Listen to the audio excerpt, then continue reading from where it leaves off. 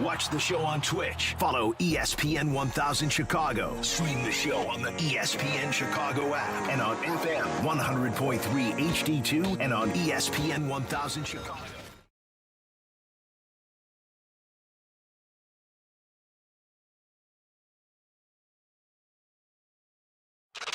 Chicago. This is your morning routine. Put some respect on my name. Kap and J Hood. That's right, we bad. Watch the show on Twitch. Follow ESPN 1000 Chicago. Stream the show on the ESPN Chicago app and on FM 100.3 HD2 and on ESPN 1000 Chicago. Now, David Kaplan and Jonathan Hood. Good morning, everyone. Bring 'em out. Woo! Bring 'em out. Bring 'em out. Bring 'em out. Bring 'em out. Bring 'em out. Bring 'em out. Bring 'em out. Bring 'em out. Bring 'em out. Oh, God. Welcome in to the Kap and J Hood Morning Show on ESPN 1000, and we're streaming on the ESPN Chicago app. Along with the fastest man in Northbrook, Jesse Rogers, in for Kap. I'm J Hood with open phone lines for you, 312-332-ESPN, 332-3776. That's our telephone number. Watch our show and all the shows on YouTube, youtube.com. Look for ESPN Chicago there. And also on Twitch, twitch.tv/ESPN 1000 Chicago. As we're brought to you by the Advantage Dealer Group, the destination for your next Chevy, Acura, Toyota, and now Cadillac, Buick, GMC. Find your advantage at the Advantage Dealer Group as we broadcast live from the Jeff Dickerson Studio at the Chicago Board of Trade. Good morning to you, Jesse. How are you? I am doing good. Nothing better than a 6 a.m. show with late-night baseball on both sides of town. J. Hood, you're used to it. You've got the rhythms down. Yeah. Me, I got one eye open, but I did watch everything, including some of those raindrops on the south side. I was there for pregame. I was sleeping by the final pitch, though. I got to be honest, back at home. So I did a little bit of reconnaissance over on the south side, came home, watched both games. Good baseball, nearly the same score, same final scores. Cubs almost pulled that one out. The White Sox did. You enjoy living my life just for a day. Just for a day. That's me. A little Arizona, a little White Sox baseball, a little San Diego baseball. It was just amazing last night. We are weary this morning, Jesse, but you know what? We're still standing. You know why? Because this was interesting. We'll start with the Chicago National League Ball Club and the San Diego Padres defeating the Cubs by a score of 9-7. The Cubs now have lost 3 in a row. But there's a theme to this 3 in a row. I mean, you take on the Dodgers, you take on the Padres, two of the top teams in the National League. It's always going to be tough. However, there is a theme to this 3-game losing streak, and that is my partner David Kaplan is not here. He's coming back tomorrow. But he was at 2 out of 3 of the Dodgers game, and it was at Petco Park last night against San Diego. My partner's the mush. As simple as he put it. He is the cooler. It's unbelievable. I mean, we knew that before he showed up, but this just confirms it. You don't want him at your blackjack table. You don't want him at your baseball game. Shay, Danny Zetterman, content director here at ESPN Chicago, did suggest a graphic and a spreadsheet of what David Kaplan has done to not just Chicago teams, but teams that he has bet on or has believed that they could win. I'm going to put that together because it is. I have to make sure I collect the full list of things. But this is getting ridiculous. Jesse, if you're not familiar, just off the top of my head, Aaron Rodgers goes to the Jets, picks the Jets to go to the Super Bowl. Aaron Rodgers blew his Achilles 3 snaps in. Yes. And recently, 75-1, bragging about it on the air. Cade Horton, Cy Young. Sure. Cade Horton, Tommy John, he's shelved for the year. Yep.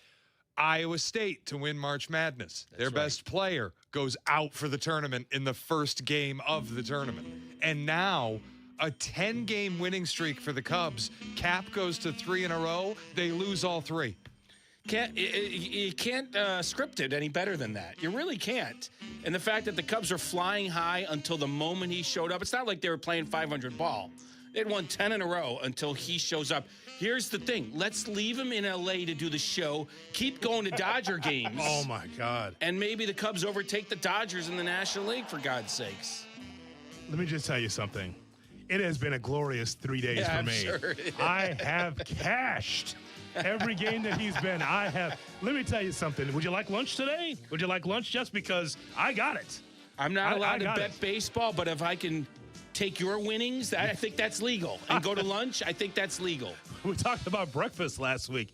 Gentlemen, we are ready. If you'd like to go, I am stacking my money, checking my chips on the losses because it's nothing against the Cubs. It's just Cap's there and they're losing. It's a good topic for the show. It's actually the equivalent to the Drake curse.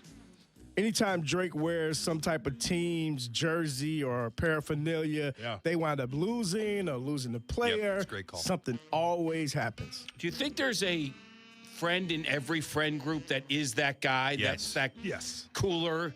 Yes. I mean, the blackjack table is the best example of it. I have one friend in a group chat, lives in Carolina, and he will, in game, he will say something, and immediately the opposite happens. Oh. So, like, most recent example would be NFC title game. It was Seahawks-Rams. And early in the game, Darnold was not playing well. And he just sent a text in the group chat, "Oh, we got bad Darnold. Rams to the Super Bowl." And from that moment on, Darnold completed like 80% of his passes for 300 yards. There's no doubt it happens in baseball all the time. You get a text, "Oh, man, Tyon's rolling." Well, that's it. Not anymore. You just texted. That's just the end. I mean, it is a real thing. And we know baseball being so superstitious as it is, more so than any sport that we could come up with. Baseball is really superstitious from a fan standpoint and from a player standpoint. And here it is. J Hood is flying high thanks to Kap being at the games. It's the best. So let's again, for our listeners, he will be there tonight or not? He will not. He'll be flying in tonight, so he won't be there. Take the Cubs by 10. Yeah, now the Cubs turned around. And by the way, and again, we have plenty of the proof. There's a lot more examples than what Shea gave us, but I mean, that's what it is. Watching last night's game, so the positives from the Cubs standpoint, again, it's so early in the season. You're 17-12. We know the major storyline is the injuries, but just from yesterday's game, the pop is there. The offense is there. Suzuki coming through with a home run, and young Ballesteros on the first pitch, grand slam. He chose his pitch. He's like, oh, that looks good. A cement mixer fastball over the middle, bam, a grand slam, and it gave the Cubs the lead. You remember when I dubbed Tommy LaStella 3 a.m.? And the whole reasoning behind that was because Joe Madden said he could wake up in the middle of the night and hit anyone. Just one of those guys wake up and hit anyone. Yeah. Moises Ballesteros is this version of that. He just has that hit tool. I said to my wife, and I rarely say anything to my wife in general, but about baseball because she tunes me out. As soon as the bases got loaded, I said, watch this, because any pitcher that has to come into him, he's making contact. It's one thing if there's nobody on, they can fool him a little bit, which he rarely gets fooled. Yep. Just rolls over once in a while. With bases loaded, I don't care if it's a fastball or this is the most impressive part. He's hitting breaking pitches at a young age that I don't remember a young player doing it. His timing is spot on. It's almost like he's a one-man stealing the signs, production because it just feels like he knows what's coming. I said to my wife, watch this first pitch, grand slam.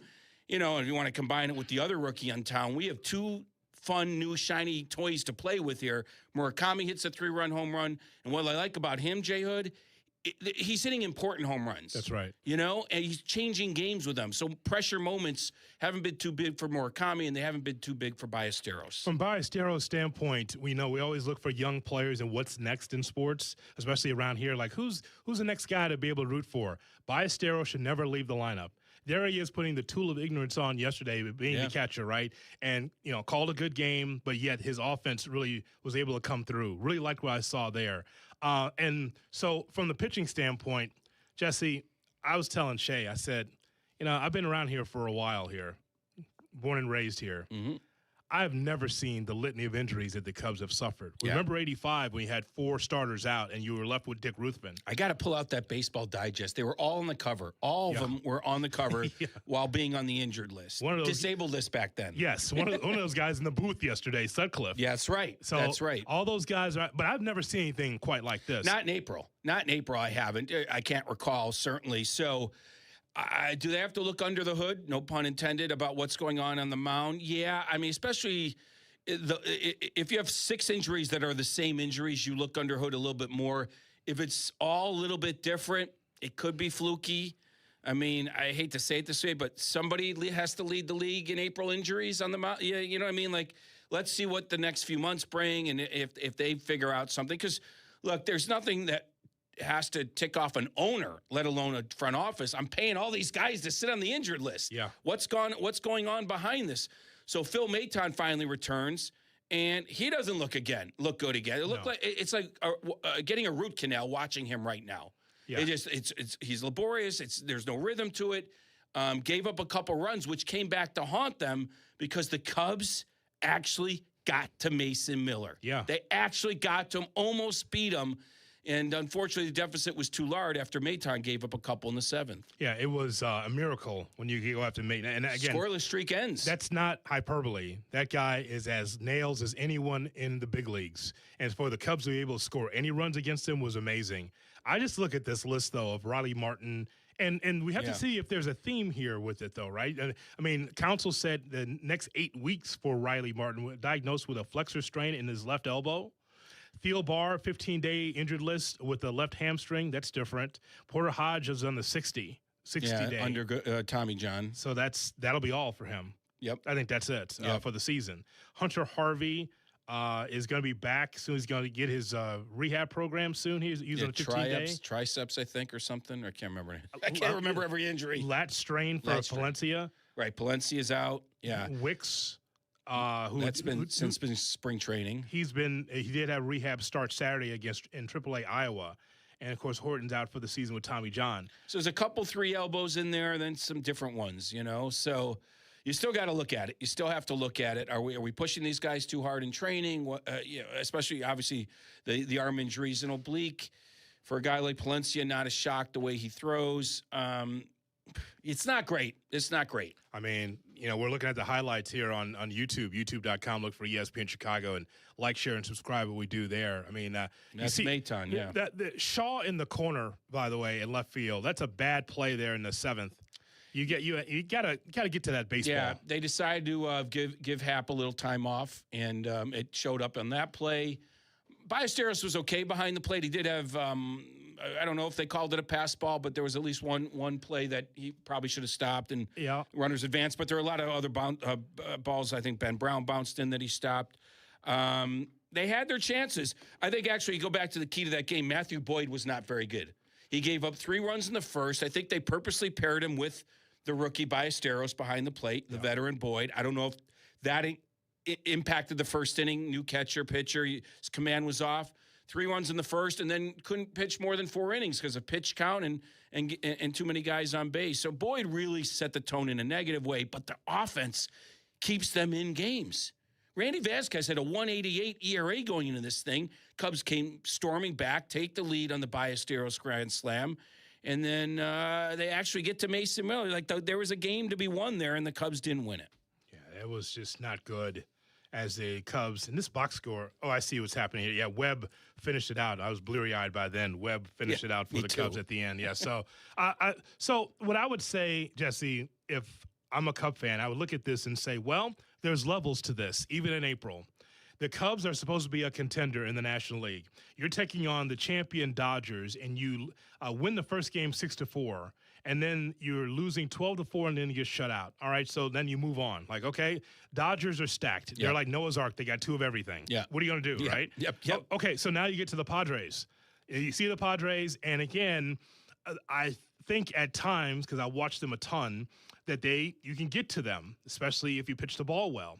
But when you start the way that the Cubs started, as you mentioned, the way that they started and spot them a 3-0 lead with Boyd on the mound, I mean, he hung in there, but 4 innings pitched and 91 pitches won't get it done. And then the bullpen kind of collapses, as we mentioned. So it wasn't like the offense wasn't there. The pitching wasn't there, which might be a theme here for a while. 100%. Yeah. If a pitcher goes short, you're going to use up a bullpen that's already short on quality arms. They've gotten the most out of some of those guys.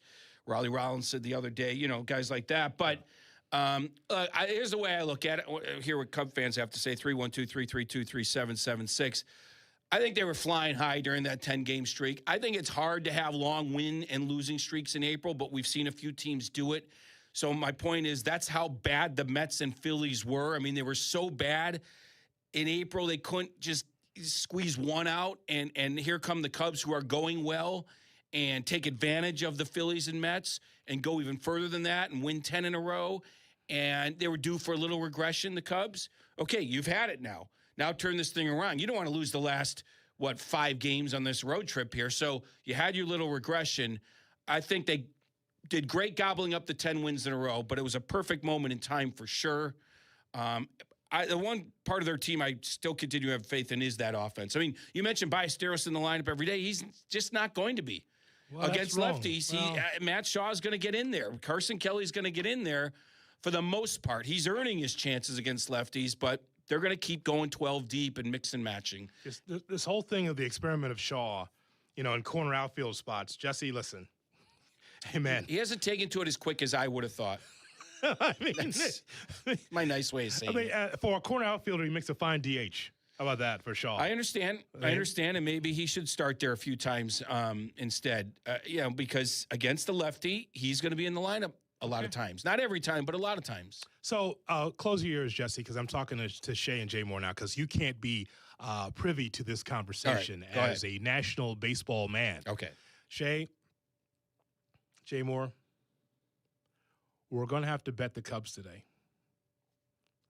Yeah, I'm in. Yeah, because Kap's coming home, and then the stopper is going to be Cabrera on the mound tonight.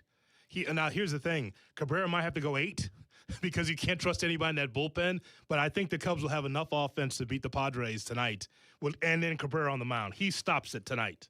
Who's going for San Diego? Buehler.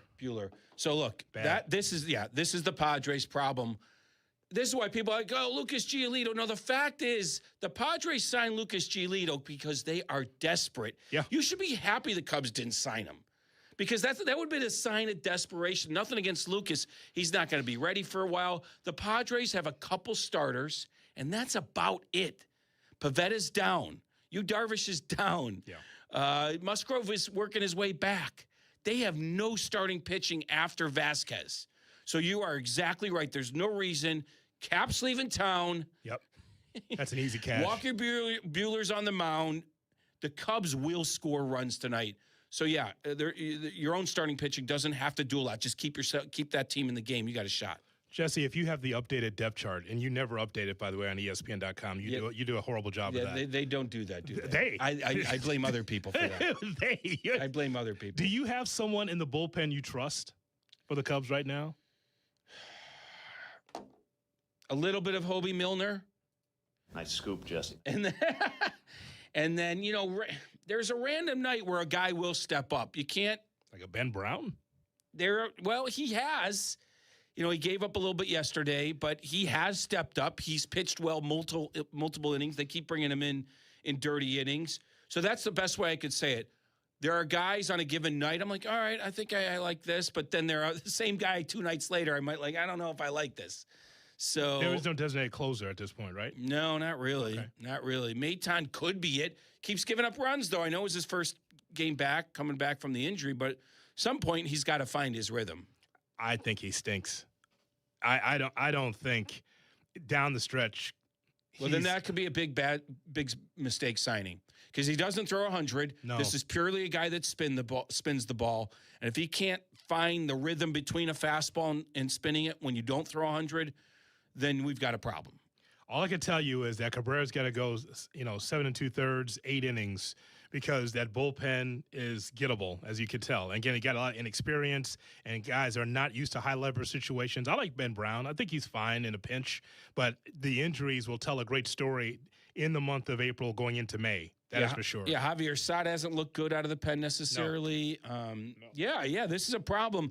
They're looking for help. There's not a lot of April trades, but they're looking for help.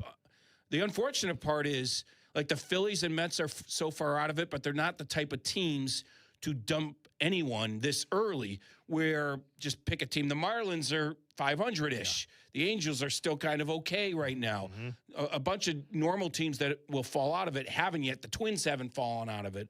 So an early deal is unlikely, but not impossible. I will tell you, they're looking at anyone. The Angels released Romano at a 12 ERA, Jordan Romano. Maybe him. So they're looking, but it's slim pickings at this time of year for sure. A unbelievable come-from-behind victory for the White Sox last night in front of family and friends at the rate. I stayed up to watch it. We'll update you on what the Sox did against the Angels coming up next. With Jesse Rogers in for Kap, I'm Jay Hood on the Kap and J Hood Morning Show. Kap and J Hood Morning 6 to 9, ESPN Chicago. Bears Weekly. Host Jeff Joniak and Tom Thayer take you inside with the latest on your team. The latest news and the best interviews. Bears Weekly, tomorrow night at 7 on ESPN Chicago and the ESPN Chicago app. Smart capital planning starts with the roof. M&M Commercial Roofing, powered by over 50 years of trusted craftsmanship from M&M Home Remodeling, helps Chicagoland properties and facilities plan and not just react. M&M Commercial Roofing starts with detailed inspections and clear reports, then guides you through options, repairs, recover systems, coatings, replacements, or new construction. This is roofing built around your priorities, timeline, and long-term plan. Schedule a consultation with M&M Commercial Roofing and plan with confidence. Get ready for 3 can't-miss post-game concerts at Rate Field this season. It starts June 26th, following Sox vs. Royals, with Marshmello, presented by Minute Maid Spike. Next up on August 7th, after the Sox face the Guardians, enjoy Ja Rule, presented by Coca-Cola. The concerts wrap up September 18th with Cole Swindell, presented by Xfinity. Field passes are on sale now with limited availability. Visit whitesox.com/concert. Smalls here. What if you could enjoy the flavor of a cocktail without the alcohol? Meet RK Zero Proof, a pioneer in the alcohol-free spirits category that delivers bold taste and a warming sensation, but with 0 alcohol, 0 sugar, 0 carbs, and 0 calories. So you can celebrate with friends, unwind after a long day, and wake up tomorrow feeling great. It's all the ritual of a drink without the regret. Discover RK at rkbeverages.com. That's ARKAY beverages.com. RK, the spirit without the alcohol. Veterans and active duty service members, when your call to service ends, your mission doesn't have to. Go from GI to IT in just a few months at My Computer Career. Prepare for a high-demand career in cybersecurity, protecting people, systems, and institutions from real cyber threats. Cyber warriors are needed now. Will you answer the call? Go to mycomputercareer.edu/CWP to learn more. That's mycomputercareer.edu/CWP, an elite CompTIA certification partner. VA education benefits are available to those who qualify. This is the story of the one. As a procurement manager for a hospital system, she keeps every facility in her network stocked and ready. That's why she counts on Grainger to be her single source for thousands of products, from disinfectants to lighting, air filters, and more. And with fast, dependable delivery, Grainger helps her keep every facility stocked, safe, and running smoothly.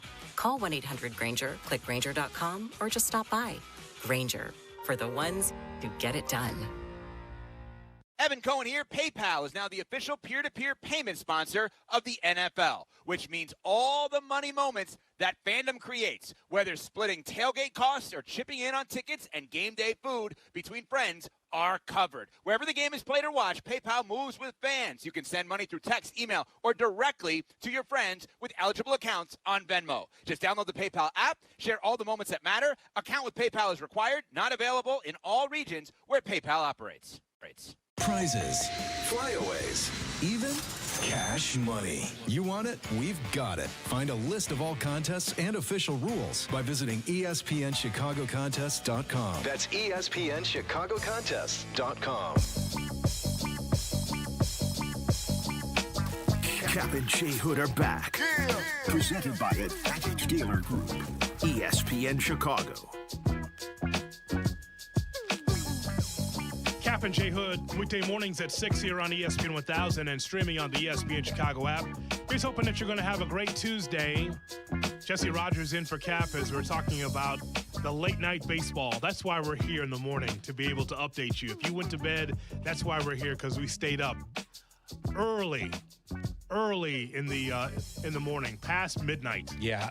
That looking at the White Sox and watching the coverage of the Cubs and the Padres. Well, like I said, I was over there for pregame, and I was able to come home, have dinner, watch the Cubs, and then the White Sox started. A lot of dog manure around that ballpark, and I'm not saying the product. The product was good. Sure. It was doggy night there, and if you're gonna make a dog sit for 3 hours in the rain and probably eat some brats, you're gonna have some issues there.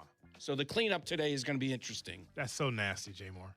Because you're mad you bring your dog there and you got to be a part of the cleanup crew afterwards. Right. That's seriously, nasty. after a 3-hour delay. That's nasty. 3-hour delay. We should can we give away something to people that were there? If you can prove you stayed to the end of the game, J Hood's got a prize for you. Oh, do I? Okay. Well, shout out to Len Casper and Darren Jackson and Jeff Miller for the rain delay theater and just being able to endure that long rain delay to be able to give you something special. The White Sox coming through. It was amazing.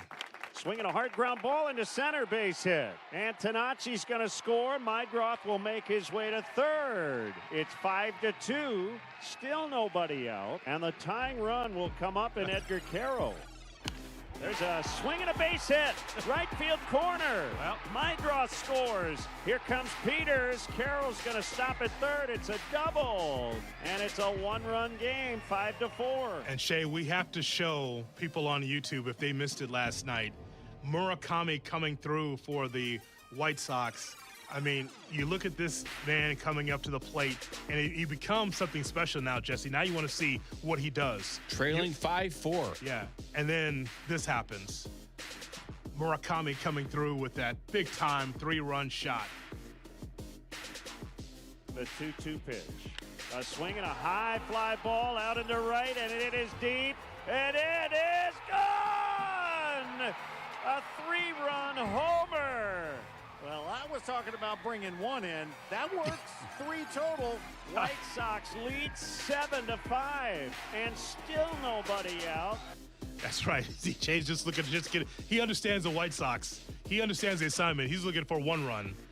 Just one at a time, right? With this guy up, you should be asking for more than one if guys are on base. Now, since spring training, I have described his swing this way, and I think you would agree, right? Why it feels effortless. It looks effortless. Like that ball was hit high, but got out. There's just a strength to him. Yep. And it's not the hard. He does not look like he's swinging out of his shoes. Right. It's really amazing. So 12 home runs, 23 RBI. We're not even at May 1st yet. And the guy signed for 2 years and $34 million. Incredible. See, incredible. I love it. I love it because I said at the time to Cap, I said, I don't know what to expect. It's not a negative or a positive. I said, I don't know what this is. I said, this could be something special or this could be awful. I think a lot of people were thinking that. Or 200 strikeouts or 25 home runs. I didn't know what to expect. And then you see this in the month of April. Shay, we should bring Jesse in our conversation last week we had about Murakami. We see all of these contracts being signed with young players. They're locking them in now in April across the board. You know, long-term contracts, maybe not the biggest money, but the point is they locked in 8, 9 years, which is incredible, right? Your future is locked in. Here are your young players. Now, what do you do with Murakami? Shay suggests that you do something now with Murakami, that you try to lock in a contract now. Cap says that you wait until you see more. I'm sort of in the middle, that if you continue to go in this direction after the All-Star break going like into August, you should start trying to get after him and see what it would take. Because you need a cornerstone. Yeah, this came up on Friday. I think your buddy asked that question. I don't know if you can ask it again. You?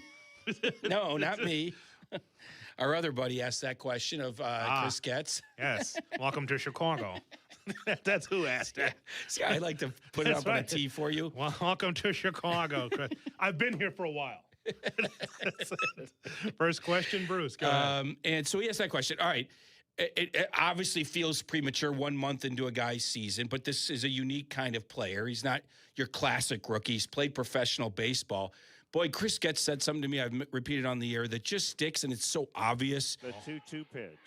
A swing and a high fly ball out into right. We get it. It is deep. Yes, we understand. I don't like our team. Is that what he said? Yeah, something like that. He said to me, look, just because nobody saw him do these things in Japan, meaning hit 100 miles an hour, hit the crazy breaking pitches these guys have, just because we didn't see it there because pitchers don't throw those pitches, doesn't mean he can't do it. So the only thing, there was just a mystery to it. There wasn't like there was a weakness to his game. Right. We just didn't know. Well, he's proving it. I would think his agents are going to slow things down. It takes 2 to tango. Yeah. It worked with PCA. It worked with Nico Horner. It takes 2 to tango. I would think his agents would slow down a little bit here. On one hand, they could say, hey, let's cash in right away. On the other hand, this guy might hit 60 home runs. Wow. And you're looking at a contract that is well above what the Sox are going to offer right now. See, that's so I think his agents would wait as much as anyone. So Shea is right in this regard. You see something special right now. And again, it's just April, but the point is, who else is hitting 12 home runs and 23 RBIs and turning heads? Nobody. On the White Sox. It's Murakami, right? But again, it's Jerry Reinsdorf. If this was an Ishbia-led team, I think this would be a no-brainer. But when Benintendi is your high watermark, Jesse, that's the problem. Yeah. Right? Like, of course, you look at Murakami and say, we need someone at first base that we don't have to worry about for the next 5-6 years. Yeah. It makes sense that he's here for longer than 2 years. But here's the thing. I don't know how Jerry looks at that. Right, we don't. And also on the player side, you sort of use the idea that, hey, I'm sorry, on the team side, you use the idea that, hey, he didn't get huge offers 6 months ago. We can make him one now. The ones you're talking about, the Connor Griffins of the world. And certainly if they came to him with a $150 million contract, different story. But they might try to come to him with $75 million. So I mean, a smaller one just to sort of like, hey, what do you think about this? Take still a team-friendly kind of deal. They come to him at 150 or more, that's a different story. You got to think about it. But remember, his agents are going to want to know a lot of things. What's the direction of this team? Mm-hmm. If we wait, we could have the Boston Red Sox, the New York Yankees, the New York Mets, the LA Dodgers. Are the Sox going to get anywhere close to that? So there's a lot of layers to this. But one layer going on the team side is this guy was offered nothing 6 months ago. We can make him really rich, and that's a possibility. But I just don't see it happening anytime soon. But on the team side, they won't make him rich. Not the way that his agents probably would want. Well, it's the White Sox. Well, what are you expecting there? I don't expect them to rip it up and offer 150. It should be that we should be talking about, hey, this guy is going in the right direction. Could be the face of the team if he keeps going in his direction, right? Yeah. And so with this ownership, Reinsdorf, whether he's the owner or not, you should look at this and say, if he keeps going this way, he should be paid. No doubt. And try to negotiate at this time. And not next year. What if he blows up this year, then blows up next year, and he's gone after the second year? Well, this is what I think should happen and could happen. He plays the first year out, okay? The numbers are the numbers, great, medium, whatever. Yeah. And then you make a decision as a team. I don't think you get this is just my opinion. You don't get max value for hitters at the trade deadline. You get more of that in the winter. For, closers, yes, the trade deadline. Sure. That last starting pitcher, yes, the trade deadline. For a hitter, it could go either way. Sometimes you get a lot, but many hitters, get traded. They don't do a lot, actually. I mean, you're giving up a lot for a guy that's, gets to bat 3 times a game, and you don't know if he's going to get hot or cold in August. So here's my point. I think you play the year out. If you want to give him that big extension, you approach him with 1 year to go. Let's rip this up. Here's 8 years. If he's not willing, you trade him then. And you don't wait till a July situation where he's got 2 months left on his deal. You're not going to get max value. You're just not for a first baseman. It's just gross to me that this is the way we have to talk about it because of this franchise. Mm-hmm. Like, it's just gross because there's no reason why they shouldn't go. I get what you're saying. Let the year play out. That's also a big gamble. There might not be baseball next year, and you don't even the second year might not exist. So that's where I'm just like, if you're the White Sox, why would you not go to him right now and go 5 for 150? What is the harm in that? It's the Kyle Schwarber contract. They're the same kind of player. Play Schwarber DH, Murakami first base, diminished markets at not valuable positions. You get the monkey off your back on the $100 million player thing. You aren't breaking the bank to keep him. Well, it's $30 million a year, which isn't a lot. It's a lot in the CBT world for a team up against the CBT. They're not. They have plenty of space. Correct. So $30 million's nothing. It's a lot in that sense. It's a lot for the White Sox. It's a lot for the White Sox. But hey, also, God forbid you buy a little goodwill with your fan base. Right. I mean, Christ. 100%. So let me think about that. 100%. As I cover this stuff. So let me think about that. Less than a month in, he's hit 12. You come to him with 5 and 150, which is exactly what Alonso and Schwarber got. They're like 30 years old, though. And he's 26. 5 for 150, still hits free agency at 31. He still hits free agency. I just wonder, just like PCA in the first half of last year, his agents were thinking huge numbers. Never materialized because the second half wasn't as good. He ends up with a good contract, but not one of the massive Bobby Witt ones. Are his agents thinking this guy's on his way to 60 home runs? It's going to look cheap. On the other hand, they only got him 2 years at $34 million. If they can rip up the contract and get 150 1 month into it, that looks good too. It does. So sure, Shay, there's a chance if all that happens, it's a possibility. If you keep going in this direction, it is deserved. If he falls off the table, then it's like, well, what is this, right? But, I mean, you keep going in this direction, why not have him as a cornerstone for the franchise? I want Murakami to be the first baseman for the next 5 years or however long he can be here. But the thing that is reality is that the White Sox like to hold on to the dollar. If Benintendi is your high watermark for salary, then how are you going to sign Murakami unless the Ishbias come in here and swoop in and take care of a guy like that? And I think they would. They would. And I also think this is why you can still do it at the end of the year, Shay, because I do think he is going to want to hear, how are you putting together a winner? Now, maybe he falls in love with this team. He doesn't need to hear much, but he can't be the only free agent they bring in of status. You know what I mean? Like, if you want to win, it can't just be a young guys in Murakami. So those are conversations you have at the end of the year. And frankly, you can have them before the lockout, Shay. You can have them in November. There's a feeling around baseball, just like the previous lockout, there's going to be a slew of players that sign before they get locked out on December 1st. Tarek Skubal and many others. Why not, at that point, sign Murakami up? With 1 year to go, you rip it up. It's weird to happen in the first month. It just doesn't happen. To your point, if he continues at this clip and ends up hitting 50, 55 bombs and he's AL Rookie of the Year and he's, top 10 MVP voting, you're not going to be able to afford him. Like, that's where I can reasonably ask the White Sox right now. I can reasonably demand the White Sox right now offer him 150 and get it done. But if he hits 60 bombs this year and he's a top 10 finisher and MVP, can I reasonably ask a Reinsdorf-owned team to go $300 million? I can't. I can't do that. It just won't happen. Yeah, that won't happen. So that's the risk that I see. Yeah, it won't happen. And let me just, as we get ready to break here, to Shay's point, you know why you own a team? You know why you generally manage a team, Jesse? Trying to win? Well, you're trying to win, but also you want to put smiles on faces. Yeah. When you go into the ballpark, you want to say, you know who I'm going to see? I'm going to see Mydroth. I'm going to see Carroll. I'm going to see Vargas. I'm going to see Murakami. You want to be able to have some people where you go, I want to buy that guy's merch.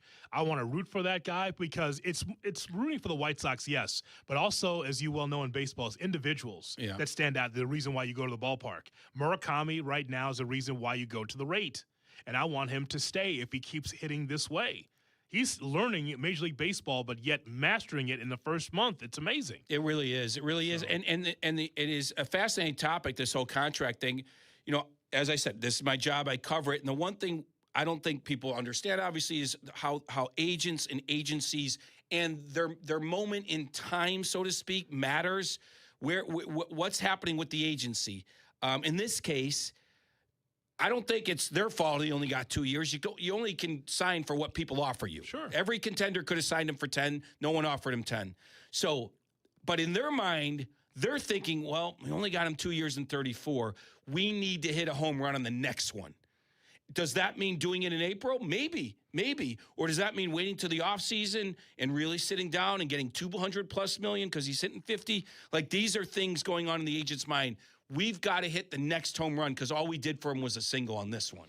312-332-ESPN, 332-3776 is our phone number. You've heard us talk about the Cubs and White Sox. We'll take your phone calls. You call us, and we'll take your phone calls next. With Jesse Rogers in for Kap, I'm Jay Hood on the Kap and J Hood Morning Show.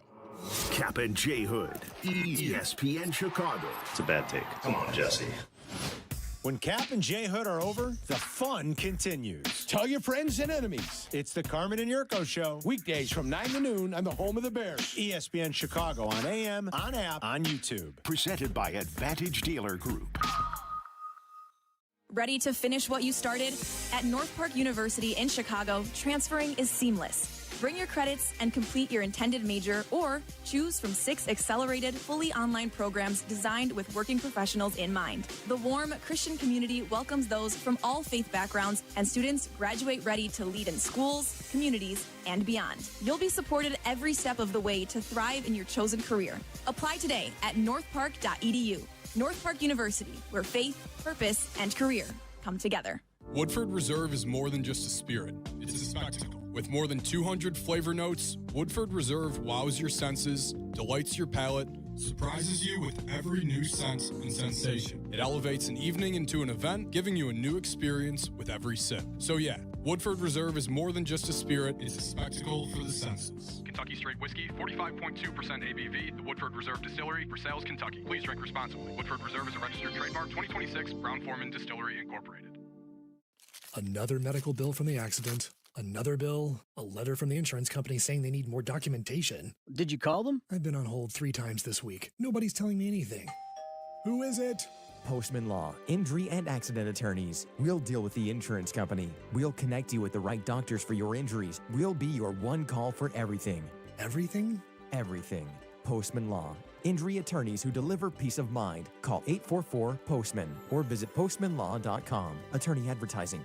Save big money on everything for your next project when you shop at Menards. Menards has a huge selection of bagged concrete and mortar mixes. Great for any project. Whether you're pouring a walkway, a concrete slab, or setting a post. View our entire selection of concrete mixes and supplies in store and on menards.com. Plus, check out the weekly flyer for more great deals happening now. Save big money at Menards. With Progressive Customer Service, there are lots of ways to connect with us, so you never have to miss a second of your favorite sport. Because you'd much rather watch a ball go through a net 124 times in 48 minutes when you don't really have to pay attention until the last 2, and then somehow those 2 minutes will take an hour. You don't want to miss all that. Luckily, you can chat with Progressive on our app, online, or over the phone without missing a single one of those times the ball goes through the metal circle. Progressive Casualty Insurance Company, affiliates and other insurers, not available in all states or situations. In sports, the tape never tells the whole story. Hiring is no different.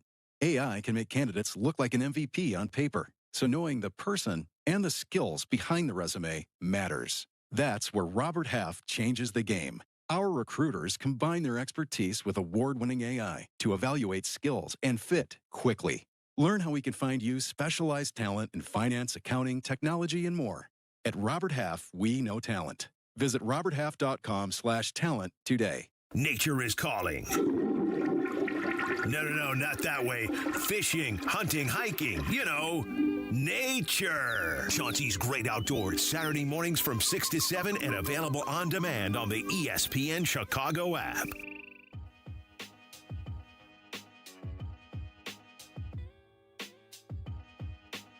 PayPal is proud to be the official peer-to-peer payment sponsor of the NFL.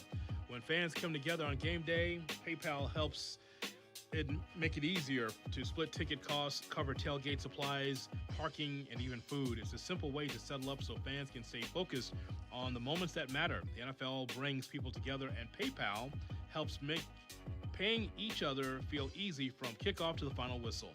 Download the PayPal app to get started. Account with PayPal is required. Jay Moore.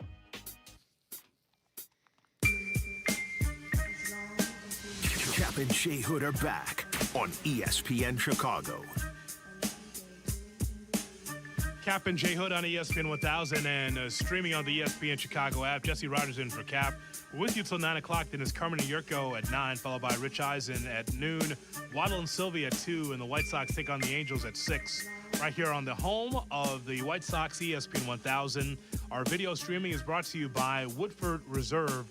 With more than 200 flavor notes, Woodford Reserve is more than a spirit. It's a spectacle for the senses. And speaking of Woodford Reserve, we'll have our Derby picks with Ed Olczyk this week. So he'll be chiming in on Friday as we get ready for the Kentucky Derby. Exactly what time, so we know. I don't have a time yet. Your ratings will certainly boost in that moment. I know that. We are.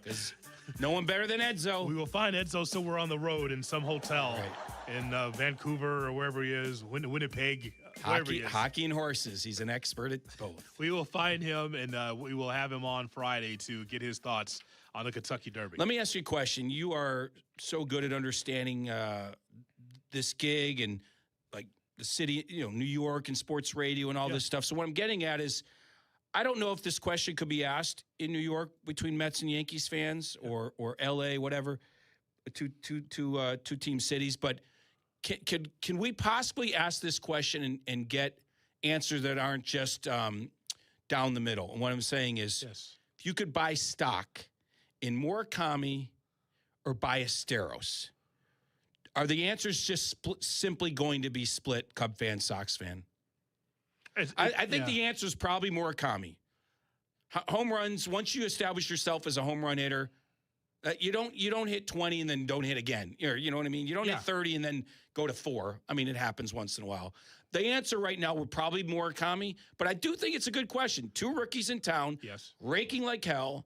Who would you buy stock in moving forward? But I don't think we can do a true poll on that. Okay, because Cub fans aren't voting for Murakami and Sox fans aren't voting for Ballesteros. Put that on the poll at ESPN Chicago, Shay. See how that comes back. I would imagine on the poll that Ballesteros would win. Because it's the poll and it's Twitter. It's the poll. Okay, so put that on the poll and see how that comes back. Now, if you're asking me, the answer is Murakami because there's so many other Cubs that overshadow Ballesteros.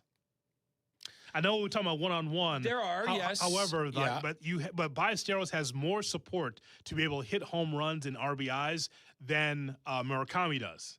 Because of Nico Horner, because of Bregman, because of Happ, because of Suzuki, there's so much more around Ballesteros to support him than Murakami does. Well, that's an interesting idea. Well, Murakami's doing it, Jesse, because it's a miracle based on this lineup. Right. Now, I think most Cub fans would say Ballesteros is a good hitter regardless, but you are not wrong. You are being factual. The good hitters around him can only help him. Murakami is doing this basically by himself. Maybe Colson. If you believe in the idea of protection, Ballesteros is certainly getting more than Murakami. Having said that, the way he's hitting home runs, I would have to answer Murakami. I mean, lefty home run hitters don't grow on trees. We think they do. They don't. So let's, project. If this guy really is going to hit 40 in his first year, some crazy number, it would be hard not to buy stock in him. I'm not completely convinced. I'd probably answer Murakami because I'll tell you what, this Ballesteros, man, he is never not on time. I mean, he may not hit every pitch. They may not go far every time, but he does not get fooled. Right. And this is his first year. But I think it's a good quote. We have 2 good rookies in town. But you keep hitting me with the lefty-righty with Ballesteros, and I'm saying, and he's 22 years of age. Jesse, he's got to learn, just like PCA's got to learn to take on lefties and for lefties to fear him. That's part of the protection. They have enough guys to play to cover them from the right side. He doesn't have to start against lefties. So you're right about that. That guy should play every day, man, Ballesteros. I'm just telling you. Well, he's inching his way there. He is certainly inching his way there. It's so funny. A few years ago when he started to make some noise, there just wasn't a position for him. Now they're finding positions for him. When you can hit, they will find a position. Taking some balls at first, starts at catcher, obviously DH. So I think he's inching his way towards every day. But until somebody goes down and he can get full-time opportunities against lefties, I don't think you're going to see him necessarily in there every day. Can you be a good ball club if you got 2 lefties that can hit but can't hit lefties? Because that's what you're dealing with almost every day with PCA. And we'll talk about PCA coming up in our 7 o'clock hour because there's something we got to say about the 9th place hitter on the Chicago Cubs. Mm-hmm. Yeah, he did bat 9th yesterday. Yeah. We might be on the other side of a debate here, and I'd like to hear from some Cub fans on PCA as well because I will defend him. Hopefully I'm not sounding like a homer because I just wrote a story about him, but I will defend PCA and what's going on, and more importantly, predict better things are ahead for him. There's no way you're a homer. You just wrote a great article about the Pirates and the Marlins, and I'm sure there's going to be a great expose on the Astros struggles. I'm sure you'll be writing about that as well. I mean, you're right about one of those things. I did write about the Pirates. The other one's not so much. Oh, I look forward to it because there's no bias there. Absolutely not. Just because I wrote an article about a man doesn't mean I can't critique his game. Uh-huh. Maybe the article gave me unique insight to him. J Hood, you ever think of that? Oh, your unique insight. My unique insight. Now, we know what that is. He's the fastest man in Northbrook. He was able to get that information in the back of a restaurant. Just so you know, it was not out front. It was in the kitchen. That's how Jesse works, because he's smooth, you see. He finds out information. That's right. We understand what's going on there. That's right. We will have the platform coming up next. Jesse Rogers in for Kap on the Kap and J Hood Morning Show. You're listening to Kap and J Hood on ESPN Chicago. Damn, you're a pretty man. Sometimes the conversation can get away from the team on ESPN Chicago's Kap and J Hood show. Fortunately, there's always room for a sidebar. Just a quick sidebar, may I approach? Sidebars on the Kap and J Hood show are presented by Ankin Law. White Sox fans looking for family fun that everyone can enjoy? Bring the whole crew to the ballpark with a family pack. Tickets starting at just $21. Families eat free. Plus, every Sunday home game features family-friendly activities. Kids run the bases, postgame, and more. The Family Sundays presented by Coca-Cola. Tickets starting at just $12 to purchase. Visit whitesox.com/offers. Howard, my head is on a swivel at crosswalks these days. Oh, yeah, cars everywhere. I had a buddy on a bike get clipped by a Jeep who took off. What do you do? Well, it's important to seek immediate medical attention, take pictures, and gather witness names and numbers. Ankin Law can also help obtain video footage, police reports, and work with insurance companies or anything else necessary. And that's why I have 31226 million saved in my phone. Howard is our lawyer on the Kap and J Hood Show, weekday mornings on ESPN Chicago. Good Karma Brands is proud to be an equal opportunity employer, providing equal employment, development, and advancement opportunities to all teammates and applicants. To learn more about careers with us, please send an email to talentacquisition@goodkarmabrands.com. That's talentacquisition@goodkarmabrands.com.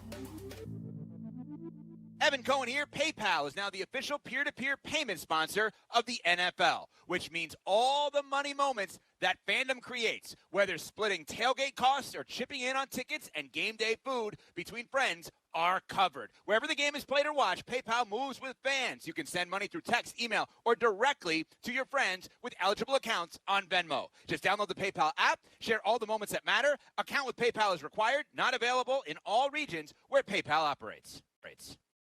My name is Whitney Allen, and I'm a widow. My husband, Ryan, died. We never thought we'd ever have to use life insurance, but the unexpected happened. With Ethos, signing up was fast and 100% online. You can get a quote in seconds, apply in minutes, and get same-day coverage. No medical exams, and you can get up to $3 million worth of coverage. I'm grateful we were prepared. Get your free quote at ethos.com/play. That's ethos.com/play. Paid spokesperson. Time spent on application may vary. Online health questions required. Hey guys, it's Sylvie. I went to Bullfrog Spa and I bought my first hot tub. My friends over there showed me the Jetpack therapy system, and I love that you can customize your massage. If you're thinking about upgrading your space, you should check them out. Visit a Bullfrog Spa's factory store or go to bullfrogspas.com.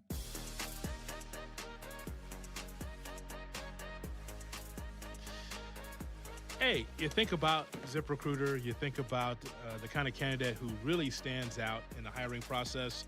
Not just someone who checks the boxes on paper, but someone who's clearly excited about the role. They ask thoughtful questions, they want to learn more, and make it obvious that they're genuinely interested. That's the kind of enthusiasm that makes a difference. So you want to find candidates who really want your job on ZipRecruiter. 4 out of 5 employers who post on ZipRecruiter get a quality candidate within the first day. Try it for free at ZipRecruiter.com/USL. That's ZipRecruiter.com/USL. Meet your match on ZipRecruiter. Jay Moore. If you miss something, get the podcast on the ESPN Chicago app. Kap and J Hood are back on Chicago's home for sports, ESPN Chicago.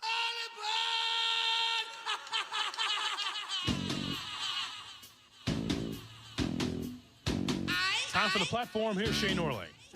Shay's platform, as always, brought to you by the Chicago Transit Authority. Save money, do more, ride CTA. Hoodie, I hope that this is my final thoughts on this story, but the way that this story has just continued to develop, who knows? Mike Vrabel might be the dumbest guy ever. The dumbest guy ever.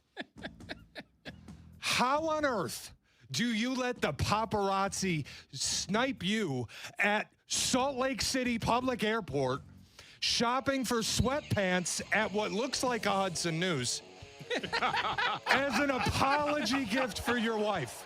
Dude, the photo that Page Six put out yesterday, he is standing at a clothing rack that is supported by PVC piping in the middle of Salt Lake City Public Airport. For us that travel so much, you know why that's so funny.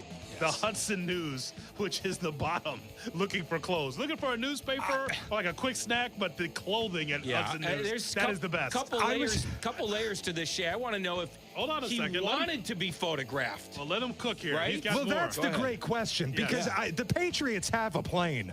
And now I know why they get Fs in all those player surveys. Robert Kraft can't give the head coach of the team, a guy who's been with the organization basically with just a small gap for about 2 decades. You can't put him on the private jet. Especially him who needs to hide. So that he can fly to quote-unquote rehab. I need to know what kind of rehab this was, Hoodie. Apparently, this dude sat in like Sopranos-style therapy, sat on his phone in constant communication with the Patriots for like the better part of 8 hours. And in that time, made up for 6 years of cheating on his wife. What cheating rehab is there anyway? And then you hop back on a public flight. You're flying commercial. Back to Boston, you're in the building. What? On what planet is this possible? So again, did he want to get filmed buying a gift for his wife, as dumb as that is? Dude, it's sweatpants. I agree. At least buy her a car. And then the other part of this could be a bigger topic, the whole idea of buying a gift for anyone, significant other, kid, whoever, at the airport. Does anything say I remembered you at the last minute more than that? Because I have done it. I've traveled for 15 years covering baseball, and God knows I've brought my loved ones home something from the airport more than once. More than once. Honey, I was thinking about you, old Scottsdale, hitting the shops. Yeah. This is actually from the airport. It's a white shirt. I'm just laughing at the fact that Mike Vrabel's sitting in that room with the Dr. Melfi of Salt Lake City, sitting there telling his problems, again, just for a couple hours so he can actually get back to the building. So here's from the Patriots standpoint, all right? From the Patriots standpoint, they got to love this. You know why? Because he loves his team more than his family. Clearly, because he's not supposed to be seen again until like May or June. Because if you're really serious about it, you go through the therapy, you get away from the football team, and then come back like in the start of the summer. The idea that it's like, all right, all done, therapy all done, I'm back in the office. Are you kidding me? That's what I'm saying. What did Diana Rossini do? Deleted her Twitter. Yeah. She's gone. Poof. Yeah. Until this story dies. We are never going to see or hear from Diana Rossini. So you think they're in counseling, he's on his phone, and he's like, and she's like, come on, the draft was going to happen without you. You said it when, and he's like, no, it's Rossini. It's not the draft. Oh my God. Nothing would shock me at this point. Yeah, it's like how? Hello? Hello? Oh. Who's this? Who's this? This is Mike Vrabel calling. How you doing? Like if it came out that I was stepping out on my wife for 6 years, I don't have the financial means to disappear. I'd have to face this story publicly. Yes. Mike Vrabel can vanish. And he told us he would vanish. Well, she's pretty much vanished. That's my point. Yes. She deleted her Twitter. Nobody's seen or heard from her. Vrabel told us the team's fine. The assistants are in a good spot. I trust Elliott Wolf. Okay, dude, then peace out. Go do rehab for a month, and then maybe we'll believe. You sat in the parking lot for a couple hours, Yes. and then you got on a plane. Did some donuts and then went back Like there. it's outrageous. And then, I don't get this guy's problem. He's just lying constantly. Well, Shay, let's just be honest now, okay? He's got himself in hot water. He's dealing with Diana Rossini. You think he wants to face the music for the next 60 days? That's why he went back to the office where it's quiet. That's what he does not want to face what's real, because he knows when he goes home, he's got to face his wife and his kids. That's why he went back to Foxborough. He goes, I did this for a day. Now I'm done. But get photographed at Prada or something, for God's sakes. Come on. Buy her a Birkin. Walk into an Hermes and buy her a Birkin bag, and people will be like, okay, he's taking care of his wife. Sweatpants off the rack at the airport? I mean, there's a lot of... I would get divorced if I came home with that. There are a lot of assumptions here that he's buying this for his wife, right? We don't know that for sure, but probably. Probably. I can't get past the Hudson News. I can't get past I couldn't believe it. I see. We go to every airport and see it, right? And just like, as you're dashing to the airport, oh, blank, I forgot to get something for the wife. And so you go to the Hudson News, you scan your own crap, and then just run to the gate. I've done that before. The only thing that would make it better is if somebody snapped a photo of him rolling around the airport in one of those electric scooters. That's the only way it would have been better. And he's just throwing sweatpants in the rack on the front. I can't tell you how many times Hudson News, Phoenix Airport, for my kids coming home from spring training. Yeah. I mean, literally for about 7 straight years. I was thinking of you at spring training, and you had him like a die-cast model of a plane. Until they were old enough to know, it was all Hudson News. Oh, my God. Because I'm a great dad. Is it fair, though, to say that Vrabel does not want to face the news going home to the wife every... I mean, that's what it was. He don't want to deal with there. He don't want to be on a therapy couch. Yeah. But again, the Patriots are good with this. The Patriots are not going to fire him. Could you imagine the owner saying, this is not right, morally right? You can't say anything. Right. Kraft? He can't say anything. Everything that's going on with the Patriots, there's no when way he's going anywhere. When they say Vrabel slept in his office during game week, it might be for a different reason, though. No question. They're not game planning. He's hiding. Organizationally, what kind of crisis management is this? You had him skip the first 2 pressers. You should have just kept having him skip pressers. He never should have spoken if this is what it was going to be. Public airport? The platform is brought to you by the Chicago Transit Authority. Soccer fans, if you are headed to a match at Soldier Field, the CTA is your best way to get to the game. $5 will cover your entire trip, and with Tap to Pay available on all CTA trains and buses, riding is a breeze. CTA buses stop just steps outside the north side of the stadium, and the Roosevelt train station is a short walk away. Avoid the hassle of traffic and expensive parking, and let CTA be your driver.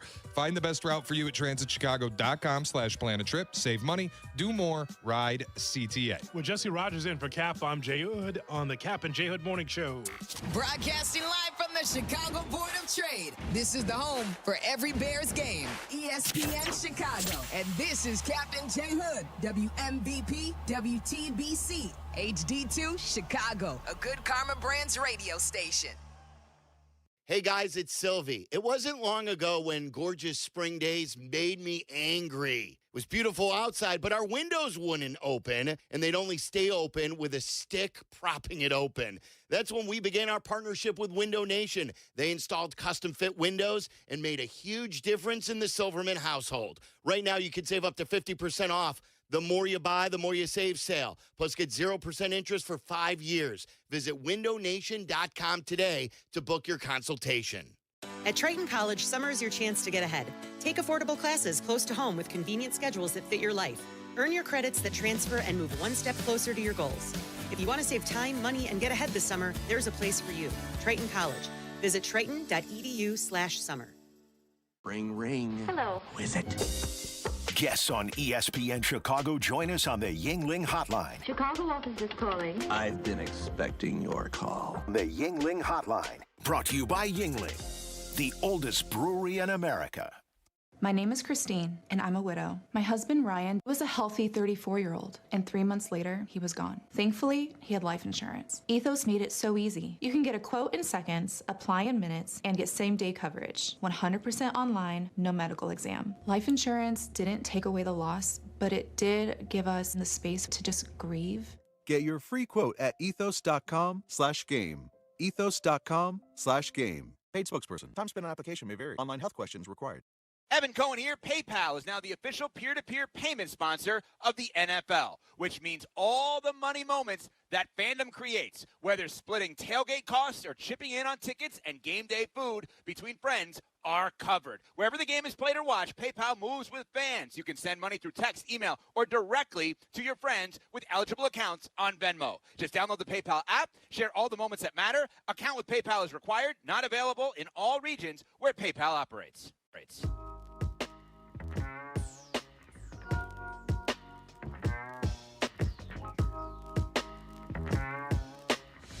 Kap and J Hood are back. Show me the money. On ESPN Chicago.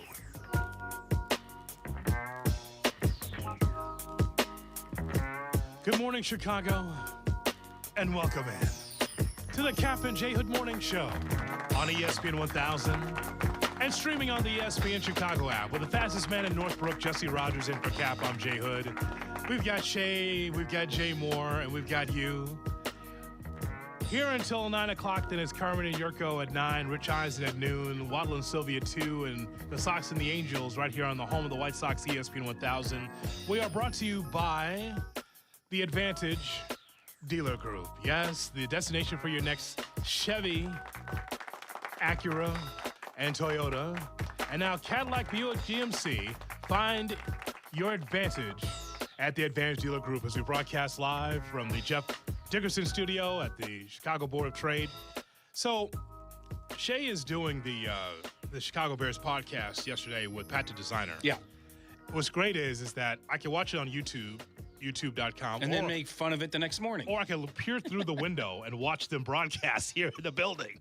So I could just cup my eyes and watch the broadcast taking place. Mm-hmm. And so there's something to be said, Jesse, as you well know, because you've been doing this as long as I have, that when you tell the truth about a player or a team, some fans don't want to hear that. That's true. And it's really unfortunate because it's not a negative. I know that hater is the term that we've had over a decade plus. If you say something that's a truth, you are a hater. Instead of just being able to tell the truth. I've experienced it many times. Yes, this morning. This morning. And those lean years with the Cubs, when things started to go south, nobody wanted to believe it. Listen, my thought on the White Sox, the Cubs, Bears, Bulls, Hawks, is that, hey, if a team is underachieving or players underachieving, we have to call it out. It's not saying that this is who they are, but we're talking about who they are at the time. With the Chicago Bears, what a terrific season that the Bears had. You are a heartbeat away from getting to the NFC Championship game, and it was just a fun season filled with a lot of great highlights. Having said that, you still look at the team and say, boy, they need to be able to upgrade in some positions. It's one thing to be the greatest Bears fan ever. You are painting your body in blue and orange. All good. However, Jesse, you still look at your team every year with a critical eye. Not criticism, but a critical eye saying, you know what, I like this, but boy, if we ever got this, man, we really get a chance to get to the Lombardi Trophy. And so Shay's doing the show yesterday with Pat the Designer, and he's saying what a lot of people are saying, and that is, hey, your defensive line needs to be better. You need to be able to have more of a pass rush. If you feel like you got the quarterback right, got your wide receivers right, got the head coach right, if you feel like your secondary is improving, then, hey, you just need to get a pass rush, and the numbers are what they are. Shay or anyone else can't be crushed for saying, hey, we want the defensive line to be better. No, and it's kind of a common theme right now with this team. I don't think you're a hater to say something like this. I will say this. Here's my take on it, J Hood. Last year, or going into last year, during the year, and I know I said this at some point, we've been so offensively starved in this town that even if the Bears were losing games like 34-31, I would look at that as an advancement. Sure. Like, hey, finally, we have an offense. It's an offensive league. The rules trend towards offense. And if we started losing games, the Bears started losing games 34-31, for example, I'd be okay with that, even in losses. But now, a year later, knowing that this was kind of your weakness, if they continue to lose games, even in high-scoring fashion, that's kind of like shame on you. Yes. You saw that this was a weakness. I'm being, talking generalities. Basically, if you're losing games because you don't have a pass rush or even a run stopping middle of the line, that's on you. That's on you. But I'm willing to give them a chance because maybe they'll give up 34 and still score 38 because they keep adding to their offense. So sure. But now they're sort of on the clock, defensively. I mean, what this defense does. You don't want to add a lot to it, okay? Then you better be that much better on offense, or the returning guys on defense, along with the new safety, can be good as well. So I guess they've earned the benefit of the doubt, but certainly draft-wise, it was kind of like a Ben Johnson draft in a lot of ways. The tight end is certainly a Ben Johnson pick, maybe even Xavier Thomas as well.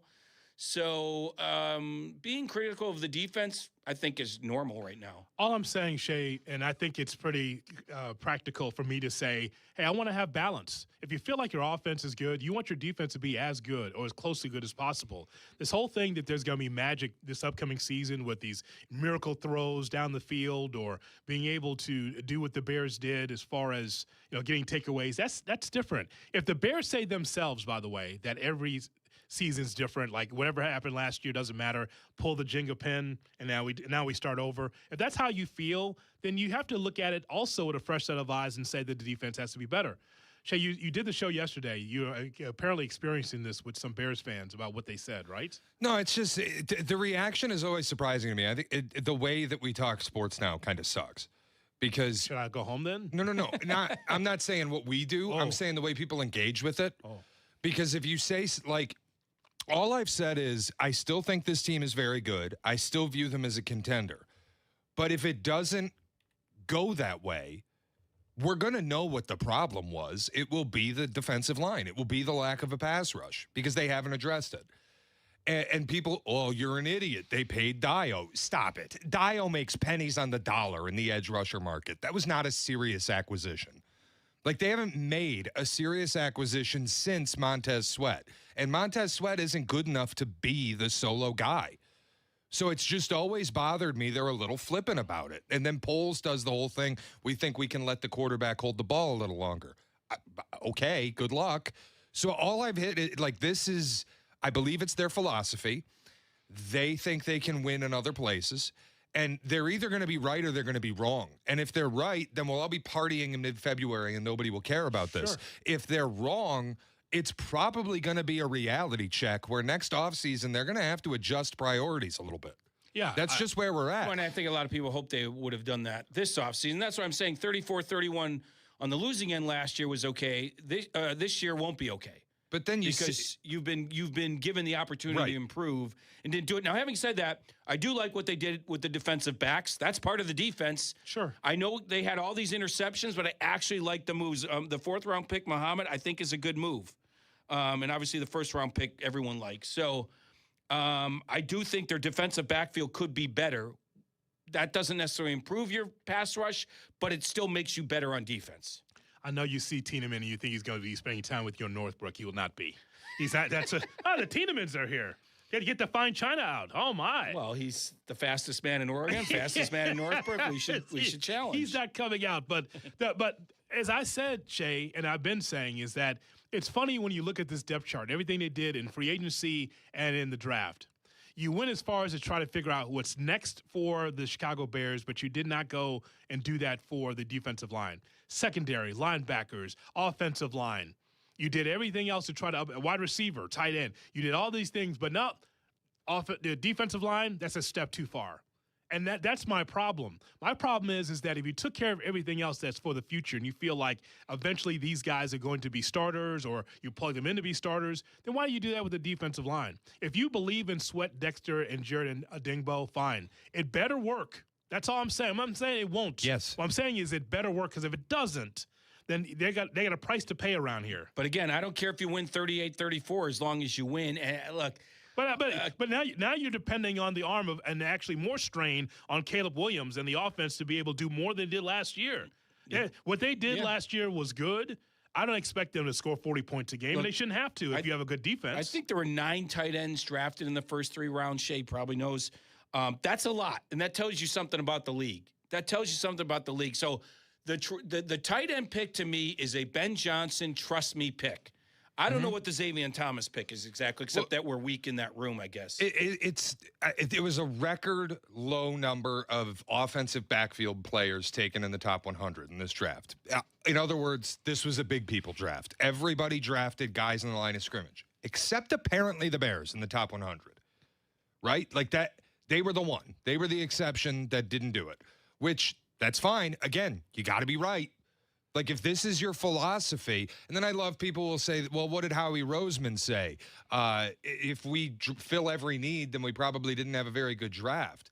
And they're throwing it at people like it's some excuse for Ryan Poles to not fill the need at edge rusher. But what does Howie Roseman do? He drafted Jalen Carter. He drafted Nolan Smith. He drafted Jordan Davis. He acquired Milton Williams. He flipped a pick in this draft for Jonathan Grenard. So don't use that and tell me, see, that guy values D-line more than anybody in the league. It's a nice, like, quote, comment, but, like, you can't take that as the end-all, be-all. We get what he means by that. We all understand what he means by that, but that doesn't mean if you have a gauging hole in one area of your team, you don't try to fix it.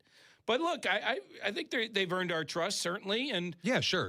But a year from now, if we've seen a bunch of, they didn't score, they gave up so many points that they didn't win enough because of it, then they're going to be under the microscope. I trust them enough that they can do things the way they want to do them. And if it works, we're all going to be happy with it. It's just, it doesn't seem to be the way that other teams that win consistently, that have made Super Bowl appearances and conference title game appearances, those teams don't build this. For example, the Cowboys, who had Micah Parsons, kind of restocked their pass 100%. rush. So that, again, I think it's good. And one of them was taken right after the Bears pick. I can't remember who. But I think that's an example of philosophy. You're talking about a philosophy that clearly Ryan Poles / Ben Johnson has, and that's what they're using moving forward. You just have to prioritize everything and not just offense. There's only one. I will say, as I said before last season, there's only one football. And it worked out well offensively for the Bears, in which they scored a lot. But there's still one football. To have three tight ends is ridiculous. And the third tight end is what Steven Carlson could do. Well, if you want to get really, if you want to be really dramatic about your criticism, you could say that. You could also say drafting the center there. Now, that part of that was because of Dahlman. But you didn't have to draft the center there. But it's probably the smart move. You know why the Pistons won that championship in 2003 against the Lakers? Because there's only one basketball. That same team the Lakers had, they thought, hey, if we had a whole bunch of more, Hall of Fame scoring, we could win. The Pistons just play good basketball. And that's the team, by the way, Jesse, that had Kobe, that had Shaq, that had Gary Payton, that had Karl Malone on it. They had all these great players. Horace Grant was on that team, Rick Fox, Derek Fisher. The only problem is there's only one basketball. Yeah. And so, and what I'm saying about the offense, look, man, as is before the draft, I liked what they had offensively speaking, the Bears. Now you added a wide receiver, another wide receiver, you added another tight end, and to me, it's just about Ben Johnson's toys, and it should be about the entire football team. You could have made a case that as real playmakers, Burden, Adunze, Kmet, and Loveland was kind of enough. And there's always a third guy. Like you could have made that case, and then they went out and added a tight end and a wide receiver.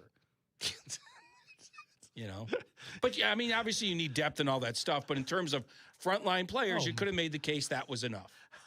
If we didn't have the draft, I would have been satisfied with what's in front of me, and you could still win a lot of football games. But for this head coach, pseudo GM, he needs more toys. And I want more toys on the defensive line.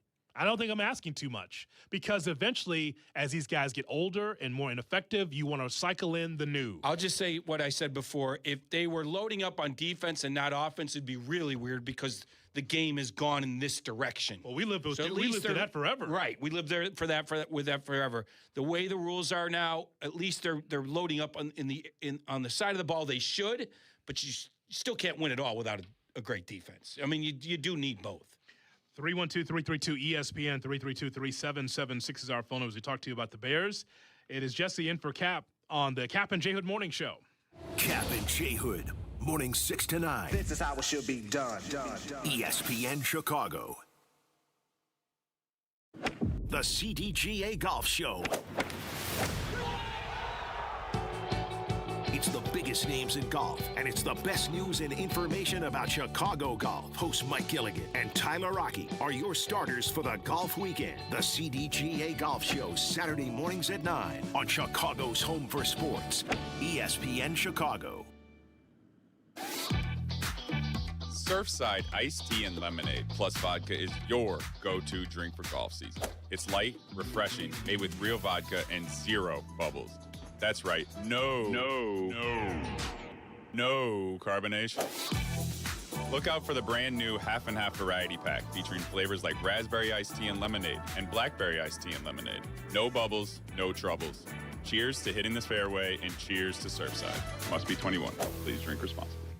Hey, it's Kap. You hear it every baseball season. You're not winning anything in April or May, but you could definitely put yourself in a bad spot early. Same thing with your home. Ignore your heating or AC system now, and it's going to catch up to you at the worst possible time. That's why I trust Automatic. They take care of everything. Tune-ups, repairs, full system checks, so you're not dealing with a breakdown when the weather really hits. Stay ahead of it. Call Automatic or visit atomatic.com. At Uline, the prevailing opinion is, if you don't live it, you don't believe it. The people at Uline believe in hard work, and they live it by being there 24/7 to answer your call, having 41,000 items in stock, and offering same-day shipping from 12 locations across North America. Business owners, sellers, buyers, shippers, and packers believe it. Uline is the hard-working, dependable source for your shipping and industrial supplies. Visit uline.com. Hey guys, it's Tyler Rocky. Golf should be comfortable, it should look good, and it definitely shouldn't feel stiff. That's why Pins and Aces works for me. Their apparel is made with premium materials that are lightweight, breathable, and actually move with you through your swing. The fit is clean and modern, not baggy, not tight, and the designs are stylish enough to wear on the course and keep on afterward. From gloves to head covers to apparel, Pins and Aces brings comfort and confidence to your game. Upgrade your golf gear for this season. Check out pinsandaces.com. Premium golf gear with an edge. Evan Cohen here. Candidates who stand out aren't just qualified, they're genuinely excited about the role. They ask smart questions and make it clear they want the job. If you're hiring, you want a candidate who's passionate about your role, but you can't get that insight from a resume unless you post your job on ZipRecruiter. ZipRecruiter has a new feature that shows you the most interested qualified candidates first. No wonder why they're the #1 rated hiring site based on G2. Try it for free at ZipRecruiter.com/USL. That's ZipRecruiter.com/USL. Evan Cohen here. In life, as in sports, the pros make it look easy. That's why pro golfers like Jason Day, Ben Griffin, and Patton Kazire trust the pros in lawn care. True Green. They have the experience and expertise to give you a lawn worthy of the PGA Tour. And since True Green does the work for you, you get more free time, or more tee times. So stop stressing over your lawn and start loving it. Sign up now at TrueGreen.com because nobody makes it easier to get a golf course quality lawn than True Green, the official lawn care treatment provider of the PGA Tour.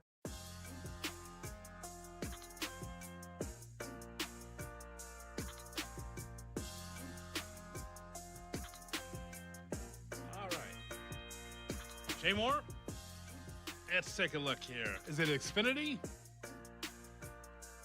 Is it Xfinity? Yes. Let me tell you about Xfinity. You know why I got to tell you about Xfinity? Because it's WWE related. With Xfinity, you already enjoy ESPN as part of your TV lineup. Now, get even more with the ESPN Unlimited plan. Available at no extra cost. Unlock additional content in the ESPN app, including WWE Premium Live events. Visit Xfinity.com/your subscriptions to activate and start watching on the ESPN app. All right, Jay Moore.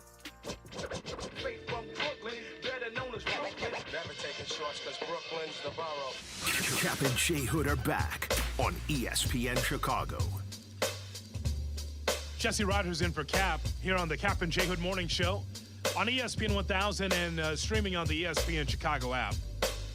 Talking to you about the Chicago Bears. I tell you what, Jesse, as we talk about like the defensive line and what the Bears could be, I'll take this over trying to figure out who the quarterback and the next head coach is going to be for the Bears. Yes. That's been our whole existence as Bears fans. We've raised the bar on topics here. It's no longer the bottom of the barrel. My memory of the old days is not that long ago. Is listening to this show and even the other shows. Week 13. Hey, are you rooting against the Bears for the higher pick? Oh my God! We're rooting for that is stuck in my mind because we did that for like 3 straight seasons. But, so we've advanced our topics. But just like the junkie, you just want another taste.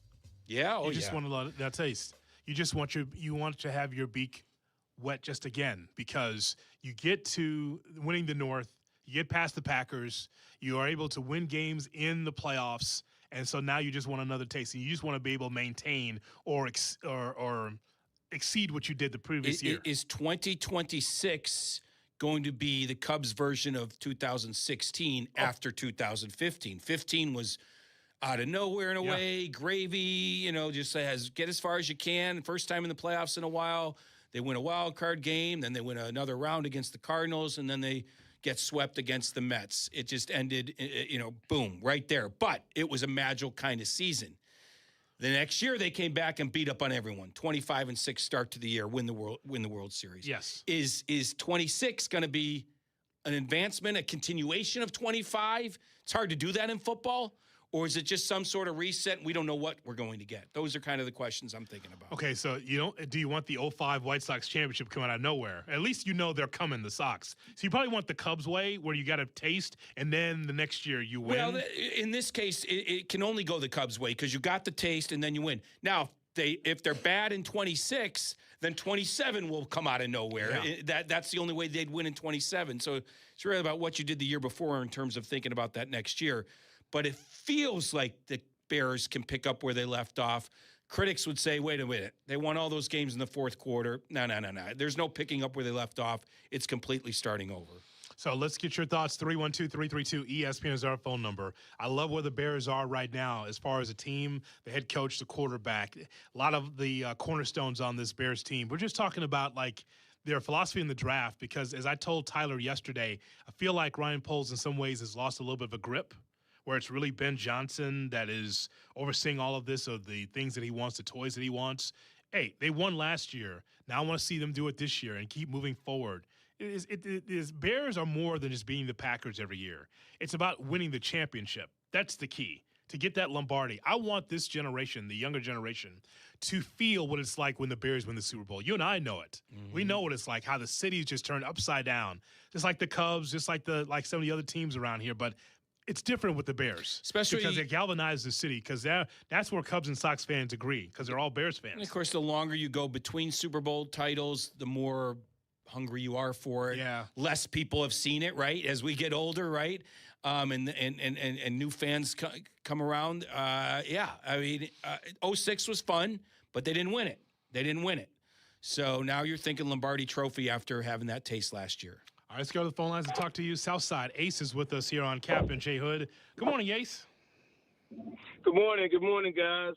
I think overall, we just kind of need to. I'll evoke the words of our previous owner. We need to RELAX because overall it was a good draft, but I do think that they panicked at 57 and they just grabbed the center. You probably could have just grabbed the center at 60. If your guys were gone, you grab the center at 60 and you trade 57. And that's where you recoup some of your draft cap. But I think they freaked out. I think it was I think we missed Ian Cunningham. And one, and two, I'll say the kid from LSU, the 4-2 guy, he's probably going to be more like a Jahmyr Gibbs in our uniform. That's what I'm thinking, that he's going to be a screen guy behind those three tight ends. If he could learn how to chip, then he can be a weapon in the backfield for us behind those three tight ends. But it would have been nice to see a defensive end. It really would have been nice, or a defensive tackle. But I'm okay with what they did overall. Okay, appreciate your telephone call. We could always look at the Bears the way, from our view, I can't relax. I'm in a major market, and I'm a Bears fan. but listen, you do you. But for me, I can't relax as a Bears fan because, as I mentioned, once you get a taste of winning, you want more. And so I'm always one that's going to hold the teams accountable. It's not a negative as much as it is just saying, hey, man, don't forget this, or I'd like to see that. And, again, I might not get my wish, but, yeah, there is no relax in Chicago. Again, you relax on the South Side, do you want to do? But for me, Jesse, it's urgent because I want the Bears to continue to succeed for Caleb Williams and for the rest of the Bears. I think you relax when your team's, 15-2 or something like that, or won a couple Super Bowls in a row. You don't relax right now.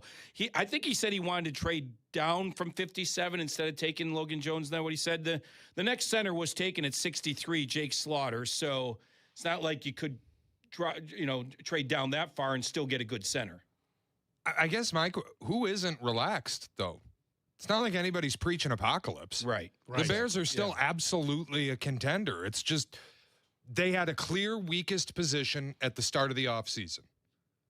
That same position is still the same clearest weakness. Having said are that, we supposed to not talk about that? You guys have consumed more than I have. Having said that, I haven't seen draft analysis grades for whatever that's worth that have been that bad. Like most people are like A+ with the first round pick, pretty much a really good high grade on the second round pick. Like just the idea they didn't feel that need lowered their analysis, but most people have liked the draft. Am I wrong about that? I liked the draft. Yeah, okay. absolutely. So I like Logan Jones. I like Dylan Thieneman. Yeah. You know, I trust Ben Johnson in getting a tight end involved and getting a wide receiver involved. I question that they were both taken in the third round, but they probably have more info on the board than we do. So, like, nobody's saying that the team is doomed because they didn't take a D lineman. It's just, how are they going to get better there? Because they were one of the two worst in football. Said before, we get to focus on the minutia now, if that's what you want to call it, instead of just like, hey, what quarterback are we taking to start this rebuild? You know what I mean? The simplest way I could break it down, Jesse, is I liked day 1.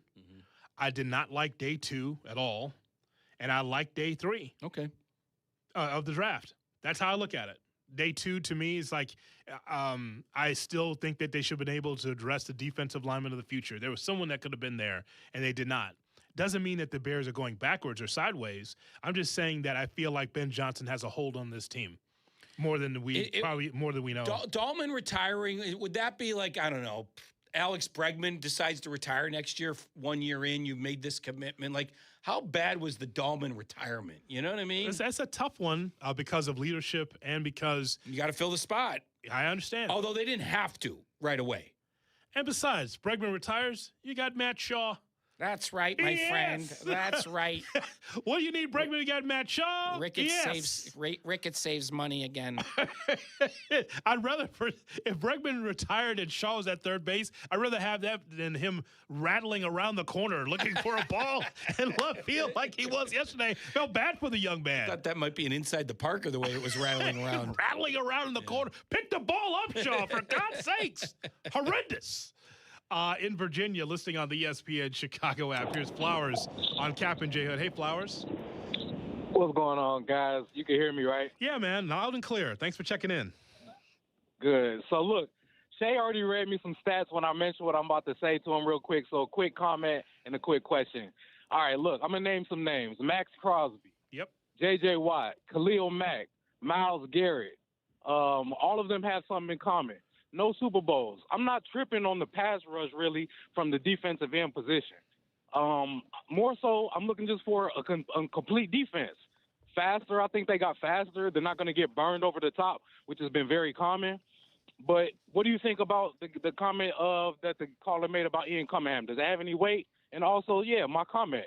Who cares? Who cares about the pass rush? All the leading pass rushers have no Super Bowls. We're done with that. We've had good defense. We haven't won Super Bowls. Let's get familiar with having a good offense like modern times.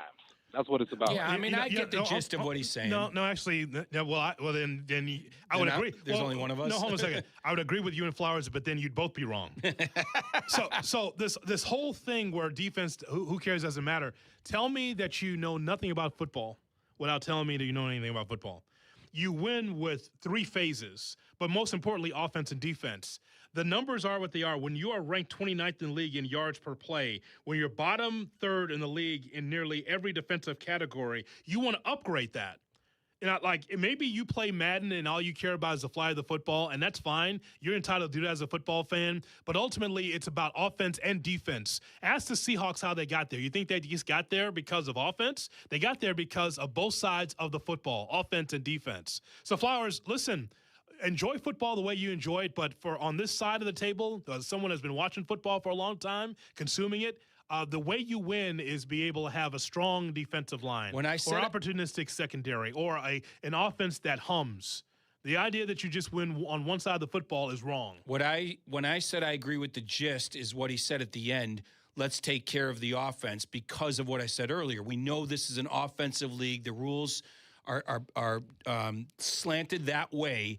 So if you're going to load up on offense, I said that earlier, and make sure you can beat teams that way, score enough, outscore teams. That's the number one thing. Then improve your defense to the point where you can make it. Because you mentioned Seattle, and you're not wrong. You're not wrong. However, the Bears, as is, were 1 game away. 1 game away. So it's not like necessarily they have to get that much better on defense, especially if you're getting that much better on offense. But I they heard, were 1 game away. I heard Waddle talking about this yesterday, and it's a great point because, they were 1 game away. But again, like, we have to remember the context that exists in. Are you going to erase one of the largest point deficits in the history of the NFL playoffs again next year?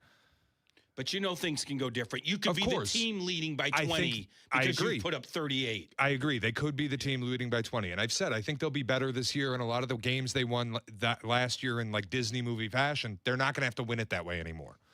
But there will also be games that they won this year in Disney movie fashion that they're going to lose. Like, that's just the way the NFL works. Yes, true.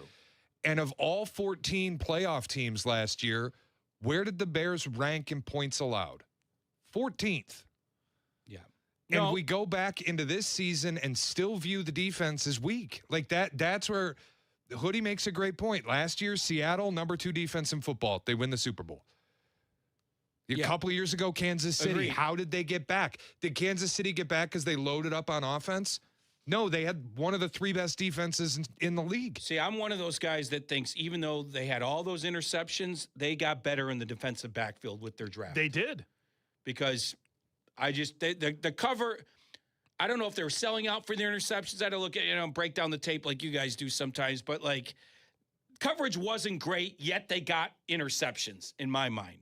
So how you can improve that way. You don't just have to improve on the defensive line. So I think they improved their defensive backs, even though there's going to be a couple of rookies possibly playing. Jesse. But I don't disagree that they're short on the defensive line. I don't disagree with that. But Jesse, my point is that in free agency in the draft, the Bears addressed almost every position, but defensive line, no, that's a bridge too far. And I'm saying that if you're going to improve, if you feel like you need to upgrade in some positions, how about as important as trying to get to the quarterback? That's not important. Oh, it is. Okay, so to Shay's point, and this is what we're talking about. As great as the season was last year for the Bears, how magical it was, it regresses to the mean sometimes. Yep. You know how that works in sports, Jesse, how you get to a certain point, like, can you believe that throw from Caleb Williams? And can you believe how opportunistic that the secondary was and all those interceptions? Okay, so I don't expect a lot of that this year. That's not sustainable for every year for the Bears to be that good. So because of that, take care of the future of your defensive line. Now, here's what they're banking on. The first quote that came out of House Hall on Saturday after the draft was, well, we got to coach him up harder. Coach him up. There's a bunch of veterans. You got to coach them up. That's what you say when you don't have the, super talent. Yeah. Right? So listen. Nobody has to coach up Micah Parsons, right? I'm here to tell you that I don't sit here every morning to be right. I'm here to say. God knows that. Yeah, I'm not here to be right. Absolutely not. I'm here to hope that our favorite team around here is able to excel and be better than they were even the previous year. That's all. Yeah, the Bears were able to get by on not having a pass rush throughout the regular season. But again, a lot of that is because of how magical the secondary was, how magical Caleb Williams was. What I'm saying is that you shouldn't have to pull out a magic wand. You should have results from your defensive line, tangible results. I think it probably is fair to say they're a better team on paper than they were, but their defense is not necessarily better. I think that's a fair statement. And your linebackers and secondary should be solid. Should be solid, but that doesn't mean the rookies are going to come through. I just mentioned rookies, and your defensive line is no better. So, Jesse, don't be so negative. Well, I'm the one being positive. Bear down, hater. Bear down. And look, as big a Bears fan as I am, I'm always going to hold them accountable. And if people use that as hate, or if accountability is hate, then let accountability be hate. But I'm holding the team accountable for them to get even better than last year. That's the hope. You don't win games with hope, but you win with talent. No doubt. So, no doubt. 312-332-ESPN, 332-3776 is our phone number. There's a man in town that was one of the shining stars of Chicago sports. Where can we find him now? Hitting ninth on Kap J Hood. Kap J Hood, ESPN Chicago. 2 to 6 in 2026. Waddle, waddle. The longest-running show in Chicago sports content history, Waddle and Silvy expand to a full 4 hours. Hear them weekdays 2 to 6 p.m. We are Chicago's home for sports. ESPN Chicago. Jay Moore. Ankin Law. Let me tell you something about Howard Ankin. He's a good man, Howard Ankin. You know why? Because we see him on TVs, buses, billboards, and trains, and right here on ESPN 1000. In Chicago, there are hundreds of personal injury law firms, but only one firm that's injury law made personal. That's Ankin Law, 312-6 million. That's exactly right. You think about him, he is one of the leading filers of injury cases in Illinois, Distinguished Service Award recipient, American Association for Justice member, and a friend of Leon Rogers, somehow. And Gene Sparrow. With traffic, here's Gene. 312-6 million. 312-6 million. Howard Ankin, injury law made personal. Sign my ball. That's right. Water in your basement doesn't wait, and neither should you. This is Maria. And this is Ken at Family Waterproofing, and we believe in doing the job right and respecting your time. From foundation cracks to full basement waterproofing systems, we protect what matters most. And now with our new Express Services option, if you already know the solution you need, you can book your project directly. No extra appointments, no unnecessary delays. Fast, straightforward, reliable. That's Family Waterproofing. Protect your home today at FamilyDry.com. Family Waterproofing, your basement's best defense. Dear Savvy, Toyota says you can have it all. With the Camry, the Corolla, and the Corolla Cross. You've got the tech, you've got the drive, and you've got Toyota value that spells affordable. You ready? Find yours at Toyota.com. Toyota, let's go places. Got a shipment that needs to get out the door today and overnight delivery is just too slow? Then call ERC Delivery Service. 24/7, 365 days a year. ERC will get your document, package, or truckload of merchandise where you need it, when you need it delivered, guaranteed. And it's not just Chicagoland. ERC has dedicated daily routes that include Milwaukee, Rockford, and Indiana. Call ERC Delivery Service. 630-516-1199. That's 630-516-1199. Evan Cohen here. PayPal is now the official peer-to-peer payment sponsor of the NFL, which means all the money moments that fandom creates, whether splitting tailgate costs or chipping in on tickets and game day food between friends, are covered. Wherever the game is played or watched, PayPal moves with fans. You can send money through text, email, or directly to your friends with eligible accounts on Venmo. Just download the PayPal app, share all the moments that matter. Account with PayPal is required, not available in all regions where PayPal operates. Hey, it's Rich Eisen for Pella Windows and Doors. Sometimes teams take a timeout to regroup and call the right play. When it comes to your home, Pella Windows and Doors always has the winning game plan. They're not just window and door experts. They're experts at taking care of you and your home. At Pella, they find the products that meet your needs and their experts install them. They do it every day, and that's why your neighbors trust them. Discover why Pella is a trusted choice for homeowners everywhere. Visit Pella.com/Eisen today. That's Pella.com/Eisen. Need a mulligan in your current banking relationship? Tee it high and let it fly with Republic Bank of Chicago's business banking solutions. Driving Chicago business for more than 60 years. Republic Bank of Chicago. Banking beyond expectations.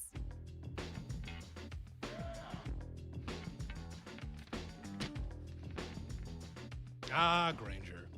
As you know, managing maintenance, repairs, and operations is never easy, but for the ones who always rise to the challenge, Granger has your back. From professional-grade products you can count on to fast, dependable delivery, they're always here to help you keep things running smoothly. Plus, their technical product specialists are here to help you answer your toughest questions. 1-800-GRANGER. Click Granger.com or just stop by. Jay Moore. Now back to Kap J Hood, presented by Advantage Dealer Group on ESPN Chicago. Our video streaming is brought to you by Woodford Reserve, with more than 200 flavored notes. Woodford Reserve is more than a spirit. It's a spectacle for the senses. As we're with you until 9 o'clock, Carmen Jurko at 9, Rich Eisen at noon. Waddle and Silvy take you into White Sox baseball to take on the Angels at 6 right here on your home for the White Sox and the Bears, ESPN 1000. So here we are, Jesse, at 17-12. The Reds, by the way, this is why we're in bizarre world in baseball in April. The Reds are in first place, a game and a half ahead of the Cubs. Missing their best pitcher for half the season. Pirates are good, 2.5 games up. I usually don't even look at the standings until Memorial Day, but it's because Kap is with me usually. I got to keep my eyes on the up and down of the Cubs. Last place, first place. Right, it's really interesting.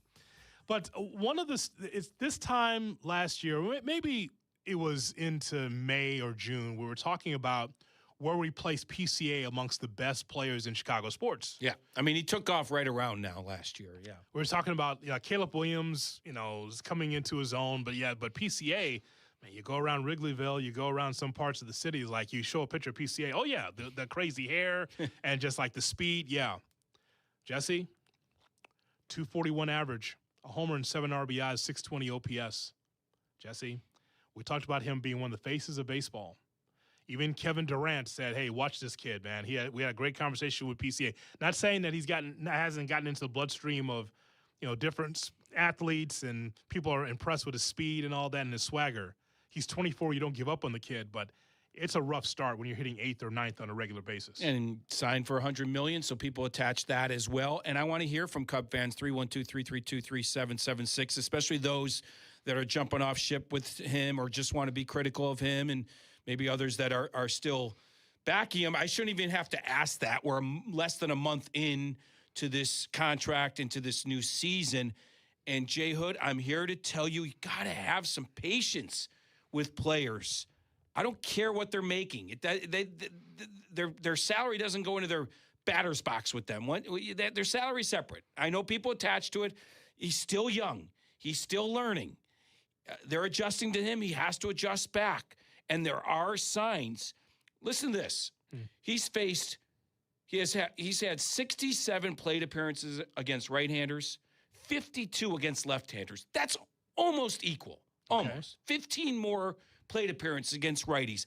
It's not easy to play every day as a lefty, 24 years old, and put up good numbers against lefties.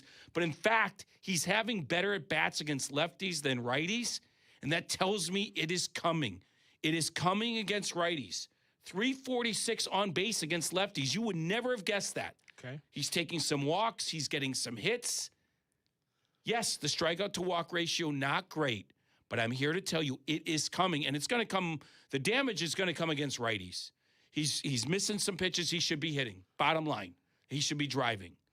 It is coming, J Hood. You have to have a little patience. We have no patience. Learn it. You're married. You need patience. Yes, I am. And also this. I love how Jesse slips in that he's walking. I saw his last walk, by the way. There's balloons that fell from the sky when he actually had a walk. That's not true. He's eight walks this season. 8. If we looked at last year, I bet his 8th walk came in like June. 4 against left-handed pitching, and they've been key walks, several of them. Like to keep the line moving. There's been several key walks against lefties. 346 against lefties on base. That's pretty good, J Hood. That tells me his approach against lefties is getting better. And he actually needs to take that approach against righties, which I think he will. The slug will come. So, Jay Moore, you understand what's happening right here, right? Are you listening to this? Do you understand what's happening? What's with happening? Jesse? You know what's happening.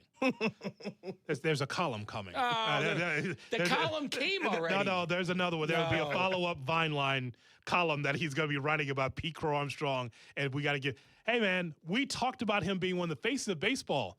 Give me one of the faces of baseball that's hitting 9th. Yeah, there's a little. Maybe a Dodger. Maybe a Dodger. First of all, this team has one of the deeper offenses. It is a little interchangeable, but I agree. At his best, he's not a number 9 hitter. He only hit there once yesterday, I believe. 8th or 9th for the most part this season. Okay. Obviously, trying to take the pressure off him, but he will get going against righties. He will. And he's going to look closer to the old PCA. If I'm wrong, I'm wrong. How about lefties? How's that look? Well, lefties look decent now. He's hitting 260 with a 340 on base. I'm asking about for the rest of the season. Do you believe that he'll turn the corner against lefties? I'm going to say yes. Okay. Because he already has in a sense. Now, there's going to be ups and downs. He needs to do damage against right-handed pitching, especially just those cookies he gets, and he is getting them. He's just not driving them all. His chase rate is starting to come down a little bit. I'm telling you, it's there. It's there. Well, I'll say this, that I'm not just like going to go over the top about where he is in the lineup, because that used to be a topic 10, 15 years ago about where you play certain players in the lineup. So I'm not going to do that. Pete Armstrong is good enough to turn the lineup over for Horner, which is fine. I'm just talking about status for Pete Armstrong. I get it. Hitting ninth and scuffling, that's a tough way to go. Well, we could look it up. How many players that currently have a $100 million contract or more are hitting ninth even for a game? I'm sure there's one out there somewhere. Yeah. But again, when we attach money, then it looks even worse. But I think you have to separate his defense and his speed is half the reason he got paid what he got paid. He's still playing great center field. He actually has gotten caught stealing a few more times than he should have. And I actually saw him recently. Listen, I've never seen this before. I saw him working on his base stealing at first base with 5 coaches around him. I mean, these days, there's 20 coaches now. Yeah. There were 5, the third base coach, the first base, there were 5 coaches, the bench coach, working with him on stolen base, on stealing bases, leadoffs, whatever. That was a few days ago at Wrigley Field. He has, I think, 6 steals, and he's been caught 3 times. That's not a great percentage. Yeah. I guess what I'm saying, J. Hood, is the best is yet to come with Pete. Boy, what a waste of time for those coaches. He's got to get on to steal bases. Oh! 3-1-2. Oh. Shane, is that fair down the first baseline there? Can't steal first. Can't steal first. That's safe. See that? Gotta call that. And Shane, so this will not be a shot or no shot until we start seeing it. We had him as one of the faces of baseball, or one of the faces of Chicago sports. That was the topic, right? And so now he's hitting ninth. Can we still say that he's one of the faces of Chicago sports if he's hitting ninth with a $100 million deal? No shot. He's got to do better than that. His defense is so good, though. I don't disagree. He has to do better than that, whatever that is, to sort of bring him back to being the face. I agree with that. See, the difference in baseball, you have to be both sides. You have to play good defense and good offense in order for somebody to consider you a superstar.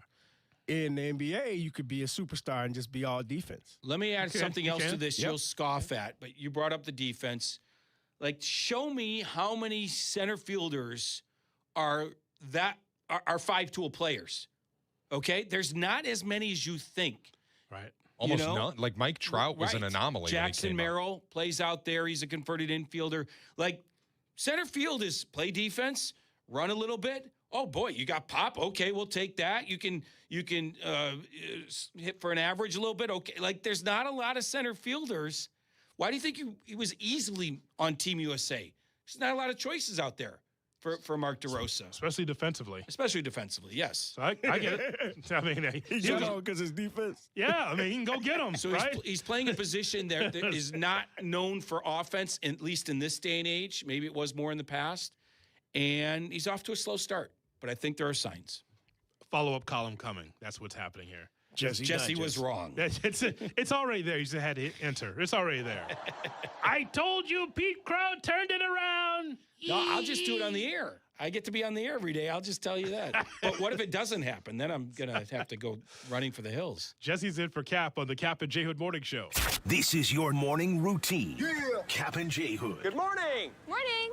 Good morning. Oh, and in case I don't see you, good afternoon, good evening, and good night. On ESPN Chicago. Do not, and I mean you, do not miss the Kap J Hood Show, now morning 6 to 9 on ESPN Chicago. But you're busy. Things happen. We get it.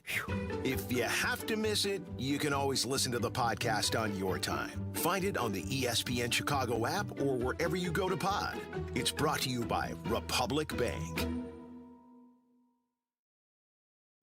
This is your White Sox Minute. I'm Len Casper. After a 3-hour rain delay, the Sox engineered a big come-from-behind 8-7 win over the Angels Monday night. Trailing 5-1 in the 7th, the Sox rallied for 7 in that inning. The big blow, a Munetaka Murakami 3-run homer, his major league leading 12th of the season. Tonight, it's a premium starting pitching matchup as Jose Soriano battles Davis Martin at 6:40. Sox fans, join us at the ballpark as we celebrate moms and women. Come watch the White Sox Saturday, May 9th as they host the Mariners at 6:10 p.m. 15,000 fans will receive a women's athleisure jacket presented by Rush. To purchase tickets and prepaid parking, visit whitesox.com/promos. This has been your White Sox Minute.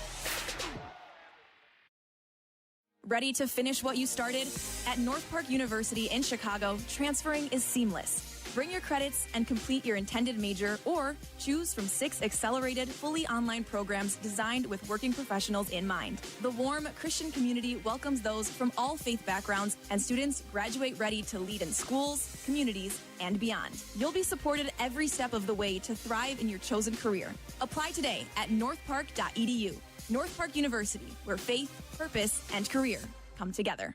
Hey guys, Silvy here for Window Nation. Spring's a great time to open your windows and, oh, wait a minute, those windows won't open. They leak, they're cracked, or maybe they need repainting. Again? Getting top quality custom fit windows from Window Nation is easy and affordable. During the More You Buy, the More You Save sale, you could save up to 50% off. Plus, you could get them with 0 interest for 5 years. During uncertain times, one of the best investments you can make in your home. So visit windownation.com now to book a free consultation. Progressive presents ways to save money that aren't bundling your home and auto insurance with Progressive. I can't believe the deal we got on these seats for the game. Wow, they must be pretty high up here. I think my ears just popped. Yeah, here, put this on. Is that an oxygen mask? An official team oxygen mask. Well, I can kind of see the field. Good, your senses are still sharp. You're going to need them for phase 2 of the ascent.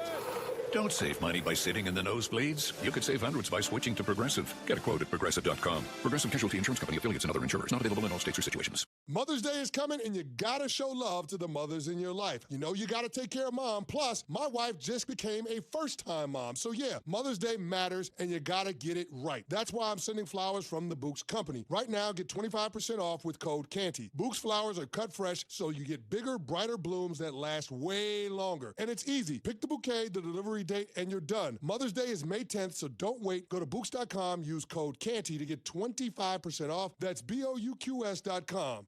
Postman Law has delivered over $3 billion for injured clients. We take on the adjusters, the paperwork, and the medical bills so you don't have to. If you've been injured, let us fight for you. Go to postmanlaw.com. Others promise, Postman delivers. Call 844-POSTMAN. Attorney Advertising. Books. Mother's Day is right around the corner. You got to show your mother some love. So consider going to the Books Company. Right now, get 25% off of the Books Company by using the code CANTY, C-A-N-T-Y. Flowers are cut fresh, so you get bigger, brighter blooms that last way, way longer. Mother's Day is May 10th, so don't wait. Go to Books.com. Use the code CANTY, C-A-N-T-Y, for 25% off. Books is spelled BOUQS.com. J-Moore.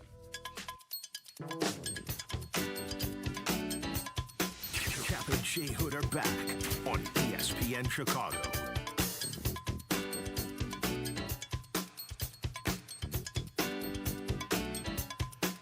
Kap J Hood on ESPN 1000 and streaming on the ESPN Chicago app. Jay Moore, I saw the Michael movie over the weekend in Crestwood. Peacock and I went to go see it. Michael Jackson, the biopic. Mm-hmm. Yeah, sure. The biopic. Really good. Just to get a taste of what Michael Jackson's life was like for a couple hours was good. Yeah, it was. Yeah, we went to go see it in Rosemont. And it grossed $217 million worldwide, $97 million in the U.S. So it's the biggest biopic ever. Wow. In history. I almost swore. No bleed. That's crazy. That is crazy. And his nephew, Jafar Jackson, who plays him, when I first started watching it, it was, he really embodied Michael. Yeah, there's a picture right there. Pretty Jesse. good. Like he is pretty good. He was amazing. I don't think I knew his real life nephew played him. I don't think I knew that. Jermaine's son. Jermaine Jackson's son. Who That's was, so cool. It would remind you of Michael in so many ways. The dance moves, everything else. Coleman Domingo was the dad as Joe Jackson. He was good. He pulled the belt out and started whooping up on little Michael. He actually pulled the belt out and started whooping. Definitely going to see it. 200 million in theaters these days, that's a good profit. That's you know what I'm saying? 217. A theater-only movie. Shay, we just talked about movies and going to the theater, so you can chalk that one up. Saw the Michael movie. Really enjoyed it. Like, and again, you can't get everything in there about Michael's life, everything. But you got enough of it. They skip some at the end. There's some stuff. Yeah, Lionsgate actually greenlighted a part 2 because they shot so much stuff, and so they'll probably put some of that in the next version, the next one that come out. Yeah. Some of what? Did something happen? Yeah. Yeah, like Janet Jackson wasn't in it. That would help. Of course, yeah. And of course, and Nia Long playing the mother, Katherine Jackson. Always can, a little Nia Long goes a long way. Yeah, she did pretty good. You're part of the expression. Didn't for Ime Udoka. Oh, well, that's his biggest turnover as a player. Oh, boy, he dropped the bag on that one. Well, that's the hope. As we get ready for Shot or No Shot, that's in 2 minutes on Kap and J Hood. Kap and J Hood, morning 6 to 9, ESPN Chicago. No. While gas prices are going up, there's one price that's always the same, the CTA. You can travel anywhere in Chicagoland for just $5 a day on the CTA. And with Tap to Pay available on all CTA trains and buses, riding is a breeze. Stop budgeting for gas and start enjoying the city. Let CTA be your driver. Not only will you save money, you'll avoid the stress of traffic and having to search for parking. Easily plan your route at transitchicago.com/plan a trip. Save money, do more, ride CTA. Hey, it's Kap. You hear it every baseball season. You're not winning anything in April or May, but you could definitely put yourself in a bad spot early. Same thing with your home. Ignore your heating or AC system now, and it's going to catch up to you at the worst possible time. That's why I trust Automatic. They take care of everything. Tune-ups, repairs, full system checks, so you're not dealing with a breakdown when the weather really hits. Stay ahead of it. Call Automatic or visit atomatic.com. Playoff hockey is back in Chicago. The 5-time league champs begin their playoff journey This Saturday and Sunday at Allstate Arena. The Chicago Wolves, the Texas Stars. Nothing better than playoff hockey. It's the Central Division semifinals. Chicago Wolves, Calder Cup playoffs. Get your Chicago Wolves tickets for this Saturday and Sunday's playoff games at Ticketmaster.com. Take it home this April at Potawatomi Casino Hotel Milwaukee. $300,000 is on the line, and you're at bat to win your share. Just play with your rewards card for entries. Prize drawings on Thursdays. Plus, your April drawing entries all count toward another prize drawing in June. It's the Base Race Game Show. Only at Potawatomi. More info online. Must be 21 and a rewards member to play. Broadcasting live from the Chicago Board of Trade. This is the home of the Chicago Bears, ESPN Chicago. And this is Kap J Hood, WMVP, WTBC, HD2, Chicago, a good Karma Brands radio station. Checkmate 1-6, immediate suppression on target. That's why I say him in my shot. Shot or no shot with Kap and J Hood on ESPN 1000 and the ESPN Chicago app. That's why I say him in my shot. Good morning and welcome into the Kap and J Hood Morning Show on ESPN 1000 and streaming on the ESPN Chicago app with Jesse Rogers in for Kap. I'm J Hood, broadcasting live from the Jeff Dickerson Studio at the Chicago Board of Trade. Brought to you by the Advantage Dealer Group, the destination for your next Chevy, Acura, Toyota, and now Cadillac, Buick, GMC. Find your advantage at the Advantage Dealer Group. Shay will be teamed with Pat the Designer on the Chicago Bears podcast. Check it out wherever you get your podcast, especially on the ESPN Chicago app. With more, here's Shay Norling. Shay? Good morning, boys. Look at me, man. I have grown. That is such personal growth. That is such personal growth on my part, Hoodie. Didn't fall for it once. Not once. There was an ankle that was up, though, looking for the block shot. But yeah, I didn't leave my feet, though. Yes. Stayed on the floor. Yes. How we feeling on a Tuesday? Good. On a Tuesday. Good. A little late night baseball. I'm feeling good. See, he can't hang with this every day, though. I couldn't do it every day. That's true. I can tell. The early morning, but yet the West Coast baseball. Yeah. Because I did fine for one night. We Kap and I, because Kap's old and he can stay up and also wake up early. Look, we have a responsibility to the audience. For those that can't stay up, we have to be able to watch these games and give some detail. I mean, we can't do box score Billy. The audience sees through that, buddy. No doubt. And the White Sox had a 3-hour delay. So you really were late night. You really want to watch that final pitch, but it worth it. Murakami hit a late one and they won. Final pitch. I didn't see the first pitch. Yeah, we have Kap and I, in particular, have a responsibility to the audience to let them know, hey, this is what we saw, because that's our job. We have to do it. I mean, Jurko's the same way when it comes to baseball. In this city, you can't do box score Billy. Can't do it. No. Can't do it. No. Do this in New York. See how that works. If you didn't stay up last night, you would have missed Phil Maton's return and again giving up runs. That guy stinks.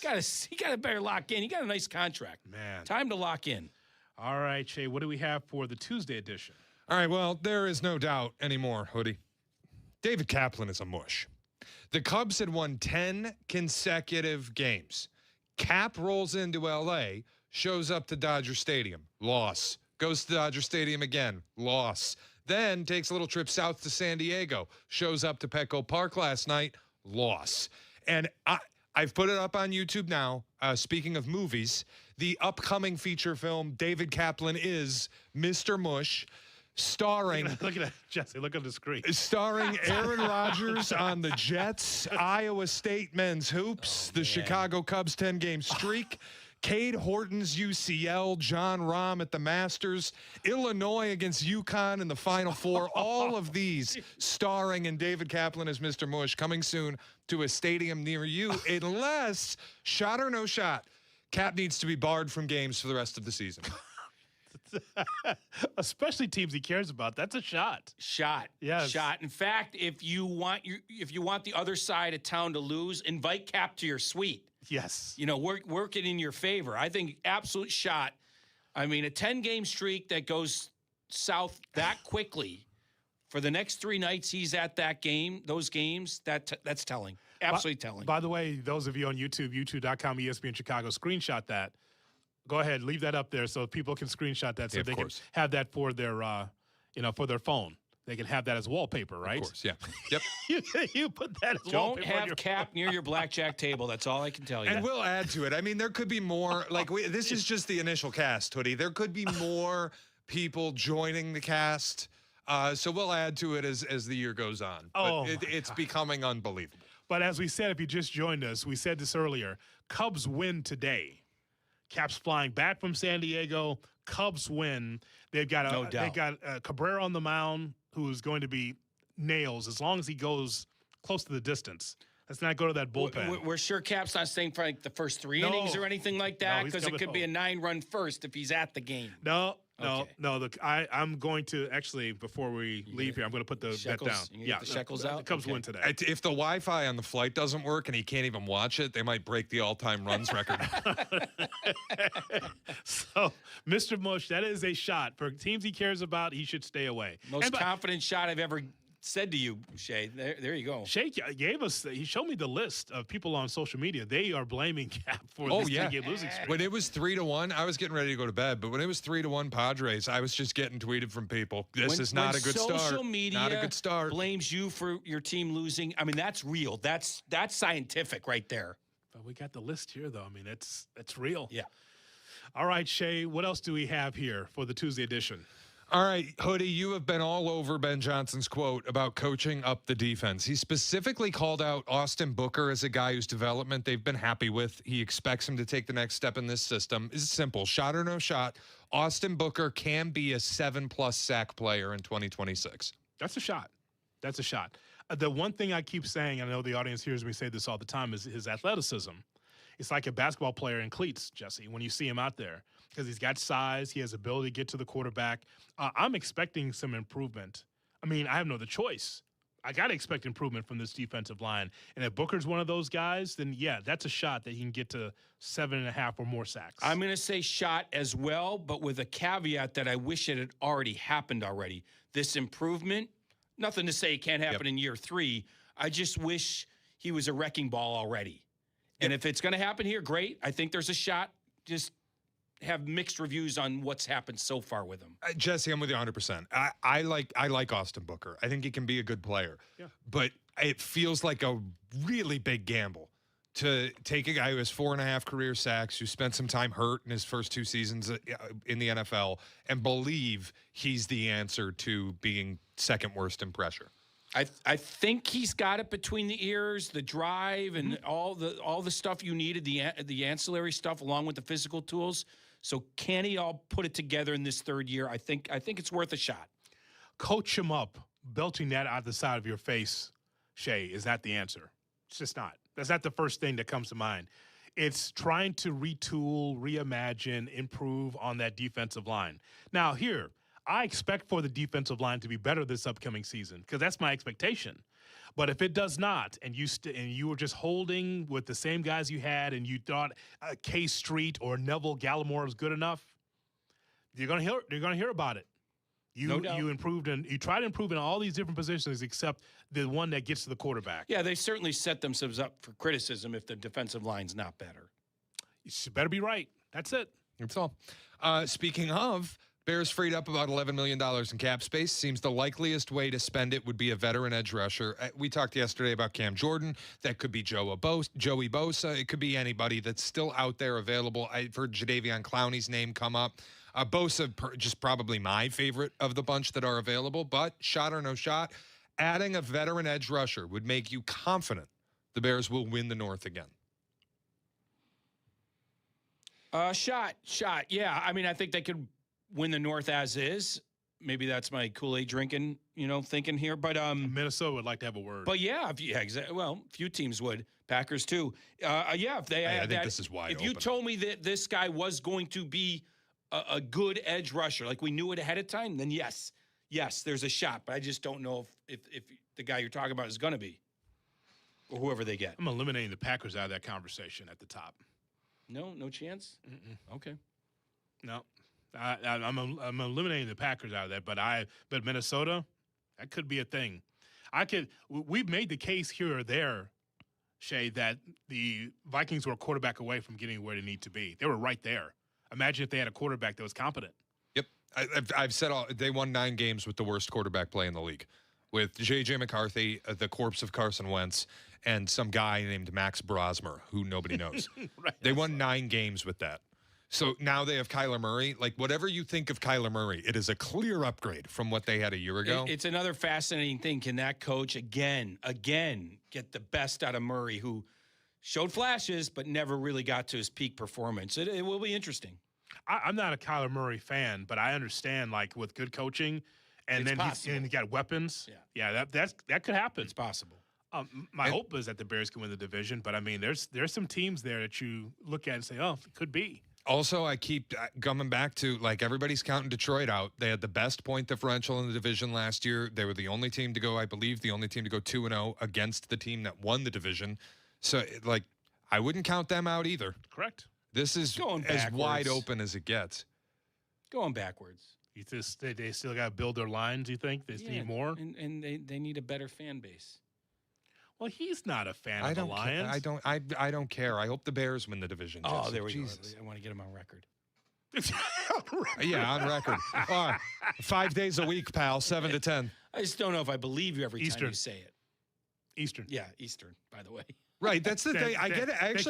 I get a lot of this from people. I get people, they'll like tweet at me or text me, and they're like, "Oh, you don't actually want them to be good. You just want to be angry." I'm like, "Yeah, I like feeling this way." I get so angry about the Bears not addressing the defensive line because I hope they're bad. Like, what are you talking You should about? see my text chain when Baez strikes out, for God's sakes. It's like the sky's falling. We are on 7 to 10 Eastern. 6 to 9. Gee, that was a couple old school muscle memories there, huh? I'm just trying to help the young man. You see Thank what you. happened there? Hoodie, you know what? Thank you.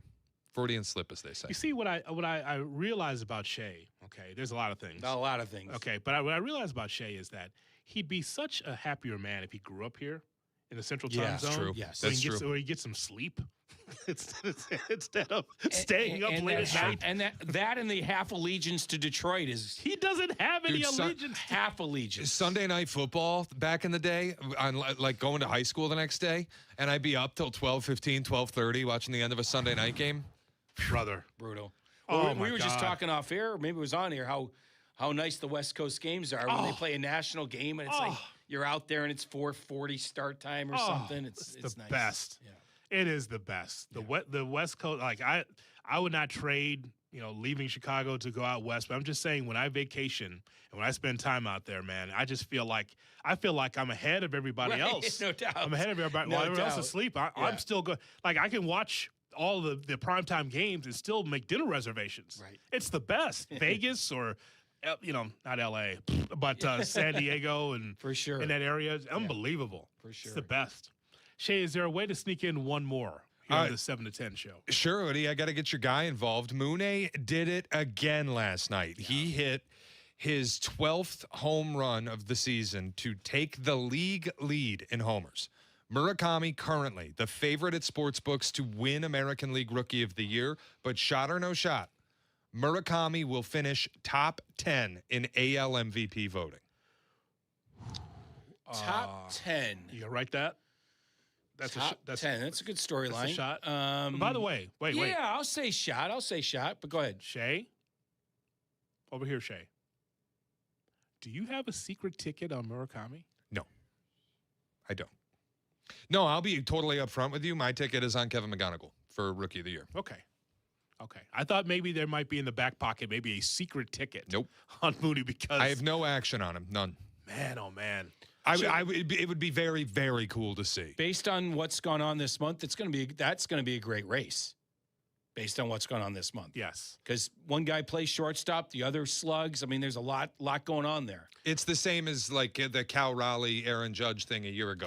How 60 home runs as a catcher? How could you vote against that? Right. Right now, that's a great race. Now, it's a long way to go.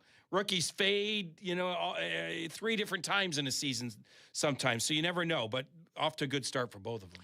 I would say that as a Sox fan, why not? I'll take a shot. I also want him to be the All-Star representative at this point. It's either him or Davis Martin. I don't think there's any doubt that it's Murakami. No. Yeah. See, this is where you could get two because for sure. Murakami's probably going to be a vote getter. I would think the rate that this is going in the American League first base, kind of a thin group. Yeah. The Japanese vote, they'll be coming in from overseas. Dude, you might not need it. Like this could he's been such a big story. Again, first base, a thin position group in the American League. I think he could just get by on votes, and then that's where it gets interesting. Do you get a Colson Montgomery? Do you get Davis Martin? Right. That's it's pretty much those two right now. But see, Shay, it's yes, we are in Chicago, but it's the White Sox, and you need more than Bridgeport to be able to put those votes in. I'm tongue in cheek, but you know what I'm saying. Well, but like you just said, Murakami's international. International, yes, but then nationally, because it's the White Sox, the same White Sox that ESPN ignores as far as the 05 World Series championship. I'm glad that it was a meeting to fix that. By the way, we actually did win the championship in 05. Right. That's the thing. It is trying to get that national acclaim for a ball club that's underwater. Yeah, but the home runs are still a thing. You lead the league in home runs for much of the first half or the entire first half. People take notice. They're already taking notice. So I think he has a good chance of being voted in.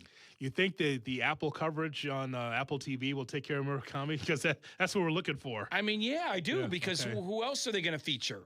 Colson? I mean, sure. Yeah. But Murakami's the shiny new toy. And he's off to an incredible start that no one saw coming when you think about the contract he signed. So I think, he's going to get the recognition. I'm just saying, that you need help in that situation. When you're a team that's a non-winning team, Jesse, you need Major League Baseball Network. Yes. You need ESPN to push that narrative because he's not a Yankee. I agree with that. He's not a Brave. 100%. He's not a Dodger. So that's the thing. But lead the league in home runs makes a big difference. That's my point. Especially off to a hot start. Yeah. It helps baseball when you have numbers like that. People to watch, like, oh my God, did you see that last night? No doubt. And it helps. And he's doing that a lot, and he's doing that in big moments. Like it's game-changing home runs like last night. So Like, I think he's going to get tons of publicity as we move this thing along. All right, we'll have Around the NFL next with Jesse Rogers in for Kap. I'm Jay Hood on the Kap and J Hood Morning Show. Kap and J Hood. No. Morning 6 to 9. Yes. ESPN Chicago. The 6th annual Grip It and Zip It Classic, presented by Yingling Flight. We're back, like Michael Jordan wearing the number 45. Seven Bridges Golf Club has once again invited us back. This year's classic takes place Wednesday, June 17th. Buy a twosome, buy a foursome, and compete for awesome prizes. Once again, this year's golfers will be randomly assigned to play on behalf of our show teams. Prizes and glory awaits the lowest-scoring team. The 6th annual Grip It and Zip It Classic. Warning, tickets will sell out. Oh, no. They'll go on sale tomorrow at 9 a.m. at gripitandzipitclassic.com. It doesn't matter if you're running drills at the park, playing pickup on a Saturday, or sinking the final putt. When you compete with your friends with Michelob Ultra on the line, competition isn't that friendly. The trash talk, next level. And the stakes, oh, those are crystal clear. With only 95 calories and superior smooth taste, it's the ultimate trophy. Superior is worth playing for. Michelob Ultra, superior light beer. Enjoy responsibly. Copyright 2025, Anheuser-Busch Michelob Ultra Light Beer, St. Louis, Missouri. At Triton College, summer is your chance to get ahead. Take affordable classes that save you money while earning credits that transfer to four-year schools. With convenient schedules and a campus close to home, it's easy to fit summer classes into your busy schedule. Whether you're starting a degree, finishing requirements, or building new skills, Triton helps you keep moving forward. If you want to save time, money, and get ahead this summer, there's a place for you, Triton College. Visit triton.edu/summer. A date night plan. Buy tickets to see South Pacific. A 10-time Tony-winning Rodgers and Hammerstein classic. At Aurora's Paramount Theater. It's got everything. Wartime drama. A little intrigue. And a love story that actually delivers. Plus tunes we all know. Some enchanted evening. And Paramount always raises the bar. Wash that man right out of my hair. With their Broadway-ready productions. South Pacific. April 29th. Through June 14th. Tickets start at $31 at the box office. Date night plan. For the win. Get the tickets. ParamountAurora.com. Hey, it's Kap, and now I'm a Chicago window guy's guy. Why? Because Russ Armstrong makes it easy. No sketchy deals, no long-winded sales pitch, just great windows, expert installation, and the best price I could find, guaranteed. And get this, Russ himself came to my house. No subcontractors, no nonsense, just honest work and a lifetime guarantee. So yeah, I'm a Chicago window guy now. Join the club, 847-881-3060, or check out the reviews at ChicagoWindowGuys.com. ChicagoWindowGuys.com. Okay, team, huddle up. Why are you dressed like a hockey player? Because America's energy security is on thin ice. We're facing an overburdened electric grid, rising fuel costs, and severe weather. But here's your power play. Propane. It's affordable, abundant, safe. Propane is reliable energy, even when the grid isn't. Advantage Propane. Learn more at propane.com/powerplay. Evan Cohen here. PayPal is now the official peer-to-peer payment sponsor of the NFL, which means all the money moments that fandom creates, whether splitting tailgate costs or chipping in on tickets and game day food between friends, are covered. Wherever the game is played or watched, PayPal moves with fans. You can send money through text, email, or directly to your friends with eligible accounts on Venmo. Just download the PayPal app, share all the moments that matter. Account with PayPal is required, not available in all regions where PayPal operates. When it comes to my ride, I don't mess around. Advantage Chevrolet. 3 locations. Chicagoland's covered. You want a Chevy? They've got it. You want savings? Oh, yeah. Most important, trust. No runaround. They shoot you straight. Advantage Chevrolet Bolingbrook. Together, let's drive. You're listening to Kap and J Hood. Follow the show on Instagram at The Kapman and at IGJHood. This is ESPN Chicago, Chicago's home for sports. Nick Foles sucks. He sucks. I'm just a fan. I'm not a football evaluator. I love the Green Bay Packers. The guy is drunk, but there he goes. This is not Detroit, man. This is the Super Bowl. I want winners. He starts to come and then he pulls out. This is a really thickly built guy. I mean, what's the answer you're looking for on these things here? It It's time to go around the National Football League here on the Kap J Hood Morning Show on ESPN 1000 and streaming on the ESPN Chicago app. As Jesse's in for Kap, here's Shay Norling. Shay. All right, let's get started with Around the NFL with the big question. Will the Giants trade Kayvon Thibodeau? Okay. This has become a very weird situation. Adam Schefter reported that they won't after the Arvell Reese selection. Based on what he's heard, the Giants are still not going to trade Kayvon Thibodeau, despite everybody trying to put together a package for him. John Harbaugh said, no, we're not trading him. We want as many good players on the roster as possible. And they shut down trade talks with a team after apparently the ask wasn't willing to be met. If they let him walk in free agency, so they keep him for this year, for his 5th year, and then let him walk, they will get a 3rd-round comp pick back. Yeah. So if a team's not going to offer a 3rd-round pick, they have no reason to trade him. But say you're the Bears, would you call up and offer a 3rd-round pick in next year's draft? I would, yes. I would. You know why? The age is right at age 25. And I think if it's a 3rd-round pick, I think that's a good bargain. Absolutely. If there's no room for him with the Giants, I definitely would ask for Kayvon Thibodeau. So I say yes. Yeah, I would say the same thing. I mean, we're talking about it all morning. That's a thing of need. You got a shot, 3rd round. I would do it. This will work with Harbaugh with the Giants, right? I think so. Yeah. I really liked the way that they approached the draft. Obviously, you have a bevy of edge rushers already, which has caused this kind of friction now. But they said Arvell Reese, they want to play him at will linebacker, not to geek out. They don't want to put him necessarily right up on the line. So they have a plan in place where they can use all of these players. But like Caleb Downs was there for them, the safety, arguably the best player in the draft, one of the 3 best players in the draft, but not at a position of value. They didn't flip out. They took offensive line. They took defensive line. That's how Harbaugh builds winning teams with Baltimore. Whether he's won the whole thing or not, they've been a consistent winner. And it could be a perfect storm. That team needed somebody with some gravitas, and he probably needed a change of scenery. Yep. That doesn't mean he can't coach, but sometimes you just run its course, change of scenery, and you go to a team that needs someone. Like, he should be revered in that locker room, because that locker room has had nobody like him and his experience and his success. So it could be a perfect storm. Probably need a few more pass catchers now and for the future, Shay. Darnell Mooney is it jail? What's going on with Darnell Mooney? Arrested, right? Let's take a look at that. Did not know that. I'll pay the fine if he's not. I thought Darnell Mooney was a little hot water. You're hardly ever wrong, J Hood. I listen often. I don't know. I'm not seeing anything about him being in hot water. I was like, that would be news to me. Hold on. He might be in football jail. Falcons released him. I was about to say the same thing. He might be in football jail. Darnell Mooney. I think there was a story I saw. Anybody seeing it? I can't find it. Yeah. Football jail only. This is Cap's trying to kill people all the time. You're trying to put people in jail, Hoodie. Darnell Mooney, 24 years of age, was reported as a shooting victim in 25, which is a separate incident from the NFL player. Can you go to jail? That's what it says right there. All right. I'll pay the fine. All right, deal. All right, moving on. So this story has gone from initially weird. Rams draft Ty Simpson with the 13th pick. Right. And Sean McVay looks all pissed off in the aftermath. He's sitting up at the podium doing the post-draft presser, and he looks like he's annoyed. There's rumors of a rift between him and Les Snead. Les Snead was in contact with Ty Simpson's dad. They go way back.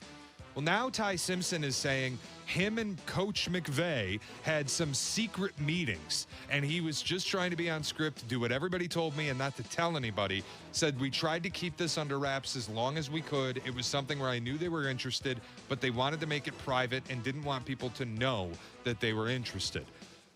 What is going on here? Okay, wait a minute. Did he not draft night after being drafted say I haven't talked to him or something? It was on.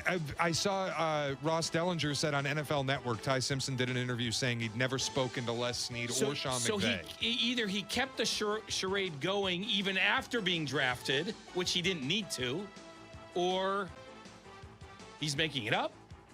He can't be making it up. This whole thing is bizarre. He probably wasn't told he could let the cat out of the bag, so to speak, right, about their interactions. So draft night, after being drafted, he says these things, and it looks weird now because now he's gone back on him. Also, right? Is that what we're saying? Basically, yeah. Like I don't. McVay looked furious post-draft. Yes, he did. Yeah. And we all thought there might be a rift. And now Ty Simpson's saying they had secret meetings. But I also can't. Why did they pick him with the 13th pick? Like, if you're dead set on taking Ty Simpson, the more I've thought about this, the less I get it. Your chance to win a Super Bowl is right now. You have an MVP quarterback. You have a great defense. It's now. Get him a weapon, get yourself something up front, help yourself in the line of scrimmage, do something to maximize right now. How does a quarterback with the 13th pick help them do that? This whole situation seems odd. The wide receiver was right there in their backyard at USC and Lemon, and they did not take him. This is one of those things where you try to outsmart the room, Jesse.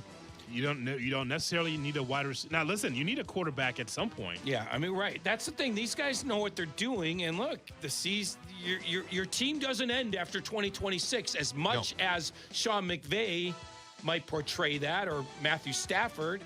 But you got to keep going. And if the GM feels like this is the chance to get the next guy, I get it. But if I'm on that team, you don't love it because it's not about the now. How much is the fine for the Darnell Mooney? That's $10? $100. Is it $100? Yeah, that seems, okay. That seems You excessive. tried to jail a man. Seems excessive. I'm looking at it. It is Darnell Mooney.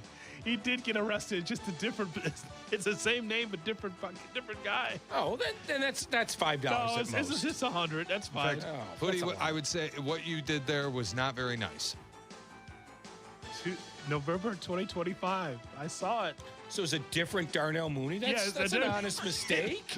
I was right. It was Darnell Mooney. Mistake. It wasn't Darnell It was Mooney, a though. different Darnell Mooney. I'll pay it. So That's you fine. saw the name, it crossed your timeline, and you thought it was Darnell Mooney. I apologize to the Darnell Mooney family, partially. The one that got arrested, not necessarily, but the football player, yes. The other one, yes. I apologize for the error. Sorry. Can you squeeze in one more, sir? Diego Pavia, is he possibly... Pavia. Who cares? You got to commitment to accuracy. The angle on this, though, is he the most unlikable person in sports right now? I can't remember seeing fans victory lap on a player's fall in the draft and then eventually the invite to Ravens minicamp where people are just dunking Pavia through the floor because he's so detestable as a personality. Remember, post-Heisman ceremony, holds up the sign, F the voters, F Indiana. First Heisman finalist to go undrafted since 2014. A lot of people already saying CFL, UFL, or Indeed.com. Like, nobody likes this guy. Well, he certainly has a chip on his shoulder, that's for sure. We'll see if that benefits him or not. I don't know if he's the most unlikable. I kind of like him for all that, to be honest. Oh, really? I kind of like him. I'm sort of the opposite. I kind of like him. Okay. How contrarian of you. Yeah, exactly. It was Jesse. Is that a surprise? It's like you saw what that Dodgers catcher was doing all weekend. Dalton Rushing, or since he's been called up. Yeah. If he was on your team, you'd love him. Yes. You're not on your team, you hate him. Yes, So it's like Jeff McNeil. yeah, exactly right. Yeah, just an ass. Okay, but let's also be fair. Dalton Rushing is very good at baseball. Yeah. Yeah, he's a good prospect. Diego yes. Pavia might not be very good at quarterback. Exactly, I get it. So I saw him on the Gruden quarterback thing, and even Gruden, of all people, it's like, you're not going to take an agent? He's looking at him like, yeah, I'm going to keep my money. I'm going to keep my 10%. And then Gruden was just taken aback like, so you're not going to get an agent? Of all people, John Gruden. He's like, you're not getting an agent? He goes, no, I'm keeping my money. And then I just think Gruden just thought, I want him out of this room. Yeah, here's what I would have said back. Oh, you want to keep your money? Diego, what money? Where do you think you're getting drafted, pal?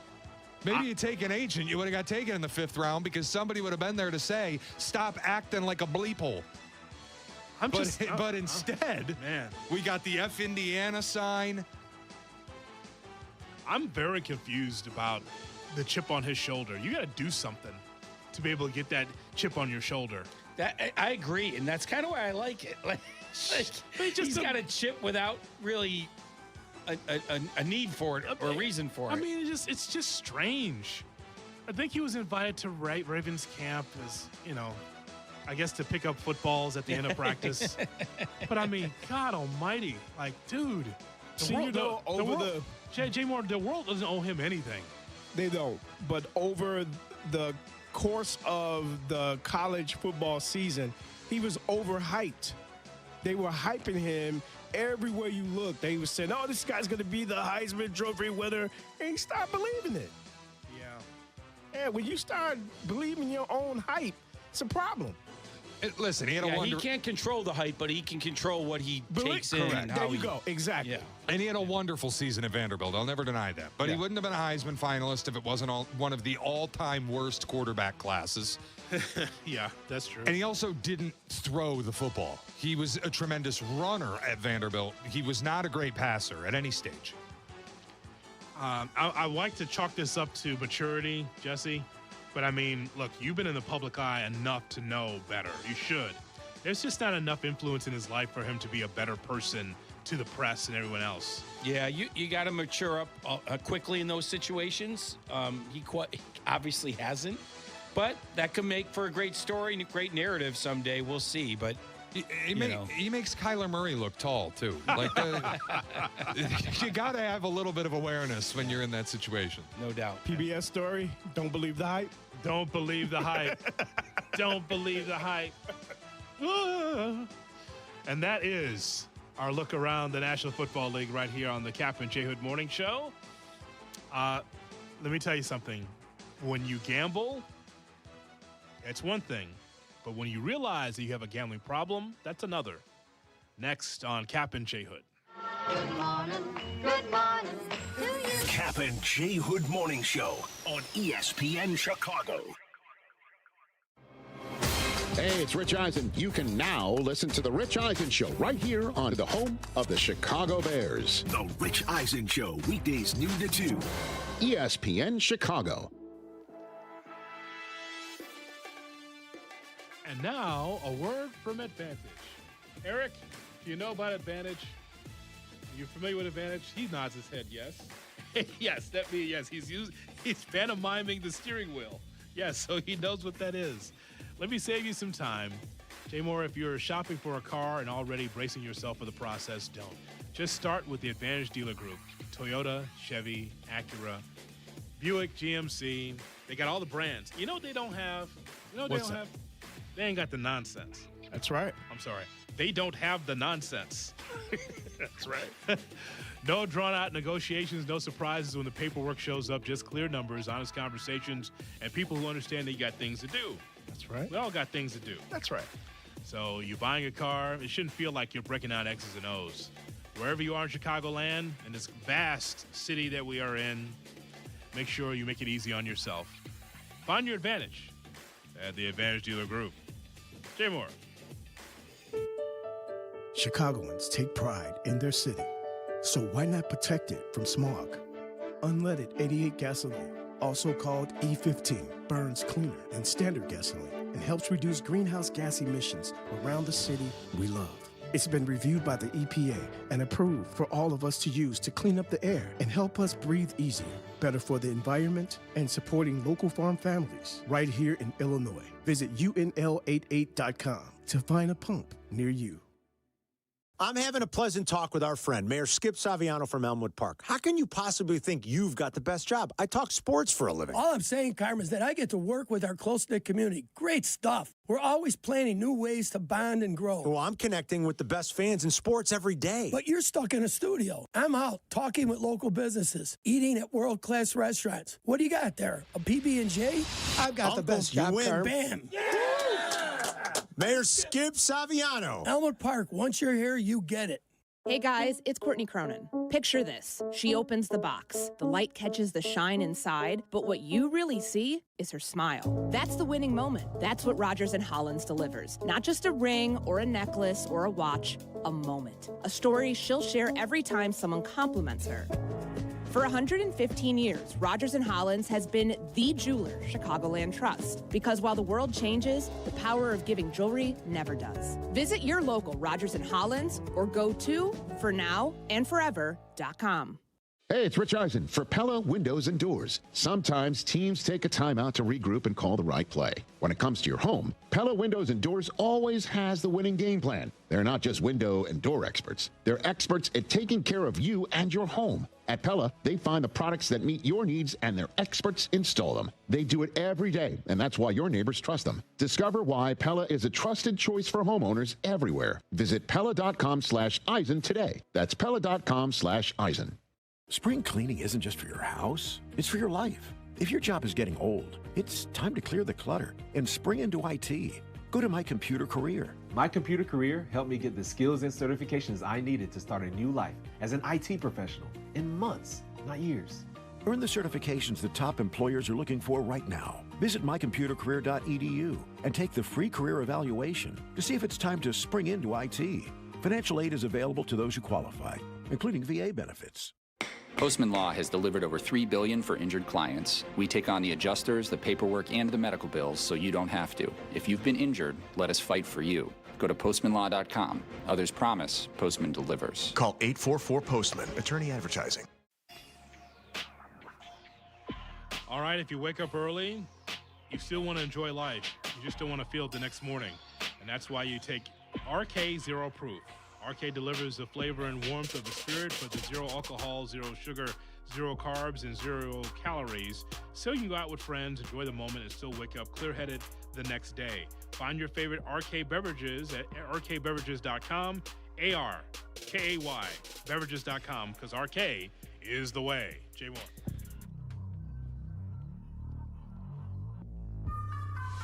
Kap and J Hood are back. Hey, about time y'all came on at 6 a.m. I get to holler at the fellas. On ESPN Chicago.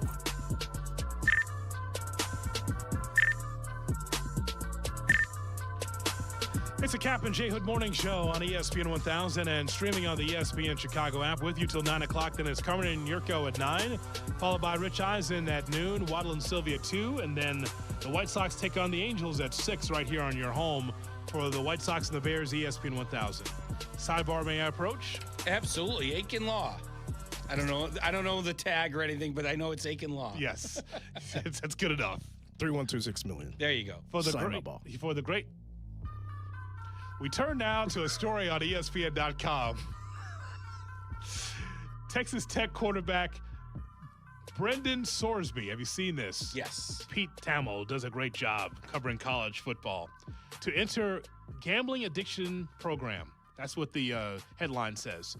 Texas Tech transfer quarterback Brendan Sorsby, one of college football's top returning players, is checking into a residential treatment program for a gambling addiction. Sorsby's decision to seek treatment, according to sources, came in the wake of the discovery of Sorsby making thousands of online bets on a variety of sports via a gambling app. They don't say which one. The NCAA is investigating Sorsby's gambling, according to sources. So he bet on Indiana football while redshirting for the Hoosiers as a true freshman in 2022. The bets in 2022, according to the sources, were on Indiana to win, and none came in a game in which Sorsby appeared. Okay, gambling addiction. Is this for him to save face? So eventually that he's drafted? Why is he going into – because this is the first time I can come up with – you tell me, Jesse, someone that says – I have a problem. I'm going into a gambling addiction treatment program. Well, maybe he just wants to get this fixed. I mean, we could look at just his reasoning on the surface of it, or he's trying to get, ahead of the story or something like that. But it sounds like he's doing this voluntarily. Like, right? He wasn't caught ahead of time, or was he? That's the question. Was he caught and then? No, I think he did it. I think voluntarily. I think maybe voluntarily, or maybe the program found out about it. Or something they were like, "Hey, that. we got to do something about." Because okay. So he only bet on his team to win, which still not great. You shouldn't be betting on your team. Right. But I think based on what I've read, that's just like in their investigation since he's decided to do this, they've found that was the bets that he placed on a team that he played for. I will say, and I'm not trying to be flippant about this, gambling addiction's a serious thing. If it affects you, you should take action to get some help. Did you see what else he was betting, though? No. That leads me to believe he probably needs a little help.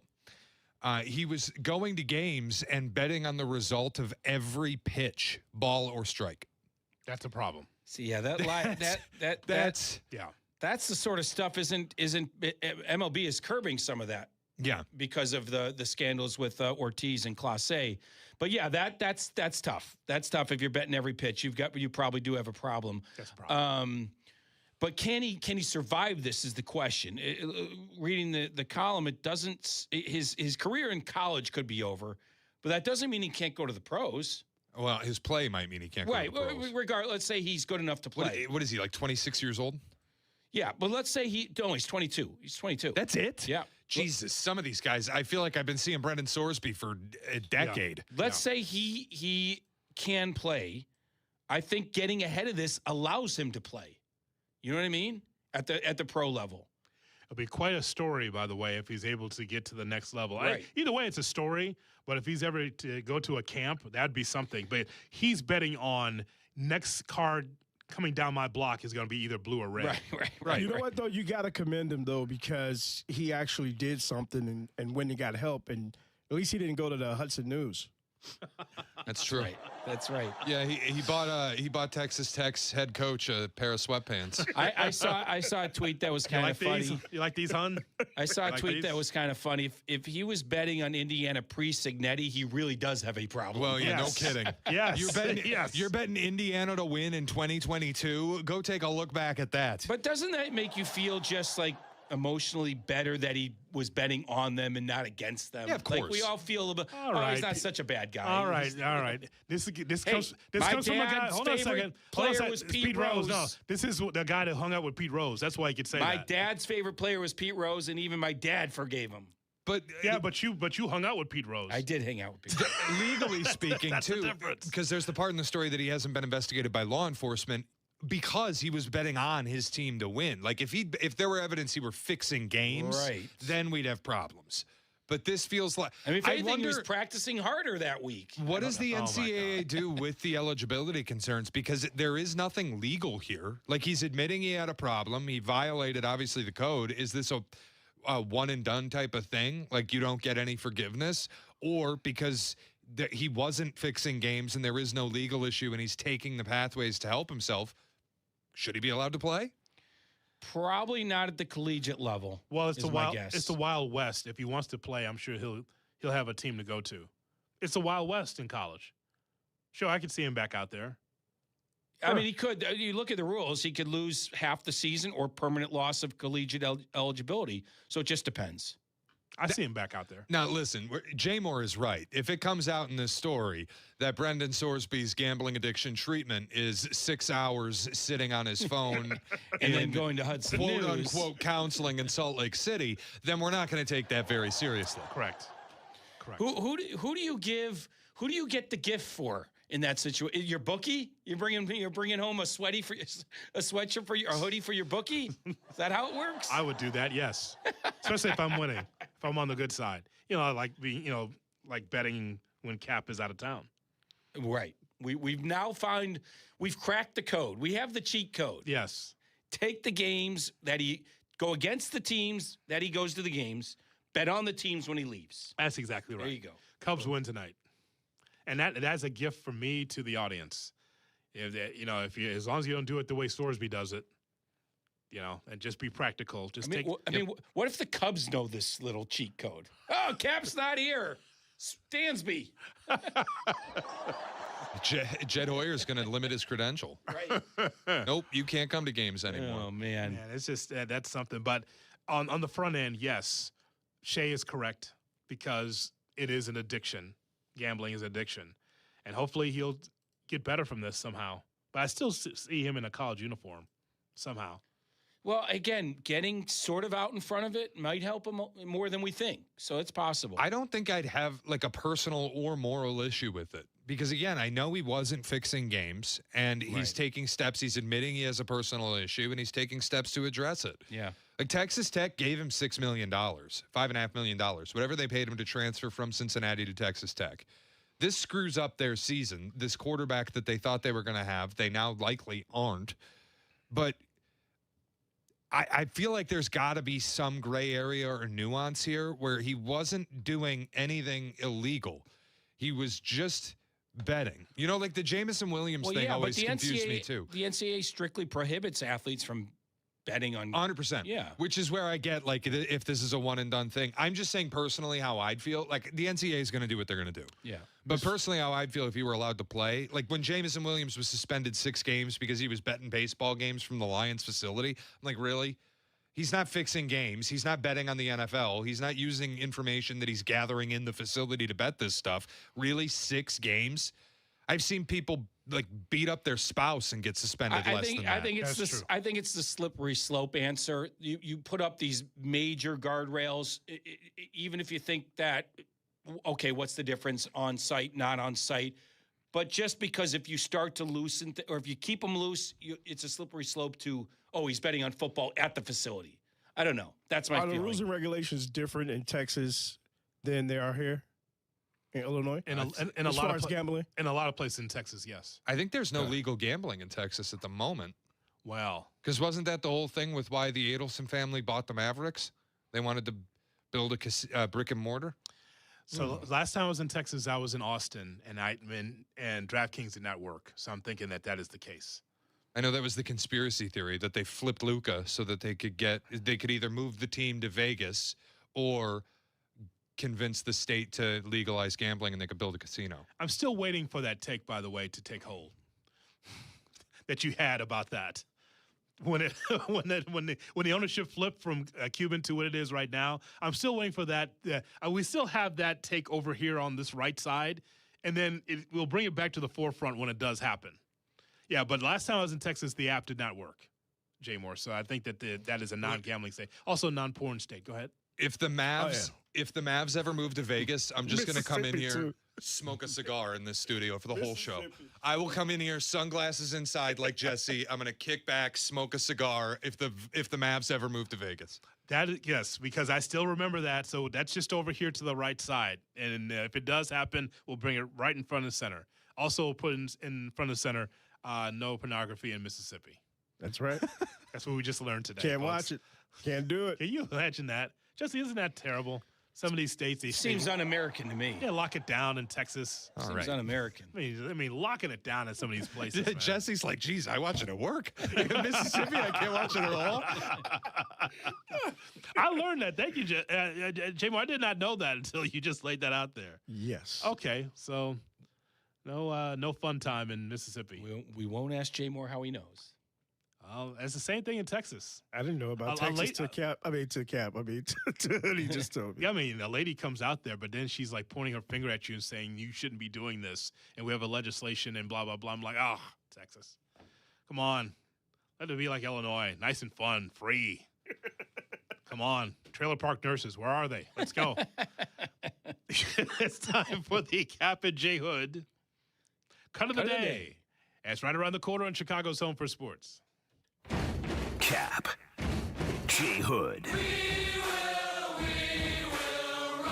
Kap and J Hood. Mornings on ESPN 1000, Chicago's Home for Sports. Shay acts like he knows everything. Coming up, it's me and the good kid keeping things flowing. Tell your friends and enemies. It's the Carmen and Jurko Show. Weekdays from 9 to noon on the home of the Bears. ESPN Chicago on AM, on app, on YouTube. Presented by Advantage Dealer Group. When you're injured due to the negligence of another, the goal is to get top dollar in the shortest amount of time. It sounds simple, but few law firms can pull this off. And that's because a law firm has to be known for taking cases to trial and winning over a long period of time. Unless the insurance company believes that the law firm will risk their own money to take the case to trial, they have no reason to offer what's fair. Recently, the Vrabel Law Group took 6 jury trials to verdict in 10 days. And how did we do? Well, on the last 3, we recovered 7 times the settlement offer, 20 times the settlement offer, and a verdict of $4.1 million. And here's the best part. The Vrabel Law Group's history of fighting and winning at trial means more of our cases settle early and for every penny you deserve. In fact, over 60% of our personal injury cases have settled without ever filing a lawsuit.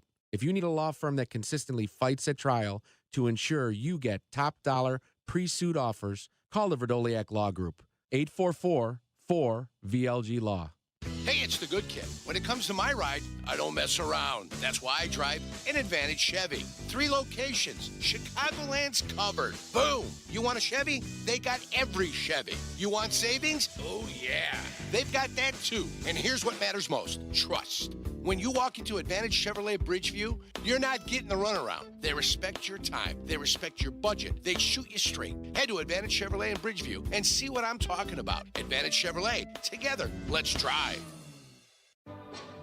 A date night plan. Buy tickets to see South Pacific. A 10-time Tony-winning Rodgers and Hammerstein classic. At Aurora's Paramount Theater. It's got everything. Wartime drama. A little intrigue. And a love story that actually delivers. Plus tunes we all know. Some enchanted evening. And Paramount always raises the bar. Wash that man right out of my hair. With their Broadway-ready productions. South Pacific. April 29th. Through June 14th. Tickets start at $31 at the box office. Date night plan. For the win. Get the tickets. ParamountAurora.com.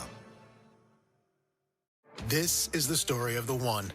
As a maintenance tech at a university, he knows ordering from multiple suppliers takes time away from keeping their arena up and running. That's why he counts on Grainger to get everything he needs, from lighting and HVAC parts to plumbing supplies, all in one place. And with fast, dependable delivery, he's stocked and ready for the next tip-off. Call 1-800-GRAINGER, click Grainger.com, or just stop by. Grainger, for the ones who get it done. Evan Cohen here. PayPal is now the official peer-to-peer payment sponsor of the NFL, which means all the money moments that fandom creates, whether splitting tailgate costs or chipping in on tickets and game day food between friends, are covered. Wherever the game is played or watched, PayPal moves with fans. You can send money through text, email, or directly to your friends with eligible accounts on Venmo. Just download the PayPal app, share all the moments that matter. Account with PayPal is required, not available in all regions where PayPal operates. During Window Nation's The More You Buy, The More You Save sale, you could save up to 50% off new windows for your home. Plus, you could get them for 0% financing for 5 years. Sale ends soon, so visit windownation.com now to book a consultation. Getting and maintaining a lawn is no small task, but nobody makes it easier than the pros at True Green. They do all the hard work to give you a lawn worthy of the PGA Tour. Jason Day, Ben Griffin, and so many others. They don't waste their weekends on lawn care. They trust True Green just like I do. So stop sweating and get the results you always wanted. And sign up now at TrueGreen.com, the official lawn care treatment provider of the PGA Tour. Jay Moore. Kap and J Hood are back. Going up on a Tuesday. ESPN Chicago.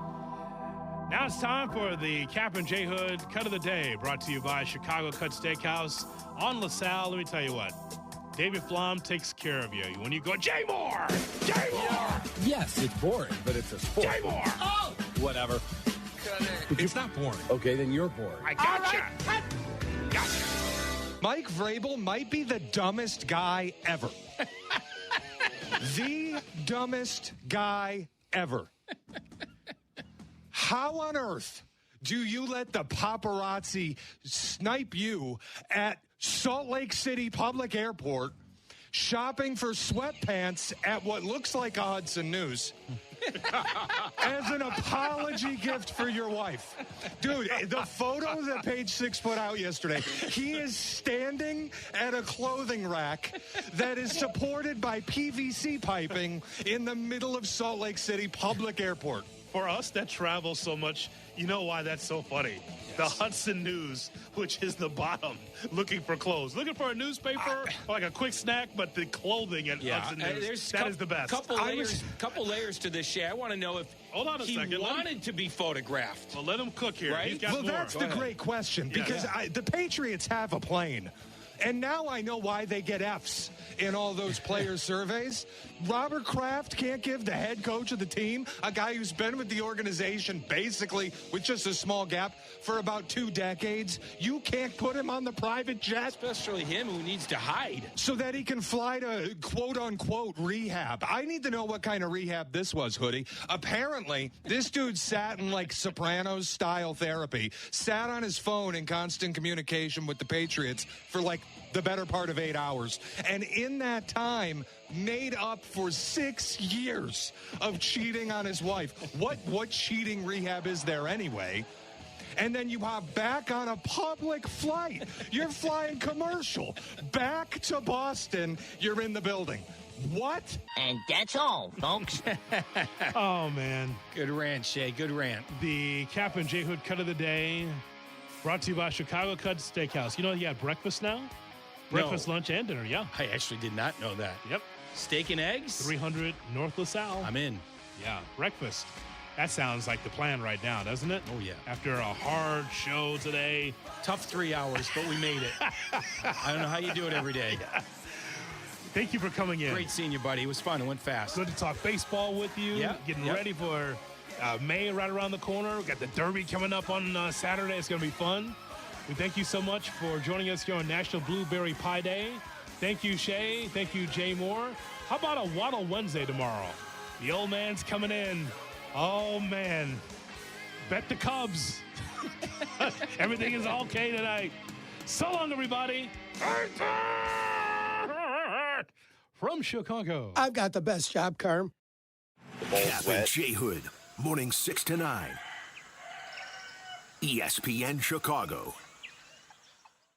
Hey guys, it's Carmen. You know, when it comes to making a big decision, I believe in doing your homework and working with people you trust. That's exactly what you'll find at Advantage Buick GMC in Hodgkins. No pressure, no unnecessary noise, just clear communication and a process designed to make you comfortable every step of the way.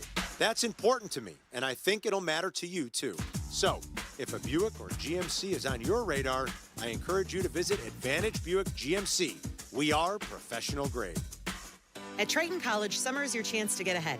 Take affordable classes close to home with convenient schedules that fit your life. Earn your credits that transfer and move one step closer to your goals. If you want to save time, money, and get ahead this summer, there's a place for you. Triton College. Visit triton.edu/summer. You've got stuff you've collected, and you want to know what it's worth. ESPN Chicago suggests you tune in Saturday mornings at 7. It's Sports Collecting with Tom Morgan, brought to you by Huggins & Scott Auctions, ERC Delivery, and REA. This is the story of the one. As a procurement manager for a hospital system, she keeps every facility in her network stocked and ready. That's why she counts on Grainger to be her single source for thousands of products, from disinfectants to lighting, air filters, and more. And with fast, dependable delivery, Grainger helps her keep every facility stocked, safe, and running smoothly. Call 1-800-GRAINGER, click Grainger.com, or just stop by. Grainger, for the ones who get it done. The next 30 seconds could save you hundreds on your car insurance. At The Hartford, we're passionate about your protection. If you're 50 or over, AARP Auto Insurance from The Hartford gives you benefits that really matter. And you could save $597 when you switch. How's that for a little peace of mind? Visit trusthartford.com today. The Hartford, your protection is our passion. The Hartford Insurance Group, Inc. pays royalty fees to AARP for the use of its intellectual property. AARP and its affiliates are not insurers. Savings vary. Getting a diagnosis of cancer, it's tough. From the moment I was diagnosed, I knew I had to go to work. Work gave me a sense of structure that is beyond the time frame of your treatment. Work has always been my escape. I feel when I went to work, I wasn't sick, Keith. I was just Keith. Work was a way that I could still feel like myself. So when I go to work and I have this team that builds me up, and I just feel like I'm just normal. I had a place on the team. It means everything.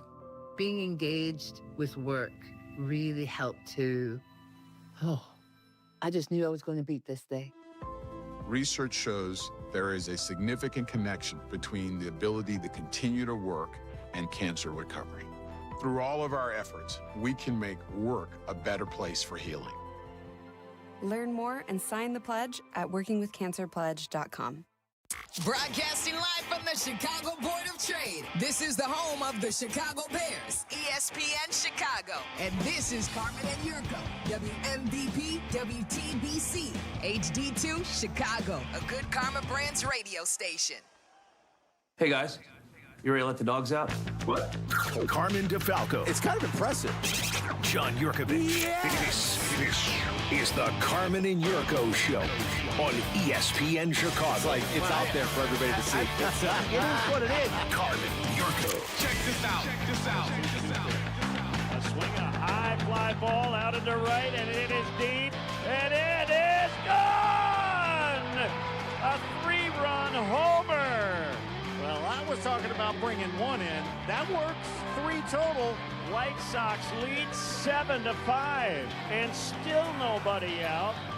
Len and DJ last night into the wee hours, Yerk, right here in your home for White Sox baseball. Like a 3-hour rain delay. Oh, you got it right. I don't know if people were still up. Not many people were in the ballpark on a cold, chilly night on a Monday in late April. I thought they were going to give up on the game. Yeah, I was getting updates, taking a look. Oh, they're going to try to get it in. They're going to try to get it in. I saw the rains coming down. They kept coming, and it was a good drenching rain out by me. It was by me, too. Then I went and looked, and there it was, like the bottom of the second. I'm like, okay, they're going to get this one in, believe it or not. And they were in an early hole, but the White Sox came back and won, and the wins and losses are largely inconsequential at this point. It's just about the young guys, and is there something fun to watch? It's about development. They do have some fun guys to watch, and development is the name of the game for the White Sox right now. And the Munetaka Murakami story is a real good one in baseball.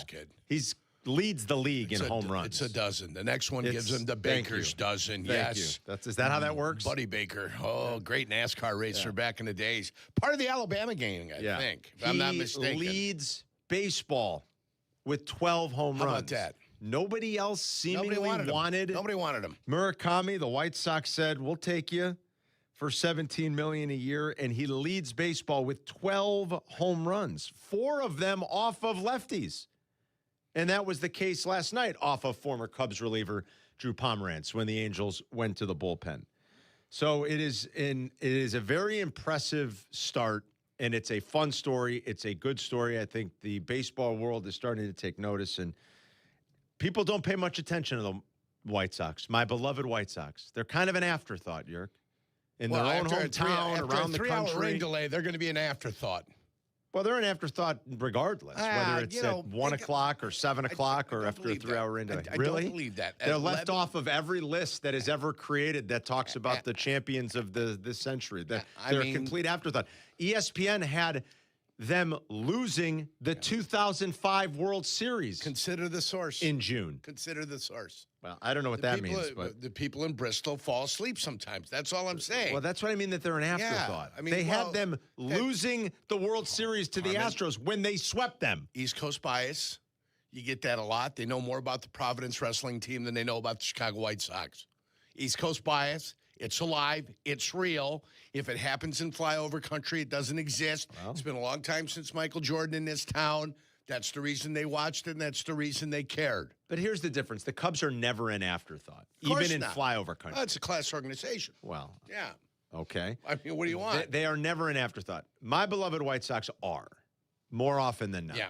And they have nobody to blame for that except themselves. Right. Make no mistake about it. I agree with you there. That's Jerry Reinsdorf's doing. Wholeheartedly. 100%. So it's nice to have someone who's making headlines that pops up on the front page of MLB.com quite frequently. And people are talking about him, probably wondering, wait, who is it? Why was there no real fanfare? When Yamamoto signs with the Dodgers, there's fanfare. When Roki Sasaki signs with the Dodgers, there's fanfare. 2 decades ago, when Hideki Matsui comes over and signs with the Yankees, there's fanfare. He's playing for the Yankees. People in this scenario are probably like, who is it? Who's got 12 home runs? Where'd he come from? How did he end up on the White Sox?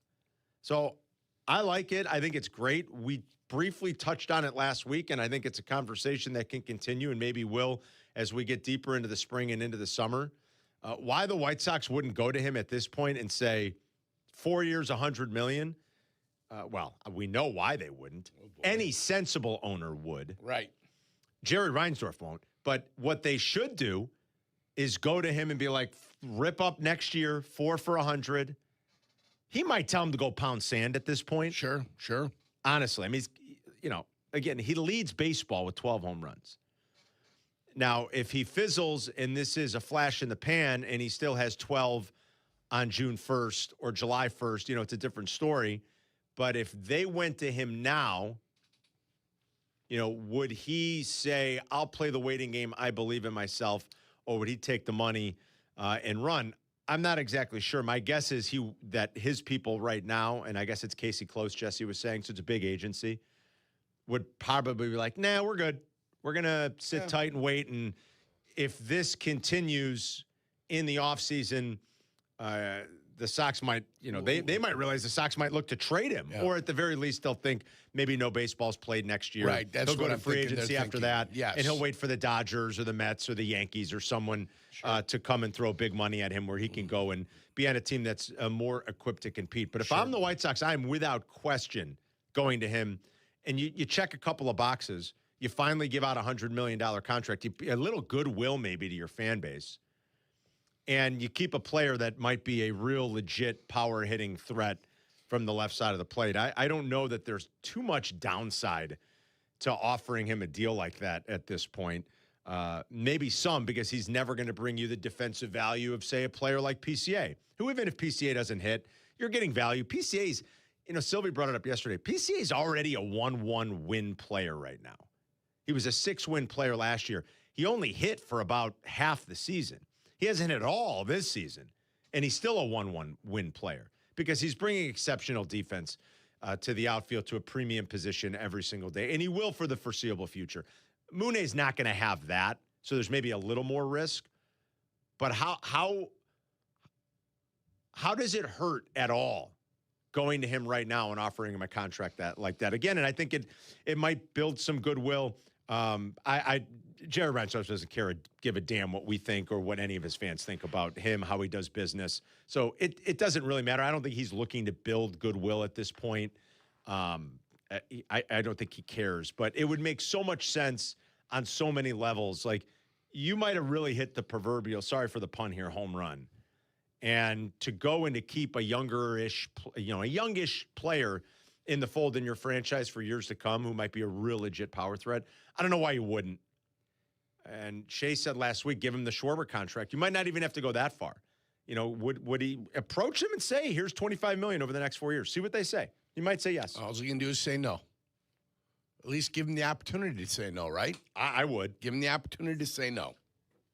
And there's nothing like really fluky if you look at the StatCast data. This is where this kind of stuff can be a little bit valuable, right? As you try to project players and figure out what's real and what's not real. The StatCast data can give you, it can be a pretty good, I don't know, what's like a pretty good lighthouse, I could see through some of the muck. I could see through the clouds. I could see through the fog. There's the lighthouse. The StatCast data can kind of give you some of that, If this were fluky, you could see real low hard hit percentages, not a lot of barrels, really out of whack, like actual slug or actual weighted on base versus expected numbers. Not happening in this case. Average exit velo, barrel percentage, hard hit percentage, expected slug are all in the 96th percentile or better. All good. All of them. All in the 96th percentile or better. No flukes. No flukes here. There's not a lot of flukiness here. Is there swing and miss? Of course. While he leads the league in home runs, he leads the league in strikeouts. But this is not a fluky, this is not like a batted ball profile that you look at and go, something's off here. You're like, no, he's basically got numbers in terms of hard hit barrels and things like that are comparable to Kyle Schwarber and Aaron Judge. And you're like, okay, that could play. That could be real. He doesn't chase a lot. For all the swing and miss, his chase percentage is, in the 12th percentile for being most disciplined. So he doesn't chase a lot. Mm-hmm. So there's nothing that would tell you in his batted ball profile that this is a fluke. And he's showing you he can hit lefties. He's got power all over the place, and it's sick power. Most of it's been pull power. He's pulling the ball in the air a lot. But it's sick power, and I don't think it's a fluke. And, they might have a legit 40 to 45 home run left-handed slugger on their hands. Yeah, you've got no doubles, no triples. No You've got doubles, no 13 triples. singles. You That's got right. 12 home runs, 25 hits, 22 base on balls. That's You've right. got the 40-some-odd strikeouts that you talked about earlier. Yep. So he is. That's exactly right. This is what you have right here.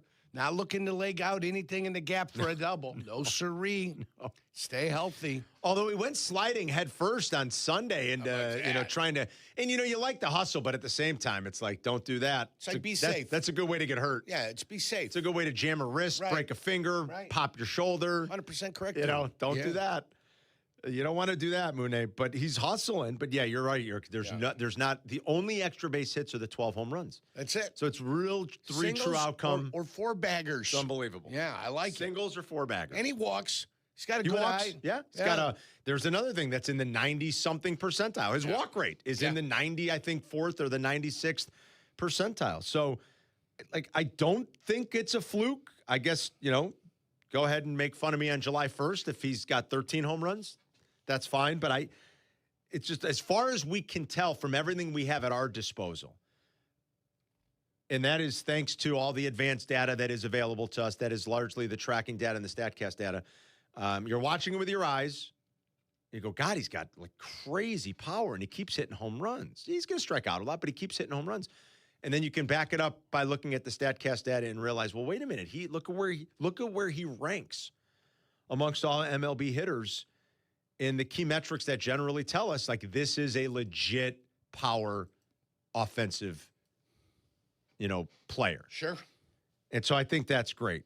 There's a kid on the north side of town that is also hitting and hitting and hitting and hitting. The son of Sevy. And that's Moises Ballesteros. Yeah. I mean, he hit the slam last night.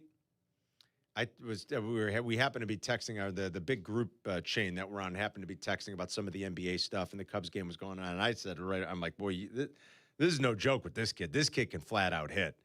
Now, maybe not quite the power profile, but that kid can hit anything. And they haven't asked him to do a lot against lefties yet, and someday he might.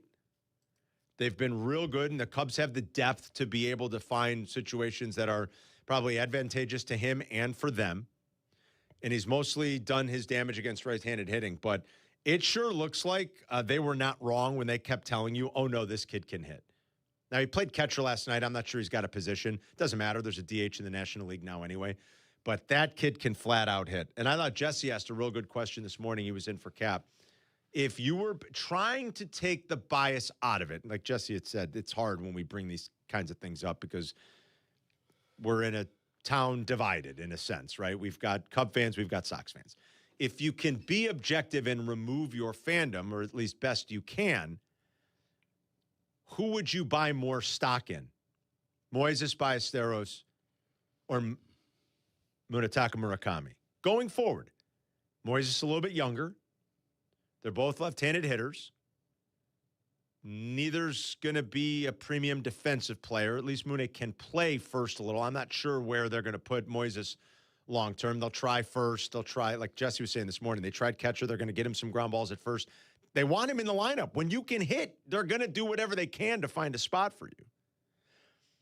Who would you buy more stock in? Who would you, if you really had to put money into it, who would you buy more stock in? Have you done the analysis on Ballesteros the same way you've done it on Morikawa as far as where does he take place?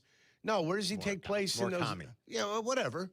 Yeah, we'll get it right. I love it. The guy's new. I mean, geez. Are you talking about some of the StatCast data? Yeah. His is impressive, too. It's not 90th, 99th percentile. But it's not flukish. It's not fluky. So what you're seeing with him is also not flukish. I don't think he's real fluky either. I don't. I think it's a much more convincing argument for Murakami right now. Okay. I do, but I don't think it's a fluke. No, I think Ballesteros can hit. He's done this with 62 at-bats. Yeah.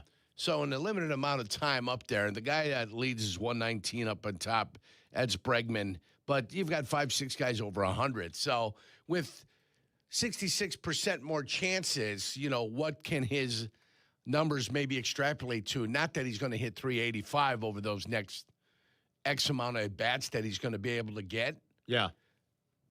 But with that percentage increase, saying that he's only going to hit 320 down from the 385 he's hitting now, you look at some of those numbers he'd be able to put up if he gets 100 at-bats. Right. You'd be darn impressed with what the hell's going on. I don't think there's anything fluky here either. Again, if you look at the expected... he's a 1-1 player. He's a 1-1 player? He's a 1-1 player. Moises already is a 1-1? Moises Ballesteros swore. Is that right? 1-1. His OPS is 1.144. Yeah, say that again. Tell everybody his OPS again. OPS is 1.144. That's his slugging plus his on base. That's tremendous. Yes. And his the differences between his weighted on base and his expected weighted on base, his slug and his expected slug, they're not out of whack. So no, it doesn't look fluky. And that's what you ask yourself. He is right now. He is 11-1 for Rookie of the Year in the National League. That's going to be a good race. Sal Stewart's off to an incredible start with the Reds. The team stinks in New York, but McClain's been real good. Yerk, he's up there. John McClain, not John Nolan. Came from New York. Moises is 11-1 for Rookie of the Year. Mooney on the south side is now the favorite over Kevin McGonigal, if you can believe it. Kevin McGonigal leads baseball with wins above replacement. He's got 2. He's number 1. He's like 2-1 to win Rookie of the Year, and Murakami is plus 155 right now to win Rookie of the Year. The Nico meter's down to 1.9. Okay. I'm just saying it was at 2.0. It's down to 1.9. It's trend. I mean, if I'm plotting a graph, that's it's gone like this a little bit lately. Is this the beginning of the trend? No, Nico's fine. Nico will be fine. Oh, all of a sudden, the Nico meter don't come flying up on the screen no more. Come on, Jack. Not like it used to. Come on. It's coming. Yeah. I have to drop it from 2.0 to 1.9. Working on it. Yeah, he's got to drop it to 1.9. You couldn't bring yourself to do that this morning, Jack? No, I couldn't. I usually do it every morning, but I saw it go down, so I didn't do it this morning. Wait a minute. Didn't I tell you something was wrong when I passed him by? He did. I didn't know what was wrong, but his biorhythms were off. His aura was a little bit, weird. And I asked Jack, Jack, are you okay? Now things are starting to come to the forefront. Now I'm starting to understand what I felt when I passed him by this morning. He's down that Nico's all the way at 1.9. Yeah, he's all the way down to 1.9. He's second in baseball. It's okay, Jack.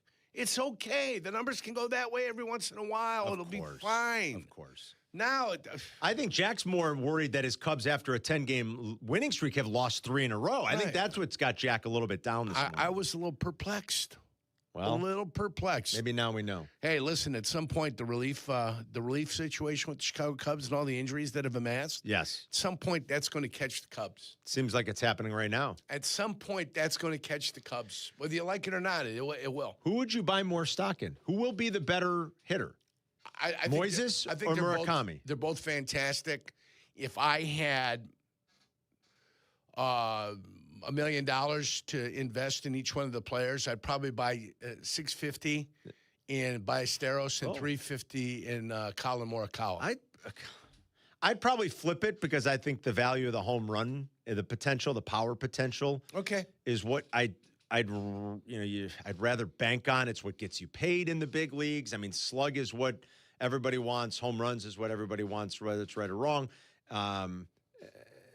That's largely always been the case. There's just these hitters, the power hitters profile a little different than they did in the old days. They've always prioritized home runs going back 50, 60, 70 years. It's just the hitter themselves profile a little bit different these days with a lot of swing and miss that's in the game, by and large because of all the velocity in the game. But that is what teams pay a premium for. It's what teams really covet and value, and Mooney may have that and then some to spare. So I like your split. I'd probably just reverse it. I'd probably go maybe like 60-40 Murakami into Ballesteros. But I think it's a fun question. If you can remove just the simple bias, how you would, maybe vote. And there are probably a lot of Cub fans who have no idea. They're not going to pay one damn bit of attention to the White Sox. And are you asking people to get rid of their anti-White Sox bet? Yes. Okay. Yeah, you'd have to kind of put that to the side if you could. Yeah. Same, or any anti-Cub bias you might have if you've watched both of them. Any anti-Jerry bias that you might have out there? I don't mind that. You don't have to put that aside. You can keep that there? Yeah, you can keep that. All right. 312-332-3776 if you guys want to join us. We still have some draft stuff we got to talk about. I want to ask Jurko a question about just sort of philosophy and coaches and GMs working together in the offseason and into the draft. Jack's got a good list for us a little bit later on. I guess The Athletic updated some power rankings post-draft now that we've really got the offseason in the rear view, and we turn our attention to OTAs and things like that across the National Football League. No. We turn our attention to schedule release. That's I just meant in terms of. I get you, but that's the next massive event on the NFL that's schedule. true. And The rest of this stuff is they're getting around. They're going to play together in shorts and T-shirts, and they're going to have some fun. Play golf in their downtime. That's fine. The schedule will impact like how we view the teams in terms of wins and losses. I understand that, but really the offseason is done. Not only that, but the travel, how much travel there'll be for the Bears. When will that travel take place? How will it take place? It'll help us analyze what we think is going to happen or not happen this year with the Chicago Bears. The roster construction is largely done. Yes. You're pretty much over now. And so I think that'll be an interesting talking point to try to see how we gauge the teams in the division, where the Bears stack up against the other 31. 312-332-3776 for Carmen and Jurko. We'll be right back. You're listening to Carmen and Jurko on ESPN Chicago, Chicago's home for sports. I have power. Hey, it's the good kid. When it comes to my ride, I don't mess around. That's why I drive an Advantage Chevy. 3 locations. Chicagoland's covered. Boom. You want a Chevy? They got every Chevy. You want savings? Oh, yeah.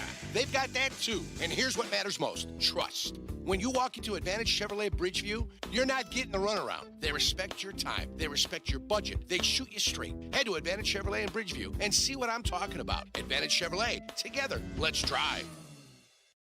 Hey guys, it's Tyler Rocky. Golf should be comfortable, it should look good, and it definitely shouldn't feel stiff. That's why Pins and Aces works for me. Their apparel is made with premium materials that are lightweight, breathable, and actually move with you through your swing. The fit is clean and modern, not baggy, not tight, and the designs are stylish enough to wear on the course and keep on afterward. From gloves to head covers to apparel, Pins and Aces brings comfort and confidence to your game. Upgrade your golf gear for this season. Check out pinsandaces.com. Premium golf gear with an edge.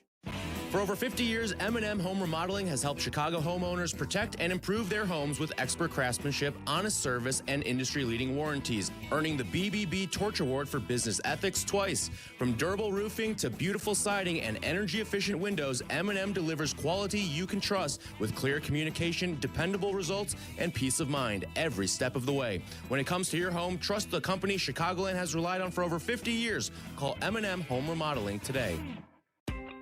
When your life turns upside down after an accident, you need an advocate like Wallner Law. I'm John Wallner, and for over 50 years, Wallner Law has fought for people just like you, injured, overwhelmed, and searching for answers. We don't just take cases, we take care of people, and we win for you. From car crashes to workplace injuries, Wallner Law stands by your side every step of the way. So call us today, 312-8-MILLION, and win with Wallner. Rich Eisen here. Running a small business means every hire matters. A bad hire costs time and money, but the right one helps your business grow. The challenge? Finding that person without sorting through resumes. That's where LinkedIn Hiring Pro comes in. It screens candidates so you can focus on conversations with qualified talent. With Hiring Pro, you can hire with confidence and build the team you need. Join the 2.7 million small businesses using LinkedIn to hire. Get started by posting your job for free at linkedin.com/Eisen. Terms and conditions apply.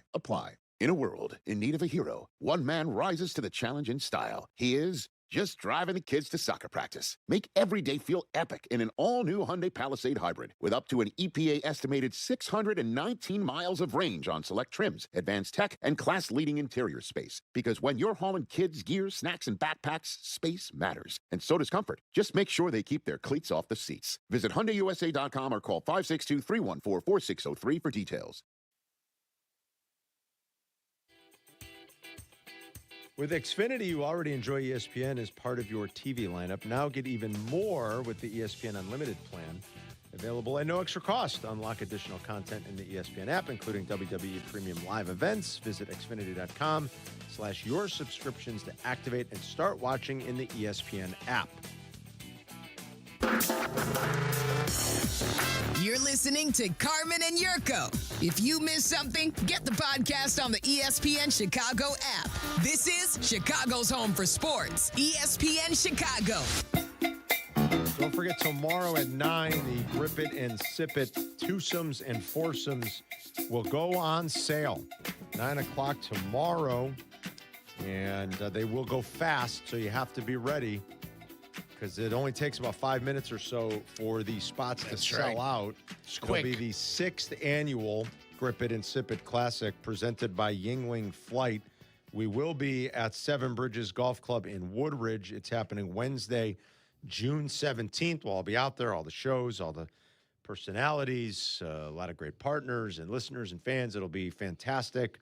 We've loved this event the last couple of years. We're glad to be doing it again this summer. It's kind of kicked off summer, you know? That's what it does. It's fabulous. We love it. We enjoy it. We have a Tomorrow good at time. 9. Yeah. Right when we start. Good. Early. First thing we do. Yes. First thing we do. We'll drop the hammer, and it's go time. Do you know the kind of revenue streams you open up in a place like Japan when you have a player like Murakami? Oh, I mean, yeah. honestly. I know what happens. Yeah. It's huge for these teams. Well, I mean, that's why if you take a look at like the EPL, they finally came to the States, but they negotiated television rights in each individual, country they're with. Like when they negotiate a deal with Russia, they're negotiating deals with Brazil. Argentina, they negotiate. You know what I'm saying? They're negotiating all around the world. So they've got a multiple, which is why the NFL is kind of desperate to get into around the country and around the world so they can get all these countries to come on board with more and more revenue. And that's what it's about, because you take yourself from multiplying by that 1 to multiplying by 40 and a half. And now you're really talking about revenue, and you're really talking about growth, and you're really talking about cash. And that's what it's all about. That's why I think you saw them buying a bunch of clubs out there. Yeah, and if you're the White Sox or any of these other teams, right, you go over there, you start marketing your individual franchise. Right. Your logo becomes important, becomes something sellable. That player is sellable in his home country. Those people want to watch their games. That's right. And there's all types of things that can happen over there. That's right. I mean, the Dodgers have basically said, Shohei's, it basically is like it'll pay for itself. Like that's how confident they are in what they've already done in the added revenue they've made because he is one of their players. Do you know where you can find the European leagues on your channels?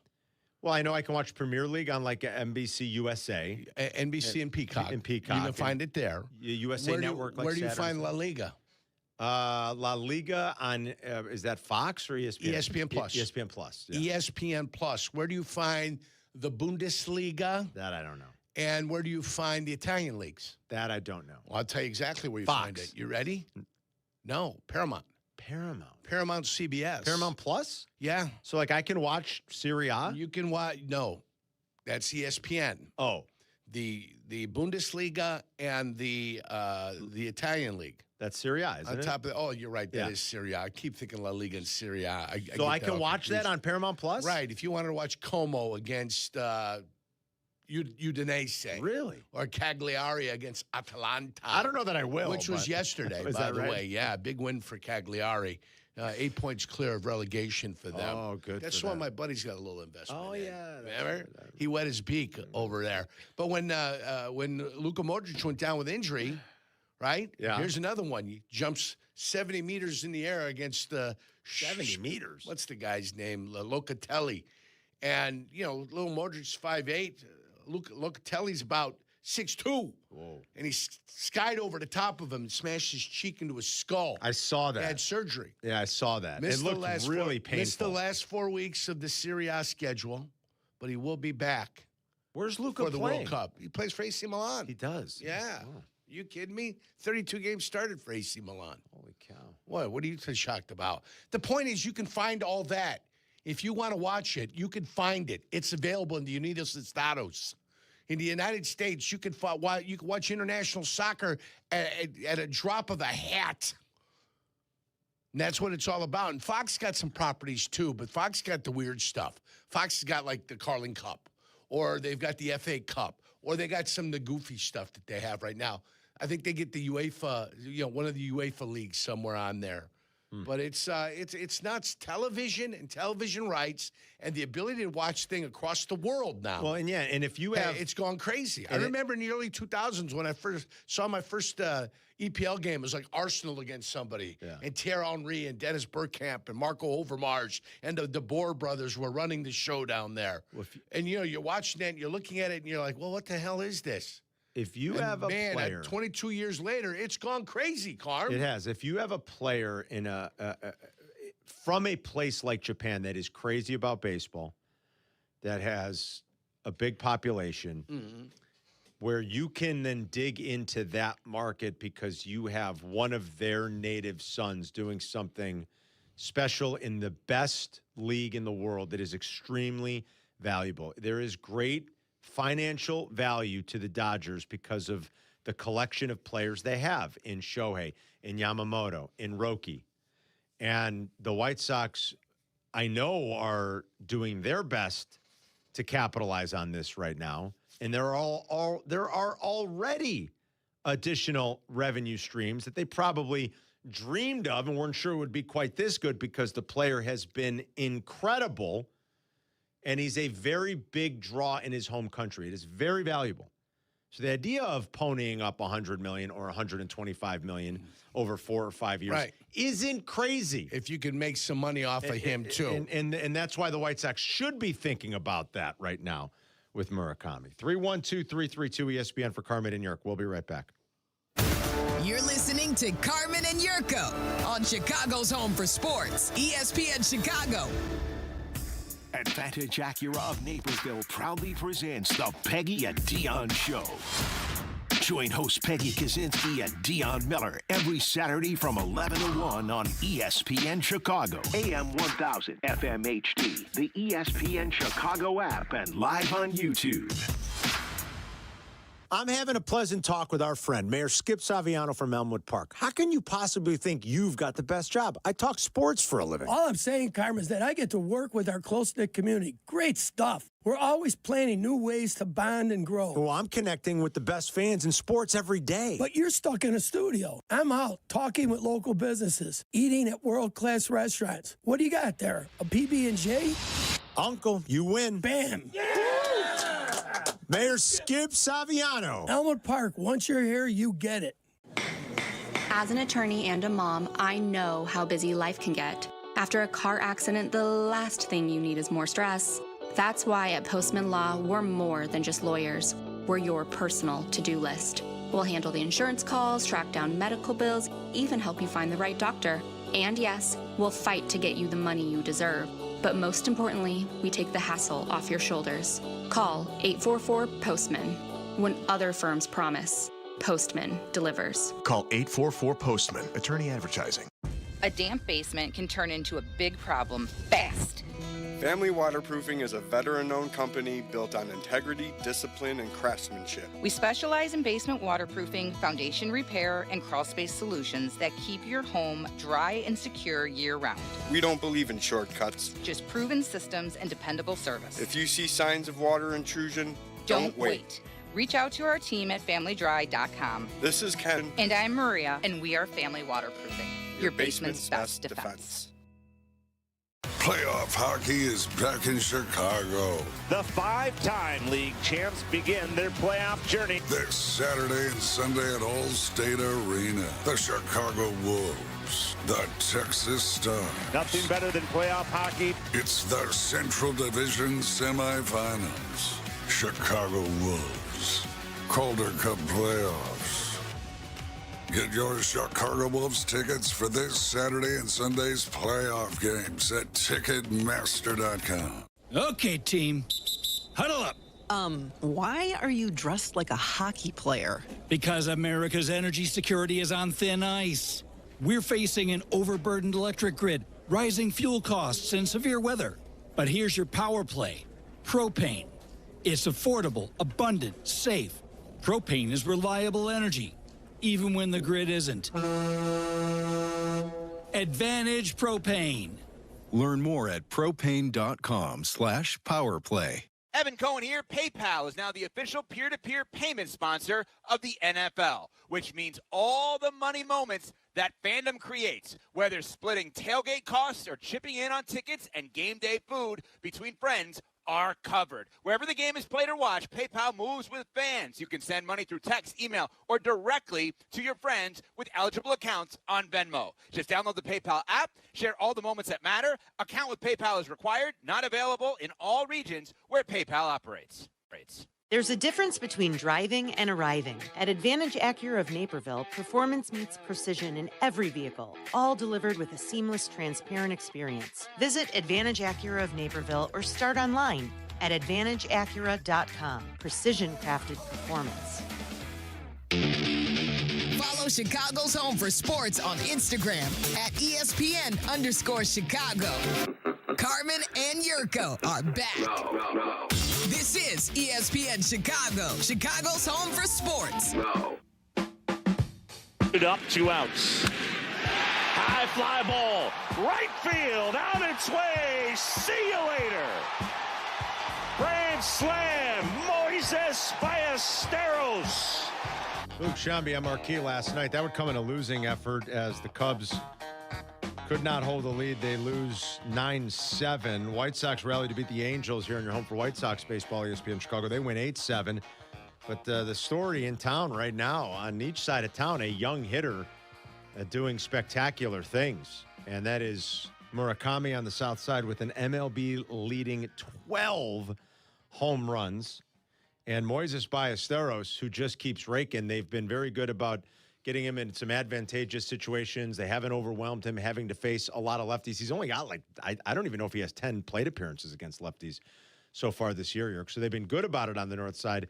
But he is destroying right-handed pitching. And Jurko Reggie has OPS 1.1 something. 4-4. He's 22. Yep. Young man. Incredible. Murakami is facing lefties at a higher rate, and he's got 4 home runs off of lefties. Now, there are dramatic splits. Sure. Make no mistake. But he's got 4 of his 12 long balls against left-handed pitching, including the one last night. And before you and I get crazy, we know that. When we say June 1, we mean June 1. That's when we'll take a look at it. Now, 103, 41 more at-bats for the White Sox guy. Yes. Compared to Ballesteros up on the Mostly because he's faced lefties a little bit more. Yeah. Yes, you're right. Yes. So, I always say take a deep breath, relax. He's obviously going to come down. The guy Ballesteros on the north side, he's not going to hit 387. Probably not. That's not going to happen. And his OPS is not going to stay at 1.144. Probably not. It's going to come down. So let's just let him go through a slump. Let him get out of the slump. Let's see what's going to happen. And, then we'll be able to judge things a little bit more fairly. June 1 for baseball for me. So about another month. Great story, though, on both sides of town. Yep. The Cubs tried to rally, and they were almost like given a gift. I mean, they were given an opening to do it against the most insane closer in the game. I don't know if you were still up or if you saw what happened to lead off the 9th last night. Yeah. But we can even put it on here. We got the video up right now. I'll be honest, beauty sleep at that point. Yeah, Matt Shaw hit a little roller, and Ty France. It's a foul ball. And when you see it from the outfield angle, and Jack, you could put the still pictures up there, or maybe if we roll it. The umpire is right on top of it. I don't know how they screwed it up. I honestly don't. But it was a foul ball. Ty France clearly picks it up in foul territory. You cannot review fair or foul on the infield. And so the Cubs, had a little bit of an opening, and they did something. You've got to see the other view here. Well, I'm waiting Jack, for it do you on have top. the pictures I sent you? I'll have to wait for the on top view. Yeah, Carm, I was getting beauty sleep at this time. You'll Top see of the the ninth in the West Coast game. You'll see. Hold on. Jack's going to put up the pictures I sent him, because when you see the stills from the outfield camera. Hold on, we're on a delay. That's why it's sorry. Okay, the only still that matters to me is I'll show you. Okay, show me on your phone. The only still that matters to me is when he touches it. Here, that's when he picked it up. All right, it's a foul ball. It's clearly foul. I mean, there's clearly dirt between the chalk and the baseball. I'm going to call this a foul ball. It's a foul ball, and the ump was right on top of it. How they screwed it up, I don't know. You can't review it. So the Cubs tried to take advantage. They couldn't do enough off of Miller, but they did become the first team to score on him, Yerk. So they got that going Dansby and PCA each had a hit against him. I mean, he's so overpowering. It's incredible.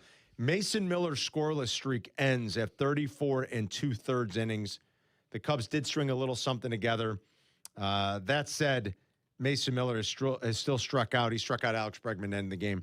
Mason Miller has still struck out 56% of the batters he's faced. He's allowed only 6 hits in 14 1/3 innings this year. But the Cubs did get to him a little bit, and his ERA rose to 1.26. But they had like that little bit of opening. It was like, oh, my God, are they going to take advantage of a bad mistake by the umps? And again, it's not anything that is reviewable. But that's just how hard it is, especially when you're in a few-run deficit. You know, when you're in a hole against Mason Miller and the Padres at this point, it is going to be awfully hard to come back against them. What the guy's doing is just insane. Kyle Tucker had a walk-off hit for the Dodgers last night. You know, he hasn't been great for L.A. Right. Not that it really matters for L.A. They're tied for the best record in baseball with the Braves at 20-9. But Kyle Tucker had a walk-off hit for the Dodgers. And then the Red Sox have won 3 in a row after their little mini controversy that erupted over the weekend. They hate the owner. The players hate the owner, and they hate the general manager, who's a former Theo disciple. You know, Craig Breslow pitched in the big leagues a long time. Pitched about 600 games in the big leagues. Was working for Theo and the Cubs for a little while. He's now running the baseball operation department in Boston. And apparently the players haven't been shy about saying how much they hate him and the owner, which I got to admit is kind of refreshing. Now, dug yourself a hole, and you might have gotten your manager fired. I mean, not might have. I think definitely. No, I mean, that happened, right? Boy, but the players are irate about it. And I can't think of a situation where a fan base has so, just turned on a dime on an ownership group like what's happened in Boston the last, I would say almost decade. It's still Roush Fenway, right? It's still John Henry, yeah. Is that what it is? He owns the Fenway Group? Right, Yes, Fenway Roush Group. Fenway. Yeah, Roush Fenway. Yeah. They got a It's partnership. still John Henry. They own Roush Racing, too. They hate his guts. Do they? And this was the guy that completely flipped their organization 20 years ago, that tried to hire Billy Beane, that promoted Theo Epstein, that went all in on, being smarter than everybody else, doing whatever they could to, spend money on players and R&D and, where can we get advantages? Every little advantage we could get. Where are we going to find it? And they ripped off 4 World Series titles. And they absolutely... In about, 10 years? Yeah. In a 13-year span, I think, or a 14-year span. They absolutely loathe the owner. The owner has done himself no favors whatsoever. He has gone completely oppo of what he seemingly once was, what he stood for. Maybe he just the whole thing got too big. He started buying European soccer teams, and I don't know. I mean, I don't know what it is. I can't pretend like I followed it all that closely. He's a principal owner of Boston, Pittsburgh Penguins, Liverpool Football Club, the Boston Globe, co-owner of RFK, which is Roush Fenway Racing. And that's what those are his properties, and that's what he owns. I guess they wish he would just go back to owning their beloved Boston Red Sox and being a great owner, but they hate him, and they hate the general manager. But maybe it'll get him going because they've won 3 in a row. John Henry from? I don't know. Quincy, Illinois. Oh, is that right? Yeah. Quincy, Illinois. Born in Quincy, Illinois. How Quincy, about that? Where's that? Quincy out by the border? West, by the Mississippi. Yeah? Yep.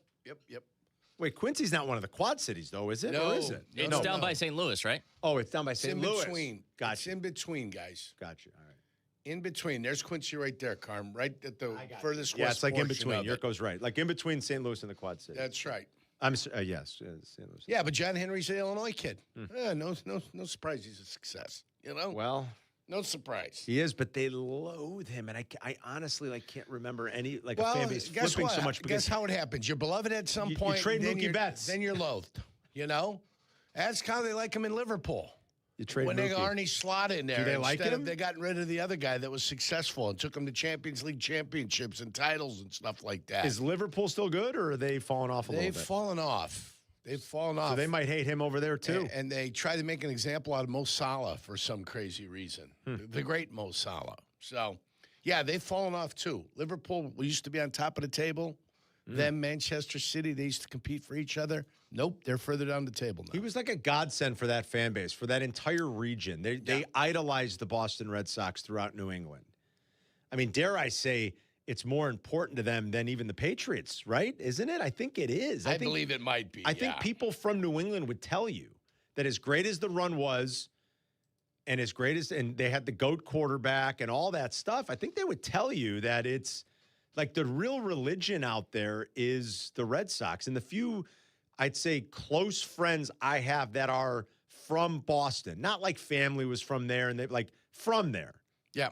I mean, so much so that they've got the accent and everything, like from there.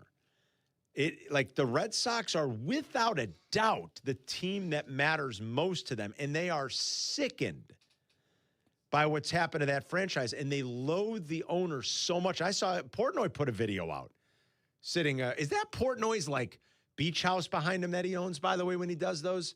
God bless. He's got some mansion. I don't know where he is. I think he said he was down in the Keys. Oh, is that where he is? Is he just vacationing, or is that like his house? I think he's vacationing, but it could be him vacationing at his house. God bless him. But even Portnoy put out a video, and I mean, you can hear it in his voice. He is sickened by that owner and by that ownership group. And he's obviously a diehard Red Sox fan.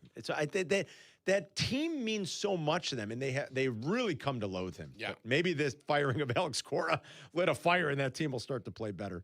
It's Carmen and Jurko. We'll be right back. Carmen and Jurko. They'll be right back. ESPN Chicago. The 6th annual Grip It and Sip It Classic, presented by Yingling Flight. We're back, like Michael Jordan wearing the number 45. Seven Bridges Golf Club has once again invited us back. This year's classic takes place Wednesday, June 17th. Buy a twosome, buy a foursome, and compete for awesome prizes. Once again, this year's golfers will be randomly assigned to play on behalf of our show teams. Prizes and glory awaits the lowest scoring team. The 6th annual Grip It and Sip It Classic. Warning, tickets will sell out. Oh, no. They'll go on sale tomorrow at 9 a.m. at gripitandsipittclassic.com.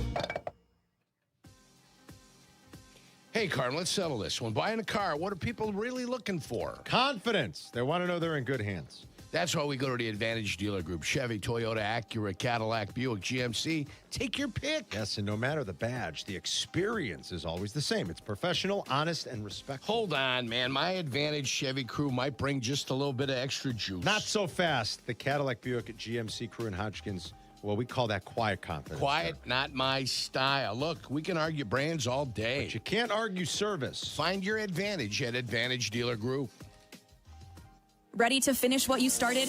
At North Park University in Chicago, transferring is seamless. Bring your credits and complete your intended major, or choose from 6 accelerated, fully online programs designed with working professionals in mind. The warm Christian community welcomes those from all faith backgrounds, and students graduate ready to lead in schools, communities, and beyond. You'll be supported every step of the way to thrive in your chosen career. Apply today at northpark.edu. North Park University, where faith, purpose, and career come together. Save big when you shop at Menards. Shop the largest in-stock selection of AC2 pressure-treated lumber and thick decking. All easy to load in our drive-through lumber yard. Plus, get free estimates using our easy-to-use deck design program. Available in-store or on Menards.com. Save big on AC2 pressure-treated lumber and thick decking at Menards. Also, check out our weekly flyer on Menards.com for all the great deals happening now. Save big money at Menards. White Sox fans, there's only one way to enjoy baseball season, with a Surfside iced tea and vodka or a Surfside lemonade and vodka. Smooth, refreshing, and made for baseball. Surfside is the perfect match for a day at the ballpark or catching the game at home. Surfside is only 100 calories with 0 bubbles, so it goes down easy. It's not a seltzer, it's Surfside. Surfside, proud partner of the Chicago White Sox. Must be 21. Please drink responsibly. Evan Cohen here. According to CNBC, nearly half of hiring managers say a candidate's enthusiasm is the most important factor when considering them for a role. Well, if you need to hire for your business, how can you separate the candidates who are really excited from the ones who are just meh? With ZipRecruiter. ZipRecruiter has a new feature that quickly shows you the most interested, qualified candidates first. And their smart matching technology connects you with them instantly. Try it for free at ZipRecruiter.com/sports. That's ZipRecruiter.com/sports. Evan Cohen here. In life, as in sports, the pros make it look easy. That's why pro golfers like Jason Day, Ben Griffin, and Patton Kazire trust the pros in lawn care. True Green. They have the experience and expertise to give you a lawn worthy of the PGA Tour. And since True Green does the work for you, you get more free time, or more tee times. So stop stressing over your lawn and start loving it. Sign up now at TrueGreen.com, because nobody makes it easier to get a golf course quality lawn than True Green, the official lawn care treatment provider of the PGA Tour. At Great Clips, they use clip notes to save your haircut details. So no matter which stylist you see or Great Clips salon you visit, it's easy to feel like the best version of you.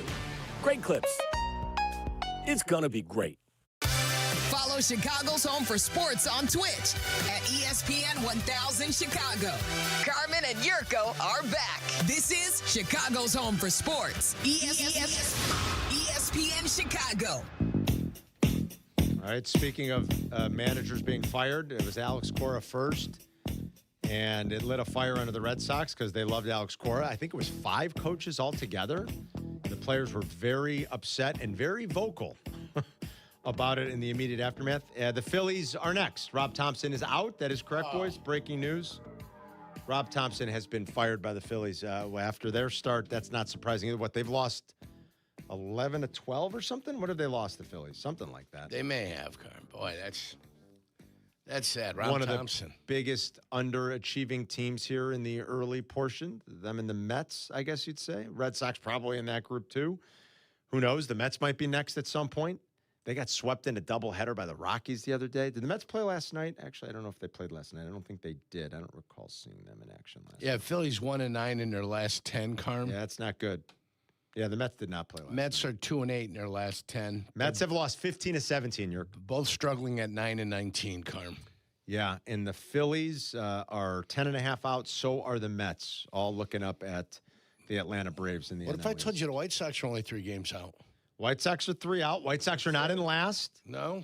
I mean, they're playing some impressive baseball, Carm. Not so bad. Not so bad. They are a minus 28 in run differential. And That's then every not team great. in the NL Central is still above 500. Yes, that is correct. Still above 500. That's pretty damn good. That is pretty damn good. And every team except the Cardinals is a positive run differential.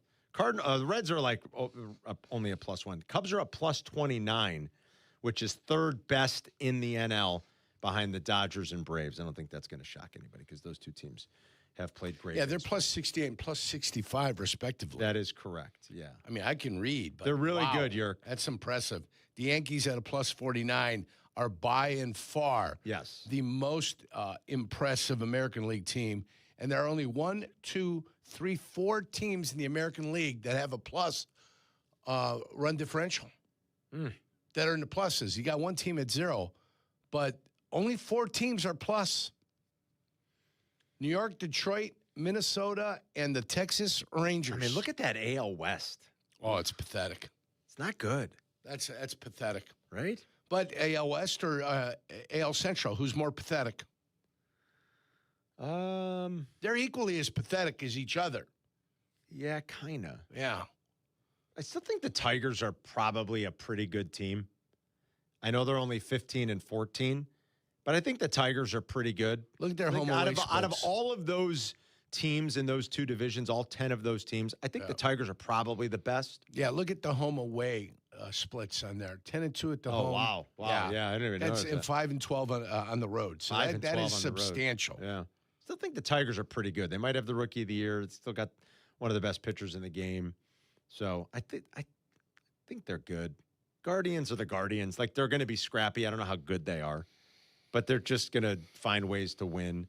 The Twins we knew would come back down to earth. The White Sox aren't any good. The Royals are surprising me a little bit, but I thought with how bad they are. Yeah, at 11 and 17, I thought they'd be a little. Oh, they're winners of 3 in a row. We're a month in. We're 5 weeks on Thursday, so I can't draw conclusions. You can't draw conclusions. Not until June 1. I can start thinking about drawing conclusions. But the sample is starting to build, so we're getting a little bit of a better idea and a better picture. Jack's going to do something fun with us coming up here after 10. He's going to try to make us guess power rankings in the NFL now that the off-season in terms of roster construction is pretty much over. We've got free agency. We've got the draft. There's still that Taylor Decker thing all out done. there, right? Taylor Decker, yeah. He's still out there. So that'll be interesting. Look, there are some like gun-for-hire defensive ends that we always talk about that are still out there. That'll get signed probably before training camp. Right. Or during training camp when somebody suffers an Achilles or a knee injury. Clowney's still out there, right? Yeah. Jadeveon Clowney is not signed anywhere. Mm-hmm. Well, that's what I'm talking about. Right, yeah. There's a couple. There's always a few of those guys. I think Clowney got signed by who last year after they traded somebody away right before the season? It was... Did Clowney end up with Dallas after they had traded? No. I'm trying to remember. Now. Somebody signed I got to Clowney. double check. I can't remember. Yeah. It was... yeah, you're right, Yurko. It was Dallas. Dallas You're right. signed him last year. They sent him away. They knew they were going to have problems. Did they sign him like a week or two into the season? I don't really remember. I think that's when it happened. I'd have to look at the timeline. You know, he still had 8.5 sacks last year. Yeah. Well, he's a gun for hire now. I mean, you he know? really is. He was like the guy from Jacksonville. What was his name? You're thinking of Yannick Ngakoue. Yannick Ngakoue. Yeah. He was the guy that was kind of like a gun for hire for a while. The Bears took a stab on him. They took a stab. The stab didn't work. And then he went got on hurt. somewhere else. Yeah. So, yeah, Clowney's still out there, and that'll happen. Somebody will get injured. Somebody will still have dreams in August. And then they'll start considering, should we bring him in? Shouldn't we bring him in? He's a guy that'll stay in shape. He'll stay in the weight room. He'll get his conditioning in. And when somebody makes the call, it'll be a $6 million call. You know who's still out there? Joey Bosa. Yeah. You're not going to get 12-sack Joey Bosa anymore. I get that. But, I don't want to be the bearer of bad tidings. But Joey Bosa probably can't pass a physical right now. Do you know what I'm saying? Yeah. I failed my physical with Jacksonville. They signed me anyway. Right. If it comes to signing Bosa, you're signing him and telling your doctors, don't worry about him. Right. Don't worry about him. He's not going to pass, but we're going to put him through it. You can go ahead and fail him and tell us we shouldn't sign him, but we're going to sign him anyway, and we're going to try to get everything we can. He did play 15 games last year, but I see exactly what you're saying, Yerk. But maybe some buy low options for a team like the Bears that could still use a pass rusher. We'll talk about power rankings coming up. 312-332-ESPN. It's Carmen and Yerk back in 2 minutes. You're listening to Carmen and Jurko on ESPN 1000, Chicago's home for sports. Hey, soccer fans, if you're headed to a match at Soldier Field, the CTA is your best way to get to the game. $5 covers your entire trip, and with tap to pay available on all CTA trains and buses, riding is a breeze. CTA buses stop just steps outside the north side of the stadium, and the Roosevelt train station is a short walk away. Avoid the hassle of traffic or expensive parking. Let the CTA be your driver. Find the best route for you at transitchicago.com/plan-a-trip. Save money, do more, ride CTA. Hey guys, it's Silvy. It wasn't long ago when gorgeous spring days made me angry. It was beautiful outside, but our windows wouldn't open, and they'd only stay open with a stick propping it open. That's when we began our partnership with Window Nation. They installed custom-fit windows and made a huge difference in the Silverman household. Right now, you can save up to 50% off. The more you buy, the more you save sale. Plus, get 0% interest for 5 years. Visit windownation.com today to book your consultation. At Triton College, summer is your chance to get ahead. Take affordable classes that save you money while earning credits that transfer to four-year schools. With convenient schedules and a campus close to home, it's easy to fit summer classes into your busy schedule. Whether you're starting a degree, finishing requirements, or building new skills, Triton helps you keep moving forward. If you want to save time, money, and get ahead this summer, there's a place for you, Triton College. Visit triton.edu/summer. Postman Law has delivered more than $3 billion in verdicts and settlements for injured clients. When you're hurt, insurance companies have teams of lawyers working against you. You need a team that knows how to fight back and win. We take on the adjusters, the paperwork, and the medical bills so you don't have to. When it matters most, Postman Law delivers results. Call 844-POSTMAN or visit postmanlaw.com. Others promise, Postman delivers. Call 844-POSTMAN. Attorney Advertising. Broadcasting live from the Chicago Board of Trade. This is the home of the Chicago Bears, ESPN Chicago. And this is Carmen and Jurko, WMVP, WTBC, HD2, Chicago, a good Karma Brands radio station. Cubs will try to snap the losing streak later tonight in San Diego. They've lost 3 in a row after the 10-game winning streak. Could not hold the lead yesterday, lost 9-7 in San Diego. Sox rally to beat the Angels 8-7.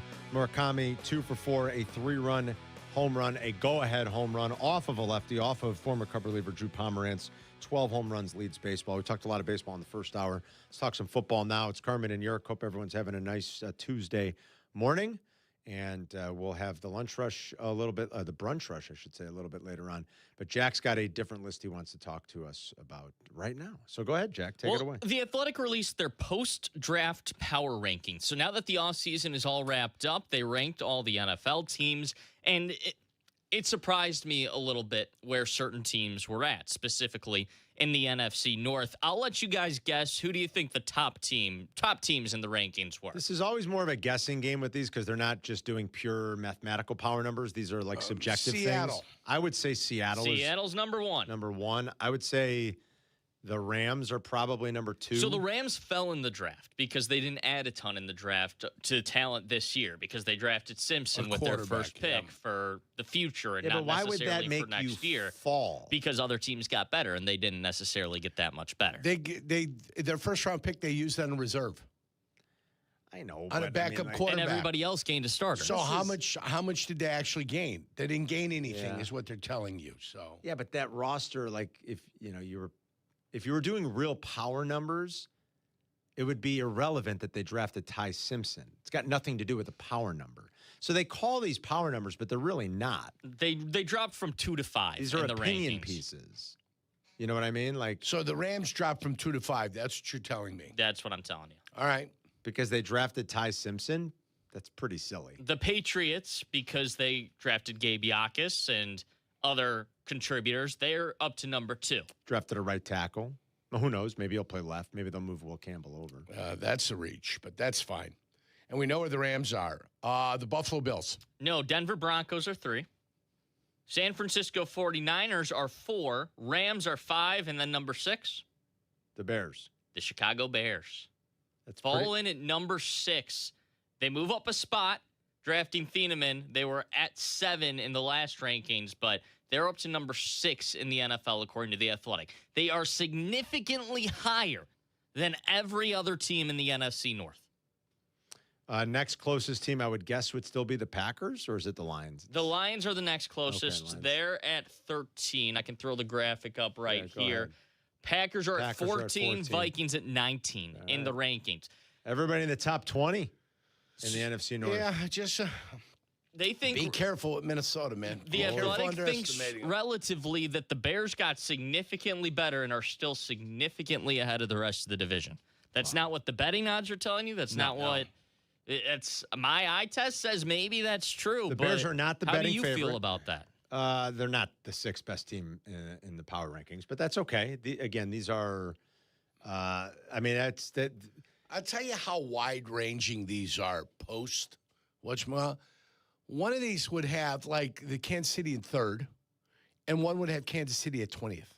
Whoa! I mean, that's a wide range. Yeah. Who would have Kansas City at 3rd? Somebody, New York Times, some football thing. I looked at it a little while ago. Who had it? Sporting News. At 3rd. At 3rd. That seems high. Sporting News. That's what I thought when I saw it. It would be high. The one that Jack's looking at has him at 20th. Right, Jack? The Chiefs, 20th? Chiefs, 20th. Jack's like, I don't know. I didn't look for the Chiefs. I didn't. 20th. You're right. 20th. So it's some individual that looked at it. Because it's very and subjective. he's writing a damn article. Yeah. And he's decided this is what I want. There's a lot of subjectivity. I wouldn't have Minnesota at 19. I wouldn't have the Bears at 6. Yeah. I would have it like at 8, 10, 12, 14. I think that gap's a little bit smaller. Yeah, it's a smaller gap. Can I go through the teams that are behind the Bears immediately, 6. and you tell me if they're better than them? Go ahead. Philadelphia Eagles. Better. Buffalo Bills. Better. Why? Just everything? Okay, Philadelphia, I'll take away. Philadelphia's not better. I'll take Buffalo's better. I think Philadelphia still might be just because their roster's really good still. Yeah. There's a lot of talent. There's a But lot of blue chip might be getting rid of talent. A.J. Brown. Carm, we They're kicked the gonna living get rid of crap A.J. Brown. out of them. Yeah, they did. The Bears did. We kicked the living crap out of Philadelphia in Philadelphia. I think we're getting a little ahead of ourselves. Well, though. again, Like, Buffalo, I mean, no. Carm, I said Buffalo's ahead of the Bears. Go ahead. Yes, Buffalo is. Go ahead. Buffalo's ahead of the Bears. Houston Texans. Oh, but that's Boy, a good their one. defense is- That's good. And you know what? Didn't they add more? I know. Didn't they add more to their defense? Yes. They drafted Caden McDonald. Their Yeah. defense is It fell all the way down to them. outrageous. Outrageous. Yeah. And they don't have to do anything fancy because their edge rushers are so good. I like There's my rankings nothing better. fancy about it. I like Bears 8. I like the Lions 10. I like Green Bay 12.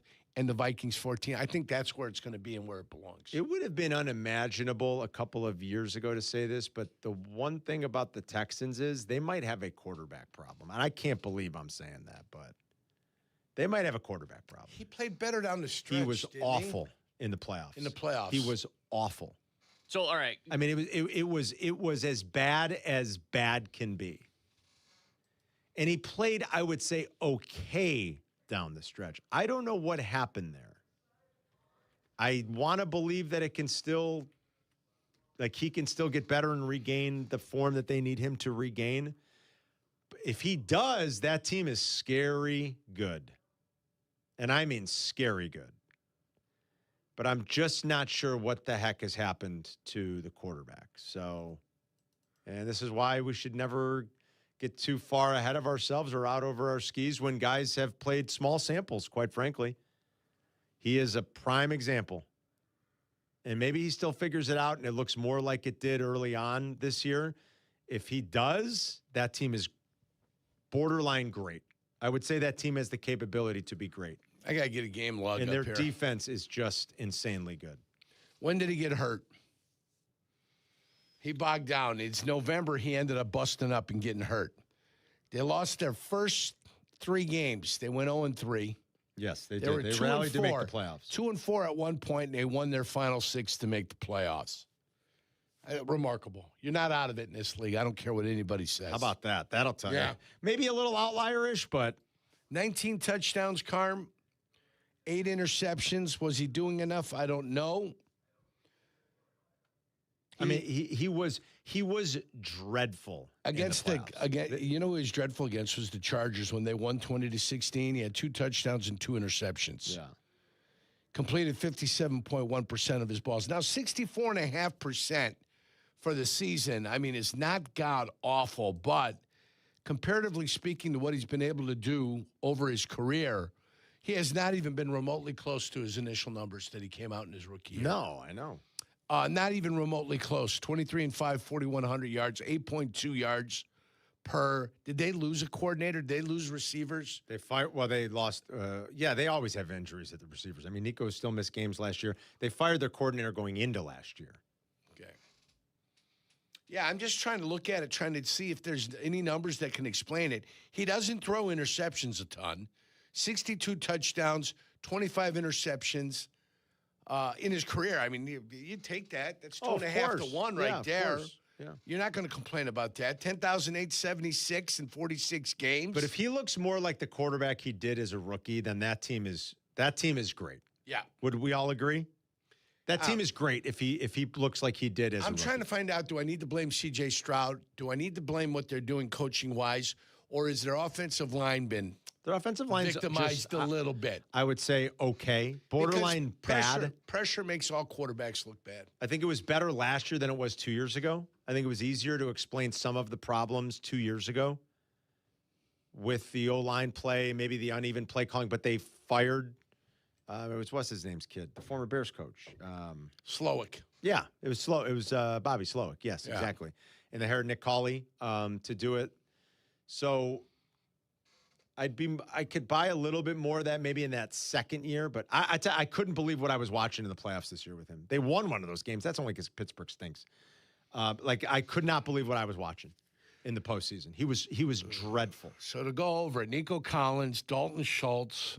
I mean, they got Woody Marks. Jaden Higgins, Xavier Hutchinson. Woody Marks at the running back position. They've got some talent in that offensive huddle. Christian Kirk. All right. So who's next, Jack? Next in the power rankings? Yeah, like you said, you want to know Texans, the teams behind them yes. if they're better than the Bears. Jaguars? I would say no. I think the Bears. Do you know the Jaguars got an F for their draft? Yes. They drafted 2 guys that were in the 600s at their, overall ranking in the 600s. I believe they drafted like 2 that people thought would be undrafted free agents. Yeah. But when they had their rank, like they put them in order, they were in the 600s. I think the Bears are better. How about the quarterback list? Pittsburgh Steelers, who rank 11th. The Bears are better than the Steelers. Bears are better. Ravens? Oof. Wow, the Ravens beat the living H out of the Bears last year. You do remember That's still like a really talented roster. Yeah. with an MVP quarterback. Not to mention they beat the Bears with their backup quarterback. Yes, they did. And this is a new coaching staff that's there? Yes, it is. So they're going to try to recapture the magic? It's Jesse Minter. This is a 13-win team for like 3-4 years in a row, wasn't it? Yeah, yes, this is Had a an perennial off playoff year. team that finally had an off year. If I was going to put two teams that might be close to next to each other, with one maybe being a little bit in front, Baltimore might be next to the Bears a little bit in front. Sorry. Yeah, I'd say maybe a little bit in Got to front. be honest. And then we get into the division. Detroit and Green Bay back-to-back. Detroit beat you twice last year. I know they only won 9 games. How many games they win? 9? Yes. 10 games? I know they only won 9 games. They all won 9 because the Packers had the tie. But Packers made the playoffs because right, they had the tie. Right, but Detroit beat you twice last year. Yes. Once at the beginning and once at the end. They beat your pants off in the first one, especially. Yeah. That was a different team, though. Yeah, I don't They disagree, beat you Jack. late. I don't disagree. They beat you late. Final game of the year at home. They beat you early and they beat you late. It's a different team. At least gonna that one was say, close. Yeah, but then that argument goes to the wayside.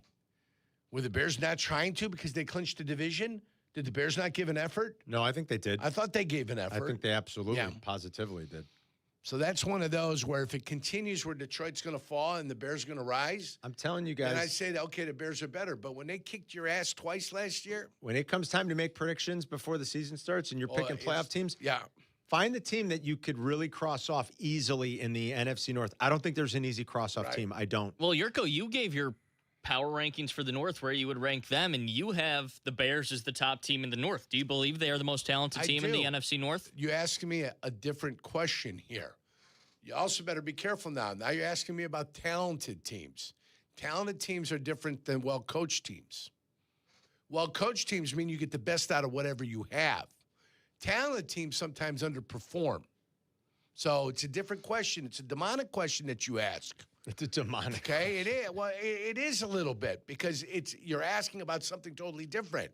Just when you amass all the fellas and you look at the rosters, who has the most talent?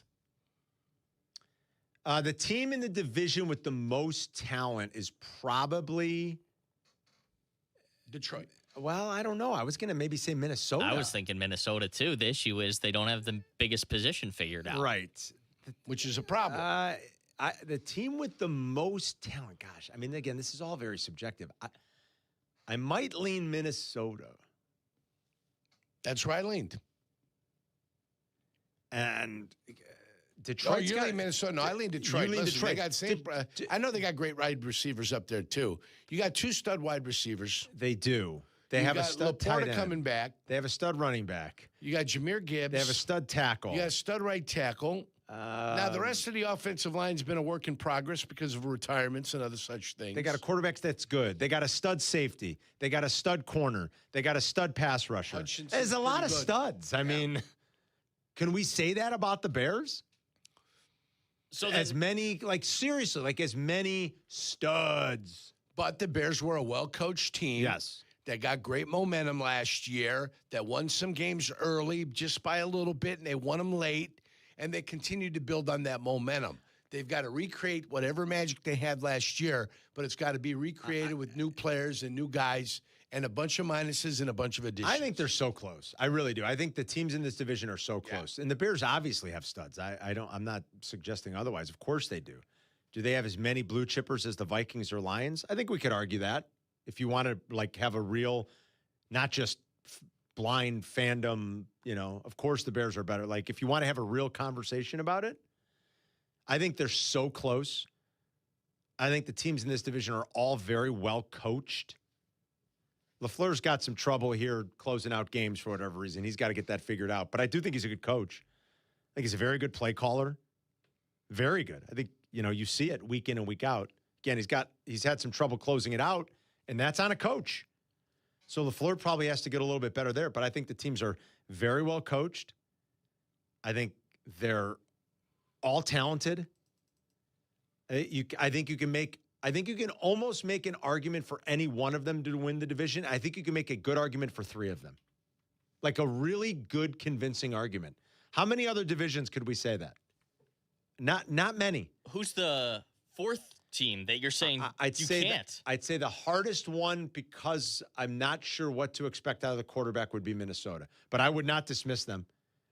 Kap is so dismissive. I would not dismiss the Vikings as easily as some. They won 9 games with the worst quarterback play in the league last year. It's hard for me to imagine that level of play will be as bad in 2026. And they still won 9 games. So I guess it would be Minnesota, Jack, but would you agree? You could almost make an argument for any of them, like a good one. I wouldn't be surprised at all if Minnesota walks in. See, so how many divisions can we say that across where you I can make you a really good argument for any of them. And good luck picking the team that doesn't make it. And it's why it's going to be so hard. And the Bears are going to play a harder schedule and everything else. This division is going to be so competitive again. 312-332-3776. It's Carmen and Jurko. We'll be right back. You're listening to Carmen and Jurko on Chicago's home for sports, ESPN Chicago. The CDGA Golf Show. It's the biggest names in golf, and it's the best news and information about Chicago golf. Hosts Mike Gilligan and Tyler Rocky are your starters for the golf weekend. The CDGA Golf Show, Saturday mornings at 9 on Chicago's home for sports, ESPN Chicago. $1.8 million. The Vrabel Law Group wins again for their clients. That's right. The Vrabel Law Group recovered $1.8 million for a client who was injured due to negligent security. If you're injured, make sure to call the Vrabel Law Group. I've endorsed a lot of companies over my career, and I don't put my name behind just anyone. This one, fellas, it's personal. Never had the opportunity to endorse a company owned by close friends until now. The Vrabel Law Group. For 60 years, they've helped injured people recover more than $9 billion through legal representation and consulting. And it's not just numbers. They've helped a lot of my neighbors and close friends. When you need medical care, you want an experienced doctor. When you need a lawyer, it's no different.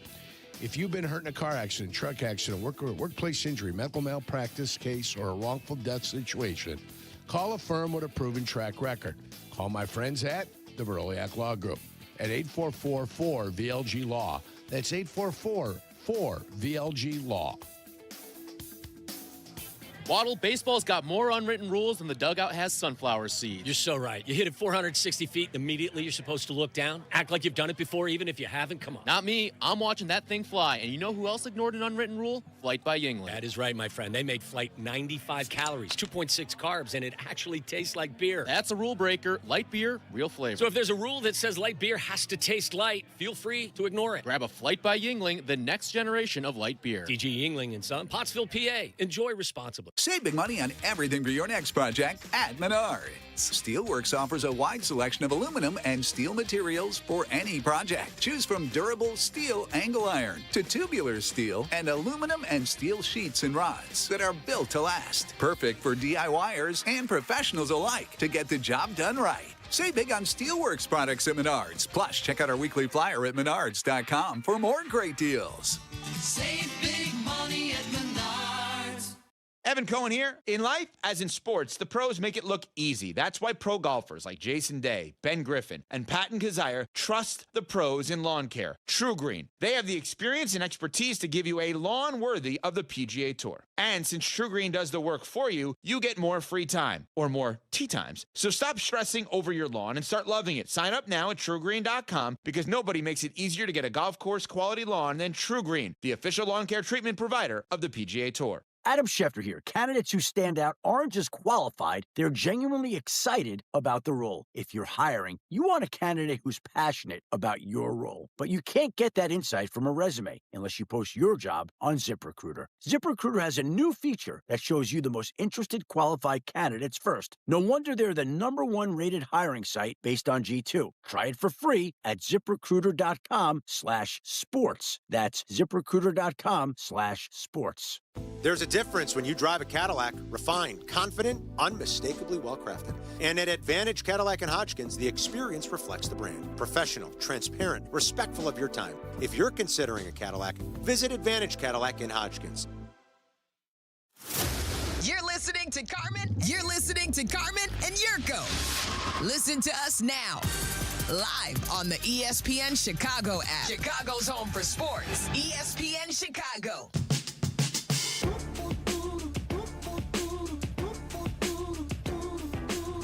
Video stream all week is brought to you by Woodford Reserve. With more than 200 flavor notes, Woodford Reserve is more than a spirit.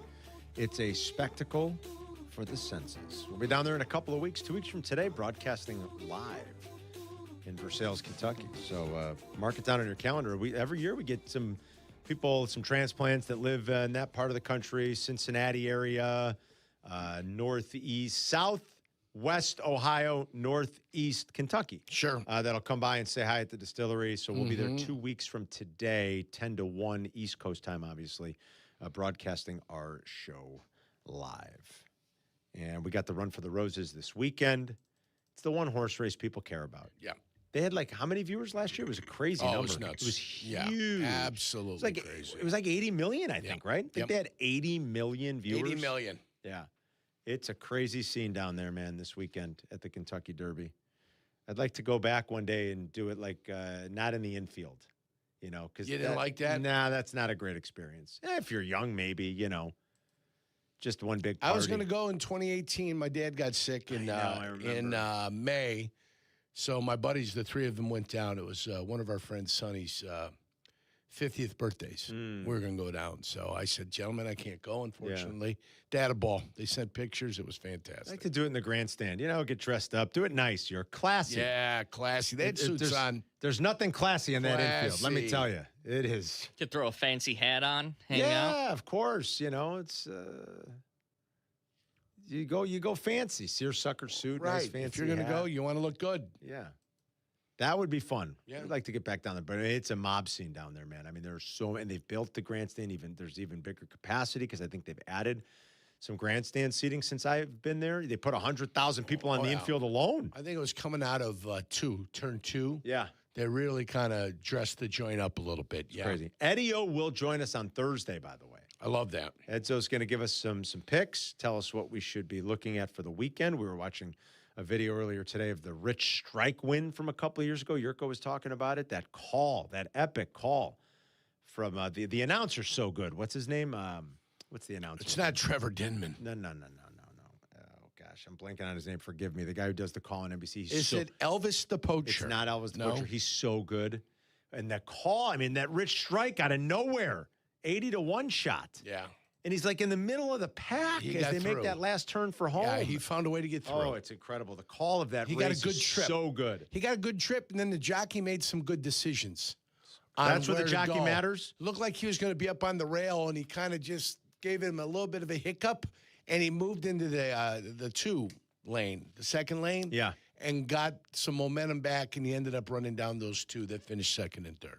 That's where the jock matters. That's where the jock matters. Jurk, what do you, as you think back to the weekend in the draft and you think about the players that were selected, and on day 2 they went all offense, they went center, they went tight end, they went wide receiver, and some people think that Ben Johnson is calling all these shots.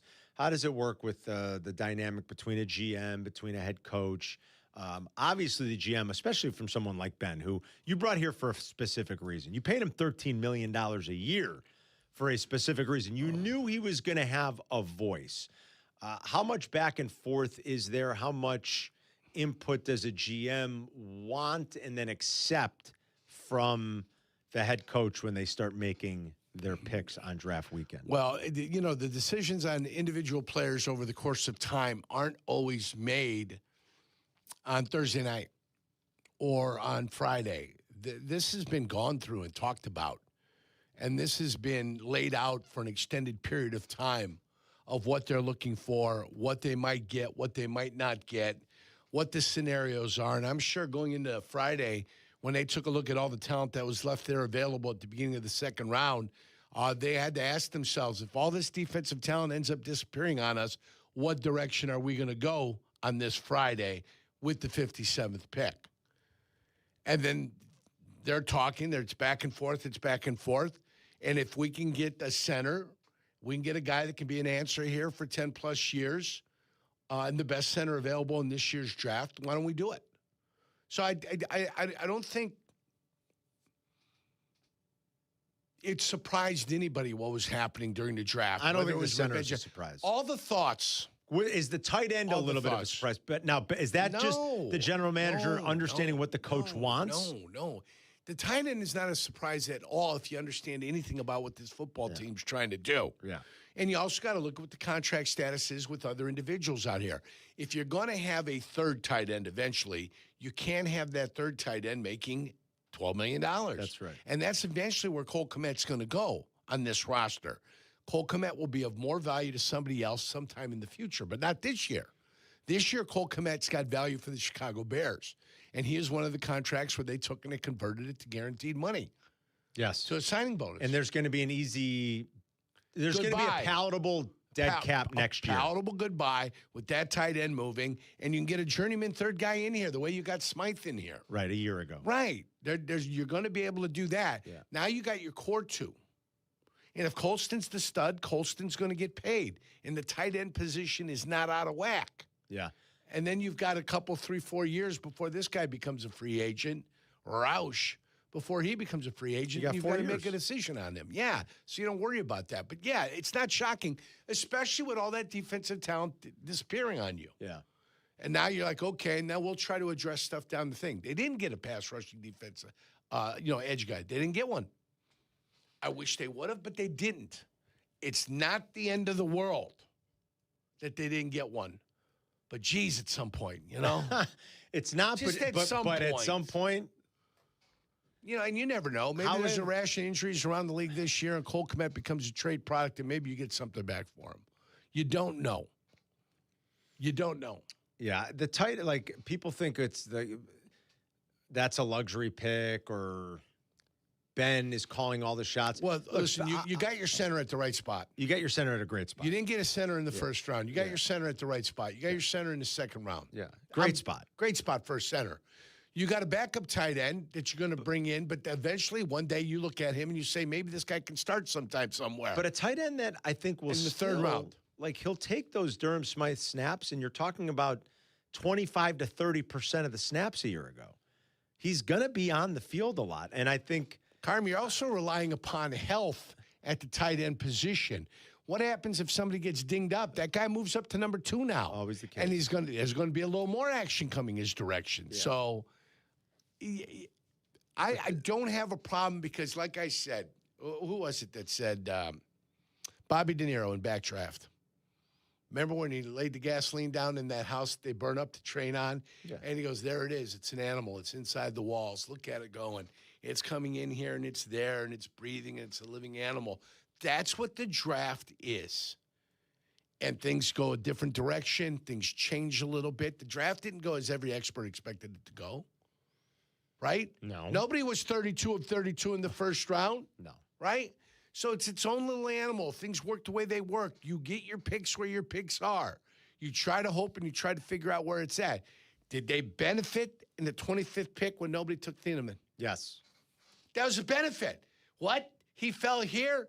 Automatic for the people. Whatever we were going to decide, we are thinking this safety fell to us and we want this safety. Right? A-plus pick. You're not arguing with that pick. Now you got nothing until 57. Yes. And you're sitting there, you're scratching your head and going, what am I going to do with 57? And every pass rusher's off the board. Boom, gone. Not every, but all the ones you probably wanted. All right, yeah, gone. One after another. Gone. So now where's the value at that point when we're drafting 57? It was with the center. And I'm not here I don't want to apologize for nobody, but it's a different demon.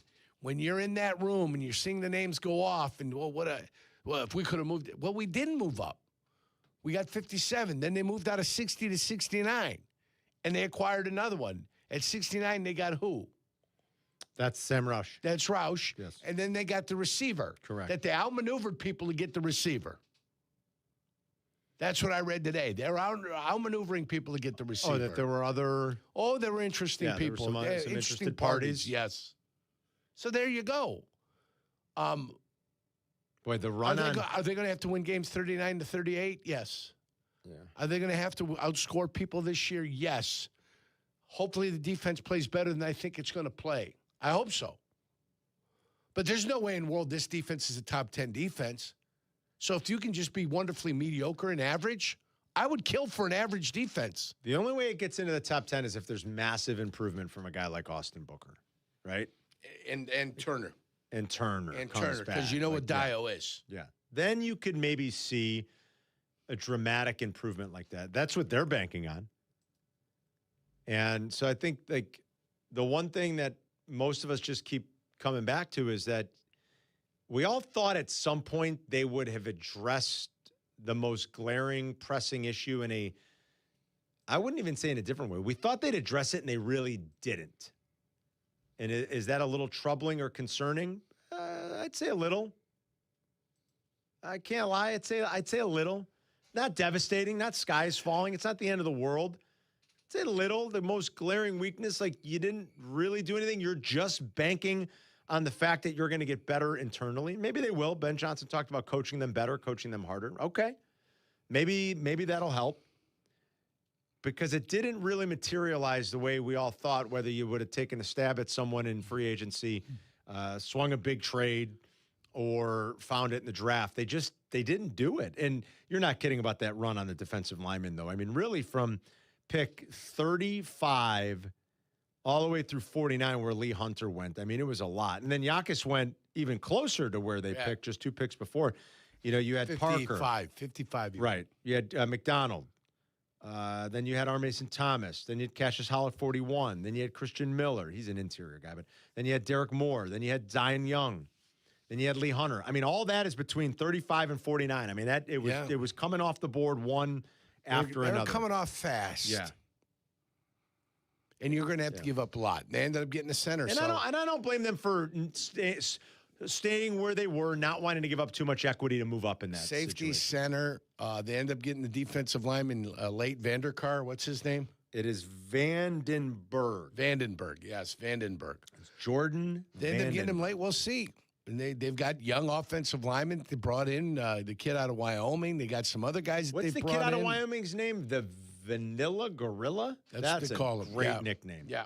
You see his arms? Yeah, he's got pipes. You got to be able to play. Always remember that. You can have all the arms in the world. Long arms. You can have you can put all the weight up in the weight room, but it's got to transfer to the football field. Yeah. That's what we wanted to do. So we'll see if that happens. He looks like a madman. I like my O-linemen looking like madmen. I mean, believe me, he looks like a madman. Yeah, as long as they keep it under control. With the face paint and.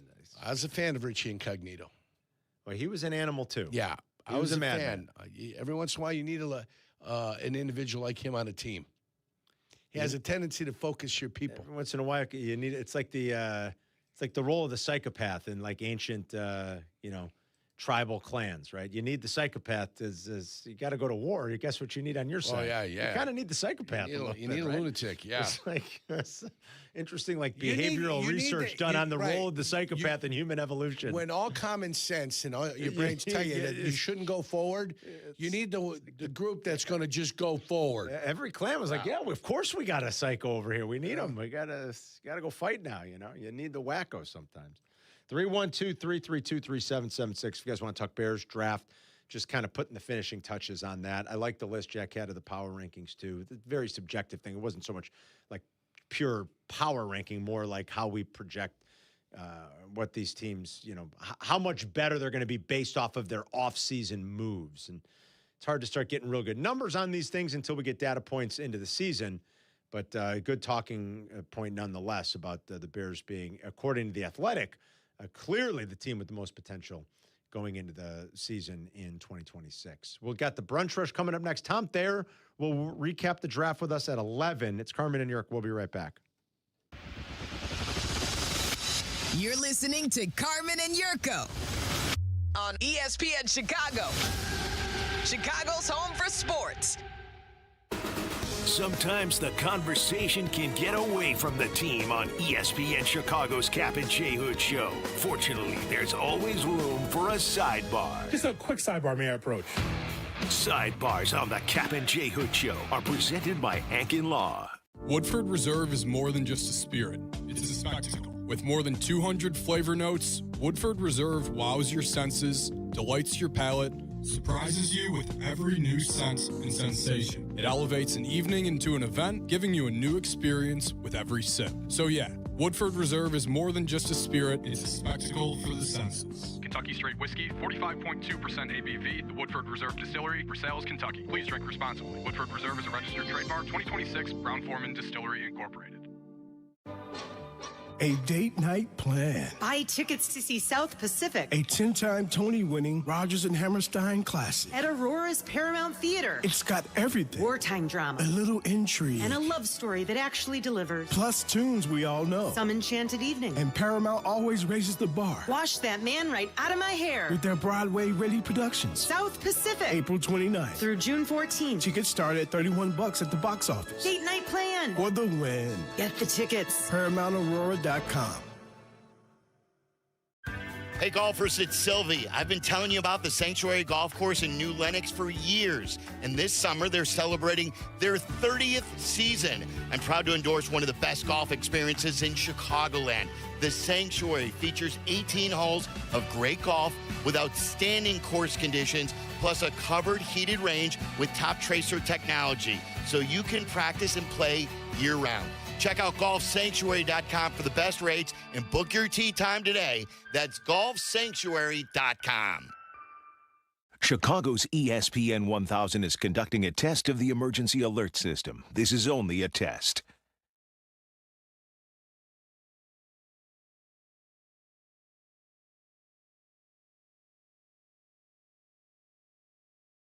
Evan Cohen here. Game day brings the excitement. Your stay should feel just as memorable. With Marriott Bonvoy, official hotel partner of the NCAA and U.S. Soccer, you're connected to a portfolio of brands designed for how you travel. Some offer complimentary breakfast, others give you room to spread out, space to stay productive, or extended stay comforts. So whether you're a traveling fan or part of the team, Marriott Bonvoy celebrates the moments that live on before and after the game. Marriott Bonvoy, where game day checks in. My name is Whitney Allen, and I'm a widow. My husband, Ryan, died. We never thought we'd ever have to use life insurance, but the unexpected happened. With Ethos, signing up was fast and 100% online. You can get a quote in seconds, apply in minutes, and get same-day coverage. No medical exams, and you can get up to $3 million worth of coverage. I'm grateful we were prepared. Get your free quote at ethos.com/play. That's ethos.com/play. Paid spokesperson. Time spent on application may vary. Online health questions required. At Triton College, summer's your chance to get ahead. Take affordable classes close to home with convenient schedules that fit your life. Earn your credits that transfer and move one step closer to your goals. If you want to save time, money, and get ahead this summer, there's a place for you. Triton College. Visit triton.edu/summer. You're listening to Carmen and Jurko. Follow the show on Twitter at Carmen DeFalco and at Jurko64. This is ESPN Chicago, Chicago's home for sports. Carmen and Jurko presented by the Advantage Dealer Group, the destination for your next Chevy, Acura, Toyota, and now Cadillac, Buick, GMC, and Hodgkins. Find your advantage at the Advantage Dealer Group. The sun's starting to come out down here. Outside of our beautiful Jeff Dickerson Studios in the historic, world-famous Chicago Board of Trade building. Time for the Brunch Rush, brought to you by the Village of Elmwood Park. From first-class events to unforgettable food, Elmwood Park is where community and flavor come together. Once you're here, you get it. Jack, take it away. We talked a little bit about Moises Ballesteros and Munetaka Murakami earlier. I just want to point out to the stretch that Ballesteros is on. I know the stats look gaudy the way they are right now, but I think it's also, we can point out that to start the season, he wasn't particularly great either. It's really recently that he's come on. He's 20 for his last 42 at the plate. That's insane. With 5 home runs in his past 42 at-bats. That's insane. I've never seen anything like that. Eventually, it'll balance out a little bit, right? Like Jurko said, it's got to. You're not going to hit 390, and, you know, it'll balance itself out a little bit. It always does. It always does. It always does. You know what I didn't look at for him yet? I'm going to check right now his BABIP. Hold on. Sorry, 21 for his last 42. He's saying exactly 500. Yeah. My math was off. His BABIP. What kind of hit streak is he on? Ooh, the BABIP is pretty high. BABIP? Yeah, it's 413. Batting average balls in play. Yeah, that's pretty high. BABIP. So it's going to, it'll come back down to earth a little bit. Yeah. I think he can really hit, though. I do. I mean, again, We're not breaking any news here, and nobody's being disrespectful by saying it's going to come back down to earth. He's not going to hit 390, okay? But I think he can hit, like, flat out. He's a fun kid to watch. You know, just when you see a guy that size, there's something, I don't know.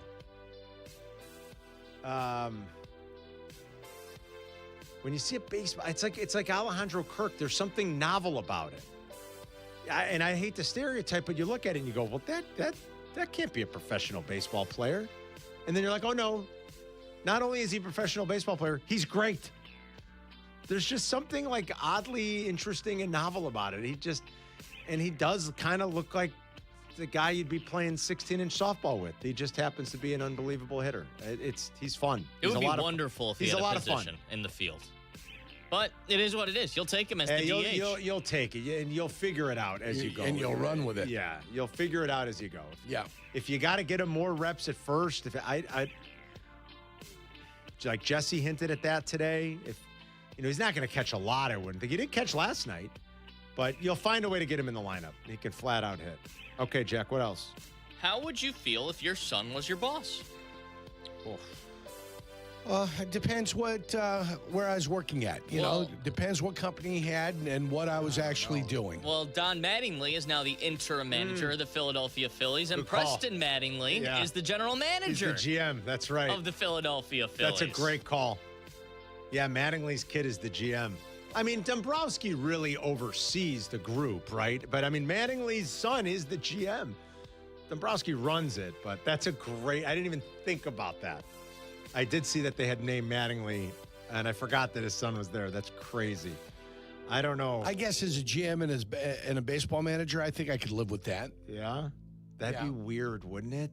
Might be, but still, that's fine. That'd be a little weird. That's hilarious. I love it. Yeah, Rob Thompson is out, so he is the second GM to be fired this year. And I don't know, if the Mets don't turn it around, isn't Mendoza not far behind? You would think so. I mean, they've lost 15 of 17, you guys. 15 of 17 games with one of the highest payrolls in baseball. Granted, they lost Soto to the IL for a stint, but man, oh man. Yeah, but that roster's so good. I know. It's go on a stretch like that. You can't. Now they lost Lindor, too. Lindor's out for a little while. All right, what else, Jack? Texas Tech transfer quarterback Brendan Sorsby. Oof. He was supposed to be one of the top players in the transfer portal this season. He's checking into a treatment program for gambling addiction. In the ESPN report, it says that he gambled on Indiana games when he was a redshirt freshman there. Not games that he was playing on. He bet on Indiana to win, but he did bet on games when he was a part of the roster. Since then, it looks like he's been betting on professional sports games. That's according to the article from ESPN as well. So he's being looked at by the NCAA. They're investigating the NCAA. He's in a treatment program. Texas Tech reportedly offered him $5 to $6 million for the year for NIL. It was the biggest NIL deal, I think, right? They put up a billboard in Times Square announcing his commitment. Like, this was a big deal for them. They've been doing that well before NIL, though. We used to always tell the story. JD and I in New York covering the draft. Joey Harrington. Joey Harrington. Joey Harrington. Circa 2000, I don't know, what was that, 2001. JD and I walking through Manhattan, we're like, man, it's a big billboard of Joey Harrington. Yeah, for the Heisman. For the Heisman Trophy. They're pushing at Oregon. And Texas Tech got a ton of oil money. Yeah, they got and that's why they've been throwing it around like there's no tomorrow. $5 to $6 million he got. And now he's in a treatment program. Well, I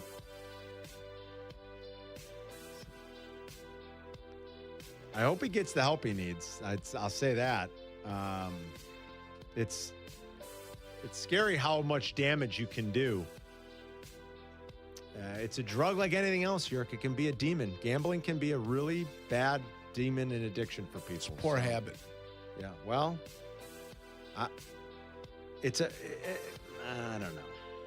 It's a bad habit. Say it's a bad habit. Yeah. I like to gamble. Is it a bad habit? No, because I don't lose more than I can afford to lose. So it's not a habit. Or I mean, it is a habit, but it's not. But it doesn't. But it's not a bad habit. It's not a bad habit for me. Why is that? Are you a winner at the game? Mostly. You're mostly a winner. You in your lifetime are up. Gambling. Yes. Well, that's an interesting. As I've really started to track it, like over the last 10 years. I mean, for a while there, you did it just to do it. The answer is a resounding no. I've had one losing NFL season in 7 years. The only. I'll repeat that. I've had one losing NFL season in 7 years. I heard it. So I mostly win. I said gambling. That's everything. That's play the slots. That's go down to the corner and put a 20 in the slots. I don't play the slots. I gotcha. Yeah. Table games. Yeah, if I put everything into it, you're probably a loser. This is the one great thing I know about horse gamblers. Horse gamblers will tell you about their one win. They'll never tell you about their 80 losses, though. But it's But that's horse gamblers, specifically there. My uncle lost $500,000. He's up $5,000. Over his lifetime. Not like one time. I mean, he doesn't have that kind of money. He's up $5,000, and he said he gambled it all back. And I go, oh, what happened? I said, why can't you walk away? Why can't you do this? That's where it's like a... And this is what he told me. He goes, Johnny, in my lifetime, I lose $500,000. He goes, what's $5,000? And that's the mind of the addicted gambling loser. Brutal. Okay? It is. Because you're chasing that first $500,000 you lost over the last 40 years, right?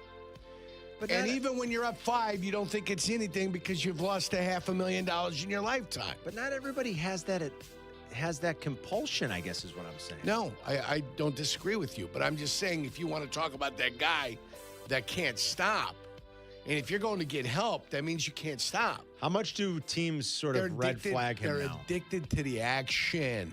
How much do teams red flag him? I mean, now? listen, you got to get rid of every app that you have, every app that you can got. He got the money coming out. He got the taste of it, and he needed the action. Most of the times, the guys need the action. That's what they're there for. They're there for the action, for the pump that you get. I mean, guys. I've never gone to a Gamblers Anonymous meeting, so I don't know what they're like. And I've never been there. Guys go to all kinds of different treatment programs, and I don't know how teams choose to red flag those. Yeah. But I wonder about this one, man, because it's. Do they work? I don't know the answer to that. Does Gamblers Anonymous work, or is it just a bunch of guys that gamble telling you their bad beat stories? I don't know. Well, I mean, I've never gone there. I've never been there, so I can't tell you. Do they? Don't they? What's in the mind of the gambler that doesn't want to stop? I don't know. Yeah, I don't know either.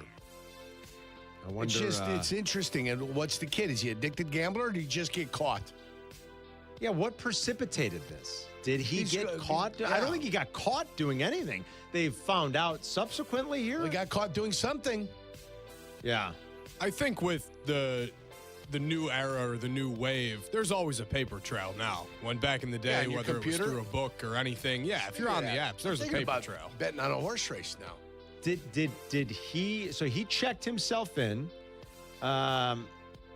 Did the NCAA catch this, or did he admit this in the aftermath of all this? Is what I'm asking. How did that work? Was this a red flag thing? Was this something that was flagged that the NCAA found?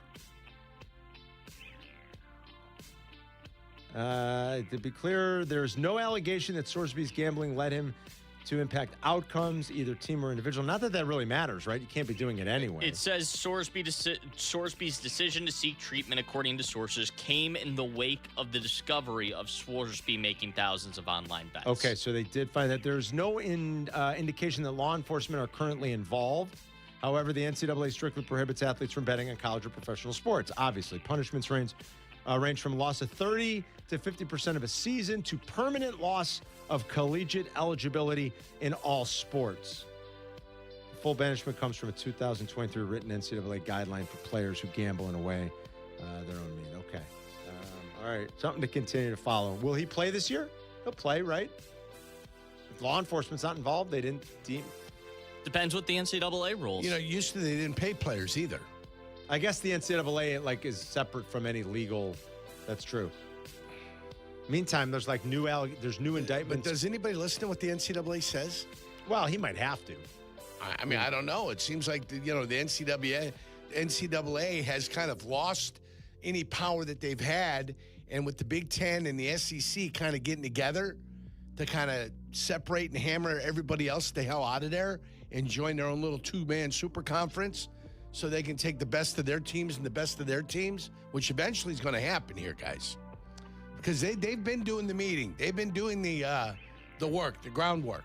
They've been laying the foundations for this. Not so much behind closed doors either. I believe there's also this morning there's news that there could be more charges coming against Terry Rozier. That whole thing continues to get ugly. It's the Portland coach? No, Terry Rozier was the player. Chauncey Billups was involved in that, but Terry Rozier was the player. And Miami finally just released him by the end of the year. He didn't play all year. That's the Brunch Rush. It's Carmen and York. We'll be right back.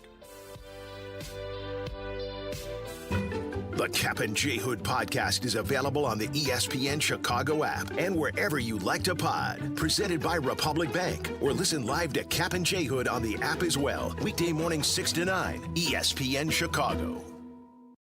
Spring is here. So many great things you do with the kids as things warm up. What a wonderful family you've created. You want things to stay just as they are. It's time to talk about taking the next step for your future. A vasectomy. Take that step with Vasectomy Clinics of Chicago because experience really does matter, especially with this procedure. Vasectomy Clinics of Chicago makes it so easy with their 30-minute, no needle, no scalpel, in-office vasectomy.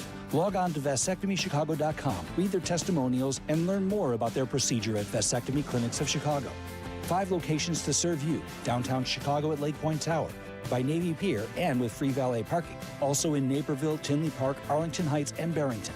Most insurance accepted. Visit vasectomychicago.com or call toll-free 877-877-4VAS. That's 877-877-4827.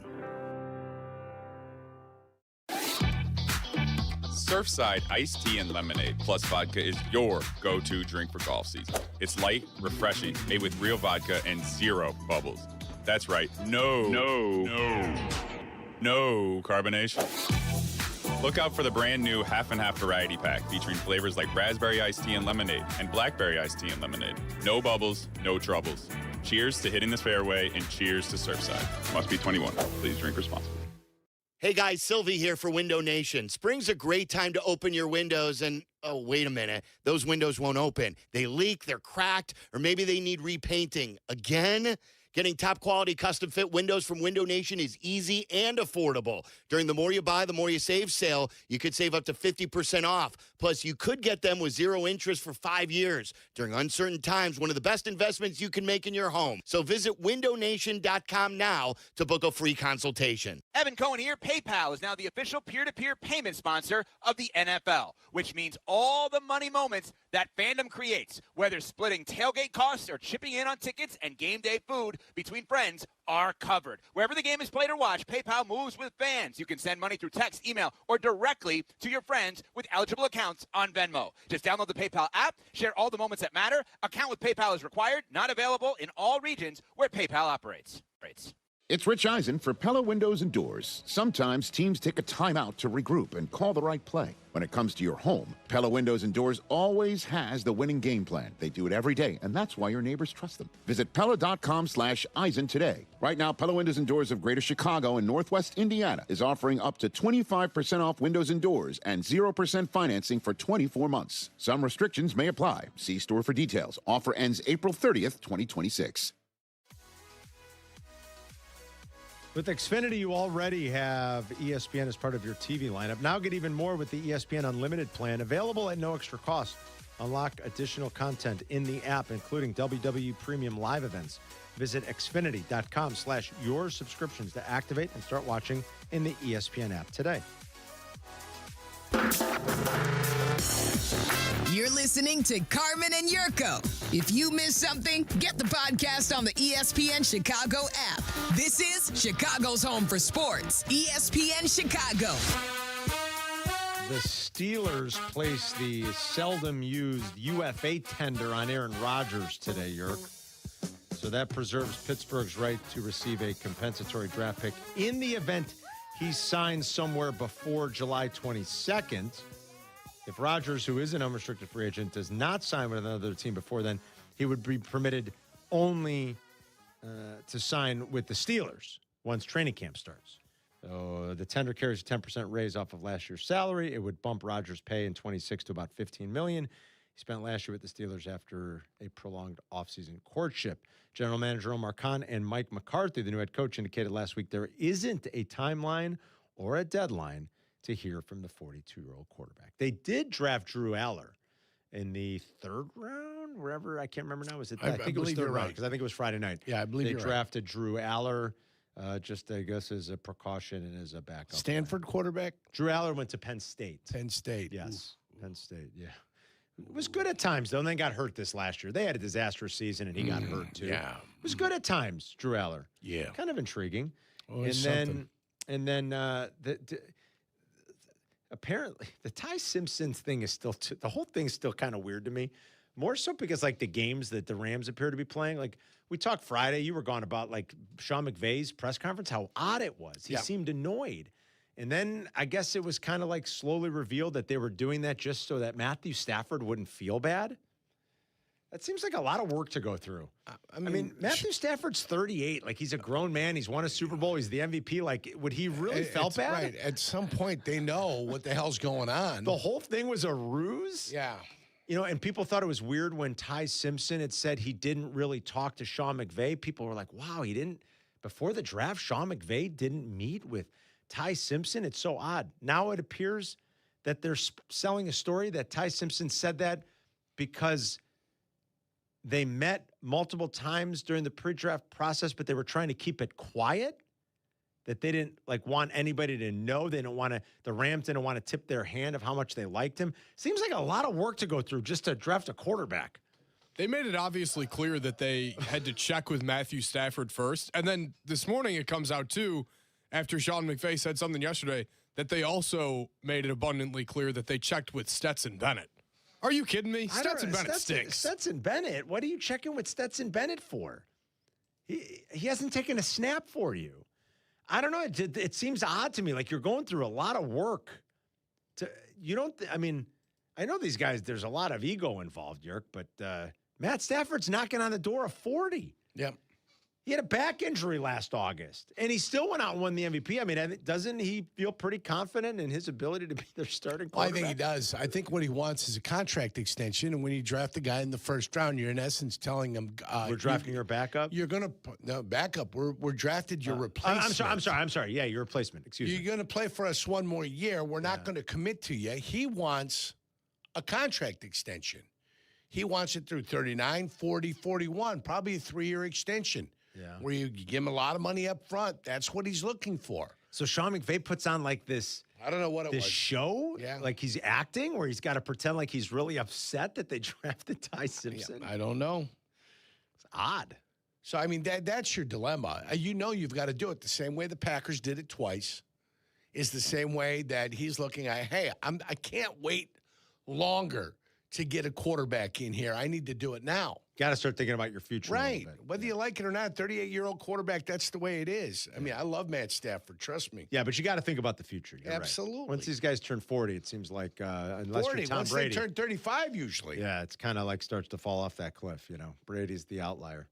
Coming up, Tom Thayer will join us. We'll recap the draft with Tommy. We'll see. We talked to him right before they made their selections last week. Obviously, we talked to Jeff Joniak on Friday after the first round. What did Thayer think about the draft in its entirety and all 7 picks? He'll give us his thoughts coming up next. You're listening to Carmen and Jurko on ESPN Chicago, Chicago's home for sports. This is your White Sox Minute. I'm Len Casper. After a 3-hour rain delay, the Sox engineered a big come-from-behind 8-7 win over the Angels Monday night. Trailing 5-1 in the 7th, the Sox rallied for 7 in that inning. The big blow, a Munetaka Murakami 3-run homer, his Major League leading 12th of the season. Tonight, it's a premium starting pitching matchup as Jose Soriano battles Davis Martin at 6:40. Sox fans, join us at the ballpark as we celebrate moms and women. Come watch the White Sox Saturday, May 9th as they host the Mariners at 6:10 p.m. 15,000 fans will receive a women's athleisure jacket presented by Rush. To purchase tickets and prepaid parking, visit whitesocks.com/promos. This has been your White Sox Minute. Ring, ring. Hello. Who is it? Guests on ESPN Chicago join us on the Yingling Hotline. Chicago office is calling. I've been expecting your call. The Yingling Hotline, brought to you by Yingling, the oldest brewery in America. Medical bills piling up. Insurance is ghosting me after the accident. Who is it? Postman Law, injury and accident attorneys. We handle it all. Postman Law delivers peace of mind. Visit postmanlaw.com. Attorney advertising. Good Karma Brands is proud to be an equal opportunity employer, providing equal employment, development, and advancement opportunities to all teammates and applicants. To learn more about careers with us, please send an email to talentacquisition@goodkarmabrands.com. That's talentacquisition@goodkarmabrands.com. I was running until I wasn't. My hospital stay would have cost nearly $48,000, even with insurance. But with VA, I'll pay zero. And VA is the best, most affordable healthcare in America for veterans like me. Knowing that my family is waiting at home and a surprise medical bill isn't, that's good for my heart. My service was then, my benefits are now. Get what you earned. Visit choose.va.gov. Not all veterans are eligible for the type or amount of benefits mentioned here. Broadcasting live from the Chicago Board of Trade. This is the home for every Bears game. ESPN Chicago. And this is Carmen and Jurko. WMVP, WTBC, HD2, Chicago. A Good Karma Brands radio station. Tom Thayer's going to join us here. He always hits Hawaii. He hits Maui this time of year right after the draft. He gets to unwind a little. He still said he'd come on and recap the draft with us, though. He goes out to surf, living the good life. Charlie don't surf. And if you're watching, are we going to see Tommy on the video stream or just on the phone? He's right I there. see him on the stream. I can see the palm trees in the right background. there. Yeah, look at Do I those. have to click them on, Aiden? Hey, they're not even swaying, guys. We good? Palm trees are not swaying. This line in orange? Am I clicking that on? Tommy, you there? No, I'm on the phone. There yeah, you are. sir. What's up, It's buddy? a beautiful Maui day, guys. No wind yet, Yerk. So your tee time is all set and ready to go. You're with a 300-yard walk to the first tee, 200-yard walk to the putting green. So I'll pick you up at the airport. Let me know. And, Beautiful. I'm there for you. Is the smell of Kona coffee in the air? Yes. Listen, because of the jet lag part of it, I was up at 2:30 making coffee. Oh my God. And so, yeah, I'm ready and raring to go. What time is it? Like 7 o'clock there right now? What time is it where you are? It's 6:04 a.m. Hawaiian Standard Time. Oh, my goodness. 5-hour difference. Love it. Tommy joins us on the Yingling guest hotline. He is with Carmen and Jurko as he joins us each and every Tuesday. And we figured this would be a good time to talk to Tommy to just get his thoughts and recap everything that happened last week. Go ahead. I'll just give you the floor. Big picture thoughts in the draft in its totality for the Bears and their 7 picks and how it went. What did you think? So right now at the end of the draft, the Bears have 14 defensive linemen on the roster. So I'm not in a panic scenario. They didn't go out and identify any of those position players to be picked in the first or second round. I'm happy with Dylan. I think he was a fantastic pick for the now and for the future. And I think Logan Jones, I think there was 9 centers in this draft that were draftable. And I think Logan Jones was at maybe the top of the list along with Slaughter. And then, the big tight end, everybody knows that you need multiple tight ends in this offense and in the NFL nowadays. And so when you look at an offensive tackle, our offensive tight end almost as big as a tackle, Roush is a super intelligent guy. He says he likes to be physical. He likes to be at the point of attack. I'm sure that when you kind of fits in between a Cole Kmet and a Colson Loveland, he'll be a big contributor to this offense, and Ben Johnson. You got speed.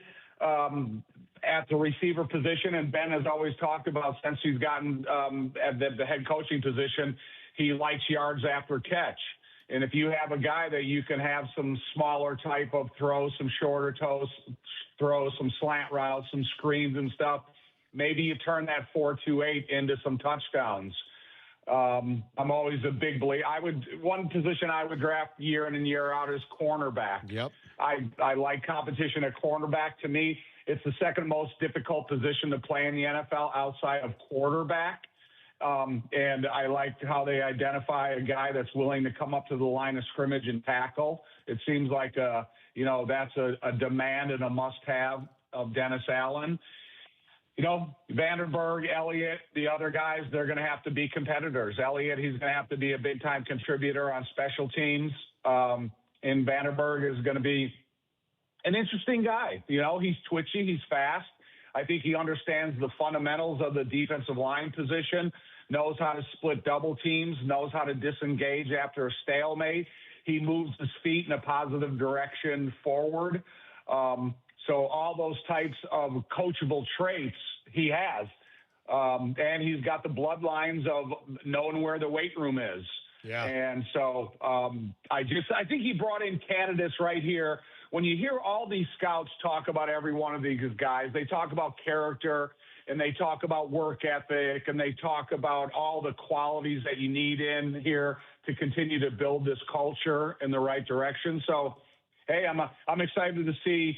I'm excited to see him in training camp. I don't care much about rookie mini camp, and OTAs are just part of the learning process of it. But when you put on full pads, I think you'll start seeing their competitiveness and what you think they can contribute. Will Logan Jones be the starter in week 1 at center? That's a heck of a question, Carm. And you put yourself in an interesting position because I don't know if you create a weird dynamic by signing Garrett Bradbury, who I really like, and he's a confirmed NFL pro. And, I think he gives you a little bit of versatility. Say that Logan Jones comes in here and it gives you such an impression that he can be a starter from day one. And then a team goes out there and gets a center injured right before the start of the regular season. Do you have some maneuverability there to maybe gain some draft equity because you have a guy like Garrett? But you know what? I hope Garrett's the starter week 1 and Logan has an opportunity to sit and develop and, kind of come in year 2 and be that starter since Garrett is on a 1-year deal. Okay. You mentioned the tight end, Sam Roush. It's interesting because they lost Smythe. They're going to be in a lot of 12 and 13 sets. They ran both of those at very high percentages, top 5 or 6 across the NFL last year. And you know what this league is like, Tommy. I mean, this is a trend that is only going to continue. You're going to start to see this proliferate across, I think, a lot of offenses. Teams are going to match the smaller, twitchier defensive ends and linebackers and things like that with heavier personnel. A record 22 tight ends were drafted last weekend. I mean, is that just an indication that, it is kind of true at this point, especially in Ben's offense, you're never going to have too many quality tight ends in the room? How many fullbacks were drafted? 1. And that's the thing about it. The tight end position, the third tight end position, the multiple skilled tight end has taken over for the fullback. Yeah. He can line up at the fullback position, point of attack tight end, backside tight end, short yardage and goal line tight end, H-back tight end, and motion tight end. So right now, when you look at the draft-ready personnel, I think they only evaluated 3 to maybe 4 fullbacks. And so that almost seems like a position of the past. If you can give me a tight end that can get in a 3-point stance behind center and be a lead blocker on isolation plays, or maybe take out a defensive end, or give a chance for a left tackle to build a little confidence into the offense because you have that type of one-on-one pass blocking skills. And you look at the blocking season that Cole Kmet had last year, probably one of the best in the NFL. And he did a lot on the offensive line where he had one-on-one blocking assignments against the defensive end. He had a lot of traps. He had a lot of whams inside. So I just think that the variety of requirements of the tight end position is taken over for the fullback. Have they neglected the defensive end position, or is it unfair to characterize it as neglect? I don't think it's neglect. I just don't think there's any impressionable guys when they had the chance to pick. And I did like Teton Parker out of Clemson. I did think that he was kind of a old school Baltimore Ravens type of outside rusher. Yeah. But I also liked Yeneman, and I thought that he could come in here and partner up with Kobe Bryant and probably have the two best safeties within the division and never playing a play yet. So, obviously it's like I keep talking about Shamar Turner. He's got to be a guy that has got to be, what are you going to declare for him? What is his position of choice? And you got to give him time and reps. Do you want him to be 310 defensive tackle, or do you want him to be a 280 defensive end? And you got to make that decision clearly and as quickly as possible to give him an opportunity to get some important reps. And like I said, 14 defensive linemen right now on the roster. I think there's a lot of maneuverability that you can have with the differences in the personnel they have for Dennis Allen and the crew. After ignoring the defensive line in the draft, Ben Johnson came up and talked after the draft about improvement. And with young players, with injured guys maybe coming back, there might be some improvement with some of those guys that you haven't really seen a ton of. But Dio's a fifth, sixth-year player. At this point, how much improvement is there with the guy that's been in the league for 5 and 6 years already? Don't we kind of know what the hell we have with Dio? I think so. The thing that I was always a little suspicious of is after you have Achilles injury, and this is his second Achilles injury, and then you don't really have the strength and the time to build your lower body your to the requirements that you have to have as a defensive end. You have to have a variety of talented feet work that goes along with the position. So I think Dio is going to be a guy that is really going to have to climb the ladder of improvement, and hopefully with some coaching and, with his own skill improvement. But I don't know. I'm just a little concerned after you're trying to recover from an Achilles injury, like that. Yeah. All right, Tommy, thanks for the time. We appreciate it. Go enjoy the beach. Enjoy the beautiful weather. We'll talk to you soon. All right, buddy? Thanks, man. Thanks, you guys. We'll talk to you, buddy. There's Tom Thayer out in beautiful Hawaii. Oh, if you guys it looks fantastic. Oh, my God. Get the palm trees. Listen, going. There's nothing wrong with that. You get out there, you enjoy the sun, you enjoy the weather, you enjoy the surf, you enjoy the small little areas, cafes that you can go enjoy some homemade meals out there. Kona coffee, I like it. Yeah, Kona coffee, and the macadamia nuts. Oh, it's phenomenal. Yeah, let's go. Yeah, well, don't forget about pineapples, my friend. And the pineapple. I had Hawaiian pizza for the first time a bit ago, and man, oh man, little pineapple and ham. Pineapple ham. I tried it for the first. I was in Hawaii about a year ago. First time I had it. It was phenomenal. Was it really? Oh yeah. Yeah. The man loves pineapple and ham. Pineapple ham. The pineapple was good. Too juicy for the pizza, though. Don't you get like a real floppy slice? It was, but I accepted it because it was unique. Yeah, it wasn't the worst, and it had a sweetness to it that I appreciated. It's no worse than pepperoni grease. When you get the pepperoni, bleeds all over the pizza. I might push back against that a little bit because I think there's in the water. I actually dry my jardiniere before I put it on. Do you? Yeah. I put it on a Bounty paper towel. I dry my jardiniere. I don't want any excess oil? I don't want a greased up pizza.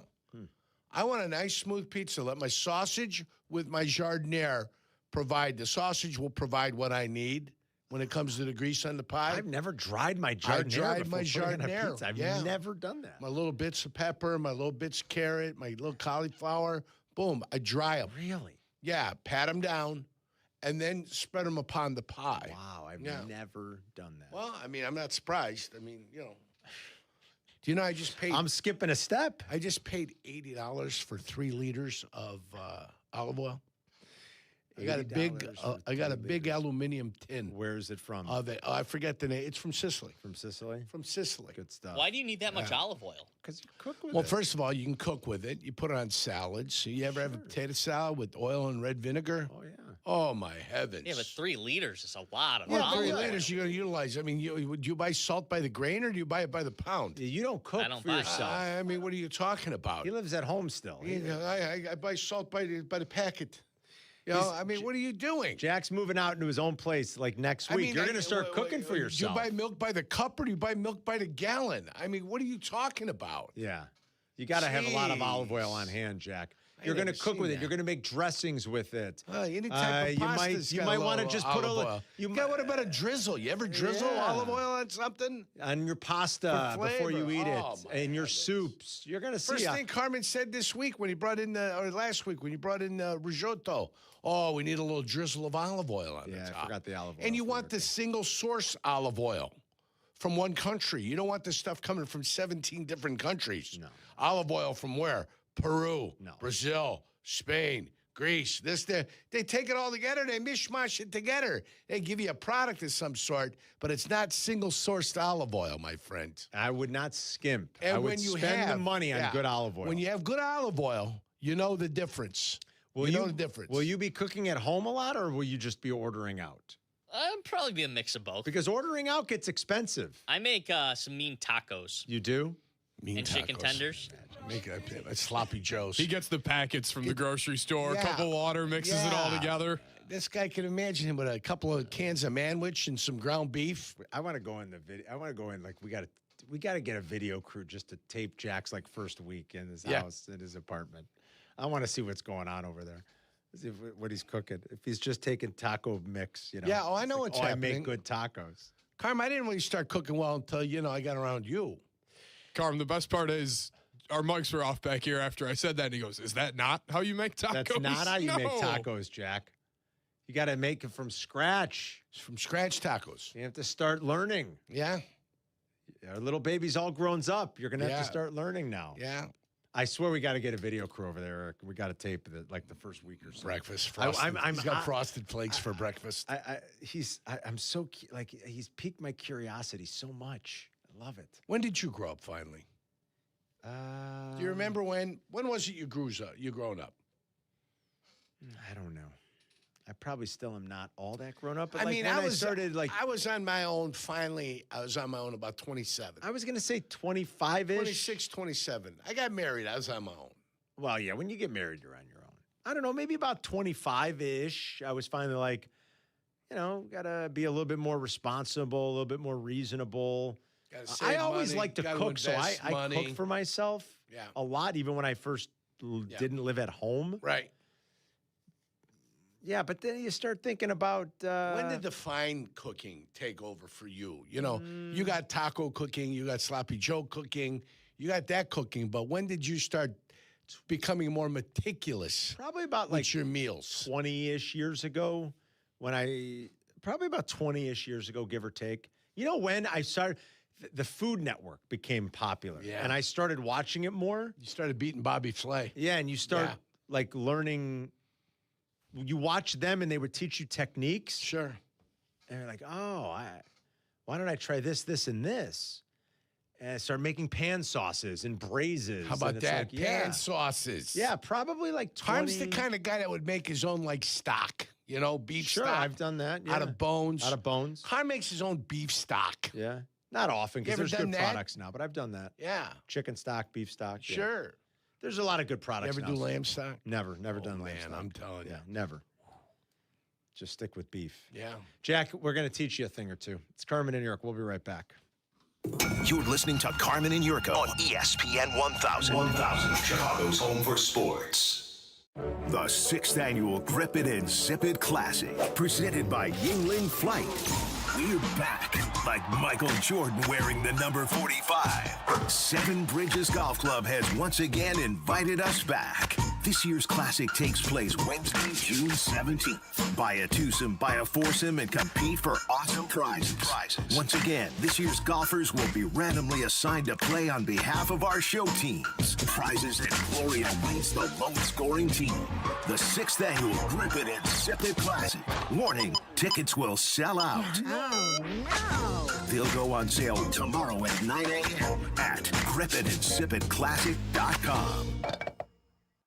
I'm having a pleasant talk with our friend, Mayor Skip Saviano from Elmwood Park. How can you possibly think you've got the best job? I talk sports for a living. All I'm saying, Carmen, is that I get to work with our close-knit community. Great stuff. We're always planning new ways to bond and grow. Well, I'm connecting with the best fans in sports every day. But you're stuck in a studio. I'm out talking with local businesses, eating at world-class restaurants. What do you got there? A PB&J?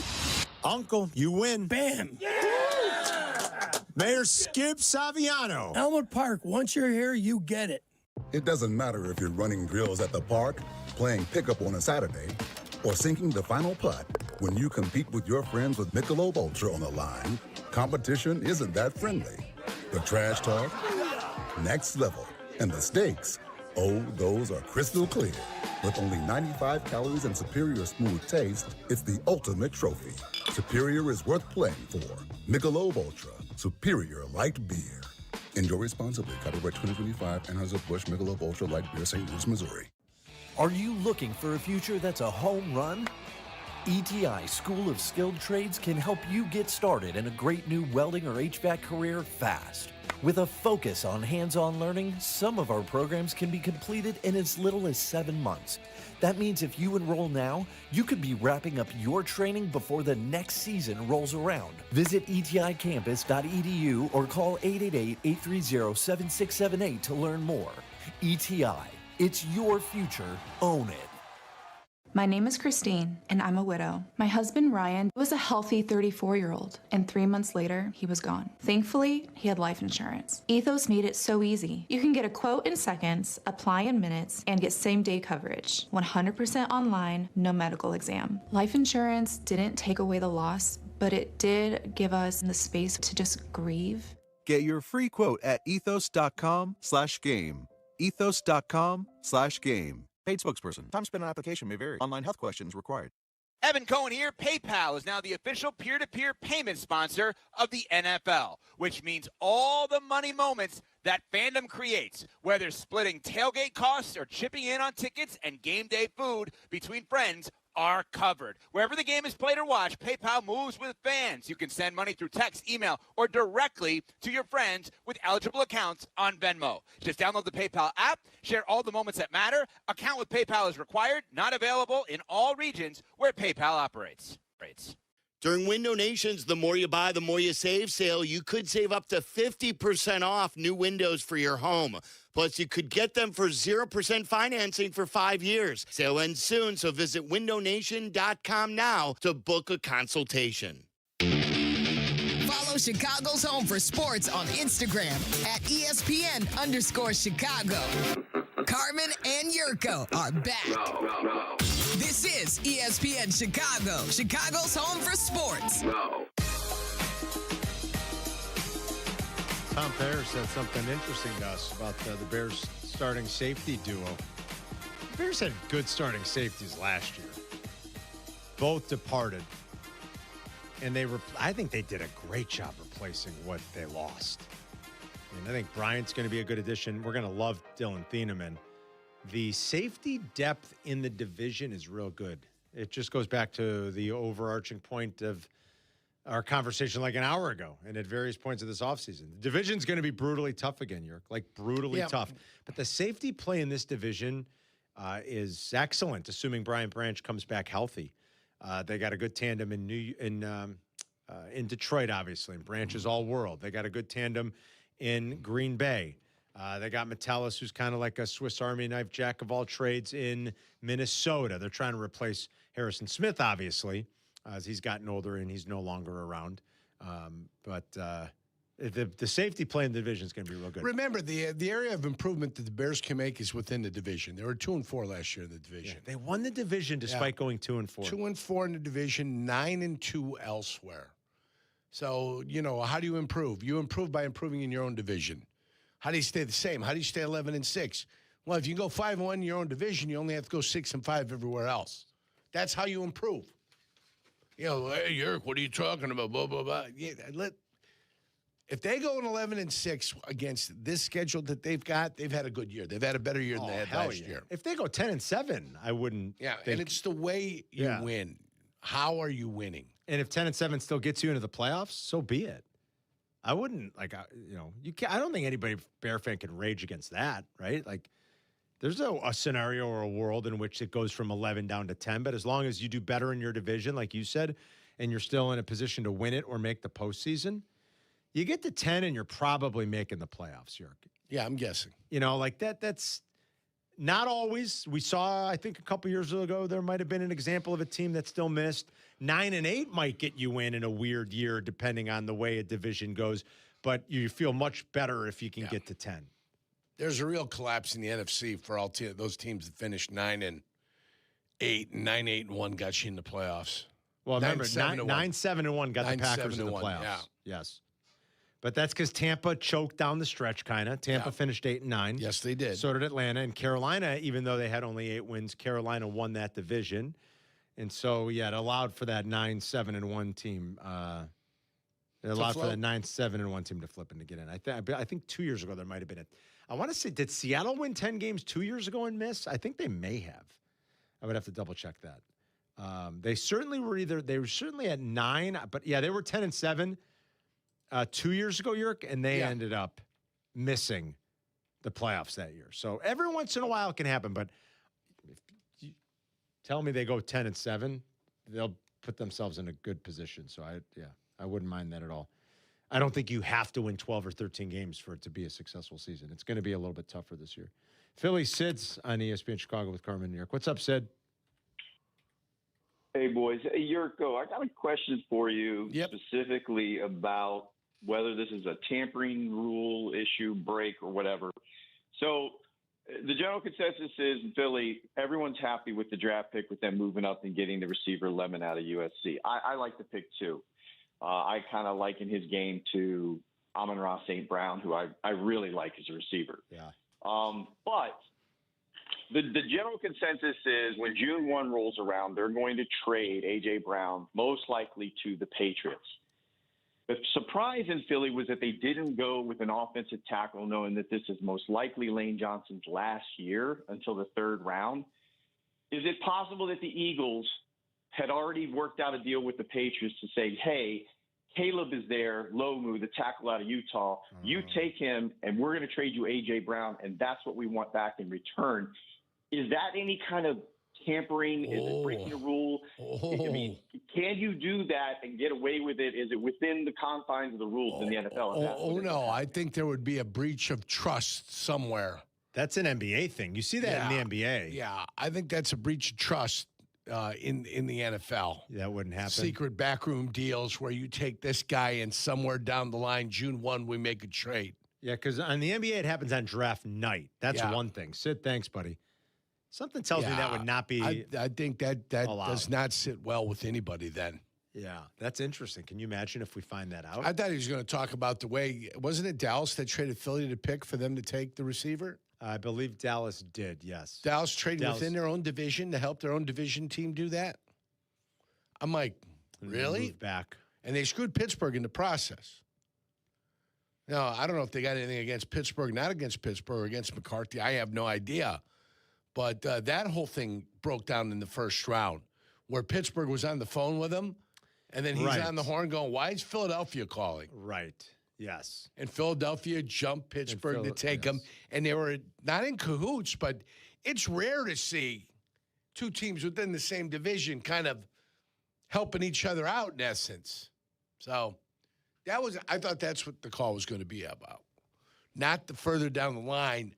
Yeah, if A.J. Caleb Brown's in for, that trade. Yeah, if that happens, it's going to be a wow.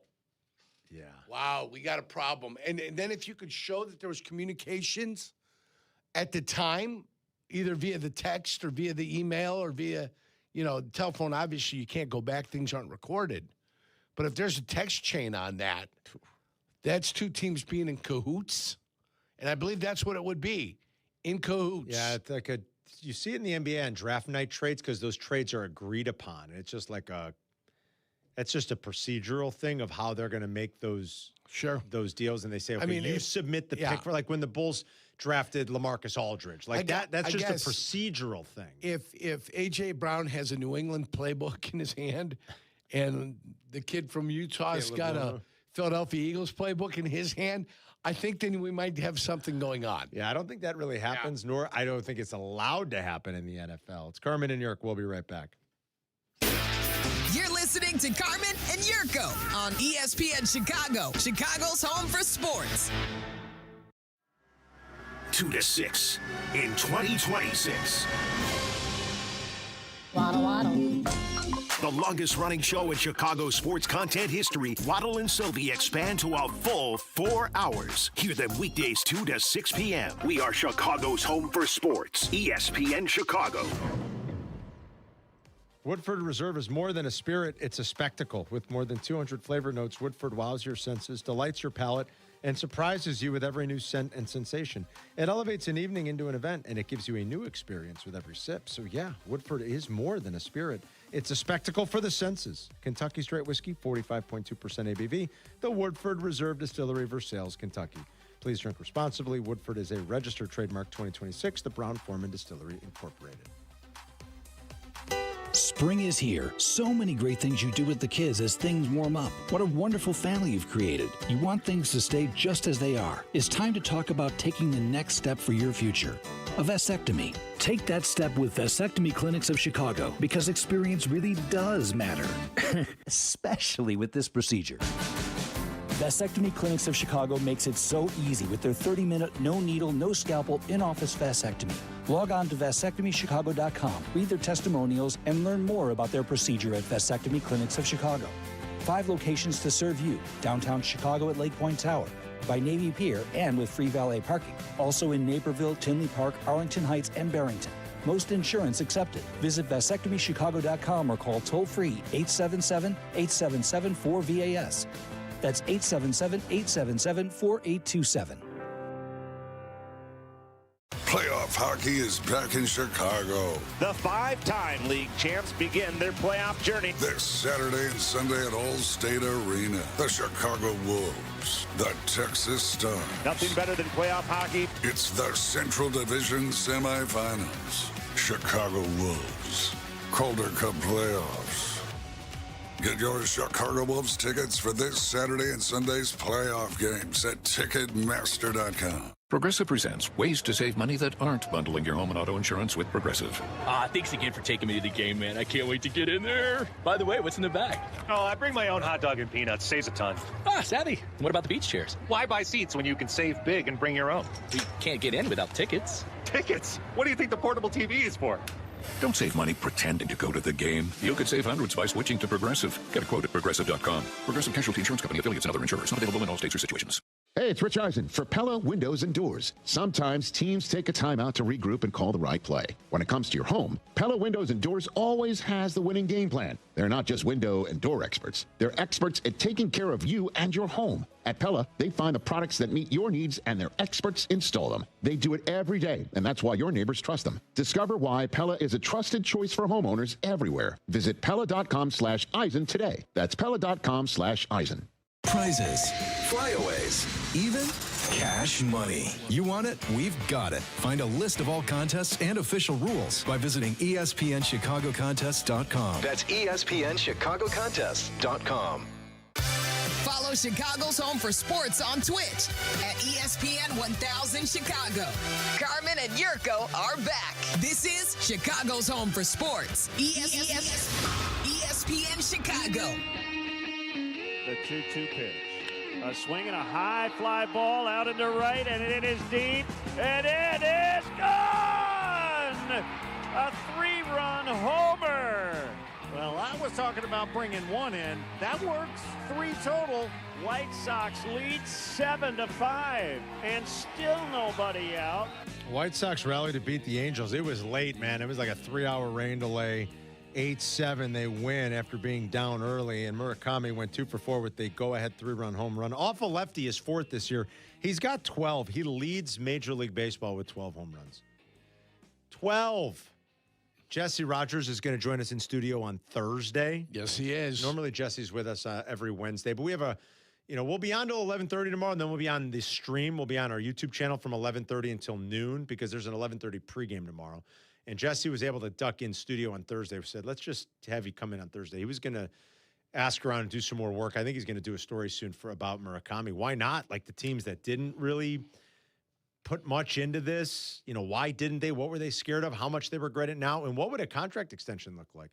I sent a note to one person trying to get a gauge, like if the Sox went to Murakami and said 4 for $100, this MLB insider's response was the agents would be like, no way.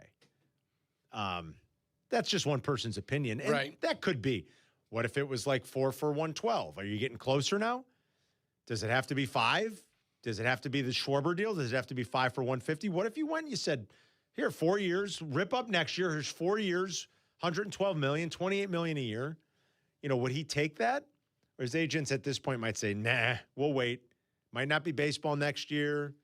Somebody might say, if he hits 45 home runs, somebody like the Dodgers, like the Mets, like the usual suspects, like the Phillies might say, hey, we'll give you $30 million. We'll give you $35 million a year for 3 years or 4 years.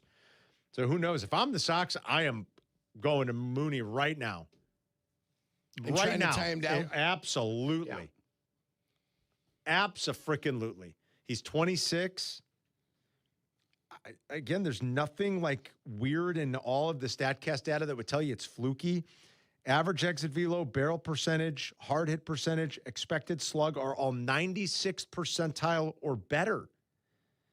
So I don't think it's a fluke. I don't think we're going to get to the end of the year, Yerk, and he's got 15 home runs, and you're going to go, look at that. He had 12 in the first month and 3 the rest of the year. I think there's some real legit power here. Real numbers to support it all? Yeah. So I would absolutely look to extend him if I'm the White Sox. So they can actually absolutely look. They can make the request and they can inquire, and then when they say no, there you are. You're where you're at. That could be just where they're at. Yeah. And Jack, you brought it up last week. There's no way I'm floating him at the trade deadline. There's no way. Jesse brought up a good point, too. Like, Jesse's always said this. He knows. Jesse talks every year to these GMs. Sure. Teams don't usually go crazy for hitters at the deadline. Usually when a hitter is going to get moved and a hitter is going to be of value and you're going to get a good prospect in return, it's the offseason. At the deadline, it's usually what teams are going to pay for in terms of prospects, Yerk, are closers and starters.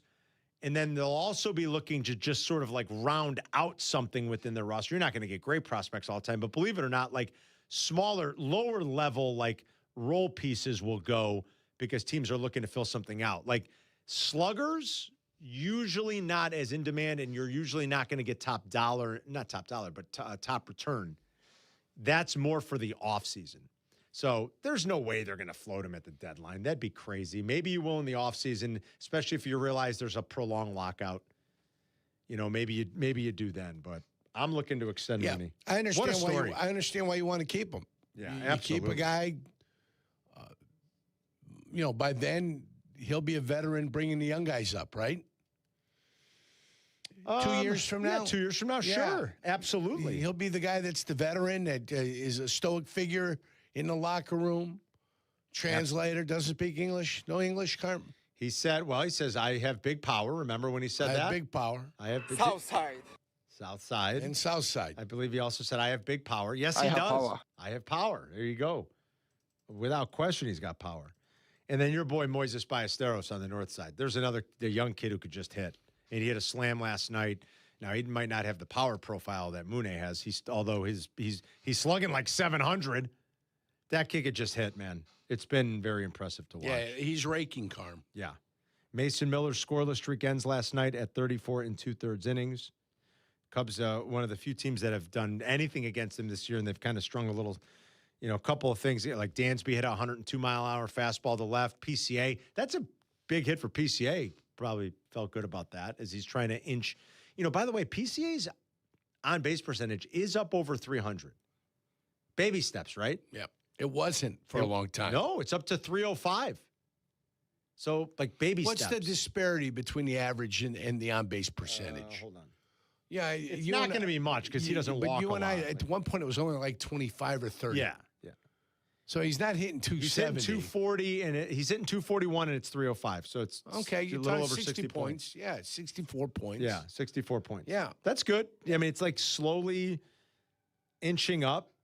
He's only slugging 315, if you can believe it. PCA has 5 extra base hits. That's it. For all that I speed, don't know what not to, enough. I for all don't that know how speed. to explain that. Yep. Or, what's more, like, what's real and Have what's you I don't noticed know. him being a little more disciplined Yes. at the plate? I think his at-bats have been better. Better at bats. I think they've been a little bit better.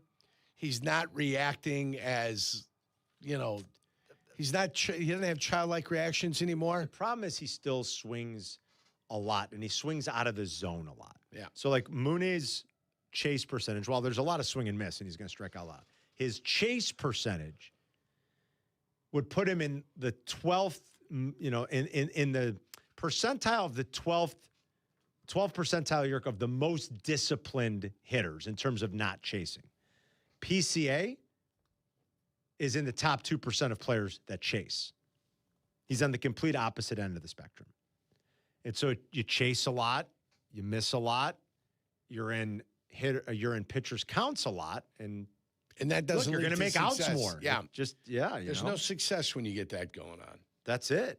But that, this big hit that he had against Mason Miller, I think the Cubs were gifted that first base runner. It sure looked like the ball was foul. Some people were saying a side of it is hanging over. I don't think that's the case. You clearly see the dirt between the ball and the chalk. It did look foul. Yeah, I mean, I think it looked foul.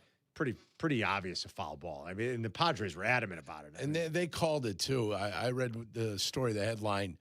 Mason Miller gives up run, finally gives up run after the worst call in the Major League Baseball this year. Definitely up there. I mean, definitely Ty France appeared to grab that ball in foul territory. We had a screenshot of it if you want to put it on the YouTube. YouTube.com/@Carmen and Jurko. Like and subscribe for us, please. And it's brought to you all this week by the great folks at Woodford Reserve, our Twitch and YouTube stream. But Jack's got a still frame of it. You don't have a bird's eye view, so maybe we don't know for sure. But so you could put it up there, Jack. 1 second. What happened? My computer's frozen. Oh my gosh! It happened. Listen, guys, it happens. Yeah. You're a victim of the machinery. I can hold it up sometimes. to the camera in here. I've got the screenshot of it. Go for it. Charlie Bevins texted, by the way, about Chuck. Yeah, I'll tell you what he texted in a minute. Ask him what's up, Chuck.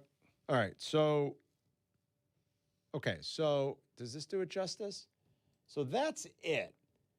I mean, I don't know how you say that ball's fair. I mean, I'm sorry. Right? I mean, what part of that is hanging over the line? I mean, well, the umpire was right there, which is the crazy thing. Yeah, the home plate ump got all the way down. He's Right? approaching the bag. That's his call. Yeah. That's not the third base umpire has the call when it passes the bag. Up until the bag, that's the umpire's call. And you can't change it. You can't challenge that. Fair foul on the infield is not challengeable. So I don't know. You know why? Because they never thought they'd make a mistake. Yeah, that's what it took for somebody to finally score on Mason Miller.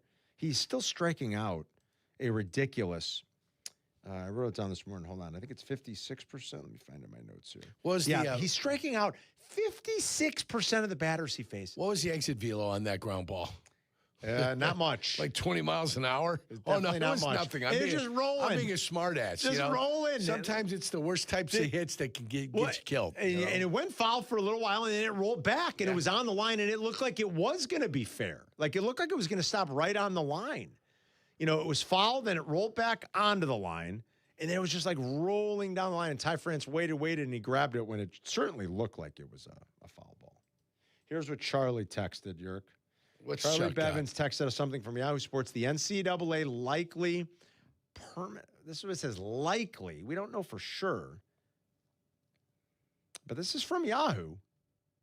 What do you got? I don't know where they're making they're getting this. I mean, they're saying that it's likely that Sorsby's going to be banned for making a handful of bets on his own team as a freshman at Indiana. Banned. Banned means done. Yeah.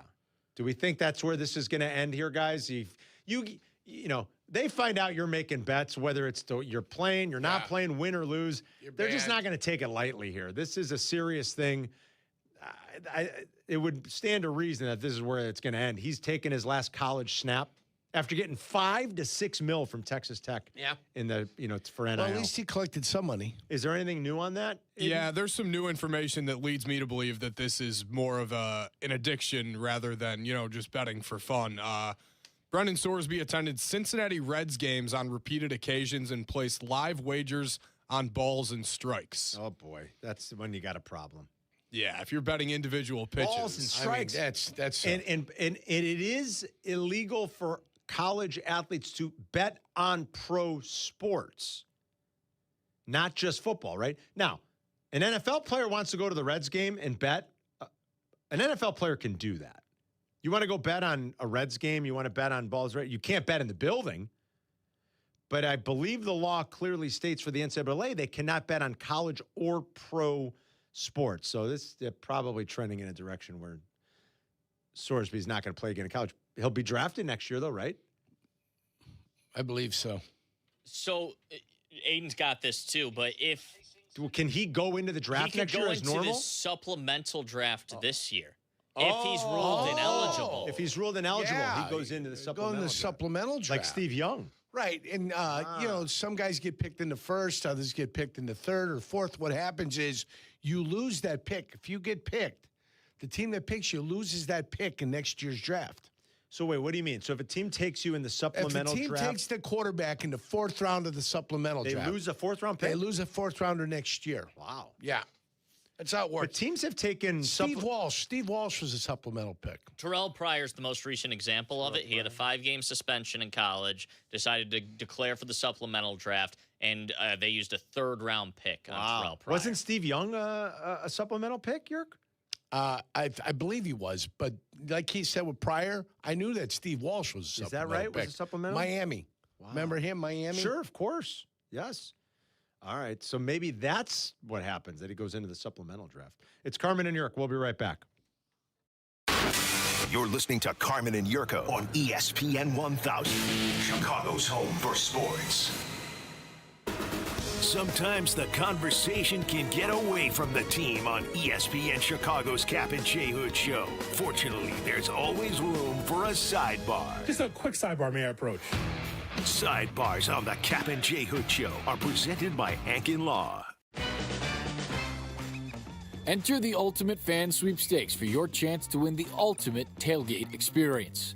The winner and 7 guests will enjoy VIP access to the Minute Maid Spike Tailgate and tickets to the Friday, May 15th game against the Cubs. Make it an all-day experience with friends and family. Must be 21 or older with a valid ID. To enter, visit whitesox.com/sweepstakes. While gas prices are going up, there's one price that's always the same, the CTA. You can travel anywhere in Chicagoland for just $5 a day on the CTA. And with Tap to Pay available on all CTA trains and buses, riding is a breeze. Stop budgeting for gas and start enjoying the city. Let CTA be your driver. Not only will you save money, you'll avoid the stress of traffic and having to search for parking. Easily plan your route at transitchicago.com/plan a trip. Save money, do more, ride CTA. White Sox fans, there's only one way to enjoy baseball season, with a Surfside iced tea and vodka or a Surfside lemonade and vodka. Smooth, refreshing, and made for baseball. Surfside is the perfect match for a day at the ballpark or catching the game at home. Surfside is only 100 calories with 0 bubbles, so it goes down easy. It's not a seltzer, it's Surfside. Surfside, proud partner of the Chicago White Sox. Must be 21. Please drink responsibly. At Triton College, summer is your chance to get ahead. Take affordable classes that save you money while earning credits that transfer to 4-year schools. With convenient schedules and a campus close to home, it's easy to fit summer classes into your busy schedule. Whether you're starting a degree, finishing requirements, or building new skills, Triton helps you keep moving forward. If you want to save time, money, and get ahead this summer, there's a place for you, Triton College.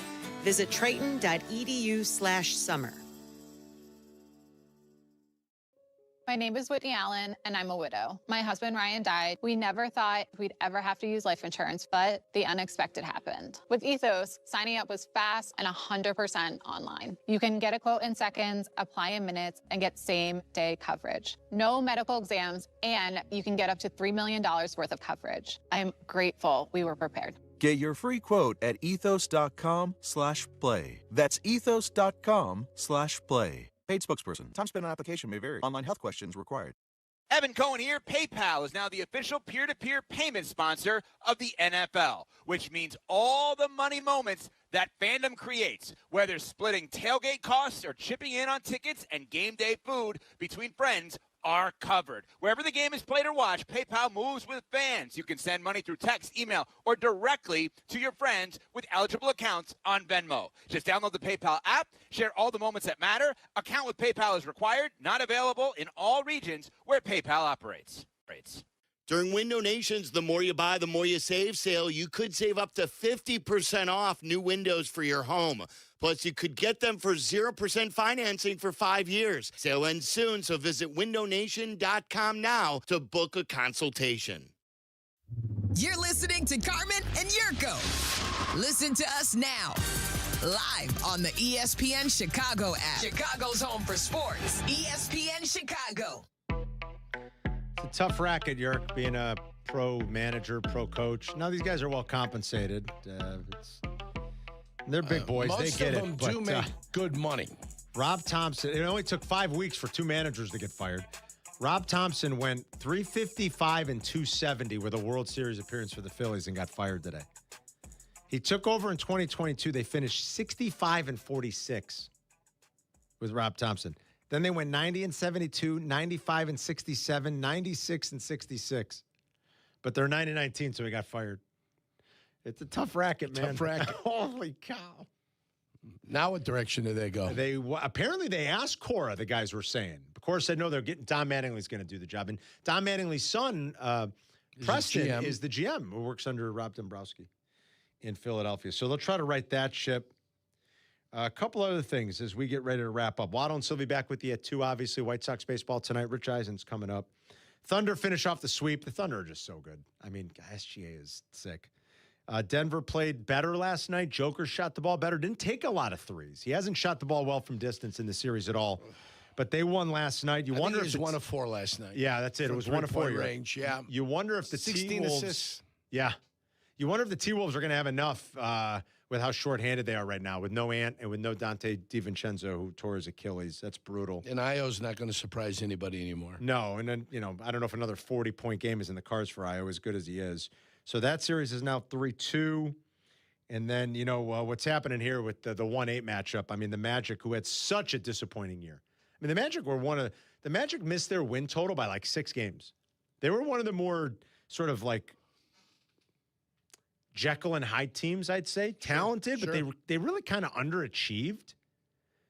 Now they are on the verge of being just the 7th, 8th seed to ever upset a 1, Yerk, as they have a pretty commanding 3-1 series lead on the Pistons after last night.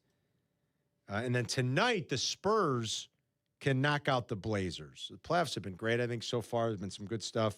Wemby's back. He returned the other night. All he did was go 27-12, 4 steals, and 7 blocks. No big deal. No biggie. Still not happy with the NBA? I guess he's not. What's he mad about? He wanted to be cleared sooner than they cleared him. But they basically, does he say they're just, but it's sort of for effect? I'm sure you want to know why. Why, right? Why am I not being cleared? Yeah.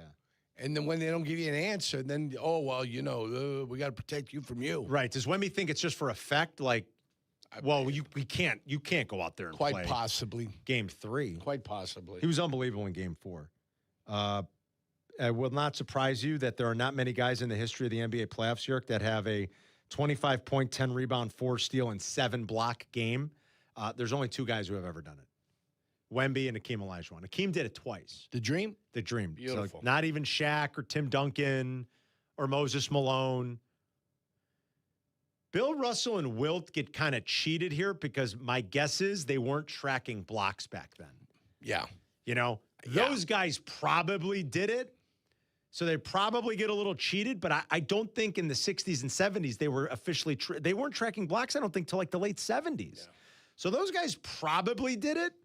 They just get a little shortchanged. They get shortchanged, yeah. But officially, since it's been on the books, only 2 guys in the history of the NBA playoffs ever have a game like that. It's Wemby and Hakeem, who actually did it twice. He did it once in 86, and he did it once in 93. Wemby just keeps amazing me and doing things that are, like historically great, up there with some of the all-time great players in the history of the game. So the Spurs will look to knock out the Blazers tonight. Despite that series being 3-1, I don't know, it's been kind of like an enjoyable, fun series, even though we watched them play a game without Wemby. That whole Spurs team is fun to watch. Castle's awesome, and Dylan Harper for a rookie is really polished and really good. They play with such an attitude. And it's like such a vigor and such a great defensive effort. It's really good. It's fun to watch. All right, don't forget tomorrow. What do you got? You got a race going on? My 7 died like a dog at Thistledown. At Thistledown? Yeah, opening quarter was too fast. Hey, listen, don't forget tomorrow, right when we start the show, the Grip It and Sip It foursomes are going, twosomes and foursomes. That's right, twosomes and foursomes. Going to be available. They're going to sell out fast. Quick. So we'll give you all the details in the morning. Grip It and Sip It, presented by Yingling Flight, is back for a 6th consecutive year. That's right, it's the 6th annual. And we're going to be back out at Seven Bridges in Woodridge on Wednesday, June 17th, kicking off summer. And tickets are going to go on sale tomorrow morning at 9. We'll give you all the details on that. Oh, I wanted to get to Mark and Berwyn real quick. Do we have time? We got time. Take him. So, Mark is in Berwyn. He thinks we're giving Jack too much abuse. What's going on, Mark? A little bit too much. First, just on the draft, I'm glad that Bears actually picked 7 players. And, you guys are a little tough on Jack. He's young. He's learning to cook. I didn't learn to cook till I was 25, till I started calling back to my mom and getting recipes. Yeah. And I woke up at 8 and finished my vodka from last night and kept going. And leave him alone on the day drinking. It's his body, bro. No, that's the worst take. The day drinking thing's the worst take. But I agree with you on the cooking. That's why I was saying, Mark, he's going to learn now. I didn't understand half of what he said, but if it's, it sounds like I'm in support of it. Yeah, then I'm in support of it. He's going to grow up fast, Mark. I agree with you on that now that he's moving out. He's going to learn to cook real fast. They got a horse to 3s called Bald Kitten. I'm thinking about betting it. Yeah. Right here, Carm. Look, it's there. Bald Kitten. A nice way to get around maybe having that name banned if it was slightly tweaked at the end there. Thanks to Aiden. Thanks to Jack. As always, thanks for listening and calling into today's show. Man. And thank you to Tom Thayer. We'll see you guys tomorrow. And remember, Waddle and Silvy are back at 2. Rich Eisen's next. Woodford Reserve is more than just a spirit. It's a spectacle. With more than 200 flavor notes, Woodford Reserve wows your senses, delights your palate, surprises you with every new sense and sensation. It elevates an evening into an event, giving you a new experience with every sip. So yeah, Woodford Reserve is more than just a spirit, it's a spectacle for the senses. Kentucky Straight Whiskey, 45.2% ABV, the Woodford Reserve Distillery, Versailles, Kentucky. Please drink responsibly. Woodford Reserve is a registered trademark, 2026, Brown-Forman Distillery, Incorporated. Borrow what you need when you need it with a home equity line of credit from Republic Bank of Chicago. From home improvements to unplanned expenses and everything in between, rest easy knowing we've got you covered. Visit ourbankchicago.com or one of 20 locations to get started with your Republic Bank home equity line today. Subject to credit approval. Property insurance required. Contact us for current rates. Equal housing lender. Republic Bank of Chicago. Banking beyond expectations. Kap J Hood here with Howard Ankin. Howard, it's really nice to work with a law firm who's there for you and has your back when you're injured. That's right, Hoodie. With Howard, it's personal. Thanks, guys. And well, after all, Ankin Law is injury law made personal. Auto, truck, rideshare, work injuries, and medical mistakes. If you've been injured, call Howard. I'm here to help. Call 312-6-million. Injury law made personal is Howard Ankin, our attorney on the Kap J Hood Show, weekday mornings on ESPN Chicago.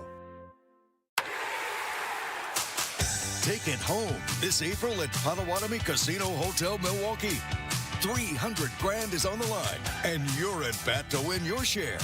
Just play with your rewards card for entries, prize drawings on Thursdays. Plus, your April drawing entries all count toward another prize drawing in June. It's the Base Race Game Show. Only at Potawatomi. More info online. Must be 21 and a rewards member to play. This is ESPN Chicago, WNVP, WTBC, HD2 Chicago, a good Karma Brands radio station. Is the Rich Eisen Show. Jets are crushing. They got some really good players. It's all Pagino. Oh, please. It has nothing to do with this year. Live from the Rich Eisen Show studio in Los Angeles. Earlier on the show, country musician Kenny Chesney. Coming up, Cardinals head coach Mike Laflur. 3-time Emmy Award-winning actor and comedian Ray Romano. And now, it's Rich Eisen.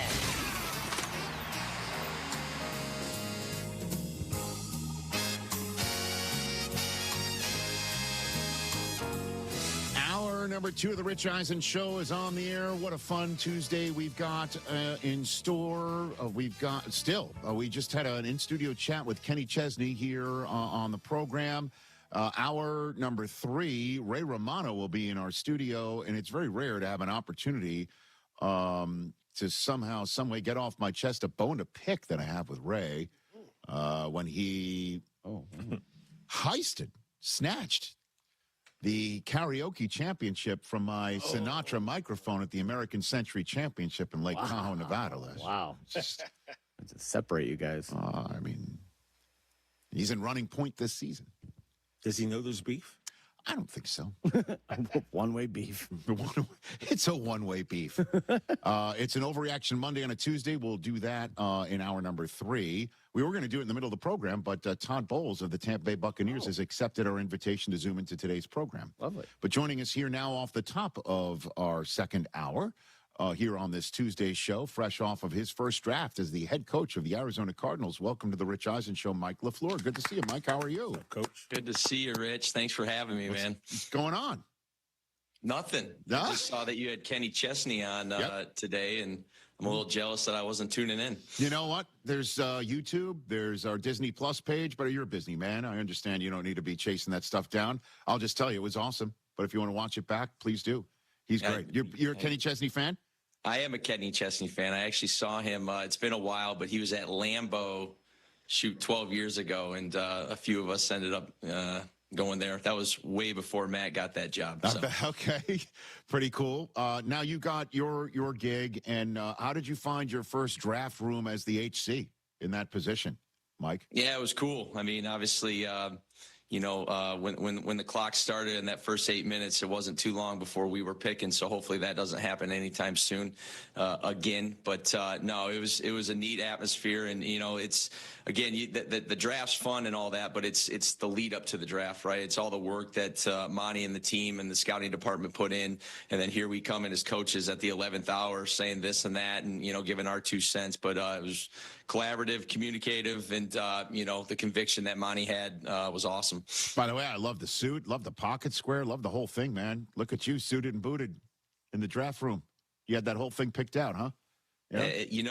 There's a longer story with that suit and the suit process. Don't ask my wife on that one. What do you mean? Well, she's not on the Zoom right now, so I can only ask you. No. So what's the process? What's that? Let's just say I really hadn't had a suit in a lot of years, and she'd been kind of forcing me to go get one. And we played Seattle late in the year on a Thursday, and that weekend I was a little grumpy on having to go get a suit, but thank God I got it. For a few reasons. Your wife is always right, Mike. She's right. You know what I mean? That's why I'm not the best dad ever. Oh, man, that is funny. That's a great line. So as for you being on the clock, 8 minutes, were you all lockstep on let's take Jeremiah Love and wait to see if the phone rings with a Godfather offer that Monty Austinford could not refuse? Is that what was going down in your draft room? And then that's fair to say it that way. I mean, we were very much all on the same page throughout this entire building, and then once obviously we were on the clock, you're always gonna keep it open initially, but I'll be honest with you. I was hoping nobody called, and I really didn't care what the offer was because of how I feel about the guy that we got. So how do you feel about the guy that you got? I'll give you the floor. I think we all see the talent. He's been very productive at Notre Dame for many years. What's unique about this guy is he is a man. He walks in the room and he has this really good mix of confidence but humility, and he is who he is. And I thought he had a great press conference on Friday, just kind of showing the Arizona Cardinal world, who he is. Obviously, he's had eyes on him for a long time, but I really appreciate the person even more than the player, and the player's pretty special. Well, we met him at the Combine, Mike. We had him on our show live, and I felt the same thing. When he sat down in the chair, and he also just wanted to know, do I look at the camera? Do I look at you? What do I do? What should I do? He was humble. He was had all sorts of humility, and then he says with a straight face, I want to be in the Hall of Fame. And it's just like, okay, I hear you. Like, you got to speak that sort of stuff into existence. And it didn't come across as bravado or false bravado. It's just a genuine passion. I felt the same thing, Mike. Felt the same thing. No, totally. I mean, he's, like you said, he's got the confidence and all that, but his approach is just one day at a time going to work. And again, just the culture they had at Notre Dame and what they instilled in him. And then on top of what his family instilled in him, his story's pretty special. His parents are awesome. He's got an incredible support system. Well, obviously, he's going to need some touches here. And we saw James Conner make an announcement there in his home area of Pittsburgh on behalf of the Cardinals. I believe he was the one who announced Chase Bisonsis is now on your team. Bisonsis is now on your team. And Tyler Algier, I imagine, signed thinking he was going to get a whole bunch of touches. How do you, as the head coach, and split this up, Mike? I'll never be upset with having too many good NFL players at a position, and the two guys that you mentioned in Tyler and James, they've played a lot of productive football in this league. And as you know, I'll date back to 2019 in San Francisco.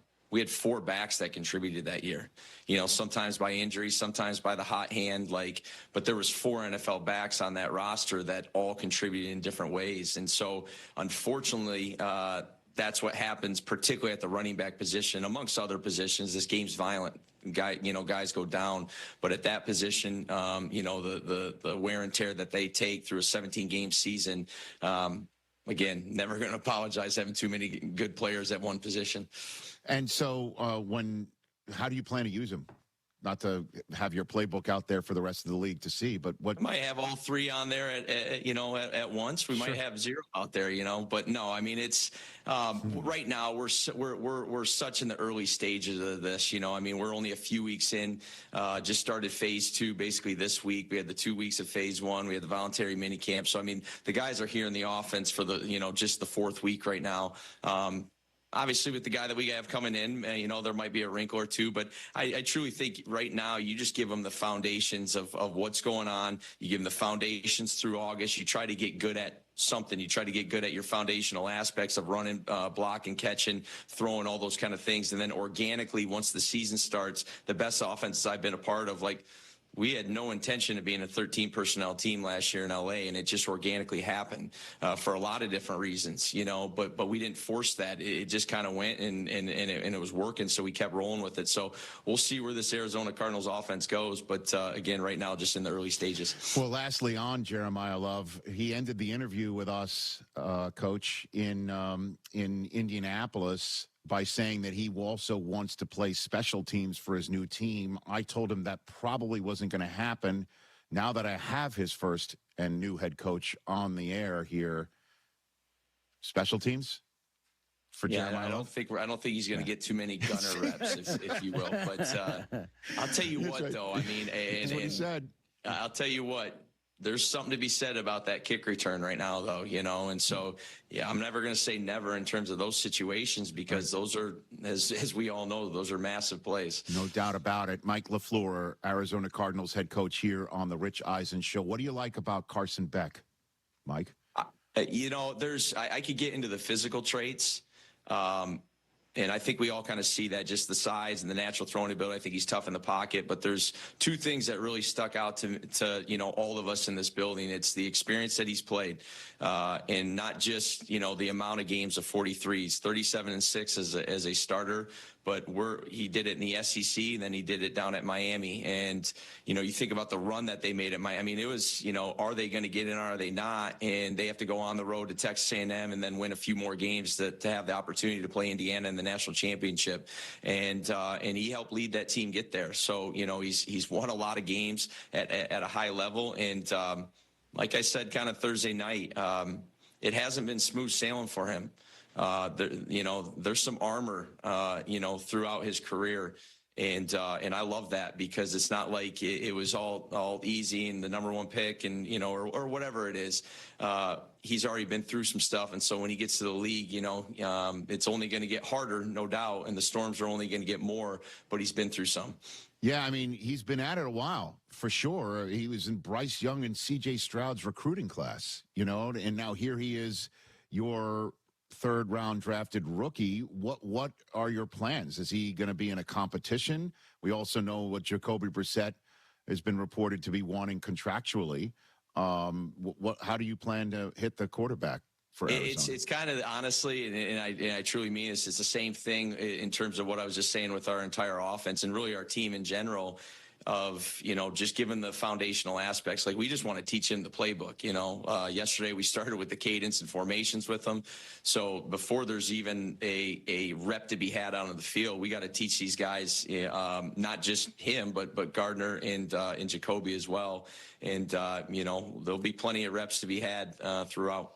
Now, and I know you're happy with Carson Beck, and for me to bring up Ty Simpson, I don't want to put you in any position, but when we were in the world of the media leading to the draft, we were all having a conversation about Arizona's going to have to maybe beat the Jets to the punch for Ty Simpson. And instead, it was the Rams at 13, your former team, to beat at the punch. So I'll ask you, were you surprised about that choice for the Rams, knowing the organization as well as you do, Mike? I was surprised at Mr. Grumpy that night, because I know how excited he is about that quarterback. He always really liked that quarterback. And, the one thing that we can say as coaches is, you don't really get the evaluation process until you're done with the season. And obviously in LA, we went to the NFC Championship, so you kind of were a week or two behind or whatnot. But there was a lot of love for Ty Simpson in that building. So, I obviously I was in that building, so that wasn't shocking to me at all.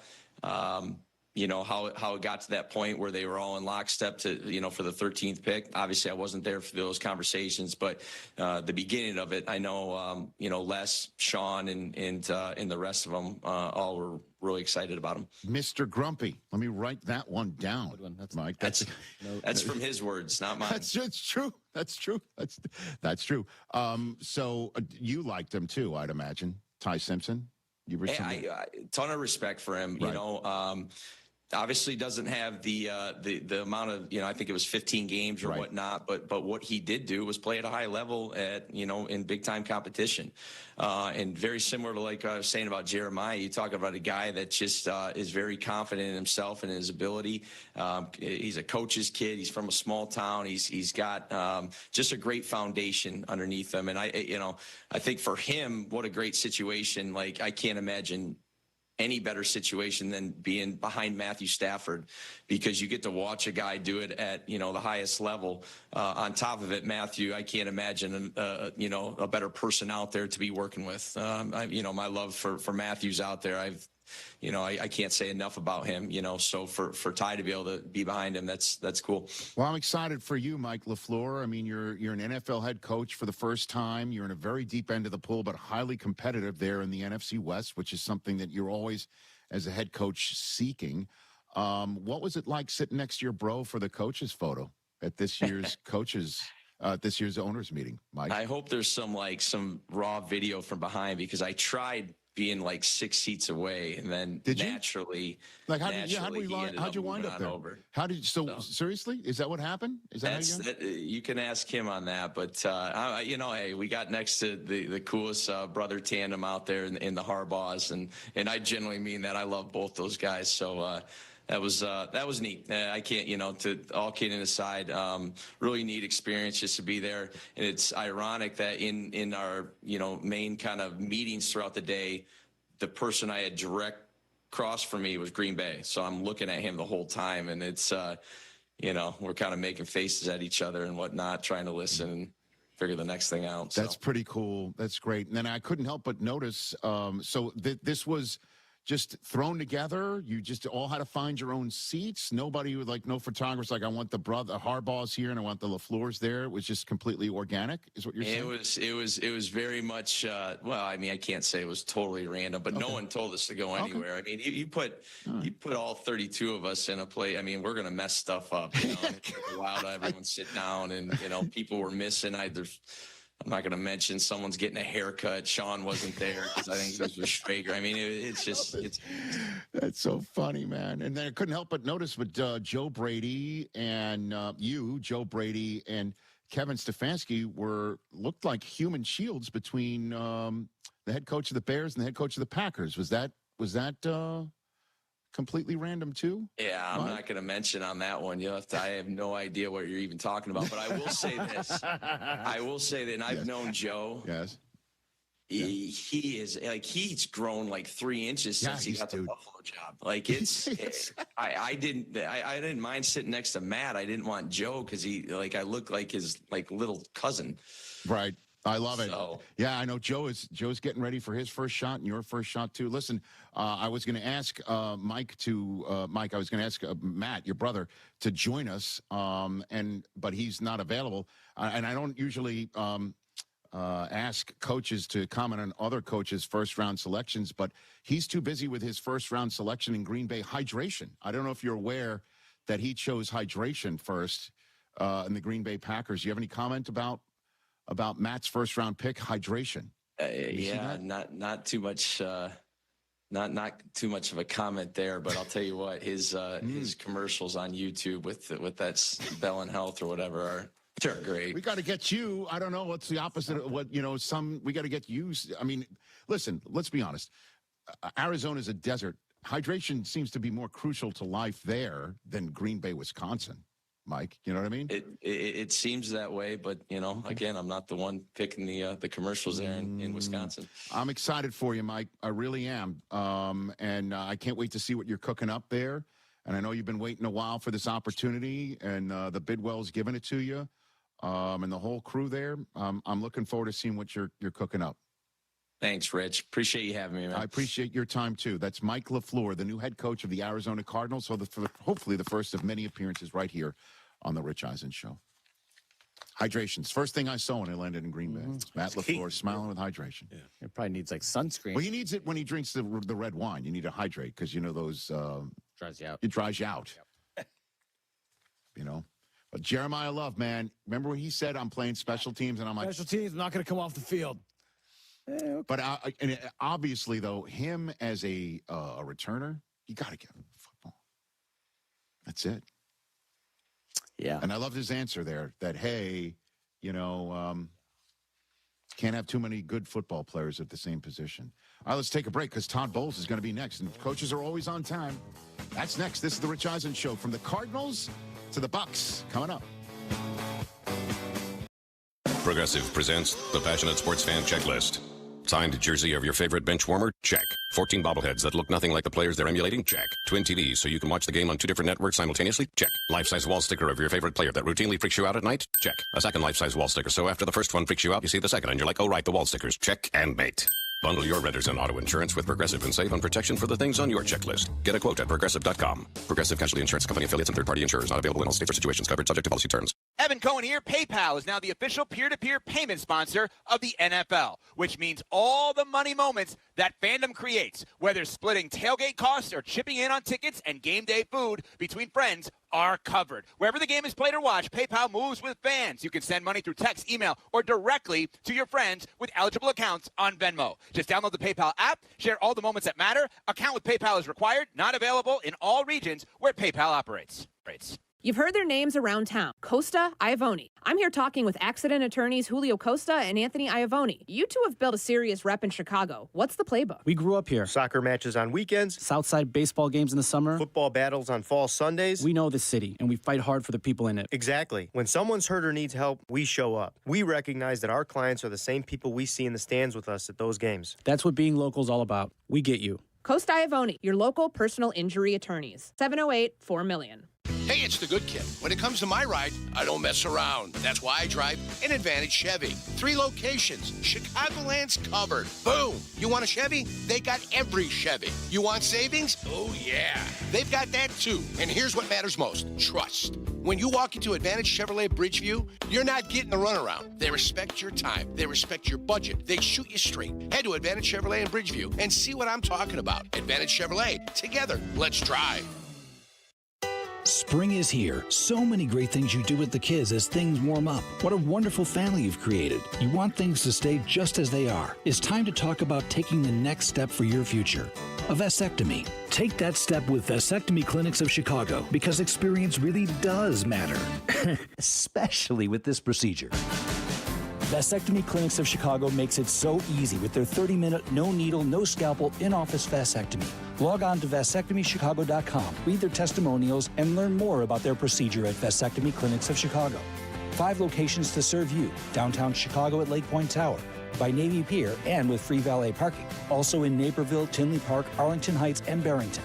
Most insurance accepted. Visit vasectomychicago.com or call toll-free 877-877-4VAS. That's 877-877-4827. For over 50 years, M&M Home Remodeling has delivered expert craftsmanship, honest service, and the industry's best warranties across Chicagoland, earning the Better Business Bureau Torch Award for business ethics twice. Now, the trusted name in home remodeling also powers M&M Commercial Roofing. From leak repairs to full roof replacements, your business gets the same quality, transparency, and long-term protection you expect from M&M. Protect your property. Call M&M Home Remodeling and M&M Commercial Roofing. Your peace of mind is guaranteed. Surfside iced tea and lemonade plus vodka is your go-to drink for golf season. It's light, refreshing, made with real vodka and 0 bubbles. That's right, no carbonation. Look out for the brand new half and half variety pack featuring flavors like raspberry iced tea and lemonade and blackberry iced tea and lemonade. No bubbles, no troubles. Cheers to hitting this fairway and cheers to Surfside. Must be 21. Please drink responsibly. Everyone deserves access to quality health. But for half the world's population, essential health services are out of reach. At AmeriCares, we know access to quality health saves and improves lives. With good health, people can attend school, be productive at work, care for their families, and contribute to strong communities. That's why we envision pathways to health and opportunity for all. We care. It's our call to action. It's in our history. It's in our name, AmeriCares. AmeriCares about disaster survivors, about free medical aid, what doctors need, our communities, our neighbors, our families. AmeriCares about good health. For a better world. Learn more at americares.org/goodhealth. Together, we can build pathways to health. americares.org/goodhealth. Join us. Individuals and businesses with tax problems, listen carefully. Do you feel like you're losing control of your finances? If you owe over $10,000 in back taxes or have unfiled tax returns, we can help you take back control. The IRS is the largest and most aggressive collection agency in the world, and they can seize your bank accounts, garnish your paycheck, close your business, and file criminal charges. Take control of your tax problem now by calling the experts at U.S. Tax Shield and take advantage of the Fresh Start program and new laws that may allow us to negotiate a settlement settlement for the lowest amount possible. Our team of tax attorneys and enrolled agents can stop collections and get you protected so you can take control of your financial future. U.S. Tax Shield offers a price protection guaranteed quote to get you protected today. U.S. Tax Shield is A+ rated with the Better Business Bureau, so call now. 800-687-5192. That's 800-687-5192. U.S. Tax Shield. 800-687-5192. There's an app for that. Download, listen live, podcasts on demand. The ESPN Chicago app. And you can get up to $3 million worth of coverage. I'm grateful we were prepared. Get your free quote at ethos.com/play. That's ethos.com/play. Paid spokesperson. Time spent on application may vary. Online health questions required.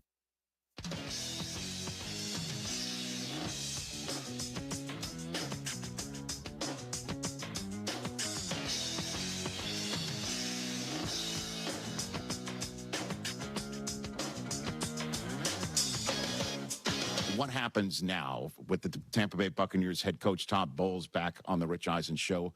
What happens now? What's on your to-do list with the draft over, Coach? Oh, right now we're just meeting with the vets in the morning. You know, the guys that are here. We're in phase one right now. They're working out, meeting with them, getting accustomed to the scheme again, changing a few things. Obviously, with a new offensive coordinator, it'll be new to them.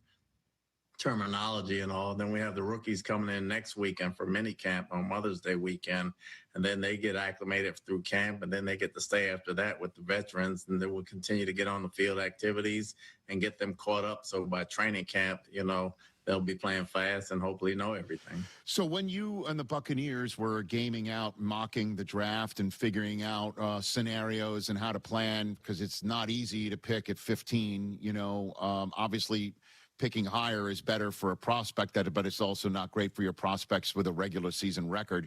And picking lower obviously means you've done well. Sitting there right in the middle is you've done well enough, but it is also a tough spot for you to game out and mock. How many times did you have Ruben Bain dropping to you, Coach? We didn't have him dropping to us at one time in the draft, but we said if, you know, he's one of the guys that we knew if he fell, we would take him automatically, no questions asked. And he was the one that fell. So, you know, we were more than happy to get him. We were extremely surprised to get him, but extremely happy to get him. Well, I mean, his tape is off the charts, and I'm sure you're aware of the conversation about his arm length and all that business. What's your opinion of that and how it translates to his success at the next level? Well, Mike Tyson has short arms, and he fared out pretty good for us.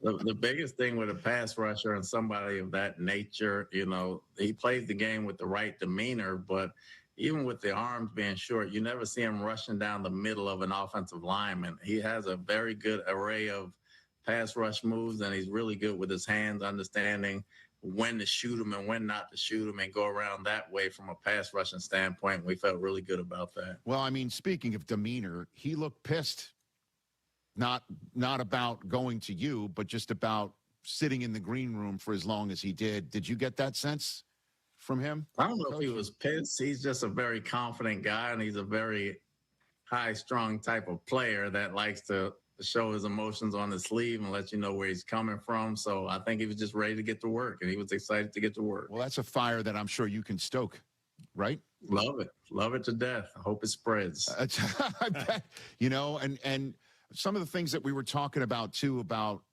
Bain during the draft and his arm length is, you know, Shaq Barrett being on the Bucs, a similar situation, but he was dominant in your defense while he was there. Is that something also that you're gaming out right there with Ruben Bain, Coach? Yeah, hopefully. You know, he has very good hands, just like Shaq has. Shaq had very good hands and the knack for rushing the passer and knowing what to do.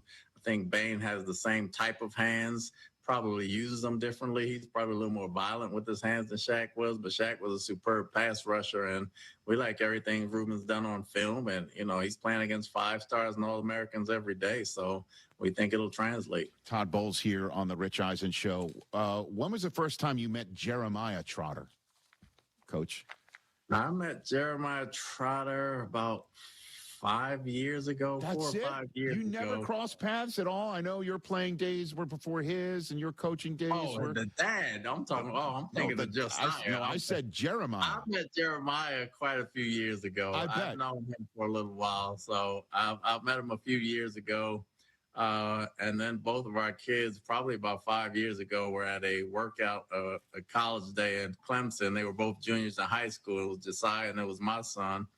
And they were at a workout, and I ran into Jeremiah right there, too, as well. And it's ironic that we ended up with Josiah right now. Isn't it amazing how football life works, right? That you draft that kid from that day that you met 5 years ago?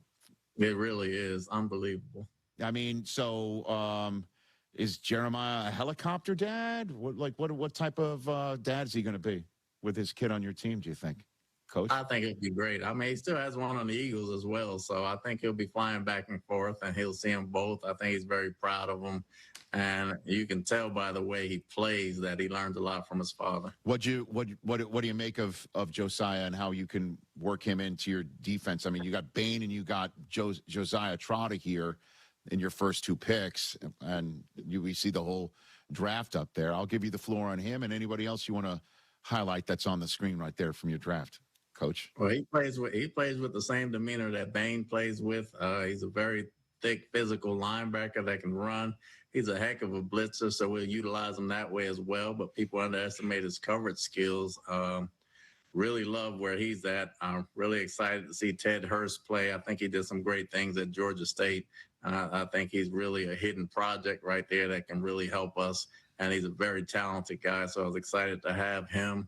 Obviously, Keontae Scott, we thought he'd be gone as well. Love the way he plays with the energy and the passion he plays with. He's a heck of a blitzer. He's a cover guy. He can tackle. He's not afraid of anything. So I'm very excited to have him, get him worked in. He can do a lot of things for us. And he plays anywhere from nickel to corner to safety to linebacker. So, he'll be a great piece to have going forward.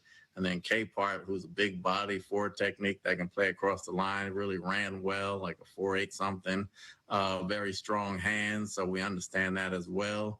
And then we got Schroff from Notre Dame. I think he's a very good guard. He's tough. He's physical.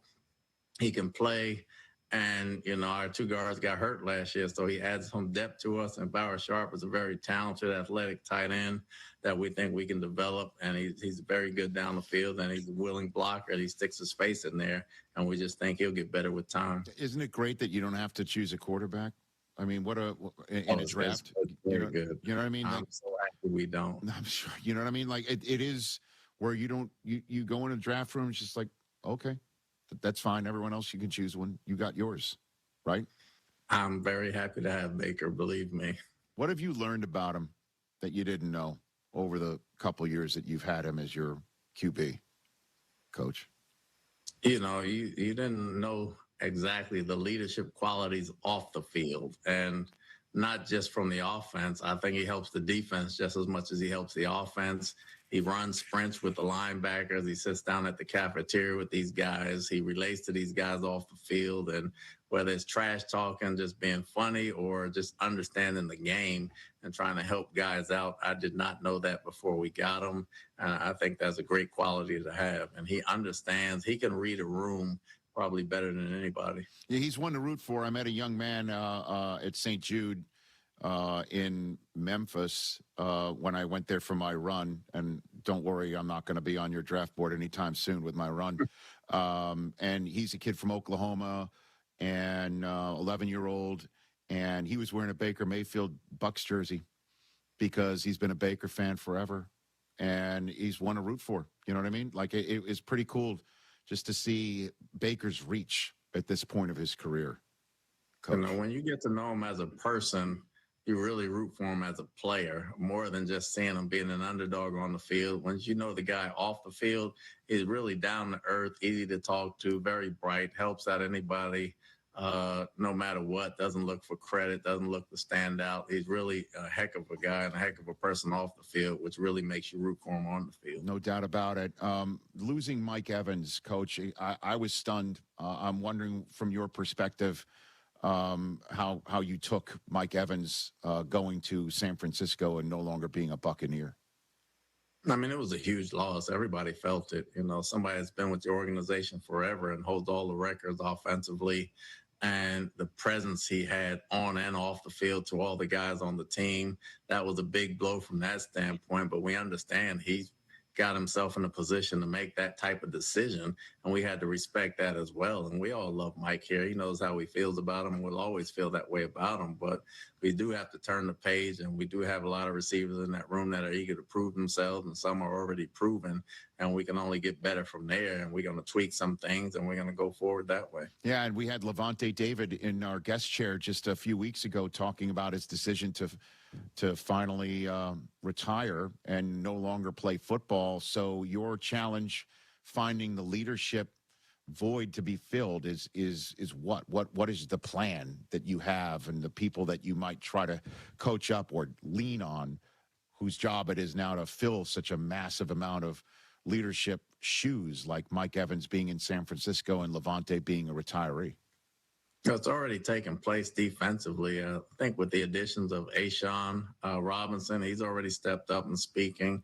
And Nacho, Raheem Nunez, Roaches have stepped up, obviously, as well. We have Vita, and we have Cansey and Yaya speaking up, as well as Winfield, and as well as Tyke Smith. So we have a lot of guys defensively that's stepping up. And Baker on offense, along with Godwin, along with Wirth, and along with Graham Barton and Bredesen. Those guys have really stepped up and started speaking. It won't be the same type of leadership, but you need different leadership as you go along in this ball game, and different guys stepping forward, and it's a great challenge for them. Two other things for you, Todd Bowles, before I let you go on with your Tuesday. You were the first head coach for Sam Darnold. What did you think of on Super Sunday watching him lift that trophy for the Seahawks? Coach. I was so happy for him, so proud of him, the journey he took and the way he went about it and the class he went about it with, and never deterred from who he was and who he was trying to be, and he stuck with it, and he got some experience, and he bounced around a few places, and he really found a home there. He did a great job in Minnesota the year before, and then going to Seattle and winning the Super Bowl. You know, it came full circle for him, and just seeing the journey that he took, you know, I appreciate it more than anything, and I'm very happy for him. Yeah, is that like as a coach to see somebody resilient, right, and take moments that weren't going his way and to somehow find the reserve and keep on chugging? I imagine that's a coaching point for others. Do you think? It is in a business where people make their minds up for you when you listen and you don't stick to your guns. You don't fare too well, but he stuck to his guns, and he stuck to who he was, and he did it his way. And he had the same class and respect when he won as he did when he was going through his journey of rough times. I can appreciate that, and I really have a lot of respect for him that way. What's the Buccaneers Coaching Academy that got announced this morning? Todd Bowles. Oh, the Glazer family has come up with this. We're going on our third year in a row now of the Coaching Academy, just trying to get people into the NFL, getting NFL experience coaching that probably would never get a shot otherwise, because you have to climb a ladder in such ways. So we bring in people from all over the country, and we narrowed down to 25 people that come in during mini camp. Then we narrowed down to 5 people going into training camp. And we give them the opportunity to coach NFL ball. It gives us as coaches a chance to see them and teach and learn from them. It gives them a chance to learn and get NFL experience and really see what it takes to coach and get better that way. And, you know, when you have changes every year, sometimes those people come about and you never forget them. But it really gives them a chance to do some coaching. It's a different avenue of just going through the process of trying to hire coaches on the outside. And the Glazers family does a great job trying to bring people in and fresh new faces that nobody knows to get to know and learn from and see if they can cut the mustard in the NFL. I'm just curious, who enters a program like this? High school level, Pop Warner, somebody who's just high school, Pop Warner, some UFL coaches, college coaches. It comes from everywhere. It comes from everywhere. Overseas, we've had a lot of foreigners from overseas as well. So we kind of span the globe on this thing. It's not just in the U.S. Yeah, I love that. Buccaneers Coaching Academy that was announced this morning. Just make sure if you join that, do not sit in the front right seat of the bus. Don't do that. That's the first order of business. Yeah, that's a problem. Love chatting with you, Todd Bowles. Thanks for joining. I appreciate it. Appreciate it, Rich. You got it. That's the head coach of the Tampa Bay Buccaneers, one of our favorites. Thanks, Coach. Todd Bowles right there on the program. Love that. Hey, superstitious just like us. Love it. Yep. By the way. What's your superstition? Nestle's Crunch. Yeah. Outstanding. That's yours? Well, I mean, you add the Mooch would throw the Snickers on the set. Well, Mooch would do that because he would think that I had a short temper about things. You never.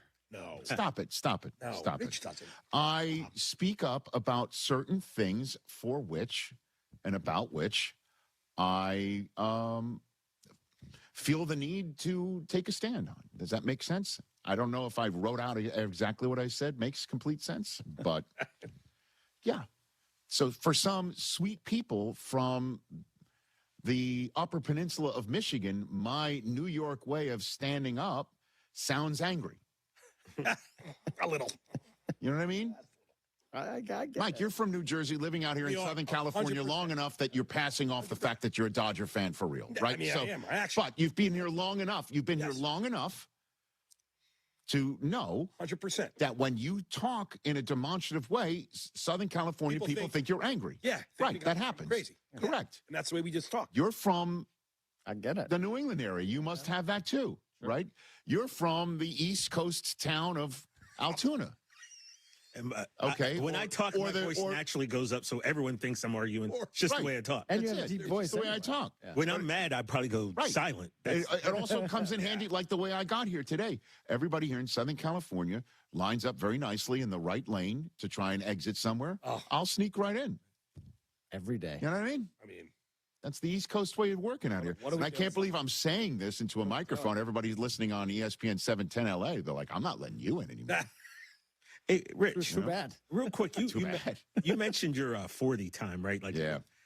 I think we're all at the point now where we realize, man, especially after watching that video, your time does not matter. Thank you. The time, that video, what goes on? Nah, man, but for real, like what they do, what it means, like your time's the most insignificant thing very sweet. that happens on that. Thank you for saying that. Yeah. So if you run a 7, who cares? And I appreciate you saying that. I don't want to run a 7. A 7 was unfortunately one of the numbers. You know, if this was The Price is Right, I'd want that 7 to appear in the third spot. I get that. But not the second spot, certainly not the first. All things considered. But I appreciate you saying that it was a beautiful day at St. Jude Children's Research Hospital. The piece put together by a gentleman named Jim Fabio and his incredible crew, and Dallas Hitchcock, who is the one guy with the most Emmys on NFL Network's staff. Yeah, man. The two of them together put their heart and soul and their entire teams into putting that piece together. And everybody at St. Jude Children's Research Hospital with Kevin Nienhaus running the show for all of this, the fundraising aspect of it. It was a beautiful day. Yeah. And that kid Reed, who I met from Oklahoma, you know, you could see through his white Tampa Bay Buccaneers jersey, he was wearing an OU shirt underneath it. So he's like Baker through and through. Real with it. And so he was a sweetheart, and so was everybody else. And I appreciate you saying what you said. And I should bring the cleats in. I have them at home. Yeah, those were. We should put that up for auction. I love that. Absolutely. You know, I'll sign him because they say he must be butter on one shoe because he's on a roll for the other. I had no idea because they always put the shoes together for me. Yeah. And I had no idea what the design was. And I opened the box. They had one of the children from St. Jude hand me the box. I open it and I see Stewart's, phrase on there. I was a mess. I was a mess, and there was also a kid there named Bailey who I met at the run. I can't remember how long ago, years ago in Indianapolis. And he shows up with a mustache, a grown-ass man in college. Wow. The most important part and that's what it's all about, right? Ago. Right, years ago. Correct, years ago. Yep. And, he's still dealing with some stuff. I appreciate you saying what you said. stjude.org/runrichrun. We're still fundraising. The fundraiser, is still going on. And any dollar, any penny you can give is great. But you're right. I need to get faster. You and Susie lead the charge on that. I'm glad I haven't heard from Dion yet. I disappoint him annually. But yeah, like you're doing great. No, you're not saying that for real. I appreciate that. You are. Thank you. Let's take a break. 844-204-RICH, number to dial. In a world in need of a hero, one man rises to the challenge in style. He is just driving the kids to soccer practice. You can make every day feel epic in the all-new Hyundai Palisade Hybrid with up to an EPA estimated, get this, 619 miles of range on select trims, advanced tech, and class-leading interior space. Because when you're hauling kids, gear, snacks, and backpacks, space matters, and so does comfort. Just make sure they keep their cleats off the seats. The all-new Hyundai Palisade Hybrid. Visit HyundaiUSA.com or call 562-314-46034. Details. Your phone calls, overreaction Monday on a Tuesday. Ray Romano in studio. All still to come here on this show. My name is Christine, and I'm a widow. My husband, Ryan, was a healthy 34-year-old, and 3 months later, he was gone. Thankfully, he had life insurance. Ethos made it so easy. You can get a quote in seconds, apply in minutes, and get same-day coverage. 100% online, no medical exam. Life insurance didn't take away the loss, but it did give us the space to just grieve. Get your free quote at ethos.com/game. Ethos.com/game. Paid spokesperson. Time spent on application may vary. Online health questions required. Evan Cohen here. PayPal is now the official peer-to-peer payment sponsor of the NFL, which means all the money moments that fandom creates, whether splitting tailgate costs or chipping in on tickets and game day food between friends, are covered. Wherever the game is played or watched, PayPal moves with fans. You can send money through text, email, or directly to your friends with eligible accounts on Venmo. Just download the PayPal app, share all the moments that matter. Account with PayPal is required, not available in all regions where PayPal operates. It doesn't matter if you're running drills at the park, playing pickup on a Saturday, or sinking the final putt. When you compete with your friends with Michelob Ultra on the line, competition isn't that friendly. The trash talk, next level. And the stakes, oh, those are crystal clear. With only 95 calories and superior smooth taste, it's the ultimate trophy. Superior is worth playing for. Michelob Ultra, superior light beer. Enjoy responsibly. Copyright 2025, Anheuser-Busch Michelob Ultra Light Beer, St. Louis, Missouri. Hey soccer fans, if you're headed to a match at Soldier Field, the CTA is your best way to get to the game. $5 covers your entire trip, and with tap to pay available on all CTA trains and buses, riding is a breeze. CTA buses stop just steps outside the north side of the stadium, and the Roosevelt train station is a short walk away. Avoid the hassle of traffic or expensive parking. Let the CTA be your driver. Find the best route for you at transitchicago.com/plan a trip. Save money, do more, ride CTA. This is your White Sox Minute. I'm Len Casper. After a 3-hour rain delay, the Sox engineered a big come-from-behind 8-7 win over the Angels Monday night. Trailing 5-1 in the 7th, the Sox rallied for 7 in that inning. The big blow, a Murakami 3-run homer, is Major League leading 12th of the season. Tonight, it's a premium starting pitching matchup as Jose Soriano battles Davis Martin at 6:40. Sox fans, join us at the ballpark as we celebrate moms and women. Come watch the White Sox Saturday, May 9th, as they host the Mariners at 6:10 p.m. 15,000 fans will receive a women's athleisure jacket presented by Rush. To purchase tickets and prepaid parking, visit whitesocks.com/promos. This has been your White Sox Minute.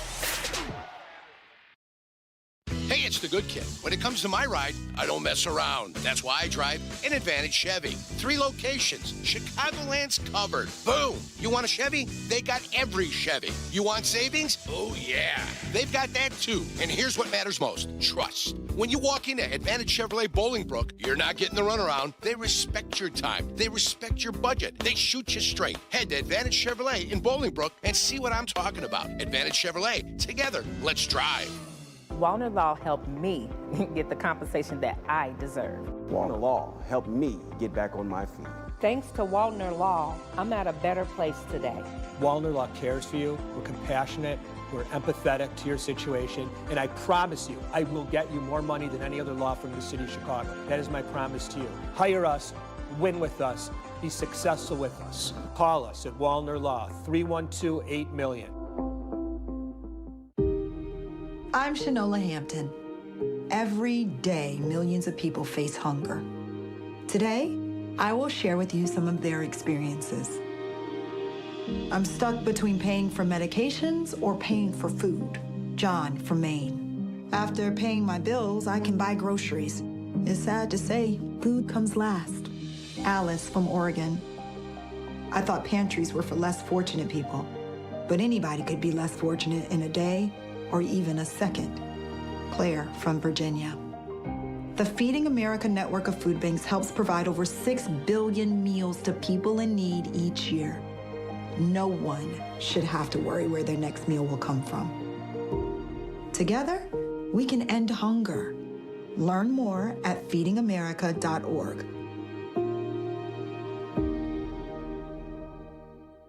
Carmen and Jurko, now 9 a.m. to noon, weekdays on the home of the Bears, ESPN Chicago. Mine is one of the lives that's been saved. 1, 2, 3. Never give up. Don't give up. Don't ever give up. Visit v.org/donate.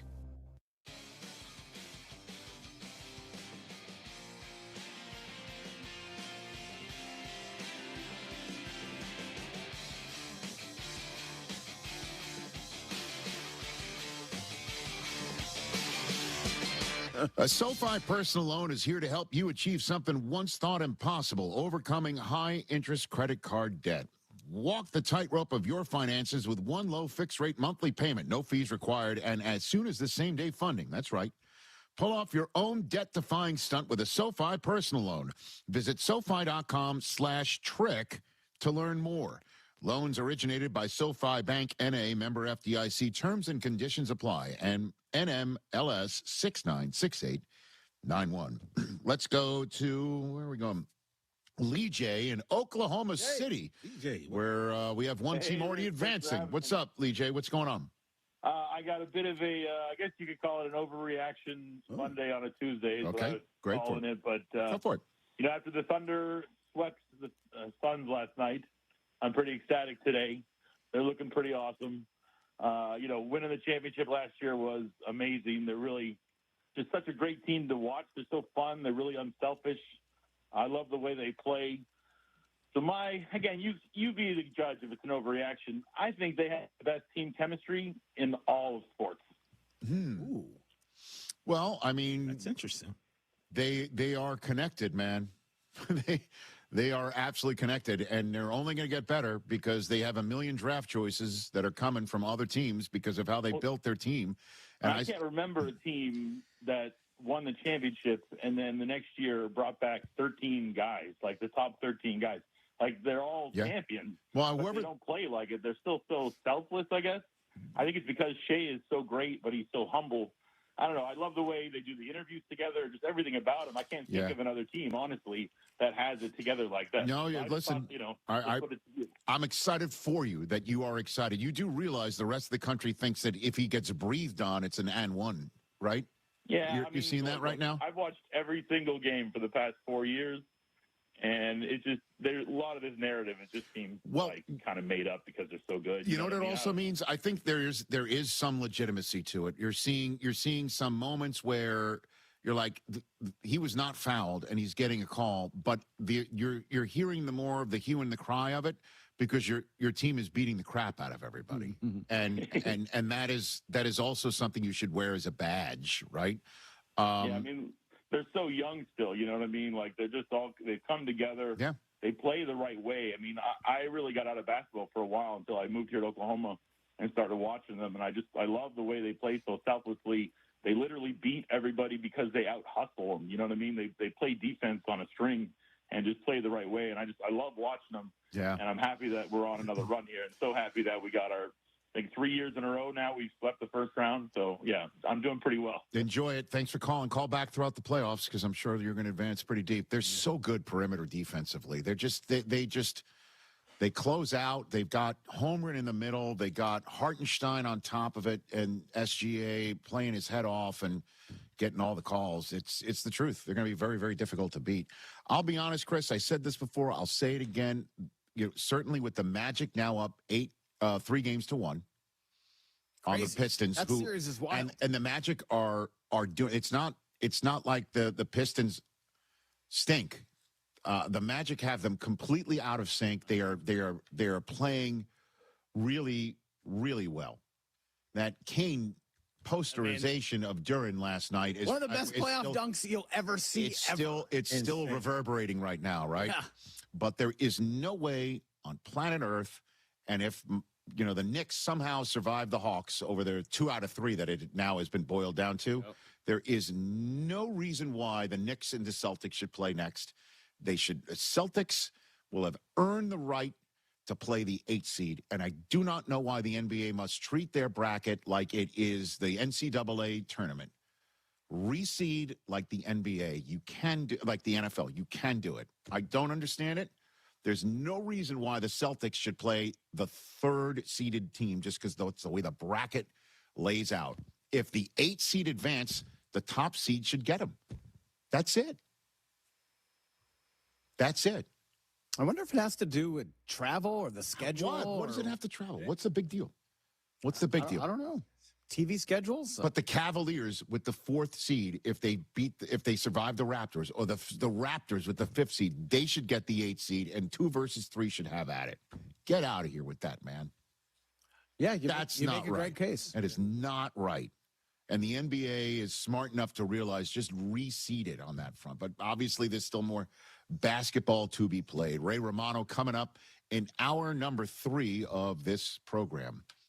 Mother's Day is coming, and you gotta show love to the mothers in your life. You know you gotta take care of mom. Plus, my wife just became a first-time mom. So yeah, Mother's Day matters, and you gotta get it right. That's why I'm sending flowers from the Books Company. Right now, get 25% off with code CANTY. Books flowers are cut fresh, so you get bigger, brighter blooms that last way longer. And it's easy. Pick the bouquet, the delivery date, and you're done. Mother's Day is May 10th, so don't wait. Go to Books.com, use code CANTY to get 25% off. That's BOUQS.com.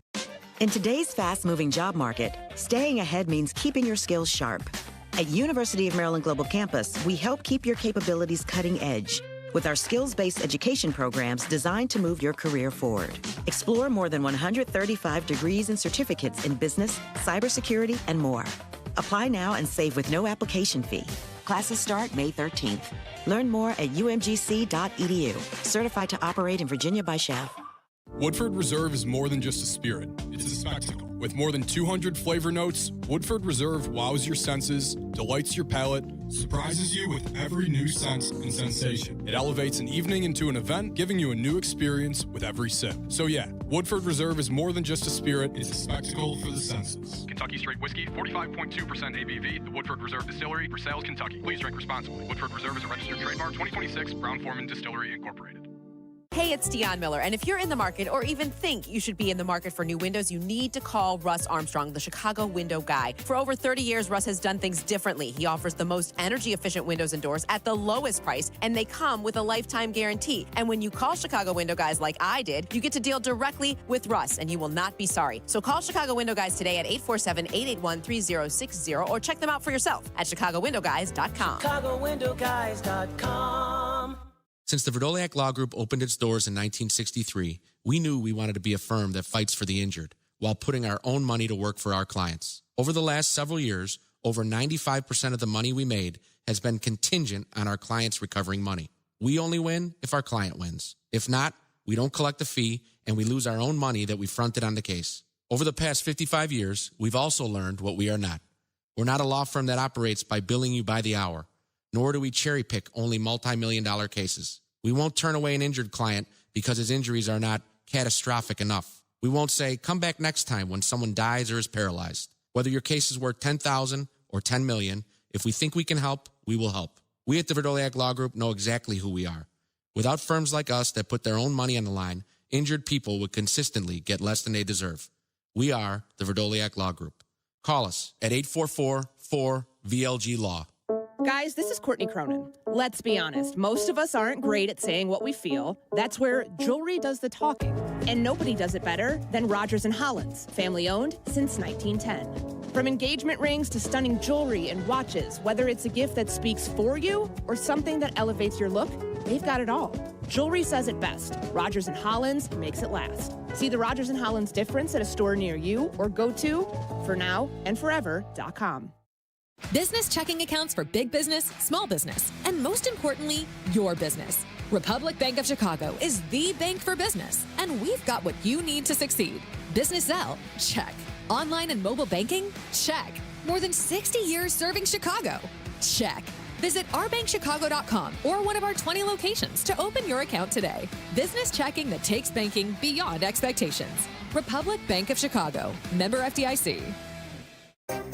Some things in life are preventable. Ooh, gas station sushi. Yum. That's preventable. I'm just going to tell my boss what I really think of him. Oh, boy. That's preventable. Maybe a face tattoo would look good. That's preventable too. The Colorectal Cancer Alliance wants you to know a lot of things in life are preventable. Colon cancer is common and deadly, but that's also preventable. Oh my gosh, it's a bear! Let's get a selfie with it. Also preventable. The Alliance is doing its part to end colorectal cancer. Now, do yours. Get involved. And if you're 45 or older, talk to your doctor about the colon cancer screening options available to you. Betcha I can eat 50 hot dogs in an hour. Preventable! Actually, Your Honor, I'm representing myself.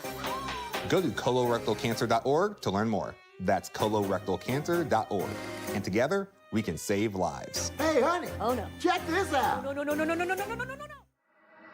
This is ESPN Chicago, WNVP, WTBC, HD2 Chicago, a good Karma Brands radio station. It's okay if you do. The Paul Feinbaum Show, weekdays at 3 Eastern on the ESPN app and on the SEC network.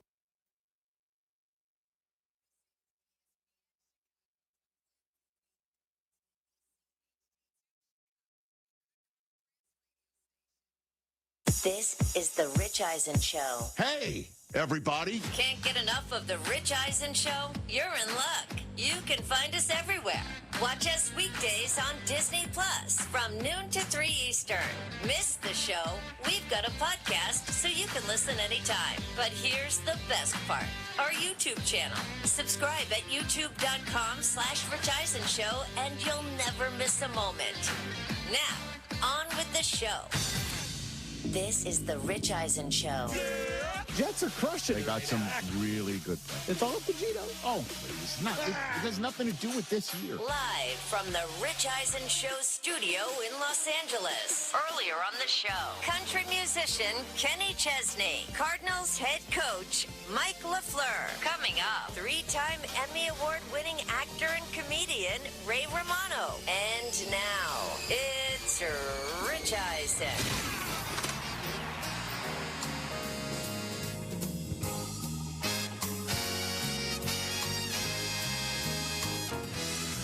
Well, hey, everybody. Hour number 3 of the Rich Eisen Show is on the air. What a show we've had so far. Kenny Chesney in studio, hour number 1. That was a delight to chat with him. And then 2 NFL head coaches last hour. Mike Laflur of the Arizona Cardinals, his first foray here on this program. And then we had Todd Bowles of the Buccaneers returning to the show. Now we've got Ray Romano in our green room coming out to talk about him being the head coach of the LA Waves in the season 2 Running Point show that's on Netflix right now for everybody to stream whenever you darn well please. Ray's back there, and I did just have a very nice chat with Ray and let him know we're going to talk about my stinging defeat at his hands in the karaoke competition that was at the American Century Championship in Lake Tahoe last summer. Still not over it, huh? I'm never going to get over it. Here I am. I'm finally invited back, 2 decades worth. I'm going to go crush Sinatra in front of, the whole crew there, in front of the Kelseys, and in front of, Charles Barkley and everybody. I'm going to go kill it. Jay DeMarcus of the Rascal Flats is the one who's up there, performing and then judging. One-man judge? I killed it. One-man judge? No, Riggle, too, a bunch of them. Riggle, yeah. And then Ray and his sons came up. They wanted it. What did they sing? Yeah, what did it? Yeah. They sing Eminem. Which song? Let me forget. Hi. My name is. No, I forget what it was, but I'll figure it out. Eminem. We'll figure it out. Do you like? Can look it up. I'm sure it's on the internets. But at any rate, Ray's delight to have back. He's been here before, and I'm psyched that he's back here again. Rich, they just wanted it more than you. Maybe so. 844-204-RICH is the number to dial on the program. So Les Snead is on the show tomorrow. I see he's making the rounds today. I did see him. So he'll be here on Wednesday's show. Nice. And he and Sean McVay are in lockstep. You even heard Mike Laflur confirmed, in hour number 2 that that McVay has been having his eye on him for a while. He likes him. They like Ty Simpson there in Los Angeles.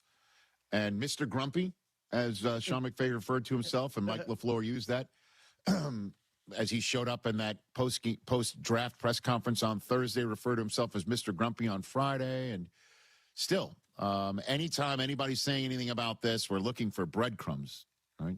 Yeah. Looking for the breadcrumbs. The latest thing that has caused this to continue on in its news cycle is Ty Simpson going, was this on local radio here, right? On ESPN 710 radio, which we're on every single day as well. Ty Simpson was on ESPN radio here in Los Angeles and dropped this nugget about his time being scouted, if you will, by the Rams. We tried to keep this, under wraps as long as we could. It was something to where I knew they were interested, but, they wanted to, make it private and didn't want people to know that, they were interested. So I had some secret meetings with, Coach McVay, and, I just was trying to be on script and, do what, everybody told me and not to tell anybody. Hold on a minute. At the draft, you're saying, I haven't met with McVay, but you're telling me that you guys met for hours and going over film before the draft? Yeah, it was just, it was something to where, I was told to not say anything, because I didn't want anybody to know. But, we had one meeting and, we kept it private and, it was just something to where it happened that way. Okay. What else you want to know? Interesting. Well, I mean, why all the secrets? Various reasons. Number one, you don't want anybody to trade up and beat you to them if you like them that much. Right? If Arizona really knew they were going to use the pick 13th overall on him, because if it came out that Ty Simpson and the Rams were meeting each other and hanging out with McVay and doing all that sort of stuff, then you're going to have to get up to 12. I'll tell you who really would have loved that. Were the Cowboys sitting there at 12. They moved up to 11 with the Miami Dolphins. Miami would have loved that. If people had known that the Rams were so in love with Ty Simpson, hey, if you want Ty Simpson, you got to come up to us and you got to pay a massive premium for it. That's one way to do it. And two is there will never, ever be. It's so rare. So I know those two things are contradictory, that it'll never be, and it's so rare, which means it has happened, that you can't ever properly script an end game of somebody's quarterback career. You're never going to be able to do it. It's so rare. Like, name me the quarterbacks whose end game of their career were scripted by them and ended with the most successful result possible. Peyton Manning, right? But even he didn't play well. And even I understand he didn't. He wasn't the Peyton. He wasn't the sheriff in Super Bowl 50, but he still won it. Drank his beer and went off into the sunset. Yeah. Elway, name me others. Every single one of them has been, I had to go somewhere else, and I didn't stay with the team that I wanted to, or I was with the team that I wanted to for all this time, and they turned the page on me. It's messy, so you keep it quiet to the point where, one coach plays Mr. Grumpy. I'm not going to be so effusive because there is a guy that I want to win a Super Bowl with this year, and for as long as he does want to keep playing, and the last thing I'm going to do is antagonize that man at home, no matter how much of a heads up we give him. I come across as giddy, like I'm already head over heels in love. Oh, hey, Matt, like, what were we doing before? Oh, that's right, trying to win a Super Bowl together. But don't you think all this stuff coming out now is Stafford's got to be like, what the hell? I'm still here. What it means is they love the kid to the point where they're going to get him when they can, and they will keep him where he is until Stafford doesn't want to play anymore. As long as Stafford plays at the highest level that he has been playing. It's that simple. And it's tough, and I understand why it is tough, and I understand why it is awkward, and I understand why the Rams wanted to keep it quiet. At times, it comes across as clunky, but it's never easy to do. It just isn't. It's as simple as this. They got a roster they think they can win a Super Bowl with right now that the move that they made in the first round that put them over the top was Trent McDuffie. To the point where this 13th overall pick that they got courtesy of the Falcons is now a bonus pick, cherry on top for them to do with what they want. And what they wanted to do was look over the steering wheel and take this kid who they clearly like a heck of a lot, and with whom McVay clearly has a ton in common, as well as Les Snead. And keeping it under wraps was smart because you don't want somebody to jump the gun for you, on you. And you also don't want to antagonize your quarterback needlessly if somebody does jump the gun and jump your place in line and you lose them. Now it's out there that you were looking for somebody else and you didn't even get the kid. Now that's a mess. So we'll keep talking about it until Ty Simpson plays, and then when he plays, then we'll start to keep talking about it. Yeah. But I'd rather him be in this position than, say, the Jets drafting him, and he's got to win now in New York, coming off of 15 starts. Play right now. Now he doesn't have to play, and he's in Camp McVay for as long as the current group leader, Matthew Stafford, will let him stay in camp. So 844-204-RICH, number to dial. Overreaction Monday on a Tuesday. It is time to hit it. You can get the Overreaction Monday podcast that is out there right now for your viewing on our YouTube channel and listening pleasure wherever you get your podcast through the ESPN Pod Center. It is time for Overreaction Monday on a Tuesday, presented by PayPal. That was terrible. That was crap. That was garbage. This place sucks. Overreaction Mondays. Monday.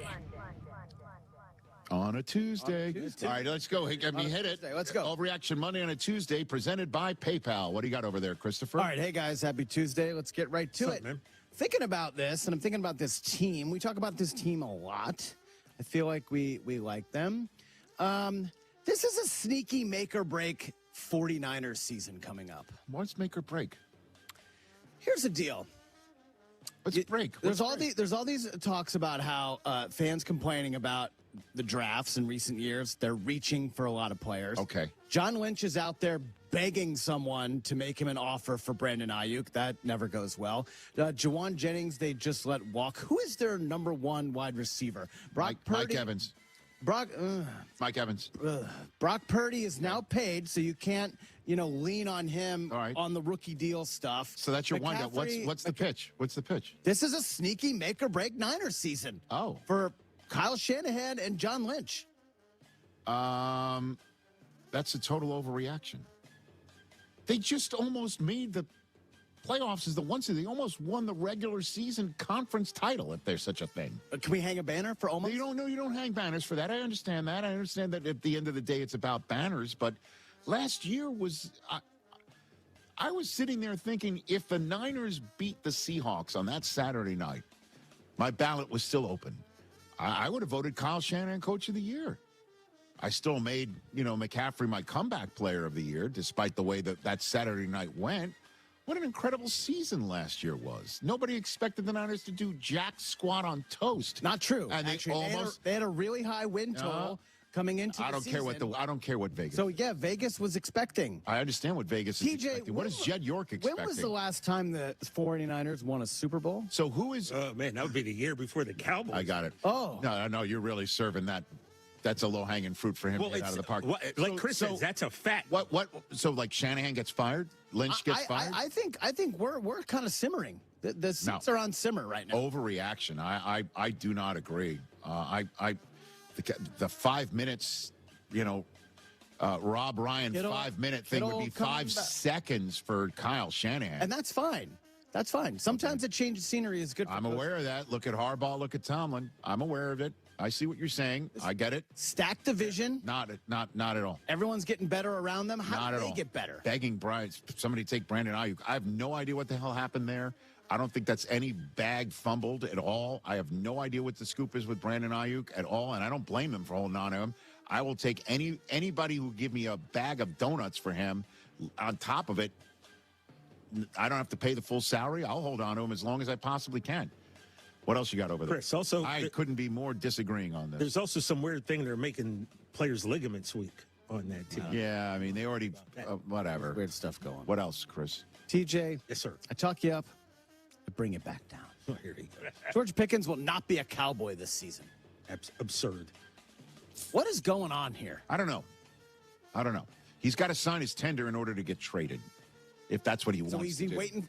Is he waiting for a deal in place? No. Why wouldn't you want to stay put? Dak and he have an incredible connection, and they can actually win a Super Bowl. But he can actually win it all. But on the flip side, if you're a team, you want to give that guy $130 million? No, I agree. I understand that. I understand what's going on. Yeah. But I weird. see here say, like, definitively sitting here on the final Tuesday of April that he will not be a Cowboy this season's an overreaction. Yeah. But I understand that there's an iceberg and we're just seeing potentially the tip. But and the tip of the pen has not hit the contract franchise tender yet. There's still time. It's a ton of time. Don't worry. It's all going to be. Don't worry, be Jerry. I just hope he hasn't. I hope they don't have a handshake agreement, because that's the way you wind up on the Packers. I'm sure a candle was lit. You know, it was nice. What else?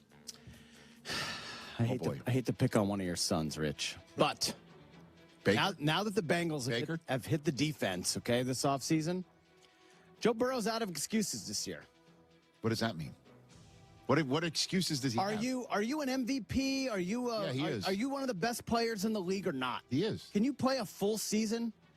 Is it his fault that his toe gave way because they can't protect him? Are you injury prone or not? Okay. Didn't he already make a Super Bowl? Am I out of excuses? Out of excuses. Does he for look Joe like Burrow. an excuse maker? No, but I feel like the media kind of bends themselves into a pretzel making excuses for Joe Burrow. Yeah, but Joe Burrow already went to the highest. Look, here's the deal. If I'm going to get on Lamar like I get on Lamar about it, that guy's won 2 MVPs. How many? Okay? 2 MVPs. I said 2. I said 2 MVPs. Okay? And I know Joe's been to a Super Bowl, but you know what? I'm getting a little older. My memory's a little hazy. That was a while ago. Let me ask you this question. That long ago? If Come on, Joe Burrow and the Bengals ever break up, do you think it will be because the Bengals are like, yeah, he's out of excuses, or it's because Burrow's like Carson Palmer was right? Well, tell me how that end game goes. Joe Burrow's, what's more likely? You know, I love choosing. I love playing what's more likely during Overreaction Monday segments to make my point. I've been watching a lot of clips this week, and Joe Burrow's preferred destination, not Cincinnati. They got a quarterback now. That's true. So, okay. They got a quarterback of the future. Yeah. I'll tell you what. What's the quarterback more likely to make sure Ty Simpson doesn't play in Los Angeles? Matthew Stafford or Joe Burrow? Joe Burrow's out of excuses. Okay.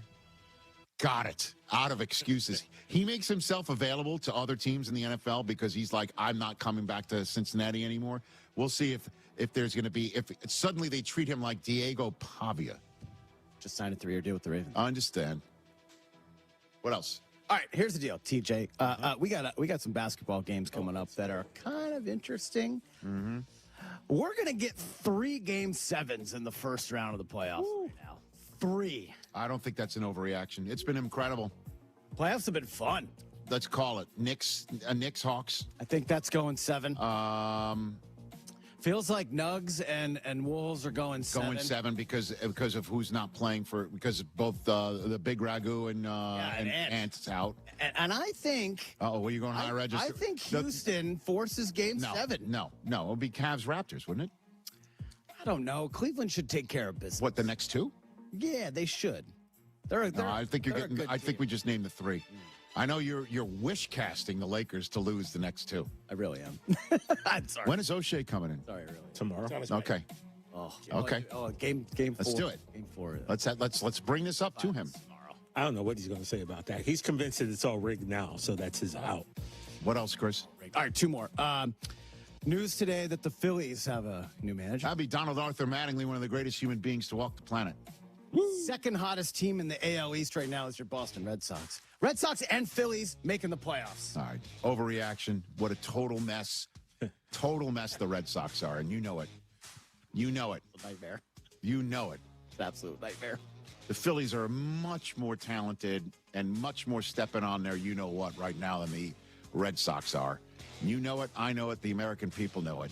And there's a difference between the American people. Seriously, and there's a difference between taking somebody from AAA and saying you're our manager, AAA. Okay, all the young guys know this, dude. And Donald Arthur Mattingly, totally different. What else, Chris? Last one. Is this the baseball music you're playing right now? Okay. They got Valley. Last one. And sounds like Crockett and Tubbs are hopping out of the car. Here you go. Me again? They're doing a remake. They are. Yep. You know I love talking about pressure. You do. You know I love talking about pressure. WNBA season starts in a couple weeks. I want to get this out there. Is Caitlin Clark under pressure? I'm seeing some clips. It's media day. I'm seeing all the fun everybody's having. Caitlin Clark looks great. But here's the deal, TJ. Mm-hmm. It's year 3. Yep. There's no single athlete under more pressure this summer than Caitlin Clark. Why? What do you mean why? Are you the face of the WNBA or yes, not? she is. Or not? She really? is. Really? She is. Yeah. So she got to win something. Or how about this? How about this? I haven't seen her play in 2 years. Or how about this? That the WNBA is now chock full of so many stars. Oh. Because of the heightened awareness of the women's game at the collegiate level, and the number of super players and super personalities are coming from that level to the WNBA, is she doesn't have to be the face anymore. But the bottom line is, she stays healthy. We just watch where she goes and how many people show up, and you come back and ask me if she's still the face of the W. If they don't make they need to make the finals. Yeah. Like, you need to be in the running for MVP. I've heard for years, TJ, of how great you were, and you're the face of this and the face of that, and you're already on Mount Rushmore of WNBA. Can you play a full season and take this team far deep in the playoffs? This is what, year 3 for her? It's year 3. Year 3. Okay. Yeah. All right. Pressure. The career is short. They have a short shelf life. Pressure. Let's go. You just don't believe in pressure. I don't believe, no, because I don't look at Caitlin Clark and say she's like, uh-oh, I'm under pressure around here. Like, why not? Everybody on Twitter is telling me every day she's the greatest player of all time. Isn't she now just, she's not bringing the ball up, right? Now she just shoots. I don't know. Who's on their team? Better start going in, because last time we saw her play, they were going in. Couldn't be more of an overreaction. And perhaps it'll be a subject of, drop this on Sarah. Drop this on Sarah's plate, and she'll bring it up to Susie and the rest of the women's sports now. Let me text Colleen real quick. Keep an eye on that. Please do so. Please do so. Caitlin Clark. Overreaction Monday on a Tuesday, presented by PayPal, the official peer-to-peer payment sponsor of the NFL. Yeah, this would be. You want to bring your brand of insanity to women's sports now? Have Sarah bring it up. It got the check of approval. I'm just saying. What? You ran that by Sarah what do you mean? for Overreaction Monday on a Tuesday? Just floating it out there. Come on. Okay. You think he didn't when he did? I am on here, people. I'm on this. Just I can't. RIP to your mention. Thursday, 6 p.m. Eastern, ESPN Plus and ESPN the app, presented by Miller Lite. And then, by the way, all over ESPN News and ESPN2 for the rest of the week. Love the re-airs, baby. That's what we're doing here on the Rich Eisen Show. It's not a game, Rich. Okay. I mean, we play games. 844-204-RICH is the number to dial. We're going to bring our friend Ray Romano out here in a moment. Our friends at LinkedIn want to let you know that LinkedIn Hiring Pro is out there to help you, because the challenge is finding the person for your job without sorting through resumes. Because a bad hire costs time and money, and the right one helps your business grow. And this is where LinkedIn Hiring Pro comes in. It screens candidates so you can focus on conversations with qualified talent. With Hiring Pro, you can hire with confidence and build the team you need. Join the 2.7 million small businesses using LinkedIn to hire, and get started by posting your job for free at linkedin.com/Eisen. Terms and conditions apply. Ray Romano is in the new season of Running Point, one of the most popular shows on Netflix. He is next. The Jets are winning drafts. This is the Rich Eisen Show. Evan Cohen here. PayPal is now the official peer-to-peer payment sponsor of the NFL, which means all the money moments that fandom creates, whether splitting tailgate costs or chipping in on tickets and game day food between friends, are covered. Wherever the game is played or watched, PayPal moves with fans. You can send money through text, email, or directly to your friends with eligible accounts on Venmo. Just download the PayPal app, share all the moments that matter. Account with PayPal is required, not available in all regions where PayPal operates. My name is Whitney Allen, and I'm a widow. My husband, Ryan, died. We never thought we'd ever have to use life insurance, but the unexpected happened. With Ethos, signing up was fast and 100% online. You can get a quote in seconds, apply in minutes, and get same-day coverage. No medical exams, and you can get up to $3 million worth of coverage. I'm grateful we were prepared. Get your free quote at ethos.com/play. That's ethos.com/play. Paid spokesperson. Time spent on application may vary. Online health questions required. Save big money on everything at Menards. Take control of your outdoor space with Roundup, Weed, and Grass Killer. The Pump and Go container is ready and easy to use. With the Pump and Go sprayer, you don't need to mix your own liquid, and you get up to 10 minutes of continuous spray. Save big on Roundup, Weed, and Grass Killer. Plus, check out our flyer on Menards.com for all the great deals happening now. Save big money at Menards. I'm having a pleasant talk with our friend, Mayor Skip Saviano from Elmwood Park. How can you possibly think you've got the best job? I talk sports for a living. All I'm saying, Carmen, is that I get to work with our close-knit community. Great stuff. We're always planning new ways to bond and grow. Well, I'm connecting with the best fans in sports every day. But you're stuck in a studio. I'm out talking with local businesses, eating at world-class restaurants. What do you got there? A PB&J? Uncle, you win. Bam. Yeah! Mayor Skip Saviano. Elmwood Park, once you're here, you get it. Spring is here. So many great things you do with the kids as things warm up. What a wonderful family you've created. You want things to stay just as they are. It's time to talk about taking the next step for your future. A vasectomy. Take that step with Vasectomy Clinics of Chicago because experience really does matter. Especially with this procedure. Vasectomy Clinics of Chicago makes it so easy with their 30-minute, no-needle, no-scalpel, in-office vasectomy. Log on to vasectomychicago.com, read their testimonials, and learn more about their procedure at Vasectomy Clinics of Chicago. 5 locations to serve you. Downtown Chicago at Lake Point Tower, by Navy Pier, and with free valet parking. Also in Naperville, Tinley Park, Arlington Heights, and Barrington. Most insurance accepted. Visit vasectomychicago.com or call toll-free 877-877-4VAS. That's 877-877-4827. Playoff hockey is back in Chicago. The 5-time league champs begin their playoff journey this Saturday and Sunday at Allstate Arena. The Chicago Wolves, the Texas Stars. Nothing better than playoff hockey. It's the Central Division semifinals. Chicago Wolves, Calder Cup playoffs.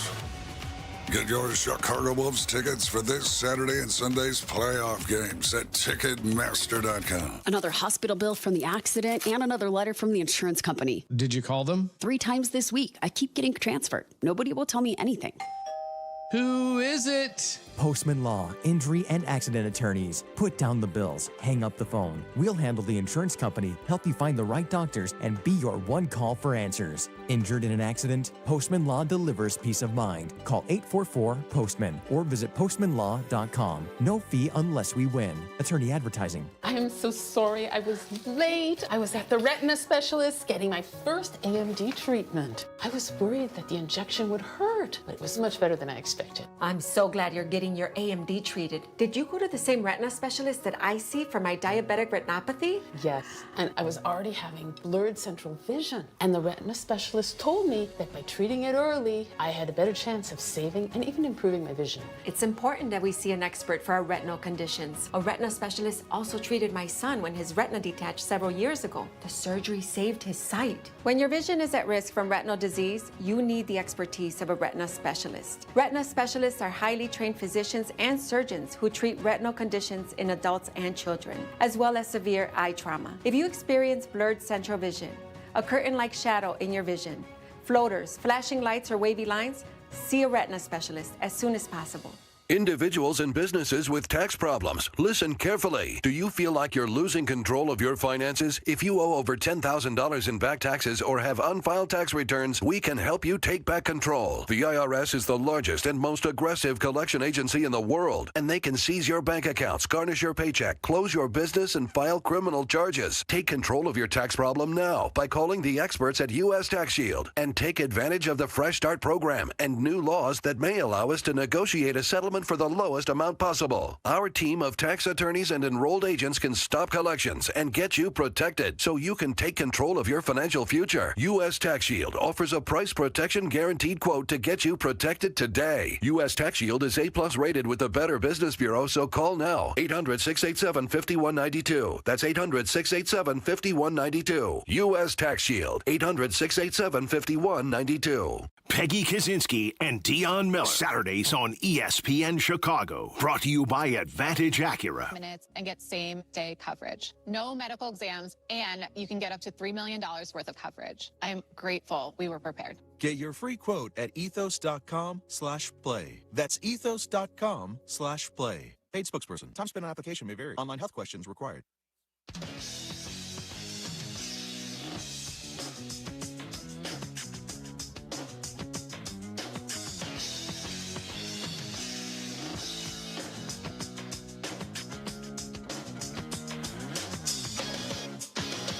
But, with AI, never say no. Never right? say no, I know. Yeah. Ray Romano is here on the Rich Eisen Show. Our radio audience just returned. We just saw a clip of Running Points Season 2 available exclusively on Netflix. You play the head coach of the LA Waves as Greg Popovich, right?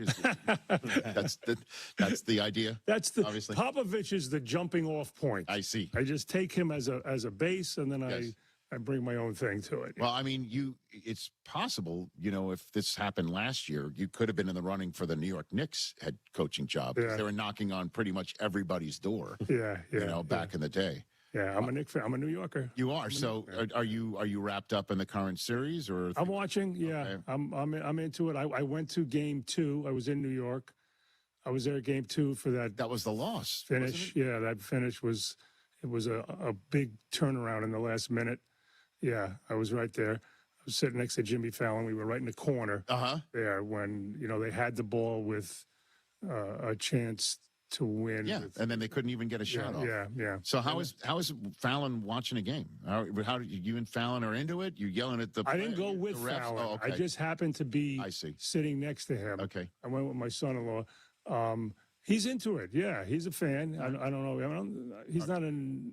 Where did he grow up? I don't even know. Isn't he a New Englander? Isn't he from? That's what I thought, but he wasn't. I thought because of the movie Fever Pitch. I don't know. Yeah, was that why I'm? Yeah, that's what I said. I asked him that question that night. Is that him calling right now to say? Let me just show you how older I am than you, because I know exactly what this is. Yeah. This is a take my drugs alarm. I'm not kidding. Do you want to take it? No, right it can wait. No, seriously, this is the last thing I want to be. Is coming between you and your medication. It's a beta blocker and a. Well, that's important. And magnesium. We got a whole interview to get through. It can wait. Fallon's from Bay Ridge. He's born in Bay Ridge. He's from Brooklyn. That's where he's across the Verrazano. I think Staten Island. New Yorker, yeah. Says, yeah. Oh, but he was into it. He was then fun. Why wasn't he in on the ferry with Colin Jost and Seth Meyers and Pete Davidson? Yeah, no, but I always thought he was a Boston guy too because of the movie. Okay, I had no idea. Yeah. How are you watching the game? You're not on the refs or anything like that, do you? Do you get out? No, yelling and screaming. No. I'm pretty chill out there. You know. Okay. And my main sport fandom is football and baseball. Okay. I'm into basketball, hockey. I really don't get into, but I actually went to the Kings game the other night. Okay. And we sat by the glass, and that was cool. So you're not pounding on the glass? No, that's our buddy. Was that Moonves? That's Moonves. You went on John's seats? John Moonves, yeah. It was his tickets, and he's a glass pounder, right? But I never saw that side of him. That's what hockey. I think playoff hockey. So you've never seen a lawyer pound the glass before? That's my entertainment law. He's very calm, right? Yes. And then we're at this hockey, and that one moment he pounds the glass, and I was like looking at him different, Suddenly, but I guess now you know why you got your legal work done so well. Now I know why I cashed in on Raymond. Yeah, I love that. That's funny. What do you think of the Jets? You like their draft at all? Do you think were you locked in on that, or you're not really a draftnik sort of thing? I'm not a draft junkie. I go to my kids and I say, "How did we do?" What did they think? They think okay. Oh. There wasn't a quarterback, right? I know, but that wasn't going to happen this year. That's next. No, I know. That's what I mean. But that's what we need, right? I can agree with that, although Gino's back. Gino's back, yeah. But they had Gino once, right? And they blew that. That's right. My boys, they're adults now. Mm-hmm. And, they want to be in the business. They don't know quite what. And so I told them, why don't you guys write a script and I'll commission. I'll pay for it, and I'll try to produce it if I like it. And they did it. They wrote a script. The three boys, twins, and it's about two Jets they have a Jet podcast they're trying to get off the ground. It's all about what they know. It's about being lifelong, die-hard, sad Jet fans, and how it infiltrates their life. Is it a comedy? Yeah, it's kind of a comedy. Okay. Yeah. Well, I mean, that does say a lot. Yeah. You know, Larry David obviously famously had a friend kill himself over the Jets on Curb Your Enthusiasm. You remember that episode? I think so. Yeah. One of his friends just left a note, couldn't handle it anymore. My twins, I remember when they turned into Jet fans, and they would put the suits on and watch the game, and we were watching a Monday night game, and they would have little tantrums when they lost. And it was a Monday night game, and I could see they were winning, and I could see it turning around. The game was going to go bad. I could see it, and I warned them. I said, "Guys, I don't want any shenanigans if they lose this game." Sure enough, they lose the game. This is at my house, in my office, my house, and both of them, they're about 15 now. Both of them hit the floor, face on the floor. Both of them spread out. I go, "What did I tell you guys? What did I say about?" And they're not answering. They're not answering. And I leave. I go, I can't be in here. I don't even want to yell at them. I leave. I go do something. I come back 45 minutes later, and they're in the same position. I'm like, they can't be. I go, and I've noticed, and they fell asleep in that position. Their Jet shirts on, face plant on the ground. So they are really the true. You know, if the Jets could ever get it together and do it, I want to see that for them. Well, face planting on the ground is a metaphor for something potentially with the entire team, right? That's the whole point. Did they make you aware on social media of a kid, like a teenage kid? I saw that kid. You did see him outside the game, outside the stadium. Yeah, we actually play it for a drop every single. I hate this team. That's the kid all the time. Whenever we talk about the Jets, we hear that all the time. I'm not giving up. And the thing about me was the sad irony of it is I became a fan right after 69, right after Joe Namath. That's when I became a fan. And now you're waiting. Yeah. Now you're waiting. I'm a little older than you. So right. You weren't around. That is, I was just. You weren't a fan then. I was not. I had no idea I was going to be afflicted. I had no idea. But, you know, and I did meet your sons many times. I think you brought them to NFL Network once, and I think you brought them here once upon a time as well. And then they also were part of a massive loss that I suffered last summer at the American Century Championship. Yeah, but listen, you're being hard on yourself. Well, listen, I crushed it, if I may say so. Okay? But I dream of moments like this. And I crushed it to the point where I thought there's no way I lose this thing. What song did you sing? I sang New York, New York. Right. Which is not my usual go-to. I normally sing That's Life. I might go in that direction this summer as a bounce back. You know, trying to bounce back because you come up on stage right after me. Well, first of all, you got to set the stage. It's the people know what we're talking about. It's the Tahoe Celebrity Golf Tournament. Oh, it's the American Century Championship. American Century Championship. I want to make sure you're Yes, I want to make sure I get invited. And it's like about 85 players. All of them are mostly athletes. Yes. Right. There's about 20 of us from the showbiz world, and they have a karaoke night, and it's not karaoke where you push a button. It's the band. Live band, Rascal Flatts. It's a great band. Yes. It's outdoors on a big stage. You pick a song. They just play they can play anything. You give them anything, a heads up, and they'll do it. Right. Correct. And the corporate people are all the fans watching outside, and then they decide at the end, by applause, who wins, and there's like a first, second, third place monetary prize. Yes, sir. Yes. A lot on the line. Pride as well, you know, for me. Right, and it's you don't have to. Whoever wants to do it does it. Travis Kelce has won 2 years in a row. Very popular man. Jason joined him this time around. They did a very good job. That was fun. I see. I not to take anything away from you, but when I tell the story, I don't say I took Rich Eisen down. I say I took the Kelce brothers. I understand that, and there's no offense. There's no offense taken. There's no offense taken. All I know is I thought it did a great job. You come up on the stage. I literally handed you the microphone, and you said to me, "I got to follow that."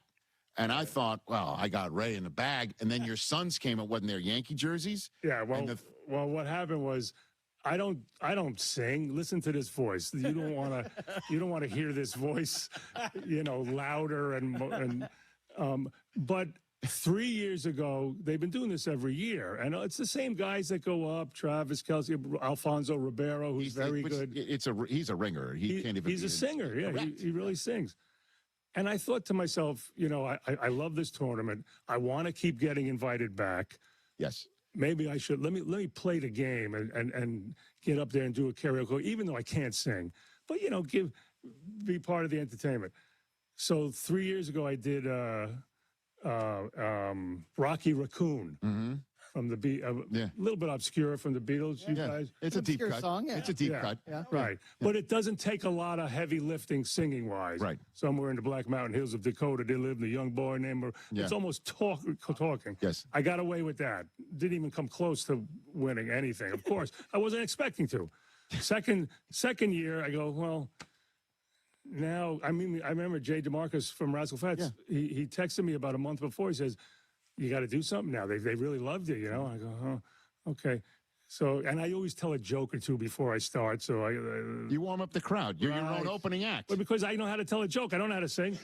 But then I did a Chicago song, Dialogue, because the guitarist is deep cut. He was right. Yeah. Dialogue's another obscure song, but it's two people singing, so it's less work for me too. I'm always trying to spare people my voice. So now, of course, I dug myself into this thing where now I got to do it every year. Yeah. I'm like, what can I do? I don't expect to win anything. I don't even expect to. And I did Lose Yourself from Eminem. Yes. Whoa. Yeah. Lose yourself in the music. So that's a chorus. But every year, one thing I left out was I have my twins help me. They did background for Rocky Raccoon. They did background for. So I said, how can they help me here? And I'll say, let them do the chorus. I'll do the rap part, arms are sweaty, knees weak, vomit on the sweaty. But then when they come out, lose yourself in the music. And I didn't know that they were this gangster. You're raising gangsters. But I told them, you guys should wear the same shirt. So they put the Yankee shirt on. And we did rehearse it in the afternoon. And when they came out to do Lose Yourself in the music, they just brought it. And they're the ones that won me, and we won first place. It was weird. Yeah, it wasn't weird because I went from the high of saying I got this thing, and then you come up and you're like, I got to follow that act, and I'm like, I got Ray, and then your sons come out, and as soon as it was over, I'm like, oh my, I'm not winning this. It's a fluke. It's over. I went from the high, like riding high in April, shot down in May. But it's like over. But it's like one of those feel-good sports stories because if you have to pick one of the underdogs of all time to win a singing competition, it's me. You're the Buster Douglas. Yes. Yeah. I'm Rudy. But it was, by the way, yes. Again, I don't want to take a jab at you, but you don't feel bad about the way you golfed in that tournament? Oh, wow. Ray. Well, listen, I've been playing in this 20 years. I thought that was your first year. You told me now you did it 20 years ago. And I was so bad at that, I didn't get an invite for two decades. I thought I left so many divots in the ground that they weren't going to invite me. Well, it was I bet they didn't even know you wanted to play. But what I thought was it was your first year. And anybody who comes to that, they don't realize how, first of all, how not difficult the course is, but the altitude and the walking and the fans. And like Colin Jost, when he came, he got clobbered also the first year, Let me tell you something. I remember teeing off, and because I actually practiced, which I don't do for my charity run, but I actually practiced and got some swings in.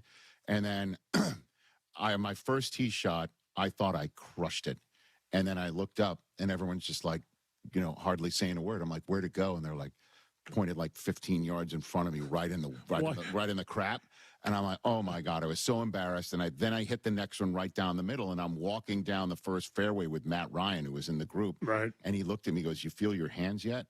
And I'm like, no, not yet. And he goes, it took me the first year I did this, it took me till the third tee box so I could feel my hands again. I'm like, and you played in the Super Bowl. Like, how the hell am I supposed to? It's the same, yeah. Because it's not our thing. Golf, that's the beauty of golf. It's like the great equalizer, because I could play. Listen, I'm not good, but I could beat one of these MVP All-Star athletes on a hole. Yeah. You know, that's the great thing about golf. But I've had those years too where it's just I'm horrible, and then I've had some years at Tahoe where hey, this is pretty cool. But it's like that where on the first tee you're like, okay, the people are watching me and they're thinking, I wonder how good he is. Yeah. And so that's the nervous. But once they know you suck, then all the nerves go away. Like, yeah, you're free. The suck is free. You're free. You're free. Yeah, you're free to suck. Once you know. Yeah. I love it. Can you stay one more segment? You got to get out of it? Yeah, you can take your pills in the commercial break. I will. Okay, very good. Ray Romano is here in support of Running Point on Netflix. We're back to wrap up the show with Ray in a second. Rich Eisen here with some advice. If high-interest credit card debt is grinding you down, it might be time to call an Audible with a SoFi personal loan. It consolidates your debt into one low monthly payment with no fees required. And with as soon as the same day funding, you can make the right play fast. Call an Audible on your debt today at SoFi.com/debtplay. Loans originated by SoFi Bank N.A. Member FDIC. Terms and conditions apply. NMLS 696891. Fast funds terms apply at SoFi.com/debtplay. It's Rich Eisen for Pella Windows and Doors. Sometimes teams take a timeout to regroup and call the right play. When it comes to your home, Pella Windows and Doors always has the winning game plan. They do it every day, and that's why your neighbors trust them. Visit Pella.com/Eisen today. Right now, Pella Windows and Doors of Greater Chicago and Northwest Indiana is offering up to 25% off windows and doors and 0% financing for 24 months. Some restrictions may apply. See store for details. Offer ends April 30th, 2026. Hey guys, it's Silvy. It wasn't long ago when gorgeous spring days made me angry. It was beautiful outside, but our windows wouldn't open, and they'd only stay open with a stick propping it open. That's when we began our partnership with Window Nation. They installed custom-fit windows and made a huge difference in the Silverman household. Right now, you can save up to 50% off. The more you buy, the more you save sale. Plus, get 0% interest for 5 years. Visit windownation.com today to book your consultation. Kap J Hood here with Howard Ank. And Howard, I know someone who was injured on the shop floor. Please have him call me. My guy. Howard, I have a buddy who was T-boned by a utility truck. Please have him call me. My guy. Your guy? Correct. Not this again. Howard Ankin is my guy. Hold on. Kap, your friend, Hoodie, your buddy. I'm their guy. And I'm also your guy and your guy. Call 312-6million for injury law made personal. Howard Ankin, our guy, on the Kap and J Hood Show, weekday mornings on ESPN Chicago. My God. Yeah. If the world were like a Sleep Number mattress, everything would adapt for your comfort. Because as your life changes and your body changes, Sleep Number mattresses adapt and shift to give you personalized comfort night after night.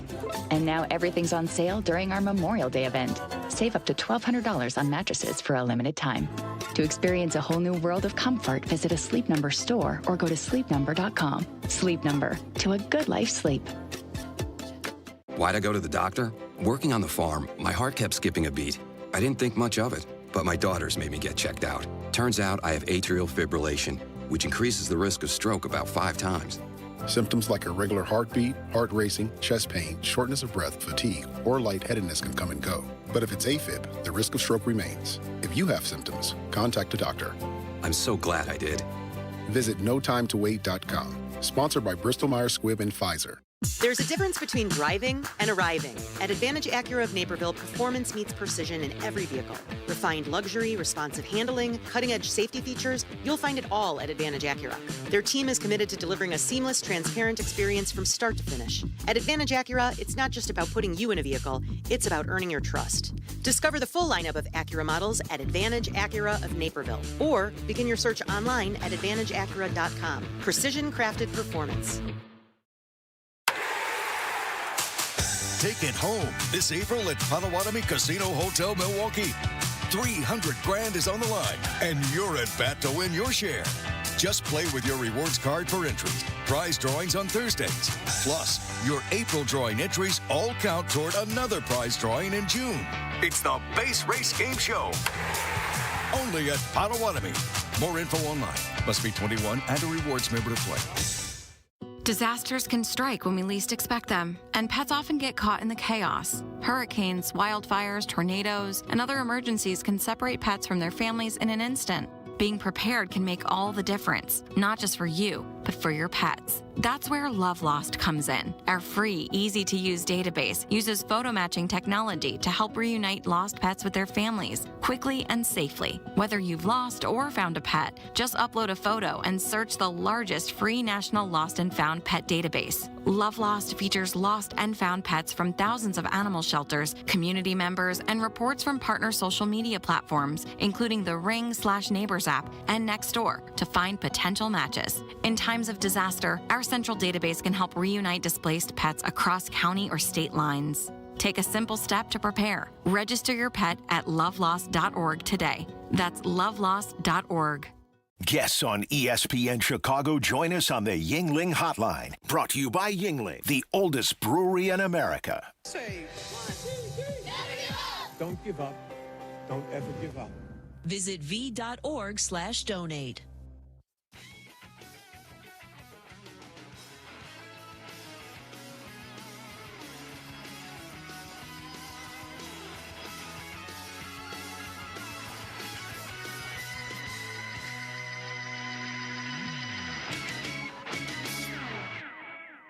That was Larry, right, Tom? Tom's a writer from the show. We're back here on the Rich Eisen Show. PayPal is proud to be the official peer-to-peer payment sponsor of the NFL. When fans come together on game day, PayPal helps make it easier to split ticket costs, cover tailgate supplies, parking, or even food. It's a simple way to settle up so fans can stay focused on the moments that matter.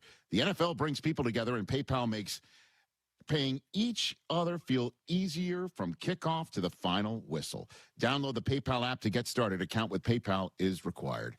I'm glad, Ray Romano, that you were here for another segment. I had no idea that there was a chapter you need to rewrite from your previous appearance on that program. I had no clue. I bragged to you guys that I know I memorized every capital of every country. On Earth. On Earth, yes. And you guys quizzed me on it, and I rattled them off, and I got them all right, so I thought. When I went home, I realized, wait a minute, that doesn't sound right. And sure enough, I looked it up. I got one wrong, and you didn't call me on it. Oh, no. Wow, so Chris, you remember what? You won through the I don't remember what it was. Oh, okay, great. All right, so you want to do it again? I guess. But this time, if I'm wrong, you hit me. Okay. Well, I was just being. Do you have a ding and a buzzer for this nice sort of thing? Just so we know. No, I don't have that ready. Just so we know. I'm not bragging like I'm smart. Okay. I'm the dumbest man who knows every capital in the world. We've established that. Yes. The bar is set very low. Yes. Very good. All right, Chris, you have... Where do I start? I mean, I have a list here of... I'm just going to pick it at random. Okay. How about Senegal? The capital of Senegal. Yeah. Romano. It's Dakar. Dakar. Okay. Sorry. Good enough. I get credit. I get credit. Good enough. Yeah, you got four of the five letters, right? He's going to Africa right away. Well, stepping out of the box. I'm warming up. High heat. High heat is the first pitch. How about Slovenia? Yes, Slovenia. I don't know how to pronounce these. Okay. But Slovenia is El Jubiljanja. That's correct. Oh, yeah, that's correct. I wouldn't have known if you were right or wrong on that it's one. Spelled LJ, so I don't. By the way, if somebody asked me what the capital of Slovenia was, I'd have said it exactly that way. Just trying to fake my way through it. Yes. Very well done. Jubiljanja. Yeah. Well, that's what's good is that he knows the right answer. Okay, good. So, how about next up? Oman. Oman is Muscat. That is correct. Okay, that's 3 for 3. Let's go 5 for 5, and we'll call it a day. Okay. Let me keep going. That's a good one. What's it? Yeah, find a weird one. Yeah, I'm looking for. How about Vanuatu? Vanuatu. Oh, you know what he's picking? Like a small little island down by Fiji. The fact that you know what that is, or you're half the best, most of the battle, but do you know what that is? Damn it, man. That's funny. Take a stab. Here we go. Funafute?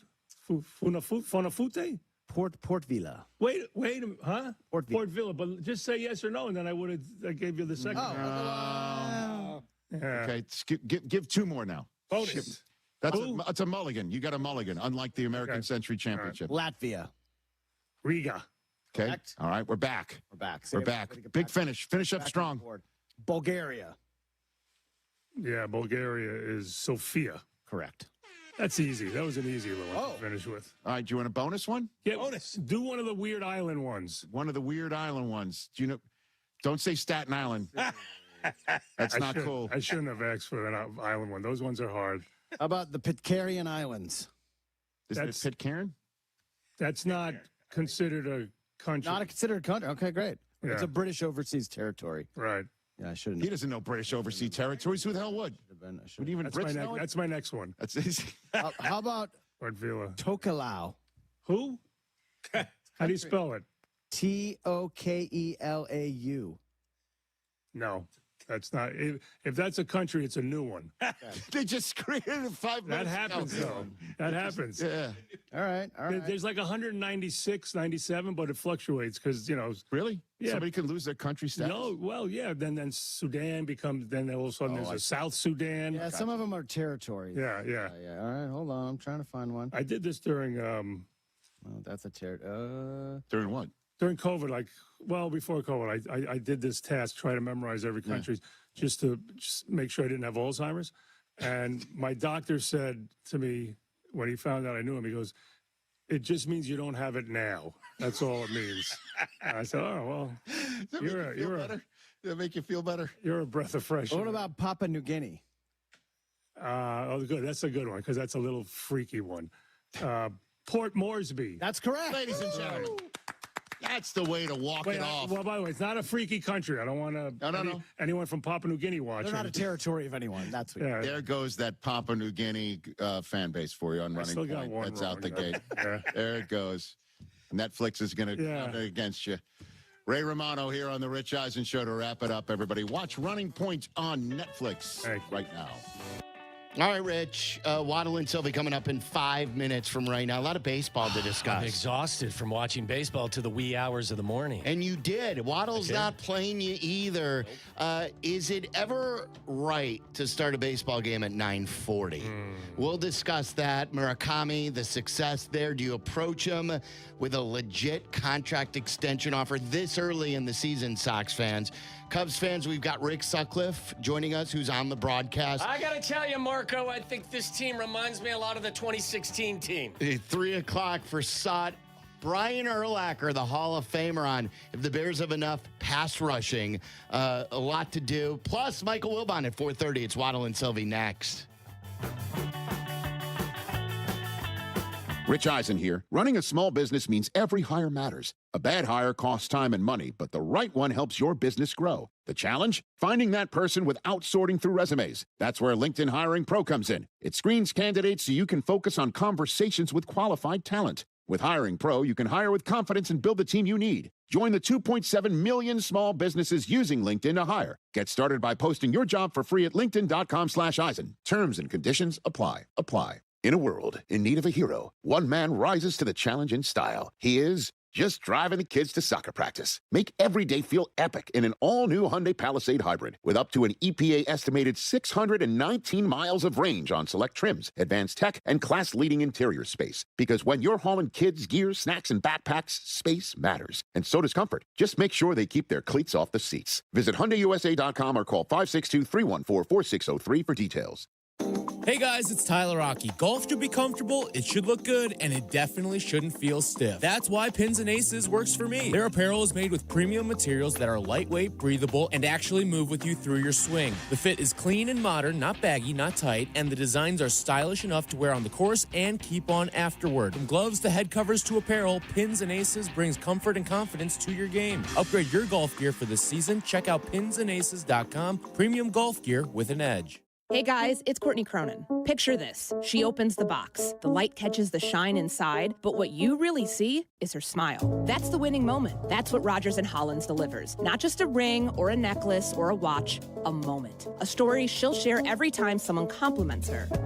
For 115 years, Rogers & Hollins has been the jeweler Chicagoland trusts. Because while the world changes, the power of giving jewelry never does. Visit your local Rogers & Hollins or go to fornowandforever.com. Insurance companies want you to believe that if you're ever in an accident, they'll pay you right away. In fact, they are even using apps now so they can give you a quote and settle your claim right then and there. Sounds great, right? But ask yourself, why are they doing this? Insurance companies want you to believe that they truly care about you.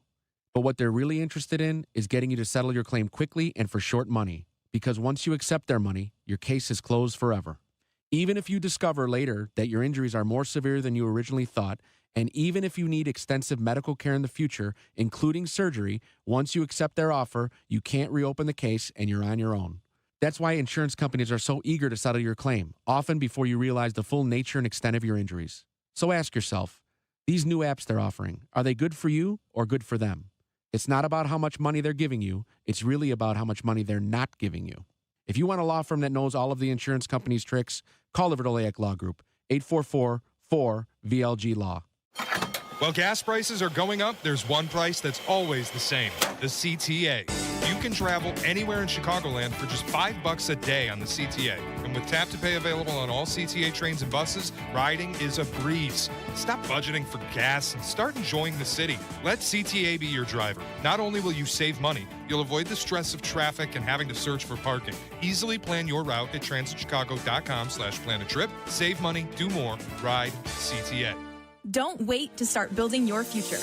North Park University in Chicago is enrolling now. North Park is known for its renowned nursing and education programs, a 15-to-1 student-to-faculty ratio, and classes where professors get to know you personally. The warm Christian community welcomes those from all faith backgrounds, and students graduate ready to lead in schools, communities, and beyond. Apply today at northpark.edu. That's northpark.edu. North Park University, where faith, purpose, and career come together. Are you looking for a future that's a home run? ETI School of Skilled Trades can help you get started in a great new welding or HVAC career fast. With a focus on hands-on learning, some of our programs can be completed in as little as 7 months. That means if you enroll now, you could be wrapping up your training before the next season rolls around. Visit eticampus.edu or call 888-830-7678 to learn more. ETI, it's your future. Own it. Broadcasting live from the Chicago Board of Trade. This is the home for every Bears game. ESPN Chicago. And this is Waddle and Silvy. WMVP, WTBC, HD2, Chicago. A good Karma Brands radio station. Hello, everybody. How's it going? Sweet. It must have been Tuesday. He was wearing his cornflower blue tie. Waddle. Yeah, I used to be a professional football receiver. Oh, no. I got it. Jaron Allen's... Is locked, cocked, ready to rock. Silvy. Silvy's never happy with anything. So He's just funny. like a little weasel in the corner. That's not true. That's true, 100%. Why do you say that? He's a little weasel in the corner. You promised us you would fix it. And he's like, you know what? 3, let's go to Mitch. He's got a bum shoulder and he sucks. Frank Ass. This is I want to talk about the Bears, baby. Waddle and Silvy. Love these guys. That's right. A full night of baseball and a lot of topics to come out of last night's night of baseball with Waddle burning the midnight oil. I couldn't fall asleep. I love watching baseball. I just do. I love baseball. I couldn't go to sleep. My love for baseball. I thought you guys were going to get the best of Mason Miller, too, last night. I know. I didn't make it as long as you. Really? I did not make it to the end. No. You got high and passed out? The gummy took over. I was telling the guys, though, that I find watching baseball a bit high with my nighttime gummy to be a pleasurable experience. It's different. It's fun. To each their own. Yeah. There was good stuff. When the Mo Baller hit the grand slam, Murakami with another home run on the south side last night. What kind of celebration do you feel course through your body if you're high? Like, do you jump up in bed? No. It's more muted? You're completely like you're just laying in bed and you're like, wow, that was a great grand slam. Yeah, that's the joy Grand salami. You know me. Am I ever like that? No, that's the point. That's why I enjoy it because you go outside and run a lap around the neighborhood. It allows my body to just completely relax, because I'm probably mentally unable to do that. So a little bit of help now that it's legal and some guidance from my guy Omar. I think that ball's getting out. Wow, that's a 4-run. Wow, that's a grand slam. It was fun. White Sox did outlast. For that win. First pitch was what, 9:40? 9:40. I think, and if you want to talk about, we've got a poll question about extending Murakami now. Is it too early for that, Sox fans? Cubs fans, after a 10-game win streak, it's a 3-game losing streak. The pitching staff's a little beaten up here. Your bullpen just is like there's nobody healthy. I mean, they're finally like starting to leak. It's like replacement level players, Yes. who, that you're just trying to bide time. Listen, you scored 7, including you had 3 consecutive hits against Mason Miller, including a really nice at-bat from PCA, who took a 2-strike count and hit one hard through the gap or through the hole. So, there was some positive. He gave up runs for the first time. He gave up more than 1 run, I think, for the first time since August of last year. So, and he threw 20 pitches. So maybe you don't see him again tonight. I know it was early, though, when they took the lead, but those, back the last couple of years, if the Cubs would take a 2 or 3 run lead, you could usually count on them shutting her down. Boyd was, he's still, his command is good. He's still trying to find it after the injury. But, as soon as they sort of gave up the lead, it becomes a shorter game when Mason Miller is looming. Well, and you also, and I don't know, maybe it's a good question for Sut, who's going to join us today at 3, I think. For a closer, and I think Boog and Sut talked about this a little bit, does the closer's mentality affect his performance when you're not in a save situation? Because I believe at the time when he came in the ninth, it was 9-5. So it's not a save situation. He wasn't sharp. He threw nothing but sliders, too. He wasn't throwing that 102 fastball. The only real fastball I saw him throw, Dansby turned on and hit a rocket to left field. Maybe more of a pacing mentality? It could be. But, it was an interesting game. I'm not down on your team at all because you scored a bunch of runs. Your bullpen has just been stretched to the max, and now they're starting to show signs of, guys, you don't know who they are out there grabbing the ball. All right, 312-332-3776. Tyler, why don't you kick us off here? You it's something in your email. The way things go on our show is Charlie usually sends out an email about the sound that he has highlighted. Tyler will send out an email about topics that he finds intriguing. We'll text throughout the night and into the morning, into the afternoon, and then we meet at 1. And this thing jumped out at me in your email today. Why don't you set the stage for, and this isn't just a White Sox topic. This is an everybody topic, but it happened in last night's White Sox game. Yeah, last night with the rain delay, 3-hour-long rain delay that took place on the south side, I think that's a fan crime. When it's game 1 of 3 in a series. I get if it's the getaway day or if it's, especially with a team like the Angels who aren't coming back and they've already knocked out their trip to the north side too. So they're not even going to be back in the city here in Chicago at any point during the season. I think what happened last night was a fan crime that the White Sox committed against their own fans last night, starting that game at 9:40 when you had a full runway and beautiful weather today. It was dog night too, right? Yes, last night was dog night. It was.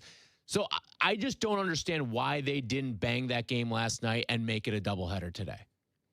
It makes no sense to me, and you could see it in the stands. Starting a game at 9:40 Central Time and that thing going till past 12:30 last night was ridiculous. And probably and I'm interested in hearing Sox fans what they would want to have happen. But we knew, Waddle and I, as we were getting out of here at 6, if you did want to walk up, you knew those showers were coming. Absolutely. So are you heading to the ballpark at 5:30 or 6 for the walk-up window? You didn't need to be Pete Sack to know that the rain was coming. Pete Sack? Isn't that his NBC name? guy? Yeah, NBC I think so. weather guy? I think so. When Brant Miller's not on the is that television, a TV it's Pete name, Sack. or is that his real name? I'm not sure. Do you pick Sack as your TV name? I'm not sure. Should you pick a new name if that's your real name? I'm not going to tell anybody what to do. I mean, not that there's anything wrong with that. I'm asking. I don't know. Just asking the question. It's SAC. It's not even SACK, I believe. I think it's SAC. Maybe it's short for something. But Pete does a great job. Yeah, and Pete could have. You didn't have to be Pete to know that or the rain was coming, or Tracy, or but we knew the rain was coming. So anyone who, when that's looming at 6:30, whenever the rain started here downtown, no one's going to make an effort to go there. So shouldn't Major League? Okay, let me ask you a question, all of you. Should Major League Baseball take this out of the hands of the individual teams? Like if you are local time, whatever the time is, okay, whether it's East Coast, Central, Mountain time zone, or Pacific, can't have first pitch after 9 o'clock during the regular season, unless if there are extenuating circumstances like, this game is pivotal for playoffs and, but a game in April to, quote unquote, protect your fans. I don't know what, if that's the right word, but should Major League Baseball just put an edict in and say, look, there's no first pitch after 9 o'clock. If you can't get the game started by 9, we'll just bang this thing and find a way to do it another time. Look, and the one thing about this, too, was, like we were just saying about the forecast, this wasn't just a storm that came out of nowhere, and you knew that it was going to last a bit. Yeah. You knew this wasn't just going to be a passing shower through. We've been getting a lot of this in April here in Chicago, and that was the forecast. Again, high winds, heavy thunderstorms, but then they saw the window that was coming at 9:30, 10 o'clock. Is that right, or is it not right? And is it a fan crime, a crime against the fan base, where you're having people hang out for 3 hours, or should you have played a doubleheader today? Well, I mean, let's be honest with ourselves, right? This has an economical attachment to it, correct? I mean, what is the better explanation? But how many people what is the true number of fan difference that were there for a game that started at 9:40 last night versus a game that started at, let's say, 1:10 today if they played a straight doubleheader? That I don't know, but I'm trying to figure out the reason why you would continue to go ahead and start a game at 9:40 Central Time or whatever your time zone is. Don't you guys think that's a little late to start a game and take the take the authority away from the teams and just make it a standard rule in Major League Baseball? So then whatever, whether a team wants to make sure they get the financial gate for whatever it may be, luxury suites, at the window, concessions, or whatever it is, don't let the fans be mad at their own team. It's a standard rule from Major League Baseball. They could play a game at like 1 a.m. and they wouldn't have to refund the tickets, correct? Like, because the game started, they don't have to issue any sort of refund. So, like, yeah, if the game is played for the ticket that they purchased, right. You do not have to have it refunded. But if the game would have been postponed, and sometimes the Sox have been, and other teams, this isn't just the Sox, but the Sox have been known to do this, where it's a day where it's sort of going to get banged, and they have people show up so the concessions can open, and then they'll bang it later. And this is going to happen every now and again, especially in this, neck of the nape. Yes. Nape of the neck, however you say it, because of the conditions, the weather conditions that you find in late March and throughout April. So I don't know. I don't know what the answer is. All I know is Murakami hit another home run. Well, I hate this too, and this is also a fan crime. I would have respected it more if they hot dogged the fans yesterday. Where I thought it was two in the back. That was a big old hot dog. You let the fans in. You make them buy a couple hot dogs. They pay for parking and all that stuff. Oh, and then there's no term. game. That's a term for it. Yeah. And that way they get their tickets, their tickets refunded. Yes. Mm-hmm. What about that's a big hot dog? I know this would never happen. This is another one of those things where we're like dynamic pricing for the teams that are tanking. You lose, that thing that was going around. For every loss, you knock off 20 cents on beer prices. And then that would get the owner's attention. But shouldn't I? Maybe they did this last night. I think Brooks told me at one time they did, where they discount food. If your crowd is sitting there for 3 hours and you know that there is light at the end of the tunnel, shouldn't you buy a round? You know what I mean? Shouldn't this one's on us. Any restaurant does that? Hey, the guys who've been saying, you know what? Let me get your next chips. Let me get your next hot dog. Let me buy you a round. You get for a voucher. being a good customer. Yeah. Here's a round. Your next round's on us. Here's an ice cream. Here's one of our campfire milkshakes. I don't know. It does seem like a long time to have people wait. Sox fans, how do you feel about this? 332-3776. A game between the 11 and 17 White Sox and the, at the time, 12 and 17 Angels. Yeah, a lot of October implications we're worried about. Now, I will say this. Any Sox fan that was there for any portion of the game, I tip my hat to you.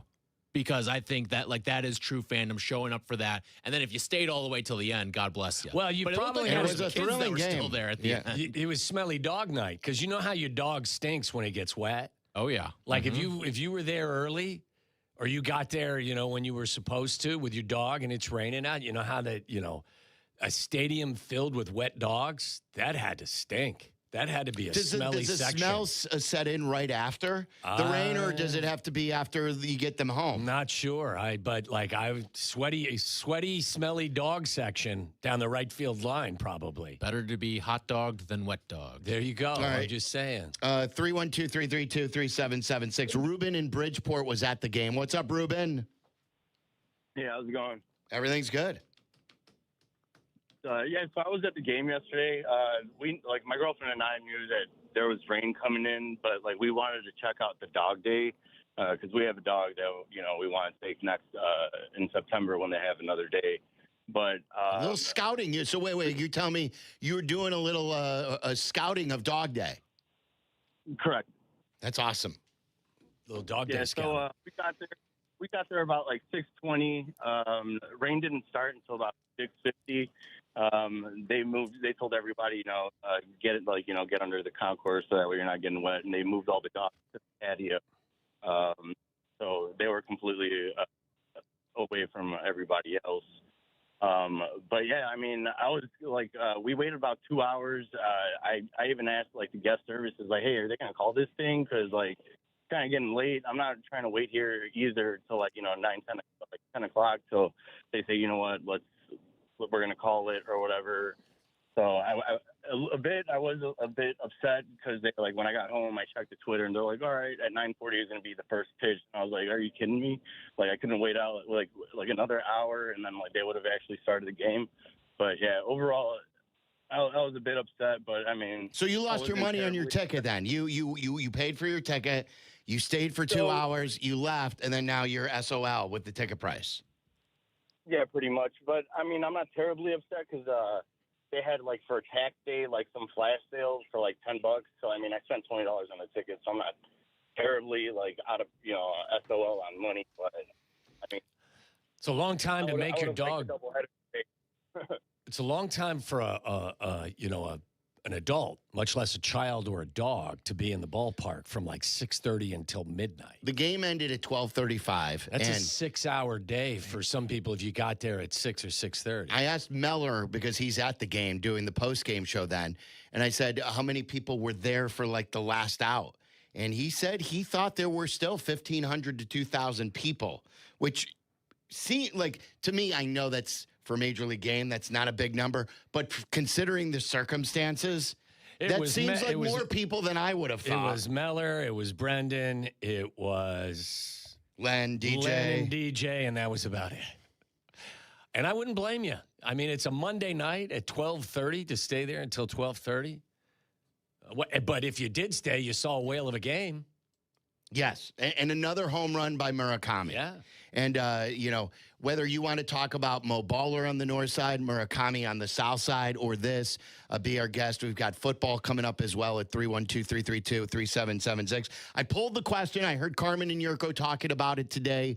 I believe this started as a shot or no shot question about a week ago. Yeah, I think it was last week. Shay asked the question about, he leads the league in home runs. And I also believe that he doesn't have any extra base hits besides home runs. Singles, home runs, walks, and strikeouts. Yes, and I believe it's the latest such streak in a long time in Major League Baseball. But he has been more than advertised. We knew that he was the home run champion of Japan, and he hit him in big-time numbers, especially a few years ago. We didn't know how it translated. A lot of people were talking about velocity. Carmen has pointed out, they don't see a lot of velocity in Japan, so he didn't get a lot of opportunity. Well, Carmen's done a really good job. I think Tyler has said it as well. I think Shay has been on this as well. But, if you look inside all of the specific metrics, he's 96%, Tyler. When he does hit the ball, he's hitting it hard. He's barreling the ball. There aren't any fluky numbers to what he's done, or there are no signs of flukiness at this point with what he has done. So it has been really impressive. So is it sustainable? Well, would you do it? Would you like? And this is the catch-22 here, because we know as we had one tweeter point out that if he continues and let's say he hits 50 home runs this year, let's say he continues the rest of the year, and he hits 50. Do you think then in the offseason with the lockout looming that he's going to want to renegotiate the deal when 29 other teams can't negotiate with him? Or do you think by then he would just want to ride out the final year of his contract and take a chance on the open market? It's a good question. I'm not sure. Because so you have, and then if that is the case, if he hits 50, his demands, even if he does go to the White Sox, say, okay, I'm ready now, I want to get paid like a 50 home run guy, that's market value. And as this one Sox fan tweeted me, the Sox don't pay market value for players. It's how they ended up with Murakami in the first place. They would have not been in the Murakami business if he would have gotten what he wanted. Right. His price fell. Right. 29 other teams said no. Yes. And it fell to the price where the White Sox felt comfortable. And I always explain this too. The same thing happened with Shota. When Shota came over, Shota thought he'd get more. He basically called the Cubs saying, I love Chicago. Will you meet me somewhere in the middle here where we could sign? And the offer was too low for the Cubs to pass up. So if you're Murakami, would you welcome the White Sox coming to you now? He's got a year and a half left, 1 3/4 years left on his deal. If you're the White Sox, before he hits 50, would you want to offer him a 4-year, $100 million deal or something to that extent? Or is that too risky for a player who has played a month of Major League Baseball? Yeah, there's so much nuance to this conversation because when this came up last week, I think with the guys, my first thought was, it sounds like a good idea, but what's the rush? Maybe see how he responds to teams maybe adjusting to him. And if he has 2-3 months of this, 2 months, 2.5 months, you get to June, maybe then you visit it then. But he's played 29 games, 103 at bats. Now, again, the other issue is if you're the White Sox, maybe you go ahead and want to do this to a show of good faith to your fan base that has those who have stayed with you through some really difficult times. Hey, you finally got a guy who is an exciting player, who's doing some good things. We're going to reward the fan base with giving this guy, making sure he's in the fold. Not just that, but I have to believe with the Japanese baseball element to this, that there's a certain amount of revenue that will be produced coming from overseas or however you want to tie these deals together where it would subsidize itself in some way. You know what I'm saying? Mm-hmm. Like, not to the point that, that Shohei was. Because we always talked about the Dodgers were going to make money on that deal, even if it was $1 billion. That the Dodgers were going to make money from signing Shohei and them marketing him. So it was going to pay for itself. Now, I'm not suggesting that's the case with Murakami, but I think you can subsidize some of it. I think someone brought up last week about the victories for the Sox fan base. Yeah. And here you have, you're slowly but surely getting some more consistent play. You're getting some guys that maybe you can envision being a part of the next team that at least will be respectable and at least compete in the division.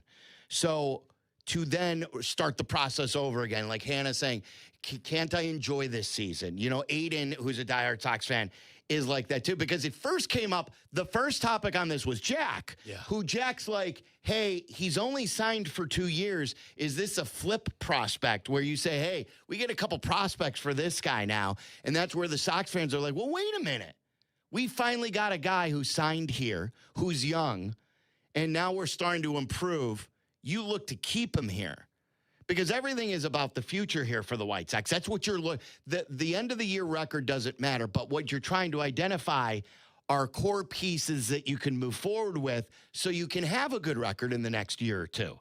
I mean, the prudent move from my perspective would be let it breathe a little bit, but maybe you just want to throw that out the window and do business differently because of the reasons we just discussed. I wonder if there's any hesitance from Sox fans or from the Sox because they have done the sign a guy to, and they didn't become like albatross contracts, but they have done the like sign a guy right when he shows up here to a multi-year contract, and neither of them worked out with Eloy and with Luis Roberts. So, like, also your third baseman Moncada, right? Didn't they give him money? I've got numbers that I want to share with you to illustrate that point. Year, and like, it's the same people who are still in charge too. It's not like this is just some completely clean slate organizationally from the guys who signed those extensions to now. So like, I just wonder if that hesitancy exists, or maybe like Aiden said, he's just like, yeah, I want to enjoy this guy for as long as I can. And if like that requires them signing him to a contract extension, like, I'd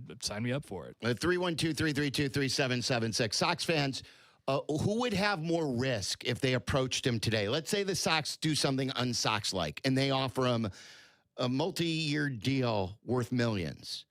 Is the risk more on the White Sox or more on Murakami? Because he's still a young player who's slugging, but it's only been a month. 332-3776. I want to share some numbers with you, but first, Rob in Crystal Lake wanted to weigh in on the late start time. What's up, Rob?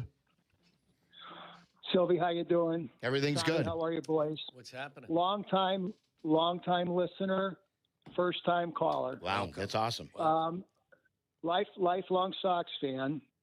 Let me weigh in on your discussion here about the ball game last night. Here's what I think. I think the White Sox have evolved to such a cheap franchise that they wanted the people in the ballpark to get their, to have them buy their hot dogs and beer and campfire shakes, etc.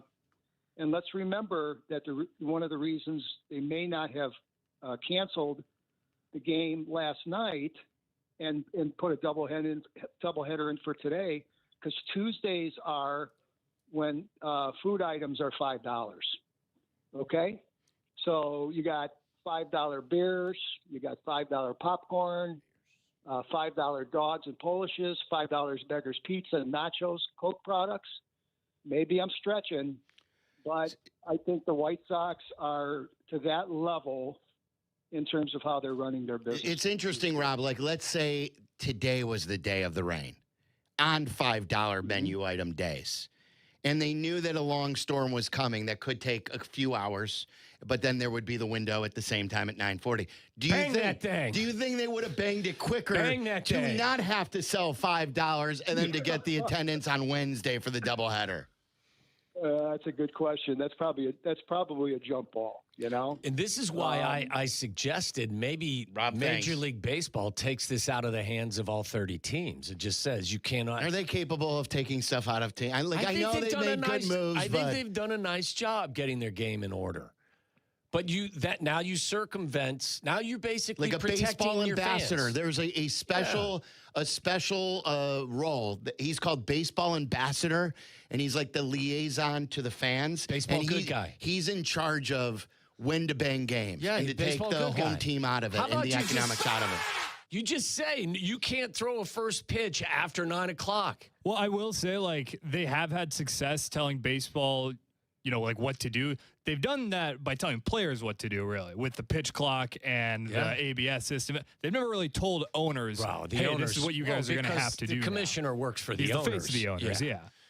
312-332-3776. So whether or not the White Sox, Tyler says they committed a crime against their own fans. Do you agree or disagree? What would you do with Murakami?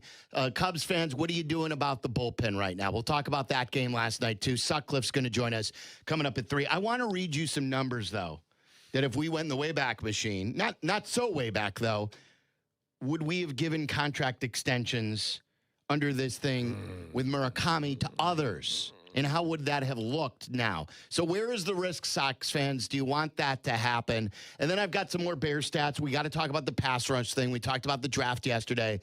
But are you still concerned about the pass rush? We'll get into all that. We got Rick Sutcliffe coming up at 3. We've got Brian Urlacher, our Hall of Famer, at 4 o'clock. Michael Wilbon at 4:30. It is a jam-packed show. It's ESPN 1000. The afternoon drive is easier with Waddle and Silvy. Chill out. They're coming right back. ESPN Chicago. When your life turns upside down after an accident, you need an advocate like Wallner Law.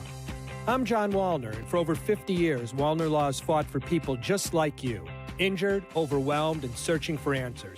We don't just take cases, we take care of people. and we win for you. From car crashes to workplace injuries, Wallner Law stands by your side every step of the way. So call us today, 312-8-million, and win with Wallner. Woodford Reserve is more than just a spirit. It's a spectacle. With more than 200 flavor notes, Woodford Reserve wows your senses, delights your palate, surprises you with every new sense and sensation. It elevates an evening into an event, giving you a new experience with every sip. So yeah, Woodford Reserve is more than just a spirit, it's a spectacle for the senses. Kentucky Straight Whiskey, 45.2% ABV, the Woodford Reserve Distillery, Versailles, Kentucky. Please drink responsibly. Woodford Reserve is a registered trademark, 2026, Brown-Forman Distillery, Incorporated. Playoff hockey is back in Chicago.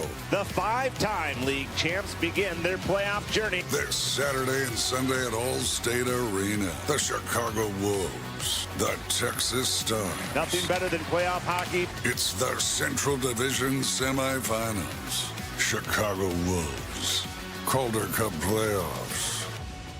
Get your Chicago Wolves tickets for this Saturday and Sunday's playoff games at Ticketmaster.com. In a contracting business, you're either growing or you're grinding. Success is no longer about hard work alone. It's about using AI to accelerate impact. Service Titan is the only integrated intelligence that seamlessly automates your entire workflow, from first call to final invoice. Born in the trades, built for visionaries ready to stop operating and start automating. Service Titan, AI for the trades.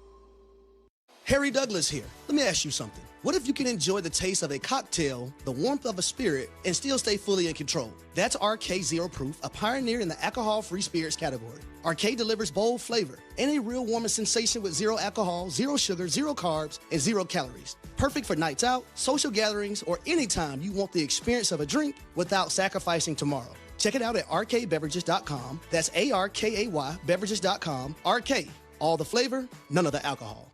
During Window Nation's The More You Buy, The More You Save sale, you could save up to 50% off new windows for your home. Plus, you could get them for 0% financing for 5 years. Sale ends soon, so visit windownation.com now to book a consultation. ESPN 1000, Chicago's home for sports. You're listening to Waddle and Silvy. Watch us and join the chat. Follow ESPN 1000 Chicago on twitch.tv or the Twitch app. People don't pay much attention to the White Sox, my beloved White Sox. They're kind of an afterthought here. In their own hometown, around the country. After a 3-hour rain delay, they're going to be an afterthought. Well, they're an afterthought regardless, whether it's at 1 o'clock or 7 o'clock or after a 3-hour rain delay. I Really? don't believe that. They're left off of every list that is ever created that talks about the champions of this century. They're a complete afterthought. ESPN had them losing the 2005 World Series. Consider the source. In June. Consider the source. Well, I don't know what that means, but the people in Bristol fall asleep sometimes. That's all I'm saying. Well, that's what I mean, that they're an afterthought. Yeah, they had them losing the World Series to the Astros when they swept them. East Coast bias. You get that a lot. They know more about the Providence wrestling team than they know about the Chicago White Sox. East Coast bias. It's alive. It's real. If it happens in flyover country, it doesn't exist. Well, it's been a long time since Michael Jordan in this town. That's the reason they watched it, and that's the reason they cared. But here's the difference. The Cubs are never an afterthought, even in flyover country. It's a class organization. Like only Jurko could. He really is the kid in the back of the class just firing spitballs. Yes. He's just firing one after another. Half of them don't land, but it's still Just fun to keep listen firing. to and fun to watch. Yeah. Got a response to everything. He's East like, Coast they don't bias. pay attention because it's flyover country. Well, what about the Cubs? Well, it's a first class organization. The way he said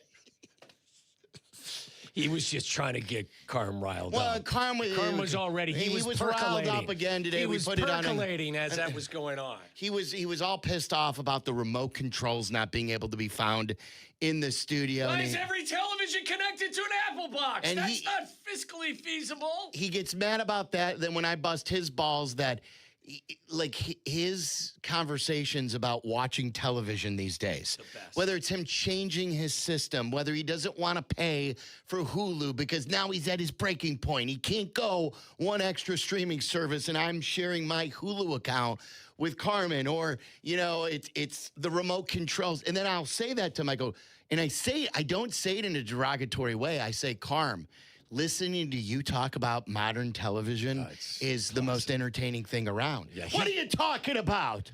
I'm not saying that much about it. He changes his cable provider, his television provider, more than his underwear. I think he's on to DirecTV now. I think he is. Yeah. It's a big day for him because now YouTube TV, you can have a fully customized quad box. Well, he doesn't like YouTube TV. He was complaining. He was complaining about the quad box or the multi-view with DirecTV. Just recently they got it. Carm's going backwards. This is what's going to happen for those my age. There was a television service called On TV. In 3 years, he's going to have On TV where it's just on and off. Like, he's going backwards with his television stuff. The pre-show meeting was one of the funniest Carm moments I think I've ever witnessed, because there was one point where everyone's bringing up, the remote just has to charge, and Zed's poking and prodding at him. Yeah. Because he's like, Carm was heated. And he's like, I wasn't heated. He's getting mad while saying he wasn't mad. Like, I'm definitely not mad. And then he looks at Charlie and me and goes, will you explain to these old guys what YouTube TV is? Again, like you've said, it's the greatest description of everyone here. His 401k could have just gone to zero. We're sorry because of everything that's going on in the world today, Carmen. We know you've been building up for a while. You knew the risk. Your 401k is down to $7.55. Yeah, we'll figure it out. You know what? I still got a lot of years. I'm not close to retirement. I got my bourbon. I'll drink myself to death and do a couple of whiskey U's. Carm, any idea where the remotes are in the studio? Where are the remotes? Where are the remotes? How dare anyone move these remotes? And they're Apple TV remotes? Do you know how much Apple TV costs compared to the Fire Stick? I think the funniest part of the meeting was when he said, like, $700. He claimed that Apple TV boxes are $700. And Charlie's at no like, point let me where check Apple that. TV's ever $700. Like, Apple products can be expensive. I get that. At no point were they ever $700. Not even when they first came out. No. Carmen talking about TV is like Waddle and me talking about the hockey. It's gold. It's like us joking about the hockey show. Yeah. Him talking, he is brilliant when it comes to sports. He is brilliant when it comes to bourbon. He is brilliant when it comes to making his food. He is dumb as the day is long when it comes to the televisions these days. And he complains every step of the way about it. I thought the funniest, beautiful. The funniest thing in that meeting was, like, Zed was saying, like, oh, Carmen came in really hot. And then Carmen was like, I did not come in hot. I walked in and I said, where are the remotes? Does that sound hot to you? Like, yes. It seemed a little direct with purpose. Yeah. So this is a standard response from a lot of Sox fans. I think we've heard this kind of with Aiden too, with the Murakami question. And I'll give you the results of the poll question. Should the White Sox seriously approach Murakami today? It has been only a month of the season, and I see both sides of this. Here's what I don't understand, though. Like, when people get offended by the question, like James tweets and he says, I asked the question, should the White Sox approach Murakami now about a long-term extension? And he responded to the poll question, no.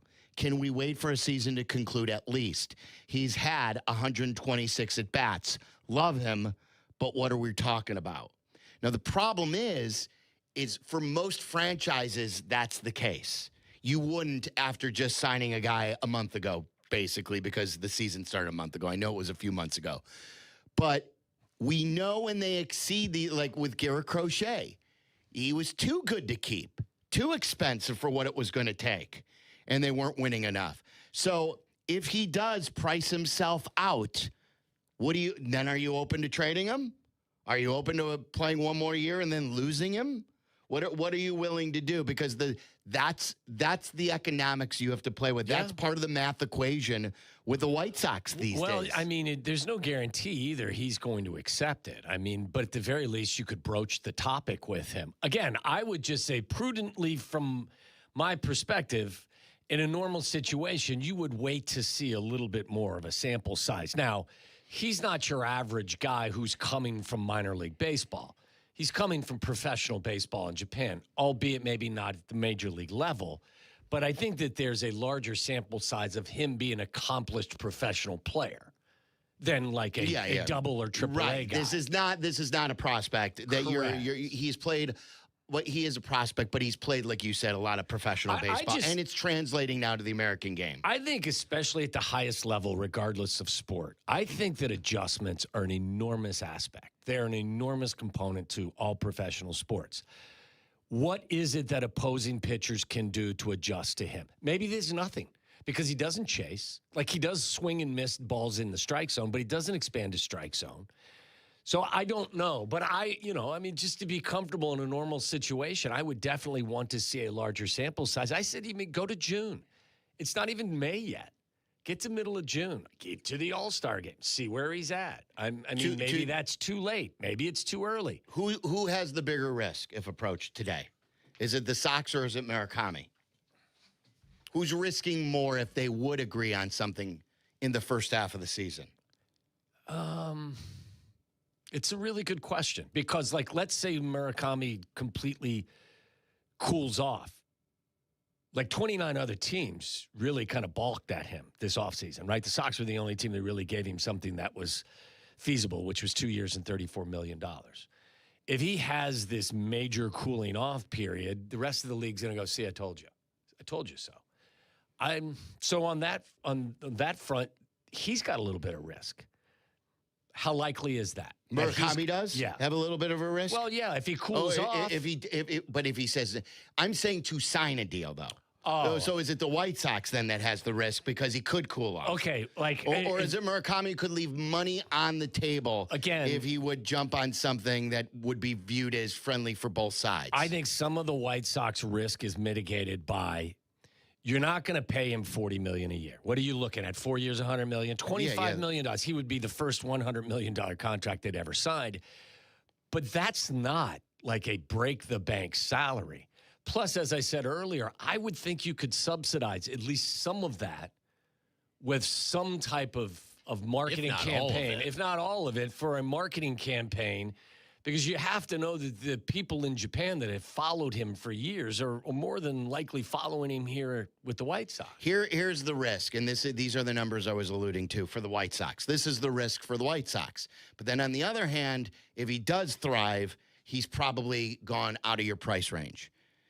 I got the 2021 White Sox stats up from 5 years ago. Yohan Moncada was a 4.1 WAR player. He batted .263 with an on-base percentage of .375. He slugged .412. He hit you 14 homers, 33 doubles. Okay, he turned out to be a dog. Tim Anderson. He had the work habits of a raccoon. I mean, like an animal out in the wild. Like, he wasn't focused on his craft, was he? Tim Anderson that year batted .309, .338 on base, .469 slug for an .806 OPS. He was a 4.5 WAR player. How has it gone for him? It fizzled a few years later. Luis Robert that year, a 3.7 WAR player. He batted .338, on base percentage of .378, slug of .567. He had a .946 OPS. They got themselves a utility player for him this year. So, we have seen other players do it for a longer period of time who really fizzled. We could go through Vaughn. Like, I could give you, like, Eloy's first 2 years with the White Sox, he had an over 800 OPS and seemed to be at the very worst a 35 home run guy every year. Eloy looked like he was going to be habits too. Eloy looked like he was going to be the best baseball player in Chicago. He did. It felt like. Then he ran into the I would be less worried about Murakami because by everybody's, from what I would understand is his work habits are better than whether it was Eloy or it was Moncada. Well, I think the infrastructure there too. Right. There's a much better vibe in the clubhouse. Right. So I think that factors out kind of, some of it as well. Caveman's in Vernon Hills. You're on ESPN 1000. What's up, Caveman? Hey, guys. How you doing? Thanks for taking my call. You got it. Hey, I'm wondering if Ishbia taking over the White Sox, if he'll have any influence on the White Sox signing Murakami to a contract. Because if they do sign him, he'll probably extend into Ishbia's time as a White Sox owner. Do I have the timing right? I think you're right. I mean, and at the very least, we've heard, him taking on a bigger role as far as finances and helping with the finance for the investment portion of it for himself. So, that could play a role. I wonder if he had a role in the initial signing, too. That he's just like, this is just a simple game of economics. We're buying low on him. Buying low, and we know that there is you can get the Japanese market that way by having him with your team. I think that that's an enormous issue as well. You can subsidize that contract. That takes risk out of the equation for the White Sox if you market him correctly. Yes, for sure. So to that extent, on the poll question, brought to you by your local Chicagoland Toyota dealers, 83.3% say yes. The White Sox should approach Murakami now about a long-term contract extension. Not later, now. Approach him. And I think Getz said the other day that they have no interest. Or that's not in their plans as of now. I mean, again, do you agree or disagree that it would be at least reasonable to let it breathe a little bit. Yeah, I can understand that. Yeah. But I think if you do let it go the whole season and he does thrive the whole year, what could be in it for him unless you're paying market value? I mean, do you think that the All-Star break could be a reasonable period of time where, hey, let's talk at the All-Star break about this if, in fact, both sides feel like there's an interest in this. But I think it is an interesting dilemma for sure. What about what Mo Baller has been doing on the North Side, Cubs fans? Are you buying stock in what this young DH is doing? Yesterday, he caught. Tough loss for the Cubs. We'll talk about that. And Rick Sutcliffe joins us at 3 o'clock. This is Waddle and Silvy on ESPN Chicago, Chicago's home for sports. When you ante up your insurance premium each month, you believe that if you're ever in an accident, your insurance company will treat you fairly. But that's not a safe bet. In truth, casinos play by much fairer rules than your insurance company. And here's how. Imagine playing blackjack and making a $100 bet. When you win, the casino will immediately pay you $100. But now imagine winning, and instead of immediately giving you $100, the casino only offers you $50 and makes you wait years to collect it. If the terms were that unfair, no one would ever step foot in a casino. Unfortunately, that's what's happening to people every day who are injured in car accidents with uninsured drivers. You ante up your premiums in full and on time every month, but if you're a day late or a dollar short, your insurance company will drop you. And when the time comes for your insurance company to pay you, they will offer you pennies on the dollar and, even worse, string you along for years to collect it. Dealing with your own insurance company shouldn't be riskier than gambling in a casino. If you need a law firm who will put the odds in your favor, call the Verdoliak Law Group, 844-4VLG Law. It doesn't matter if you're running drills at the park, playing pickup on a Saturday, or sinking the final putt. When you compete with your friends with Michelob Ultra on the line, competition isn't that friendly. The trash talk, next level, and the stakes, oh, those are crystal clear. With only 95 calories and superior smooth taste, it's the ultimate trophy. Superior is worth playing for. Michelob Ultra, superior light beer. Enjoy responsibly. Copyright 2025, Anheuser-Busch Michelob Ultra Light Beer, St. Louis, Missouri. Hey, it's Kap. You hear it every baseball season. You're not winning anything in April or May, but you could definitely put yourself in a bad spot early. Same thing with your home. Ignore your heating or AC system now, and it's going to catch up to you at the worst possible time. That's why I trust Automatic. They take care of everything. Tune-ups, repairs, full system checks, so you're not dealing with a breakdown when the weather really hits. Stay ahead of it. Call Automatic or visit atomatic.com. Hey, golfers, it's Silvy. I've been telling you about the Sanctuary Golf Course in New Lenox for years. And this summer, they're celebrating their 30th season. I'm proud to endorse one of the best golf experiences in Chicagoland. The Sanctuary features 18 holes of great golf with outstanding course conditions, plus a covered heated range with top tracer technology, so you can practice and play year-round. Check out golfsanctuary.com for the best rates and book your tee time today. That's golfsanctuary.com. Psst. You. Yeah, you. Have you tried it? Well, have you tried it? Reintroducing unleaded 88 fuel, also called E15. And yeah, if your car is newer than 2001, the US EPA says you're good to go. It's cheaper than regular unleaded. The performance is the same, if not better. It keeps the air cleaner, and using it supports local farmers in Illinois. Visit UNL88.com to find a pump. Try it and get going. Evan Cohen here. PayPal is now the official peer-to-peer payment sponsor of the NFL, which means all the money moments that fandom creates, whether splitting tailgate costs or chipping in on tickets and game day food between friends, are covered. Wherever the game is played or watched, PayPal moves with fans. You can send money through text, email, or directly to your friends with eligible accounts on Venmo. Just download the PayPal app, share all the moments that matter. Account with PayPal is required, not available in all regions where PayPal operates. My name is Christine, and I'm a widow. My husband, Ryan, was a healthy 34-year-old, and 3 months later, he was gone. Thankfully, he had life insurance. Ethos made it so easy. You can get a quote in seconds, apply in minutes, and get same-day coverage. 100% online, no medical exam. Life insurance didn't take away the loss, but it did give us the space to just grieve. Get your free quote at ethos.com/game. Ethos.com/game. Paid spokesperson. Time spent on application may vary. Online health questions required. Need a haircut? With the Great Clips app, you can put your name on the list from anywhere and head to the salon when you're up next. Because getting a great haircut shouldn't mean putting your life on hold. Great Clips. It's gonna be great. Listen to us now, live on the ESPN Chicago app. Listen to the show in HD at 100.3 HD2 FM. Listen now on ESPN 1000. This is Waddle and Silvy, ESPN Chicago, Chicago's home for sports. There's Ballesteros now, all loaded up, 2 outs. High fly ball, right field, out its way. See you later. Grand slam, Moises Ballesteros. Yeah, that kid's something. He's unbelievable. Both sides of town have interesting sluggers who are new to town. Ballesteros came up last year. They would always show his family. And, now you could tell he's just confident. And he's doing... Time to let him face some lefties or just keep him doing what he's doing now?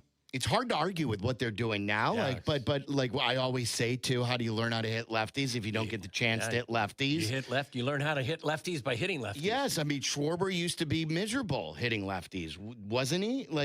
Rizzo struggled when he came up hitting lefties. But Ballesteros has got a 387 average. He's on base of 435. He's slugging 710. He's got a 114 OPS. And the thing is, home runs won't be I don't think he'll be a major, big time home run hitter, but he does slug with doubles and things like that. And he hits the ball hard. Yeah. He hits the ball hard. Is that one of the better nicknames going in Chicago sports right now? Mo Baller. You like that? I like it. It's for good. Moises Ballesteros. I like it. It's good. He's 22 as well, 22 years old. Look, I think in terms of making decisions, Council's done a really nice job pressing the right buttons early in this season with who he's allowing him to face and bringing guys in, and it has worked. Their bullpen's a little bit dinged up right now, but overall, you got to like what you've seen from this team. Tyler, is tonight a Cabrera game? Is Cabrera going for the Cubs today? I think he's talking to Sa. It is. He says it is. So we'll see if Cabrera can pick up the slack and maybe go a little bit longer and help them out and take some of the innings off the bullpen. All their best pitchers are on IL. 11 guys. I think 11 of the 20, what was it?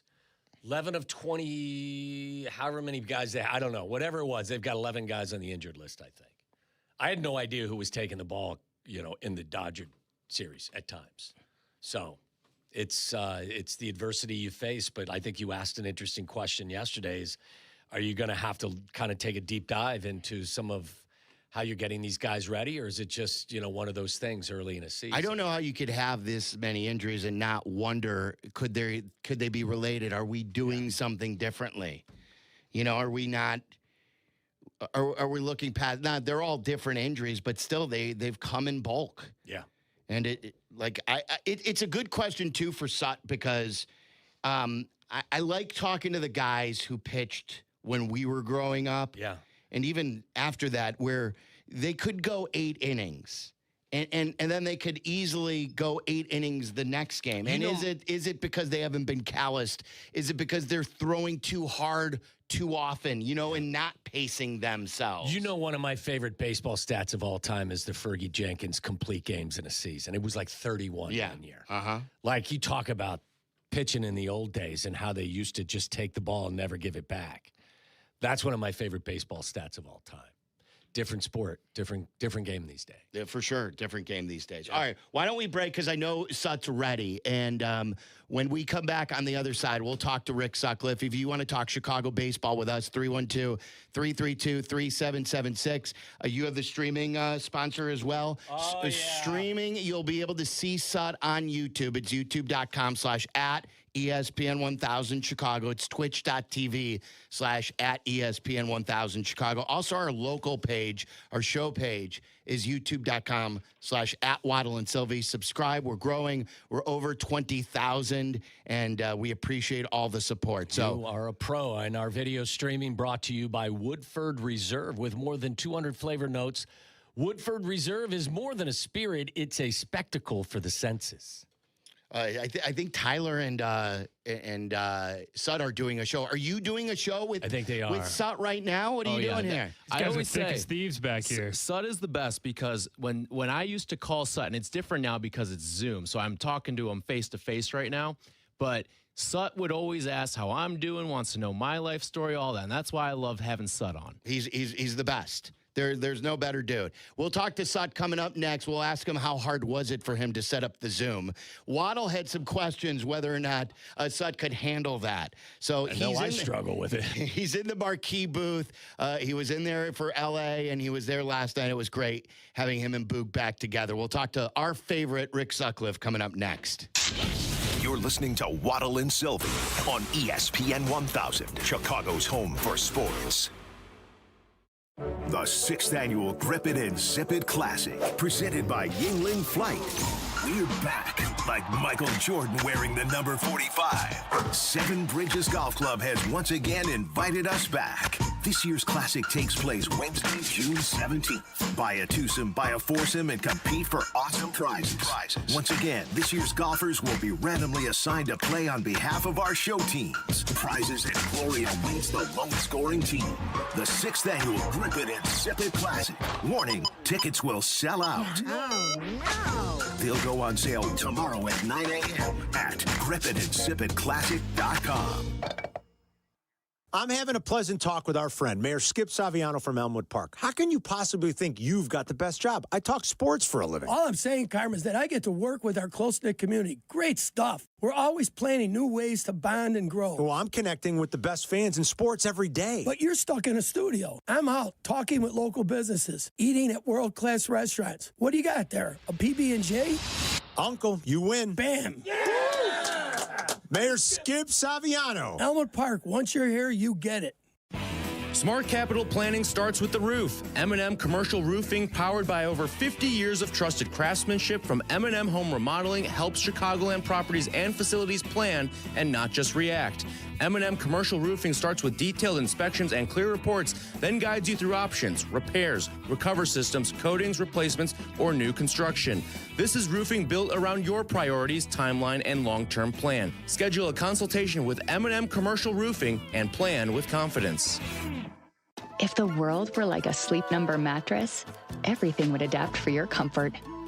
Because as your life changes and your body changes, Sleep Number mattresses adapt and shift to give you personalized comfort night after night.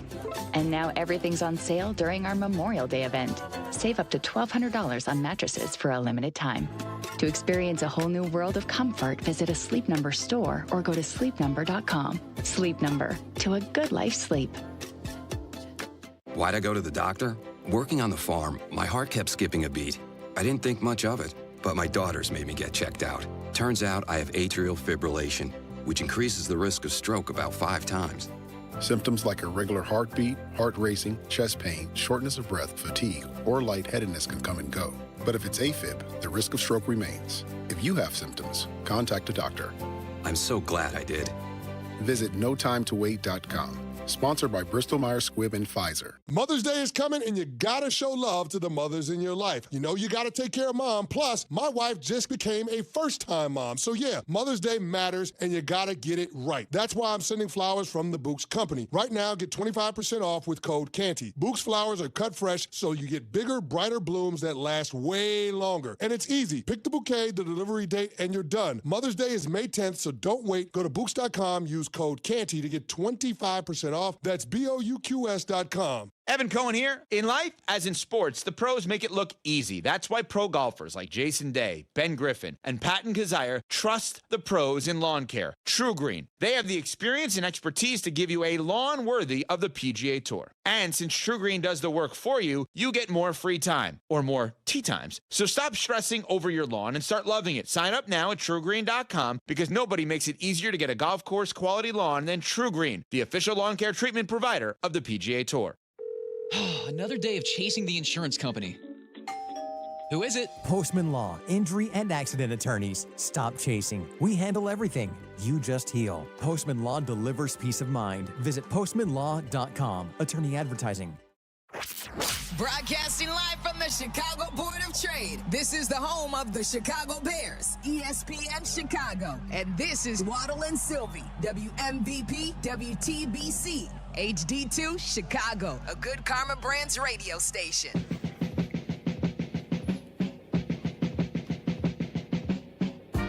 We love our next guest. I idolized our next guy as a pitcher for the Cubs. It was the first year that I learned that the Cubs could actually win. They could be good. In 1984, I was 12 entering that year, turned 13 in September. Game 1 of the NLCS against the San Diego Padres. Very mature for your age, I'm sure, at that time. Very much. He hit a home run, and my grandfather parked in the lot in right field that Rick Sutcliffe hit a car and broke the windshield. Game 1 when pitchers could hit, and he set the tone, and the Cubs won like 13-0 or something like that. You think Sut bat flipped it? Did he bat flip it? Let's bring him in. Rick Sutcliffe joining us on the Yingling guest hotline. You can see him on our screen as well on youtube.com/@ESPN1000 Chicago. Sut, how the heck are you? He looks like he's doing well. Is he pulling a big cat where he's totally frozen? Sut, can you hear us? He does look happy, but he must have lost the audio. All right, we'll try to reconnect with Sut. It was a great grand open, wasn't it? Yeah, you went down memory lane for yourself and for him. Yes, exactly. I told you they were, listen, as we get up in age a little bit, getting connected to, some of the audio / you video. You were right. Yeah. I think for me, it's as easy as connecting with a phone. For me. Because it's just all you're doing is clicking a link, but maybe if you're not getting the audio in return. Yeah. Or something like that. I read, too, recently where PCA's dad was interviewed. PCA's dad is about the same age as me. I think he may be a year older or younger. He grew up in Naperville. Mm-hmm. And when the first time I met Sut was probably in 85, the year after he arrived. And the Cubs would do, back in the day, these little kids camps before a game. Right. This wasn't like separate at a park in Lakeview or something like this. This was on Wrigley Field. You'd show up at like 10 in the morning. Cubs players would be out there. There'd be different stations. There'd be bullpen. That's cool. There'd be outfielding drills.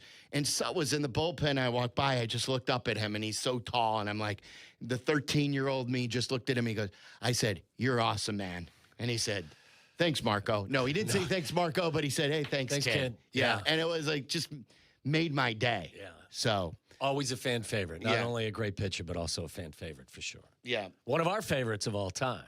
So as soon as we connect. It's always cool also to tune in to Cubs baseball. And look, JD does a great job with Boog.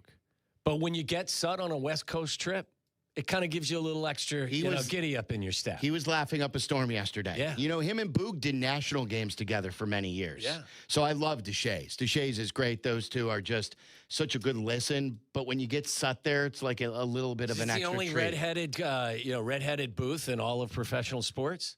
Has there ever been a play-by-play and color analyst and there's combo? one in the radio booth, too. Right. Your favorite, yeah. So, I mean, like, look, maybe it's a one of a kind. But they do definitely have great chemistry, and they do a great job. It's always fun to see Sut's face on my television whenever I get a chance. Is this, Tyler, is this our error or is this old man error? It's ours, yeah. All right. So even if we have to connect on the phone, we'll do that. And then Brian Urlacher is going to join us. Oh, he'll rip our ass if we can't get that connected. I was taunting him yesterday. I sent him the video. Called you a runt. He called me a runt. I've been called worse by him. I haven't heard that word used in a while. That's right. All right, we got Sut on the phone, so we won't be able to do it on YouTube. We're having issues on our end. Sut, thanks for the patience, and we appreciate you as Rick Sutcliffe joins us on the Yingling guest hotline. How have you been?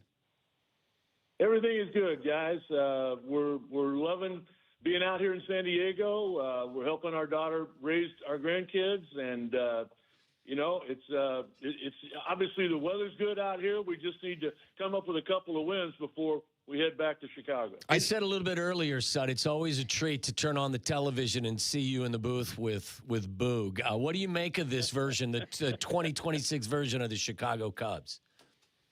There's obviously there's layers of talent. I mean, they start in the early 20s, the late 20s. We got some early 30 guys that have got a lot of experience.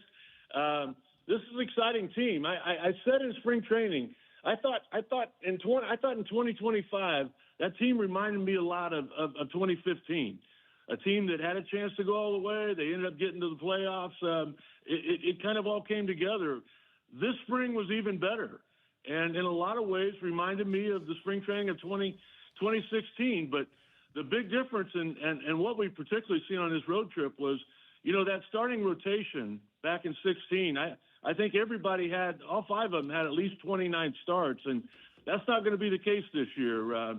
There's going to be a lot of work for Craig Counsell and Tommy Hotovy to keep this pitching staff in order and give the offense an opportunity to win. So if you were a starting pitcher before, like you were, and a great one at that, you had to be counted on going 200 innings. Those days are long gone. Even like you were just saying, the 16 team just 10 years ago, all of them to start 29 games, that's a feat in itself in today's world. Why do you think that is? Is it are pitchers training differently these days? Are they not being calloused? Why are we having guys who are more talented than ever get more hurt than ever? Yeah, a great question, and I think there's a lot of reasons for that. But I'll be honest with you, Boog and I talked about it a little bit last night. One of the reasons is because of what Joe Torre and Tony La Russa did when they were winning those World Series, is they had the last three innings of the ball game covered. With Torre, he had Mariano Rivera, and he always had that bridge leading up to it. Tony La Russa had the same thing. Right now, the San Diego Padres have that. They've got as good of a bullpen as maybe I've ever seen. But it's kind of funny. I asked Sandy Koufax one time on ESPN. I said, "What's your thoughts on a quality start with this 6 innings and 3 runs allowed?" And he goes, "Rick, I always thought a quality start was at the end of the game when I shook the catcher's hand." And, I mean, that was kind of the mentality there. And I'll tell you a funny story one time. Zim's managing, and I'm struggling. I think we were winning like 7-5 or something. There were a couple men on. He came out like in the 6th inning. He said, "I'm going to the bullpen. You've had it." And I go, "Really?" And you guys know back in the day, the bullpen was on the field at Wrigley. And we both looked down there, and I go, "Who are you bringing in?" And he looked down. He goes, "Never mind." He walked back off. So, the bullpens just weren't what they are today back then. Sut, you mentioned the bullpen. Last night, Mason Miller took the mound. I think he had a 13 and a third inning streak of scoreless baseball. The Cubs did a nice job. Take nothing away from them getting 3 consecutive hits and scratching a couple runs off against him. Is the mentality of a closer so much different when you come in when the score is 9-5? It's not a save situation. I've not been that guy to really know, but what I have been and what I've seen the last 30 years broadcasting is that most of the time it doesn't work. Mason Miller coming in last night, I was really surprised to see him because normally in that situation, and I know Craig Stammen's a first-year manager, and, he's done a lot of great things, and he'll be a great manager, but I was surprised there wasn't somebody up throwing with him, because all of a sudden with 2 outs, Gavin Sheets hits a home run, and it's not a safe situation. And out here in San Diego, like they did with Trevor Hoffman, when Miller comes in, I mean, it's a light show. My grandson Ryder was there, and he was so disappointed that it didn't happen. But they don't do it when it's not a safe situation. And once again, like we've seen before, even the best closers in the history of the game, Hall of Famers come in with more than a 3-run lead, and there's not that save to be had, and a lot of times they run into trouble. And good for the Cubs. He threw, I think, 20 pitches last night, which may then keep him off the mound going forward. And there's no Machado in the lineup tonight, so come on, let's get Cabby back on the mound. He's been outstanding. His 5 starts, the Cubs have won 4 of them. You got JT, you got Ty Young going tomorrow. They've won 3 straight of his starts, and as you know, he's the only guy that started a game on this road trip that we won so far. Rick Sutcliffe joining us. It's Waddle and Silvy on ESPN 1000. Sut, you have been the guy to calm us down in years past about PCA. You were the first one to tell us, guys, I'm telling you, he's going to be a star. He goes, don't worry. And when we couldn't see it, you did. You've done that with other pitchers and players as well in the past. Tell us what you think currently on how he's playing and if he's going to be able to maximize offense at the plate. I think in a lot of ways he'll be better this year than he was even last year when he did some things that, haven't been done in the history of baseball. The one thing you got to understand about him is that the minor league coaches told me that this guy not only hates to lose, but he hates to lose more than most people. And we saw it in the dugout a couple of times in spring training. He'd come in and throw a bat or throw a helmet. And Dansby Swanson had a great conversation with him, not this past spring, but the one before, when Dansby talked about why he wasn't a high draft pick out of high school was because he played the game with too much anger. And, there's no room in anything for anger. Dansby said that by going to Vanderbilt, they taught him to turn that anger into passion. And when I think back to that, I think back to something Michael Jordan told me a long time ago when we were in Chicago there in the late 80s. He told me that Dean Smith taught him the word halt. And I said, what does that mean? He goes, hungry, angry, lonely, tired. And Dean Smith told him that if one of those things happens to creep into your day, that's when you're more than likely to make a mistake. Hungry, you know what? It's not just your stomach, but your soul. Where are you at? What are you thinking right now? Angry, again, passion's okay, but we don't need any anger. Lonely, it's okay to be alone, but if you're lonely, call somebody. And of course, tired is just taking care of yourself. And I really think that Pete Crow is taking that in right now. He's one of the hardest workers that I've ever been around. Bregman's been a huge influence on him. He had a big night last night. He got the hit off Mason Miller. He's getting on. Yeah, he ran into some trouble on Saturday, 0 for 4, 4 strikeouts. But overall, it's been a pretty good road trip with him getting on base. And, it's warming up. We're heading back home after the game on Wednesday. That slugging percentage and, the home runs will start coming. What is you mentioned during the game yesterday, it was an out, a fielder's choice, but he hit the ball like 104 miles an hour right at the first baseman. You thought that at bat could change things. And then you mentioned the hit off of Mason Miller. What did you see, and why do you think that? Even when he struck out 4 times up in L.A. on Saturday, he's got the ability to extend the at-bat. And I think he's learned a lot by watching Bregman with this. Bregman and Ian Happ, they'll go 0-2 with the best of them, and the next thing you know, it's 3-2. And I just think there's never been quitting his bat. But I think with 2 strikes, I think he's making some adjustments that he hadn't made in the past. And I just think that's going to lead to, those big numbers being put up again. Sut, is the 2026 version of Shota a better version? And if so, why? The velocity's better. The velocity's better. 3 years ago when he was the All-Star and did all those great things, the velocity was like 92 miles an hour. Last year it was only like 91. And obviously, that the hamstring injury that he had and being set back there led to the problems he had in the second half. But his velocity has been up 93, 94 miles an hour. There's a lot of concerns with the pitching staff right now. I don't know what Tommy Hotovy and Craig's going to do with the bullpen tonight. You hope to get at least 7 again out of Cabrera. But, I just think that there's just so much ability right here. You can score 1 through 9 in the lineup, and eventually they'll get the bullpen figured out, and Valencia will be back, and good things, and another winning streak isn't far away. Well, so what about you opening as the opener tonight? You could give us an inning or two, and then hand the baton over to Cabrera, and he could just finish it all off. You know what, guys? I'm under contract. I have agreed to be the opener when the Savannah Bananas come to town. So I'm just maybe if that goes well, maybe Craig will take a look at me. Are you a side note? Just because you brought that up, do you look at the Savannah Bananas and just say, "Man, this is great for baseball. This is great for growing the game"?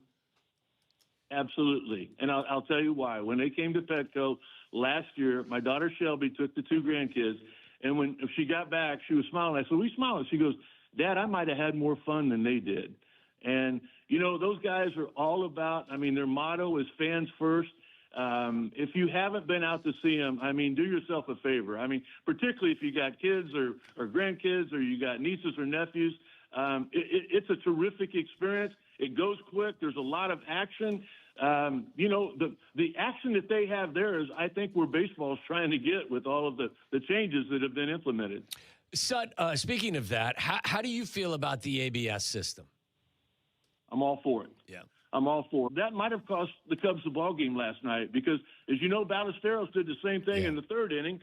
He lost that. Now we're out of him. And then Ben Brown in the 5th inning, he had Ty France struck out. I'll bet if you look at the replay, the whole baseball was in the strike zone. Now, first of all, you blame the guys for losing the challenges that you had, but also what about the home plate umpire? What are you doing? That should have been strike 3. They went on to score 2 runs. They grabbed the lead, and of course, the end of the game was not what the Cubs had hoped for. Do you like the strategy of only having a limited number of challenges, or do you think because the technology is so good, eventually they should get to the point where every pitch is going to be called by the ABS system? That's a great question. You've got me thinking there. I loved it in spring training. We had a lot of fun with it. There was a situation where an umpire got called on 4 straight pitches, and the ump was wrong on all 4. I think we just need to kind of sit back and see this. It wasn't the system's fault that we lost our challenges last night. Right.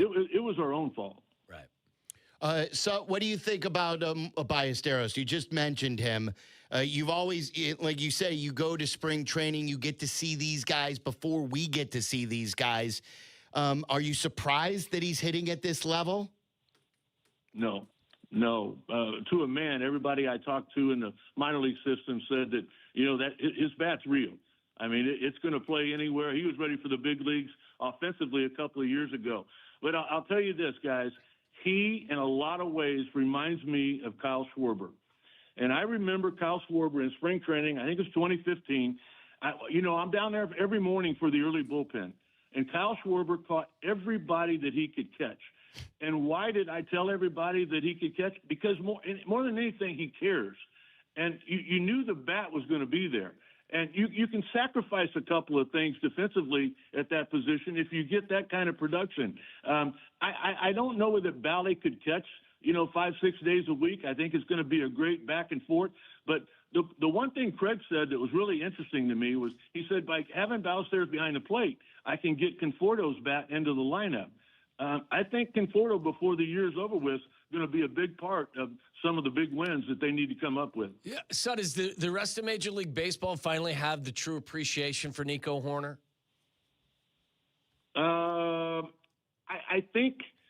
I think what Nico has done this year will bring that out. And I'll tell you why. Honestly, up to this point, it was kind of glove first, right? Mm-hmm. His defense just stood out, the Gold Gloves that he won, all of that.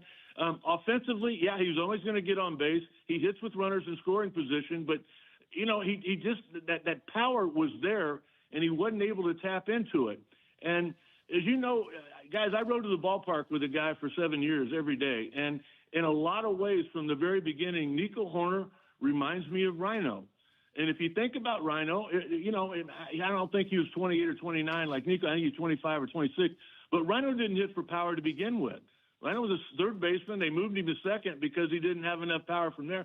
And then all of a sudden the power came about. I think that's what we're seeing with Nico Horner right now. So I want to ask you about when Palencia comes back, and you mentioned Waddle. You're like, I didn't close, so it's tough for you to visualize it. But you know all about the pitching game. We love, I knew right away when I saw Palencia have the success that he had the WBC. To me, that was the greatest thing to come out of the WBC. And he learned on this big stage against the best players. His confidence is rolling. He's fine-tuned some stuff, and he started the season that way. Sometimes then, when you have one of these lat strains or obliques, I think they called it a lat strain, it's tough for guys to come back and you get out of your rhythm. What advice would you give Palencia when he comes back to continue doing what he's been doing? Because he's been shut down closer here early in the season. I gave the same advice to him that I gave to Thielbar the other night in L.A. is that, don't be in a hurry. Because a leg injury, to me, back in '85, led to a shoulder injury. And I went from being a power pitcher to a finesse pitcher. I had to make the adjustment to continue playing at the big league level. For me, Palencia, in the wild card series against the Padres, we saw it. The 2 wins that we had, he won both of them. He came in earlier in the ball game than he normally would do now.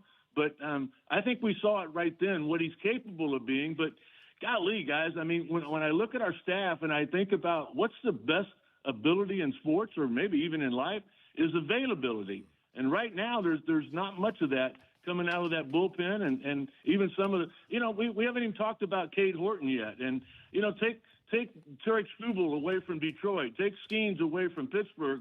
Where are those teams going to be? It's incredible that the Cubs are right where they're at. And, you got to go out. You want to at least break. This is a tough road trip. If they lose the next 2 games, it's not horrible. But I don't think it's going to happen. Our pitching, our starting rotation is much better than theirs the next 2 nights. But I think the big series and the one that I got on my mind, when Cincinnati comes to town after for those 4 games, when they come to town, Terry Francona knows what he's doing. That's where we're going to find out what kind of ball club we have in 2026. So you led me right into Horton then. So this is a 2-part question about 2 different players. Can Horton, after all the arm injuries, his second surgery at his shoulder in that span too, can he be a Cy Young candidate down the road? And then also, what are you expecting from Justin Steele as he comes back? Can Horton be that? Absolutely. Still after all the injuries, after all of them. Everything about him is real. I'm just talking about he can be. Will he be? That's a question that I don't think even Cade knows right now. When you think about how he got hurt, it wasn't like over time. He told me it was just 1 pitch. He threw 1 pitch, and all of a sudden it broke. And it's going to cost him a year, and I don't know how much more. I got all excited when I got to L.A., and my first question to the coaching staff was about Justin Steele, and the report wasn't good. There's still some tenderness. There's still some issues there. I don't know the extent of it. They'll find out more when they get back. But I think he's been shut down for a little while. Oh, boy. When you looked at how the season began, you got Boyd, the All-Star, you got Horton, you got Cabrera, who you just brought in, Tyone. You got a lot of options there. You're going to get Justin Steele back in June. It's not like going like it was planned, but the Cubs are still going to be all right. Trust me. So you're saying that you thought Steele may have had a setback? That's what I've heard, and I don't know it to be true. I put in a call to Justin after he and Libby had their second child, but I've not heard back yet. So normally he would have answered. Normally he would have called me right back. That's part of that's even more of my concern than what I heard in the clubhouse. So when we get to be this old, I've learned to focus on today and to enjoy the day at hand. But with baseball riding such a high in general terms, when you look past this year and you see a potential work stoppage, what's the answer to solve all that problem so that we don't miss time in 2027? Wow. up to this point, I've been a part of every work stoppage that MLB ever had. I go back to, 1976. Every one of them was important to me up until 1994. And that's why I shut it down. I didn't want to be a part of baseball because I felt like the Players Association was at fault for what happened there. There's just a lot of issues that are way above my head. I mean, if I had 15 minutes, I'd call Theo Epstein, and there's nobody that knows more about what's going on than he does. But I don't have that time. I don't know what the answer is. I know that. It's hard to compete with a $500 million payroll, but that's the Dodgers are playing by the rules. They're just better at it than anybody else is. All right, so when are you coming in town anytime soon, or is it when the Savannah Bananas get here? No. I'll be back there. Hopefully I'm coming back at least once a month right now. I got to share a quick story with you on our buddy Charles Barkley. So he calls me. I said, "What are you doing?" I said, "Come out to the ballpark tomorrow." He shows up. This was in spring training. And I am telling you, I don't know if I've ever seen Craig Counsell more excited about anything. The next day, in front of all the coaches, he thanked me. Charles went around and did everything. I'll send you guys a video of Charles taking some batting practice. It wasn't like Dustin Kelly said, our hitting coach. He chose the right sport. He left it at that. But I got to tell you about our buddy and how much we love him, everything. I did an interview the day before on my phone with Pete Crow Armstrong for my oldest grandson, Ryder. And my daughter goes, Dad, you got to do something for Austin, our 8-year-old. So I put Charles on. And Charles goes, "Hey, Austin, hey, buddy, I want you to play all the sports. I want you to play baseball. Baseball's not a real sport. Play basketball. I hope you're good at all of them." But Charles goes, "Hey, let me tell you one thing. You got to do good in school." He goes, "The world has enough dumb people." That's great. So great. We always say, Sud, he is the kindest, nicest superstar we've ever come across. Next to you, of course. Ever. And I am telling you, this was obviously a month or so ago. When little Austin came home, Shelby has had no problems getting him to do his homework after what Sir Charles told him. That's awesome. Sut, you're always a pleasure to talk to. You're a pleasure to watch. We'll be watching tonight, and thanks for your time as always. Thanks, Sut. Well, dinner at Chicago Cut when I get back. You got it. Oh, yeah. I saw you there in the offseason. It was terrific. Thanks, Sut. I love you guys. Love you back, too, buddy. Yeah, there he is. Rick Sutcliffe, 1984 Cy Young Award winner. He was spectacular as a Cub, and dropping that, my heart dropped on that. I thought he was giving us good news on Justin Steele. Did that take you aback, Tyler, like it did with me? Yeah, that kind of scared me a little bit. Jesse was listening too, and he texted us. He's going to follow up. I don't think anyone has known about this. I don't know if this is, but boy. It's been a while, too. It would be a kick in the nuts, but, Because everything we heard was that. Positive. Yeah, and that not just positive, but ahead of schedule. Yes. So according to Sa, is that they got bad news when they were in San Diego. Let's hope maybe some lines were crossed. Right? Huh? Yeah. Is he called it a setback, or he heard setback, or maybe shut down? Kick me right in the nuts. Yeah. That's a kick in the groin right there. Let's see. Let's see what the case is. So we'll confirm that. Jesse's working on that story now. Good stuff as always from Rick Sutcliffe. Coming up next, we've got Waddle's World. We've got Brian Urlacher to talk some Bears. You'll never this is. I checked in on the YouTube chat as well. Wait till I share with you at the beginning of Waddle's World what the topic is. Oh no! I'll give you one guess. It's Waddle and Silvy. This is Waddle and Silvy. On Chicago's Home for Sports, ESPN Chicago.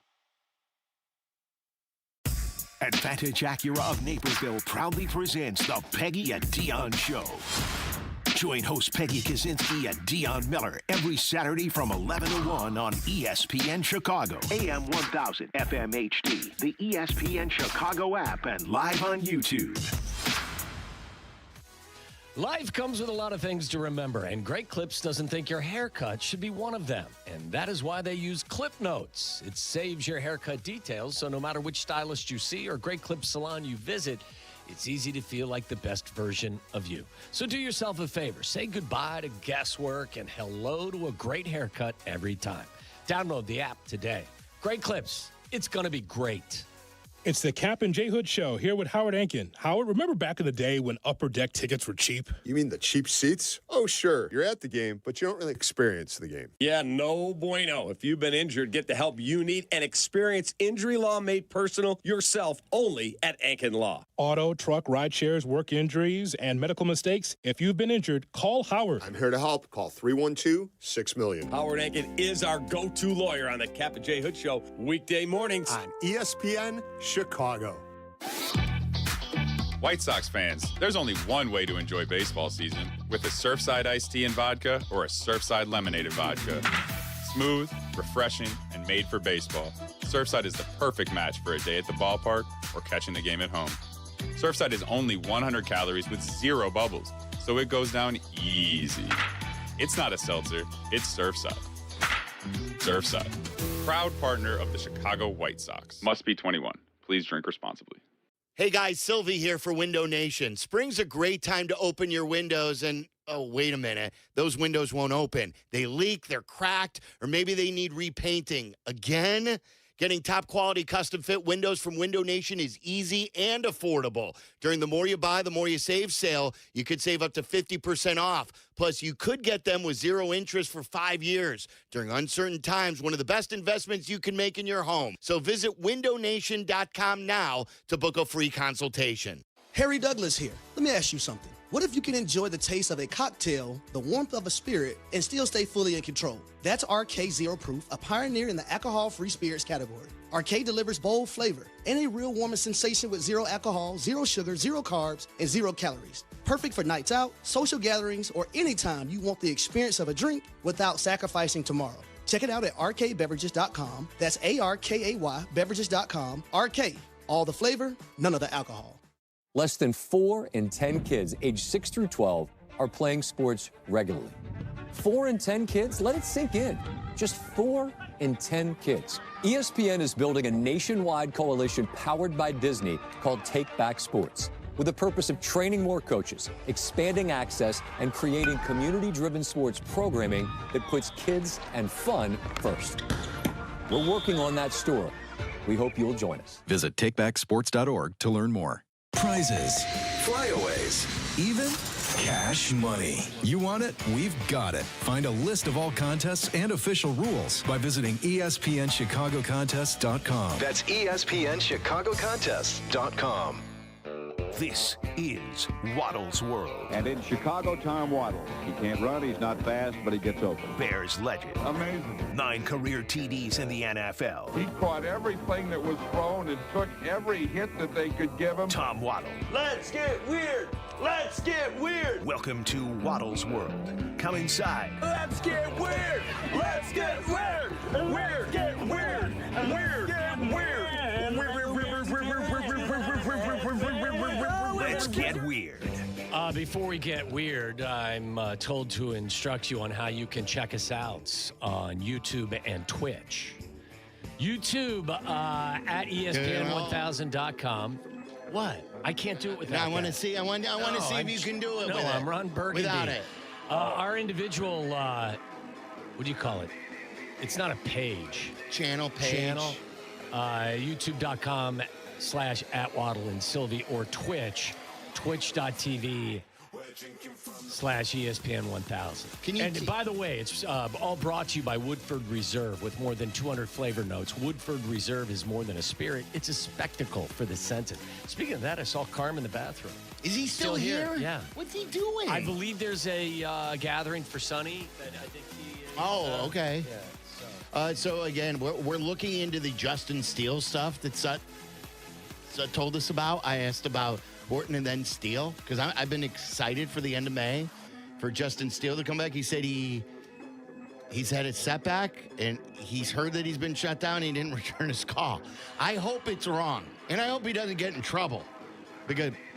Okay, who's gonna put I know he Sutton is Sut. timeout? Yeah, I know that. Anybody putting Sutton timeout? I think not. But you not know unless you want a knuckle sandwich. You know how teams, they want to control the message. So I hope, would you say I love Sut, but I've never been hoping more that he's wrong. Would you ever say anything like? I don't know, critical or of Sot? Yeah. No. You get punched. Right I'm in your hoping face. he's confused between Justin Steele and Riley Martin. Is that possible? I don't think so.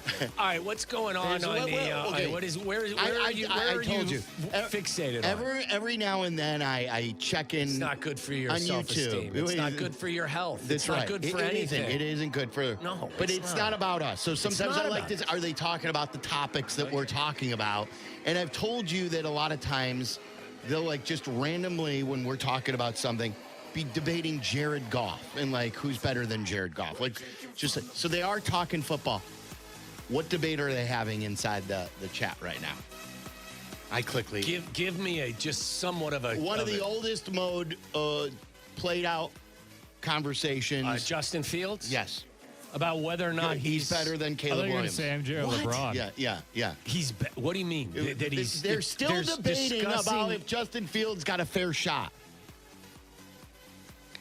I was in and I got out. Like it's kind of like when you I have no interest in that rabbit hole. You go into like some sort of a room or and you're like not for me. Or I feel unsafe here. I think I'm just. This is not a safe place. So I just backed out. I think that classifies as unhealthy. That conversation at this point. I think it's What percent, Tyler, are the people who are watching and listening to us paying attention? No. Who are chatting? Is that the minority? Or do we just have like a few people chatting? Yeah, I and feel most like people are watching and just. I would guess. I feel like I see less than 100 unique names. Like I think there's a certain community within the YouTube watchers that'll chat all day and just doesn't matter what we're talking about. They'll talk about their football. They'll talk about Jared Goff. They'll talk about Justin Fields. But I would say it's a very, very small minority. Has it become a little more civil in there? Because remember, we had a little bit of a battle between some folks. I think YouTube's always been pretty civil. Okay. They just talk ball. It's Twitch. Twitch things get a little rowdy. Yeah. Okay. The Twitchers know too much about each other. Yeah, and we had some Twitchers that were not kind to one another. And Yeah, we're not promoting that. There's been fan-on-fan We don't crime. need that. We don't need any of that. You know what we do need? We need to discuss ESPN's Major League Baseball 2026 April All-Stars and biggest early disappointments. Do you believe that there is any Cub on the ESPN Nico April Horner All-Stars? Nico Horner. Is there anyone other than Nico Horner? Oh, it's as though you asked, are there any? I named you one for sure. Does it go outfield or specific position? It's I got first base, second base, shortstop, third base, left field, center field, and right field. So all positions, including designated hitter. Is Hap on there? I think there's a chance Hap could be. And so, again, it's not just April All-Stars. Bregman hasn't done enough. Dansby hasn't done enough. Nico's in. Early disappointments. Did anybody make the early disappointment Bush list? with a slow start, but he's back, I think, now. Did PCA make the disappointment? Yes. Absolutely. Okay. You are correct that Nico Horner did make the April All-Star team. And this is not NL separately from AL. This is one Major big League team. Baseball combined. These are the All-Pros. So Nico Horner was your All-Star. Did Murakami make the team? He did not. No. He did not. Did not even did not show up for player to watch. That was Sal Stewart. Yeah, That's just an idiotic comment. I was looking and I was like, wow, the White Sox are going to have a legitimate all-star this year. Not just one of those like charity, all 30 teams are represented. But then I looked at the first baseman in the AL. I'm like, oh, maybe not. Ben Rice is listed for the Yankees as the all-star first baseman. He's been incredible. And the player to watch is Sal Stewart. There's no other Cub listed on the April All-Star team, which is, there's no shame in that.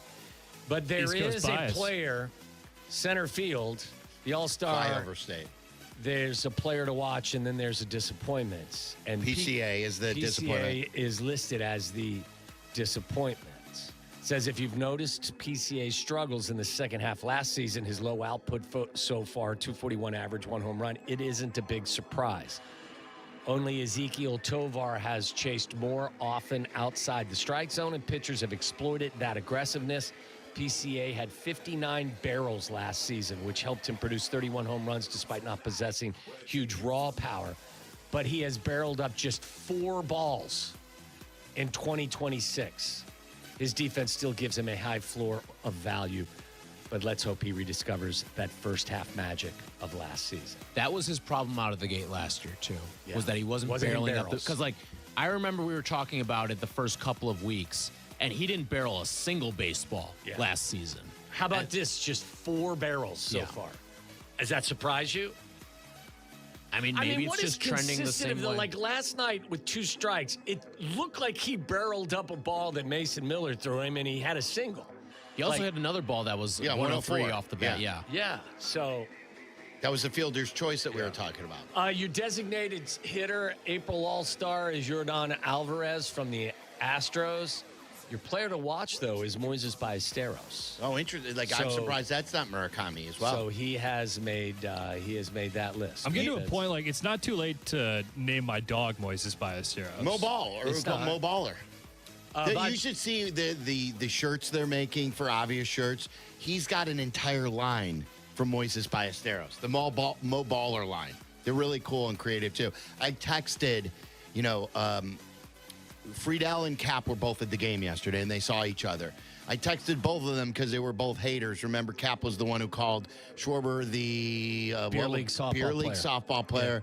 And Vrabel never thought that Schwarber was anything special. I go, don't you guys go around and badmouth Mo Baller these days. You need to appreciate him, unlike what you did with Schwarber. And what'd they say? Nick just laughed? Yeah.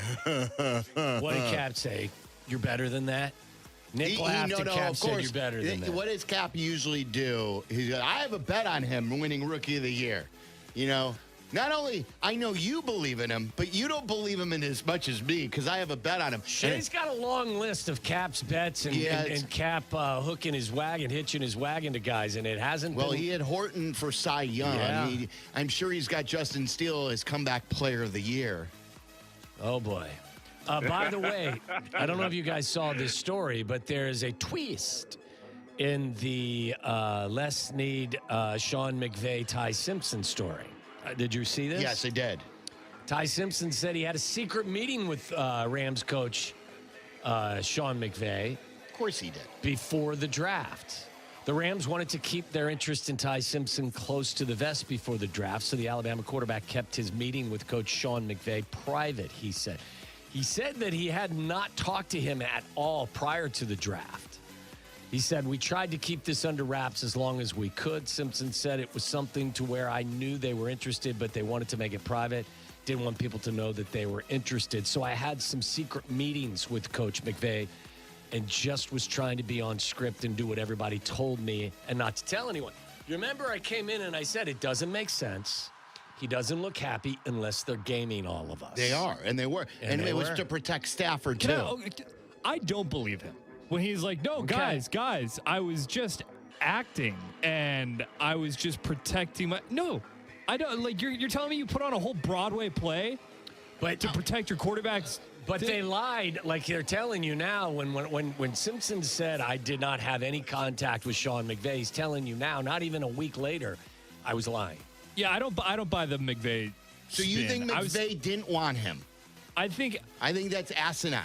I think it was there was a tug of war in that draft room where Les Need wanted to lay the future foundation. McVay wanted to draft somebody that would help them win right now. And McVay was reminded that he's the head coach and not the decision maker. Oh, I wouldn't do that to Sean McVay. My feeling all along was that Sean McVay doesn't love the idea of seeing Matthew Stafford's career mortality. Yes, I agree with that. And that was how I interpreted that entire interaction. Yes, and he wants him there for a while, but they know they have to have a plan. And like the word that everyone keeps using is they're not going to be bad enough ever to get a quarterback in the drafts. So let's do it here. We got McDuffie at the end of the first round for the 29th pick, and that's like our good player to help currently.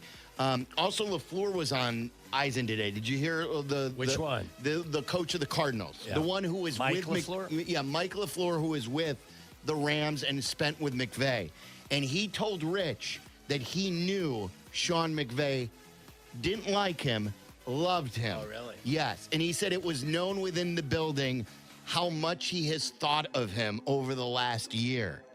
So, like, to me, that was another behind-the-scenes story of, I don't know what the deal was on draft night with the grumpiness or whatever.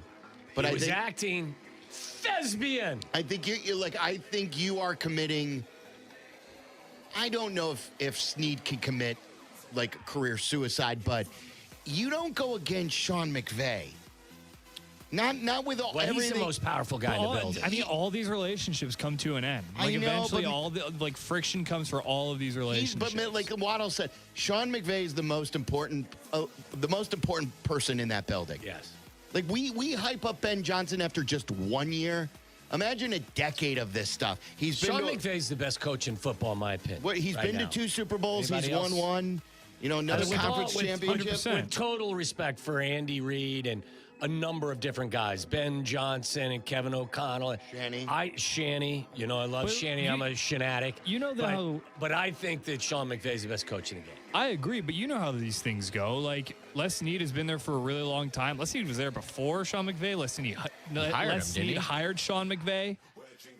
If you're My guess is Les Snead will be there when Sean McVay leaves, but it'll be because Sean McVay's had enough of coaching, burns out, and wants to go into the booth where he'll make twice as much money as he's making now being the best coach in the league. I also agree with that, but like if this is trying to pick, trying to get the owners to pick favorites between the coach and GM, who talks to the owner more? It's the GM. Like the GM is the guy who has the owner's ear in most of these situations. Well, the owner is Stan Kroenke, who's a little bit, Distant?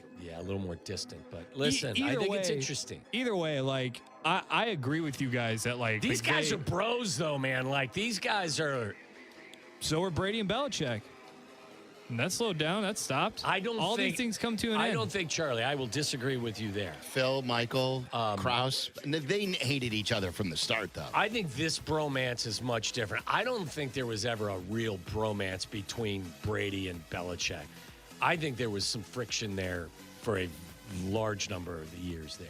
Not one that would create the divide, but all it takes is like one little disagreement, though, and then all of a sudden, you're right.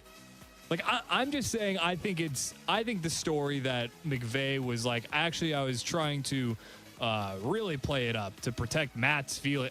I just don't buy that. Like, that's not a believable story. I don't think he wants to go up there and brag about his new quarterback when he wants to win 3 more with Stafford, knowing that it's year to year with Stafford. It was just. I think that's true too. But like, it was funny the extent that he went to basically talk about Jimmy G. Yes. And, Stetson some other things. Bennett, Stetson too. Bennett. It just was weird because this was after they had already drafted him. Like laying low and not letting anybody in on anything was done because he would already picked at 13. I also think weird. Matthew Stafford is very aware of where he's at in his career. Yeah. I mean, he's flirted with retirement each of the last couple of years. Yeah, I don't think he needs to be stroked either. By the way, Jesse has confirmed Sut's not that it was a Sut report. Do you want to put Jesse on for 2 minutes and have him tell us what he knows about Justin Steele being shut down? He says he's right, that Sut is correct. Not good. So, I was hoping that Sut was wrong. Sut usually always gives us inside information. This was not the inside information I was looking for, that Justin Steele has been shut down. I had some nonsense, including a woman who threw dynamite at a sleeping boyfriend, but I will... we could have him later in the show, too, when he finds out more. I mean, we know, unless you want him immediate. You guys make the call on this. What do you think? It's either a story about a woman throwing dynamite at a sleeping boyfriend, or we're going to talk to Jesse about Why can't we do both? Steele. Well, we can, but when we come back, you choose. You make the call. He just followed it up with, it's not good. So I think we put Jesse on. This sounds pretty important. Well, this story isn't good either, but maybe, Dynamite, Tyler, maybe I'll tell the story in Aki's A-list. You can give me 30 seconds. You can tell it during Aki's A-list, because that story is not going to dictate my happiness for the rest of the summer. Justin Steele might. That's priority. Tyler's got a very good story for Aki's A-list, too, today. That's sort of off the beaten path. Not as good as this one. Breaking news, Cubs fans. As Sut first reported on the Waddle and Silvy show, Justin Steele has had a setback in his rehab. They were like, everything we've heard is he was ahead of schedule and he was ready for a comeback. He's been showing his workouts, but now there's been some sort of a setback. Jesse's going to join us here coming up next. Brian Urlacher. We'll talk about the Bears and the defense and the young safety who once wore his jersey. It's all coming up next. You're listening to Waddle and Silvy on ESPN 1000, Chicago's home for sports. Do not, and I mean you, do not miss the Kap J Hood Show, now morning 6 to 9 on ESPN Chicago. But you're busy. Things happen. We get it. If you have to miss it, you can always listen to the podcast on your time. Find it on the ESPN Chicago app or wherever you go to pod. It's brought to you by Republic Bank. All right, Chicago sports fans, baseball season has started and we need pitching, but you may also need a brand new Toyota from your local Chicagoland Toyota dealers. It's what I drive. I drive the Land Cruiser. It is spectacular. My wife now drives the Grand Highlander. We're a proud Toyota family. So head to your local Chicagoland Toyota dealer to check out the 2026 lineup like we have. The rugged Tacoma's got upper deck power and available all-wheel drive. The RAV4, which I used to drive, is an all-hybrid all-star with versatility that leads the league. And the all-hybrid Camry hits it out of the park with impressive miles per gallon. No matter which Toyota you choose, you're driving an MVP. Check out the full Toyota lineup at Toyota.com or visit your Chicagoland Toyota dealer today. Toyota, let's go places. It doesn't matter if you're running drills at the park, playing pickup on a Saturday, or sinking the final putt. When you compete with your friends with Michelob Ultra on the line, competition isn't that friendly. The trash talk, next level, and the stakes, oh, those are crystal clear. With only 95 calories and superior smooth taste, it's the ultimate trophy. Superior is worth playing for. Michelob Ultra, superior light beer. Enjoy responsibly. Copyright 2025, Anheuser-Busch Michelob Ultra Light Beer, St. Louis, Missouri. Save big money on your next project now at Menards. Let the fresh air in and keep the bugs out with new door and window screen. They're easy to install, durable against the elements, and come in a variety of styles and sizes to fit your needs. Stop in to check out our huge selection of in-stock door and window screen today. Plus, check out our weekly flyer on Menards.com for all the great deals happening now. Save big money at Menards. Gas prices are rising again, and you've got places to see this spring. Save yourself some money. Try Unleaded 88, also called E15. E15 is approved for your vehicle in 2001 or newer, delivers the performance you expect, and is priced lower than regular unleaded. E15 is EPA reviewed and approved. It's a smart choice for your wallet, and it supports Illinois farm families and local jobs. Before you fill up, go to UNL88.com and find a pump near you. Visit UNL88.com and get there for less. Guys, this is Courtney Cronin. Let's be honest, most of us aren't great at saying what we feel. That's where jewelry does the talking.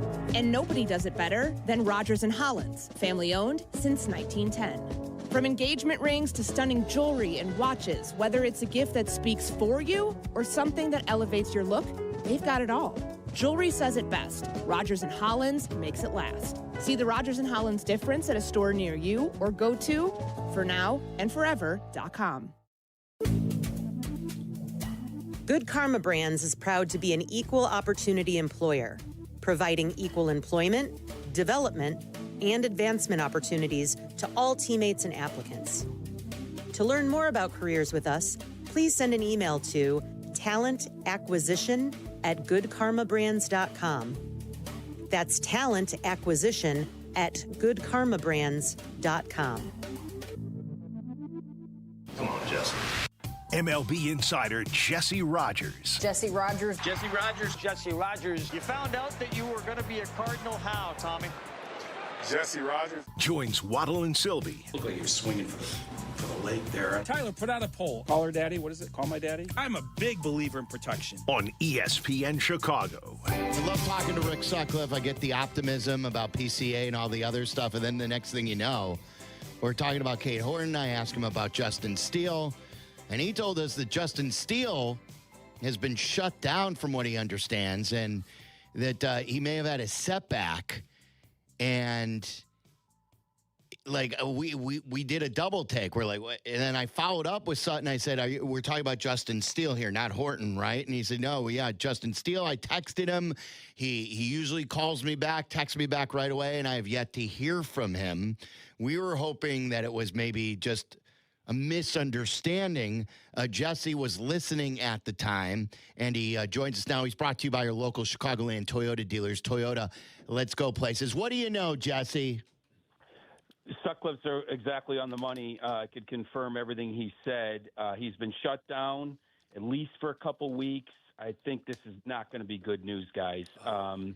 Yeah, a little bit of a setback from his elbow surgery. I'm not sure if it's exactly the same injury or something else. I mean, this is obviously a developing story, but I don't think he's going to be ready when he was eligible to come off the IL, which was right around Memorial Day. But he has been shut down for at least a couple weeks. And that's just being optimistic. It could be longer than that. Longer than that. When did this happen? Any idea, Jess? I think very recently. I don't have an exact date, but I would say probably in the last 10 days or so. He was throwing in Arizona and probably was at some point here going to get ready to go out on a rehab assignment. We're into late April. That was about the time that he was going to do that. Go down there for about 20 days or so and get ready to come up right around Memorial Day. I think it was placed on the 60-day IL like March 25th. So, you do the math. It's right around the end of May for him. But big-time setback. I'd be very surprised if he's off the IL anytime around June, to be honest. So Jesse, like you said, he's going to be shut down for 2 weeks, and obviously you lose the momentum of what you've built up before whatever happened. So we know it's going to be some time, but you also added sort of in there that you don't think this is good. Are you hinting that you think this could be like another major setback? It's possible. They're still figuring things out, so everything's on the table. Usually when you hear things like at least 2 weeks and maybe longer, we're not sure what it is, you're usually going through the negative possibilities. You know what I mean? Like, if it's good news, you kind of know that pretty quickly. When it's bad news, you're getting second and third opinions and stuff like that. So that's why my radar is up a little bit. They don't know exactly what's going on, which means they're trying to figure it out. And that doesn't seem like it's good news. So I'm sort of talking around it because I don't have all the information yet, but it doesn't sound good. I guess the ligament is okay. The part that they repaired is okay, but there's something else going on in there.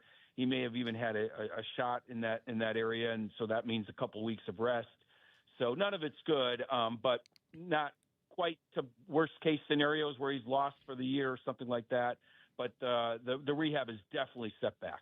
Jesse, like I've always gone to this when you have, these injuries that just pile up, whether it's the Bears and soft tissue injuries, the White Sox from several years ago telling their guys not to run as hard because they were fearful of soft tissue injuries, to the large amounts of Cubs who have had major pitching injuries. A lot of fans are tweeting at me, what is wrong with the Cubs training staff? Is there something they're doing wrong? Is this, I've asked you this in other ways, but this sounds like it could be another big thing. Is there something that they should look at in reevaluating on how they rehab and condition these guys? Yeah, I mean, it's training methods and then there's the rehab. Those are two different things, completely two different things. You're training in spring training, you're training in the off season. That's different than rehabbing an injury. I mean, they probably have to look at both, to be honest. Steele could be a one-off in terms of recovering from a major surgery. Sometimes guys have setbacks. It does happen. I haven't heard many Cub players that have come back from Tommy John and had that major setback because there's just not that many that happens to. But I think you have to look at both the training. That's the key, getting hurt in the first place. Rehabbing wise, I mean, guys have come back the way they're supposed to for the most part. This is one that's not, but like Maton's back on the mound. Palencia should be back. I mean, if there's something else, then we'll see. But, it's so hard, Silvy, because every case can be different. Sure. And then there's the other side of that where is there a line you can draw that connects a bunch of them? Really hard to figure out as anybody, a team, a reporter, a fan. Like it can be really hard to connect those dots But yes, I think they probably do need to take a look at some of the training methods more than anything. Could they grab Giolito out of the Padres dugout or wherever he is? See, By the way, had a he chance. was only $3 million.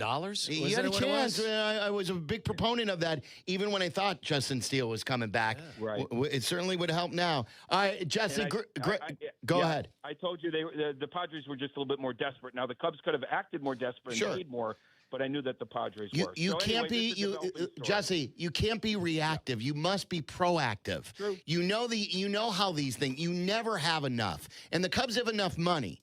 So, to say well, they don't want to spend, and to not to react that way. It's just, I think it was another misstep by the Cubs. All right, Jesse, thank you. We appreciate it. You got it, guys. All right, I'll let you know if I hear more. All right, well, we'll continue to follow this story. It was told to us by Sut. And Jesse has confirmed it. Justin Steele has been shut down for at least 2 weeks, and he doesn't think that this is good news at all in the long term. I see Brian Urlacher, the Hall of Famer, is ready to go. I was counting all of the game balls behind him, and I stopped at 20-something. By far the best backdrop that we've had from any person on our show.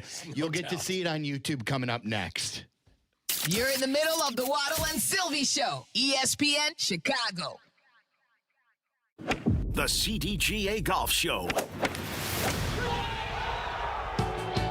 It's the biggest names in golf, and it's the best news and information about Chicago golf. Hosts Mike Gilligan and Tyler Rocky are your starters for the golf weekend. The CDGA Golf Show, Saturday mornings at 9 on Chicago's home for sports, ESPN Chicago. Evan Cohen here. PayPal is now the official peer-to-peer payment sponsor of the NFL, which means all the money moments that fandom creates, whether splitting tailgate costs or chipping in on tickets and game day food between friends, are covered. Wherever the game is played or watched, PayPal moves with fans. You can send money through text, email, or directly to your friends with eligible accounts on Venmo. Just download the PayPal app, share all the moments that matter. Account with PayPal is required, not available in all regions where PayPal operates. Lowe's has the brands pros trust to get the job done. You can now shop new Catalyst fencing solutions and save big when you do. 10% off when you buy in bulk. Plus, save $180 on a DeWalt 12-inch dual bevel sliding compound miter saw. Now just $449. Our best lineup is here at Lowe's. Valid through 5/6 while supplies last. Selection varies by location. This is the story of the one. As a procurement manager for a hospital system, she keeps every facility in her network stocked and ready. That's why she counts on Grainger to be her single source for thousands of products, from disinfectants to lighting, air filters, and more. And with fast, dependable delivery, Grainger helps her keep every facility stocked, safe, and running smoothly. Call 1-800-GRAINGER, click Grainger.com, or just stop by. Grainger, for the ones who get it done. Evan Cohen here. PayPal is now the official peer-to-peer payment sponsor of the NFL, which means all the money moments that fandom creates, whether splitting tailgate costs or chipping in on tickets and game day food between friends, are covered. Wherever the game is played or watched, PayPal moves with fans. You can send money through text, email, or directly to your friends with eligible accounts on Venmo. Just download the PayPal app, share all the moments that matter. Account with PayPal is required, not available in all regions where PayPal operates. This is a special notice to U.S. taxpayers owing $10,000 or more to the IRS. Tax Relief Advocates is urgently notifying taxpayers that tax relief initiatives are now available that may significantly reduce or eliminate what you owe. If you're afraid of an IRS lien, levy, or wage garnishment, don't lose hope. You can now take advantage of these current relief programs to end all collections, reduce the amount you owe, and resolve your tax problem. Even if you have years of unfiled tax returns or are already in a payment plan, you may still qualify for significant relief. Struggling taxpayers can now get relief they need during these hard economic times. A hotline has been established by Tax Relief Advocates for you to call and see what you qualify for. They are A+ rated with the BBB and have over 1,000 5-star reviews. Don't wait. Call 800-575-9087. 800-575-9087. That's 800-575-9087, or simply visit TRA.com. Broadcasting live from the Chicago Board of Trade, this is the home of the Chicago Bears. ESPN Chicago. And this is Waddle and Silvy, WMVP, WTBC, HD2 Chicago, a good Karma Brands radio station. Shotgun again for Favre. Looks over the defense, blitzes on. He sets the throw, and it is picked up by Urlacher. Running right of the 40. There's nobody around him. Brian Urlacher coasting down the right sideline. 20, 10, a Sunday stroll to the end zone. Brian Urlacher, touchdown, touchdown Bears. One of the greatest players in the history of this franchise joining us right now. Yeah, that's right. All-around great guy, even though he did call me a runt. He did call you a runt. He's called me much worse than that in the past. Hall of Famers don't lie. That's right, and that's what we love about Brian Urlacher is he's honest. He made, by the way, I don't want to embarrass him, or I'm not saying this because he's with us. He made both of our Chicago Bear Mount Rushmore. Yeah. Oh. How about that? How about that, Bri? Well, that means something right there. I appreciate that. It wasn't just in the top 100, but I made so I guess it'd be top 4 or 5 there, I guess. No, it was top 4. It was top 4. Oh, great. Yeah, how about that? Yeah, I appreciate that. Wow. We ask who else was on there? Yeah, okay, so I had Walter Payton. Well, I was going to say, can I guess? But never mind. Okay, go ahead. No, you do it. Walter's number 1, obviously. You both got me. Yep. Dick Butkus. Yep. Did you put Sayers on there? No. Okay, hold on. Oh, man. I wouldn't have put Sayers on there either. No offense. I want to know yours, too. I'm trying to think of who you guys would put. Devin Hester? No. We love Devin, though. This is the Devin Hester show. Yes, big. Devin's the man. He is. It's the other show. I give up. Okay, so he played and he coached, and this is why we put him on. I think Waddle and I both put him on. He played what? He was a player and a coach for the Bears. Oh, Coach Dicka. Yes. Oh, okay, okay. Hall of Fame tight end, world champion, and then coach. Makes sense. The Super Bowl title. So who would be on yours? Company. That is good company. Man. I'm not going to include myself. So Walter Payton, number 1. Dick Butkus, number 2. Oh, my gosh, it's so hard, man. I don't know. That's a hard question, man. There's a lot to choose from. Obviously, there are so many Hall of Famers. So many guys, Kyle man. Orton, I bet you got on there. I do love me some. And by the way, why am I seeing you guys this time? Usually, you get me on the phone. I can drive or whatever. Now I had to be at my house. Yeah. We're all grown up. All grown up. You guys are evolving. I like it. It's awesome. So, and I teased before too, that you have, like, with all of your accomplishments, and Waddle was counting the game balls. For those looking on YouTube, you can see it. For those not, he's got the replica bust of his Hall of Fame bust. Yeah. He's got multiple game balls, as one would have. My guess is that's not even half of them, that there was only so much space. Well, I'm only showing a certain spot behind me. I can't get the whole thing in the background, so I just got a few here. This is the only area I get in my house, and it's about to be gone. We're about to remodel the side of the house, so this will all be gone. What is your favorite? Like, for those who are watching, when you turn around, do you know where the game balls are? Do you know where the Arizona game ball is? I don't know where it's at, but I can see there's the Redskins up there. There's the Redskins there. My favorite's the NFC Championship game ball. The whole team got one that game. Lovey gave everyone the team, and the whole organization got one that game. So that was my favorite. That was really cool. We were talking about the Mount Rushmore. I don't think I've ever asked you this, and it was done by this radio station, and we barely knew you. You were barely in town at the time. It was well before Waddle got here. We did that event where it was like all the great middle linebackers in Bears history. It was Butkus, It was Singletary, and it was you, and we had like a fancy name for it, but you had barely played like a year or two. 1 year. How did you feel about that? Like, being honored on that stage after only 1 year, did you feel a little uneasy? It's a little uncomfortable being next to those two and being, put in their category. I think it was probably after my first year, Sylvie. I remember that event we did. Then they took the pictures of us in our tuxes, and I actually signed one of those. I want to say 2 weeks ago, I signed one of those for somebody. But yeah, I mean, it was so premature. I was, like I said, I just started, 15 games or 14 games our rookie year, and they were, already in the Hall of Fame. So it was very premature. But It ended up being okay, but at the time, it made me very uncomfortable. I did not like that. Let me fanboy here for a second. In the question, I know it sounds really weird, and it sounds very Chris Farley-ish back in the day, but do you miss the game? I don't. You know what I miss is like I've said this, just being around the guys. You know, I love football. It was great.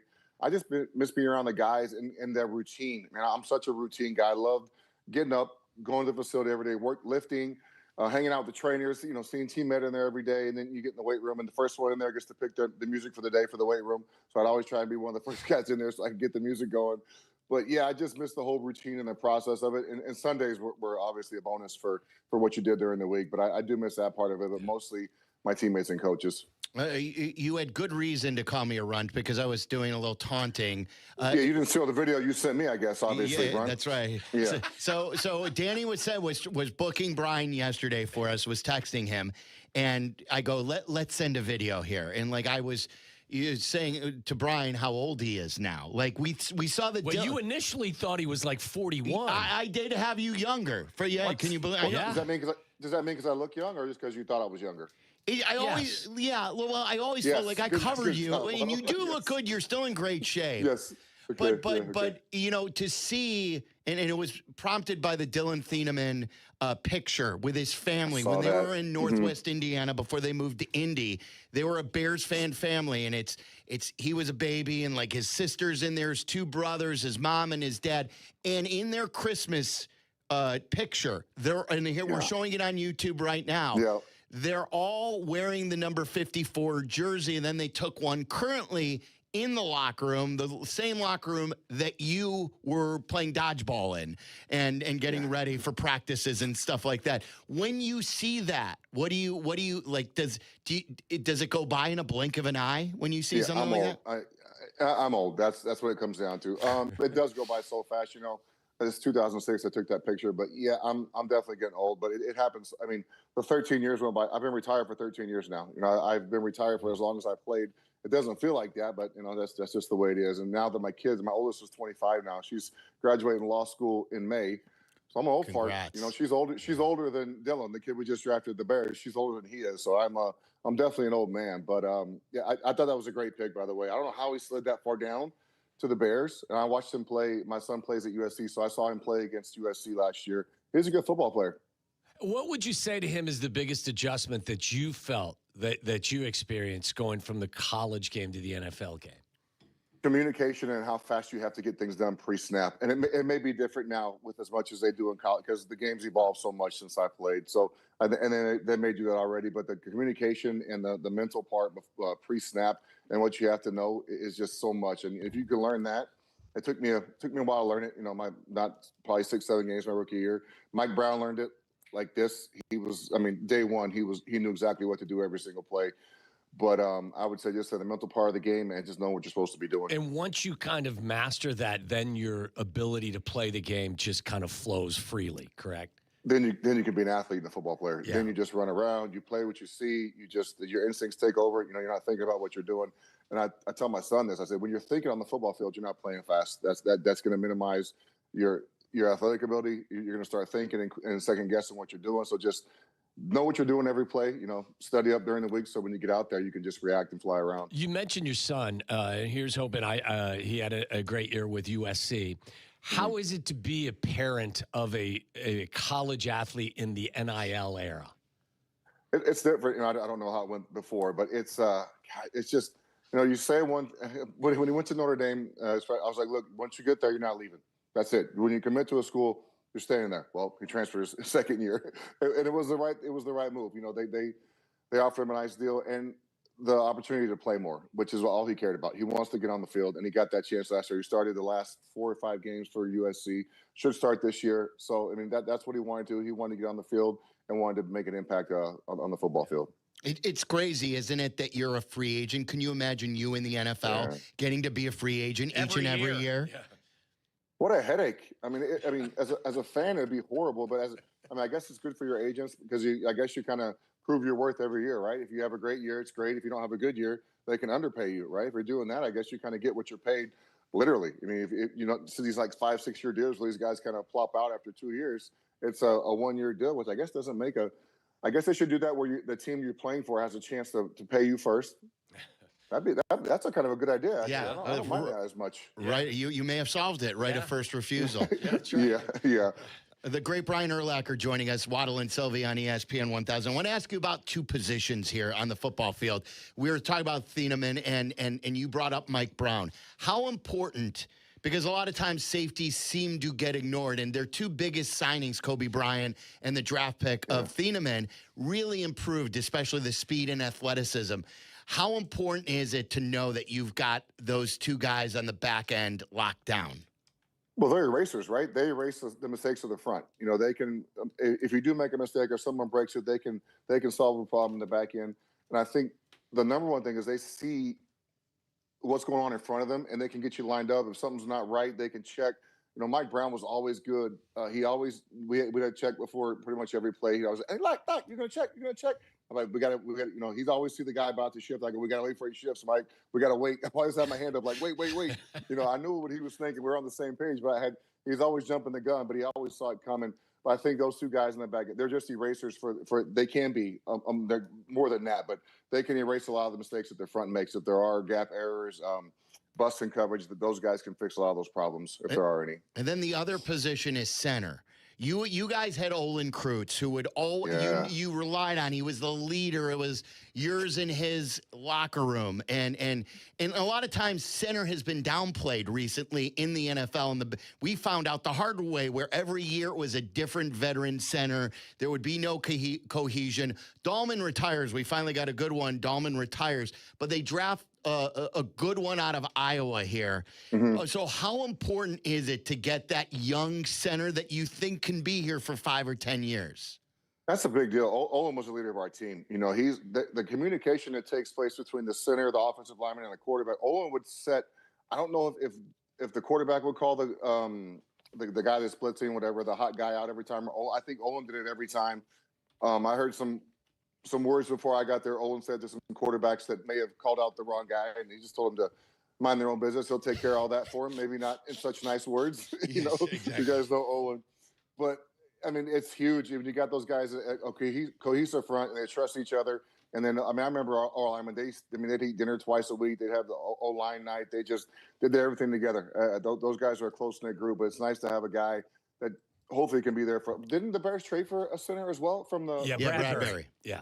Bradbury's a good football player as well. Yeah. He's got 1 year left on his deal, so I think that, you know, they figured that, this guy will be the... What round did they get the kid from Iowa in? Second. Yeah, so they went up and got him. Oh, good. Okay, nice. So he must be a really good football player if they got him in the second round. Very nice.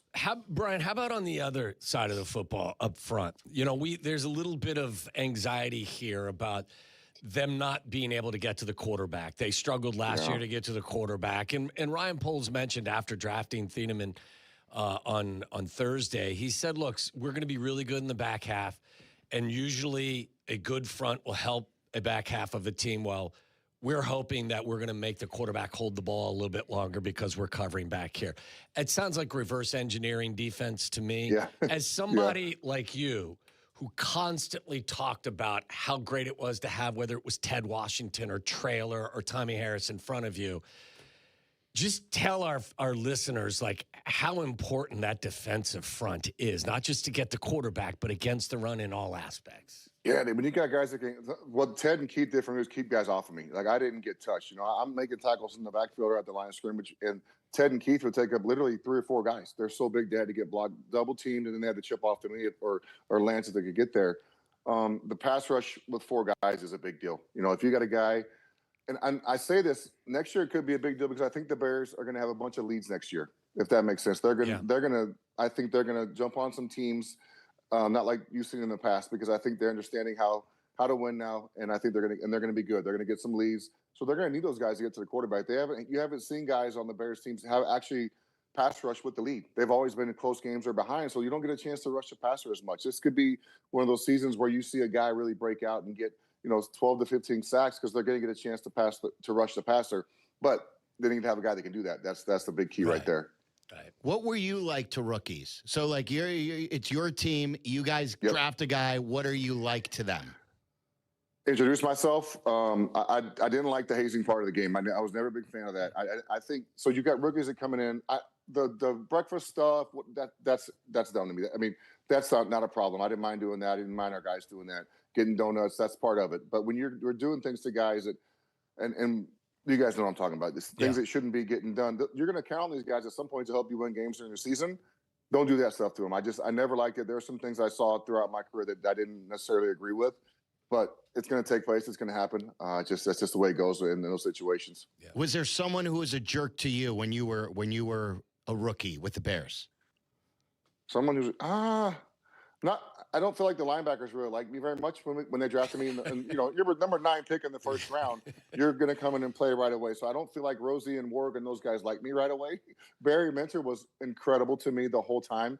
And then I ended up taking Barry's spot when he gets hurt in the second game of the year, my rookie year. But yeah, I don't think they liked me right away. But then once I moved to Mike, Warg, and Rosie were much nicer to me once I was a different position than they were. But yeah, it's your job. They don't want people getting drafted to take their job, so I understand it. You mentioned you think this team's going to play from a lead.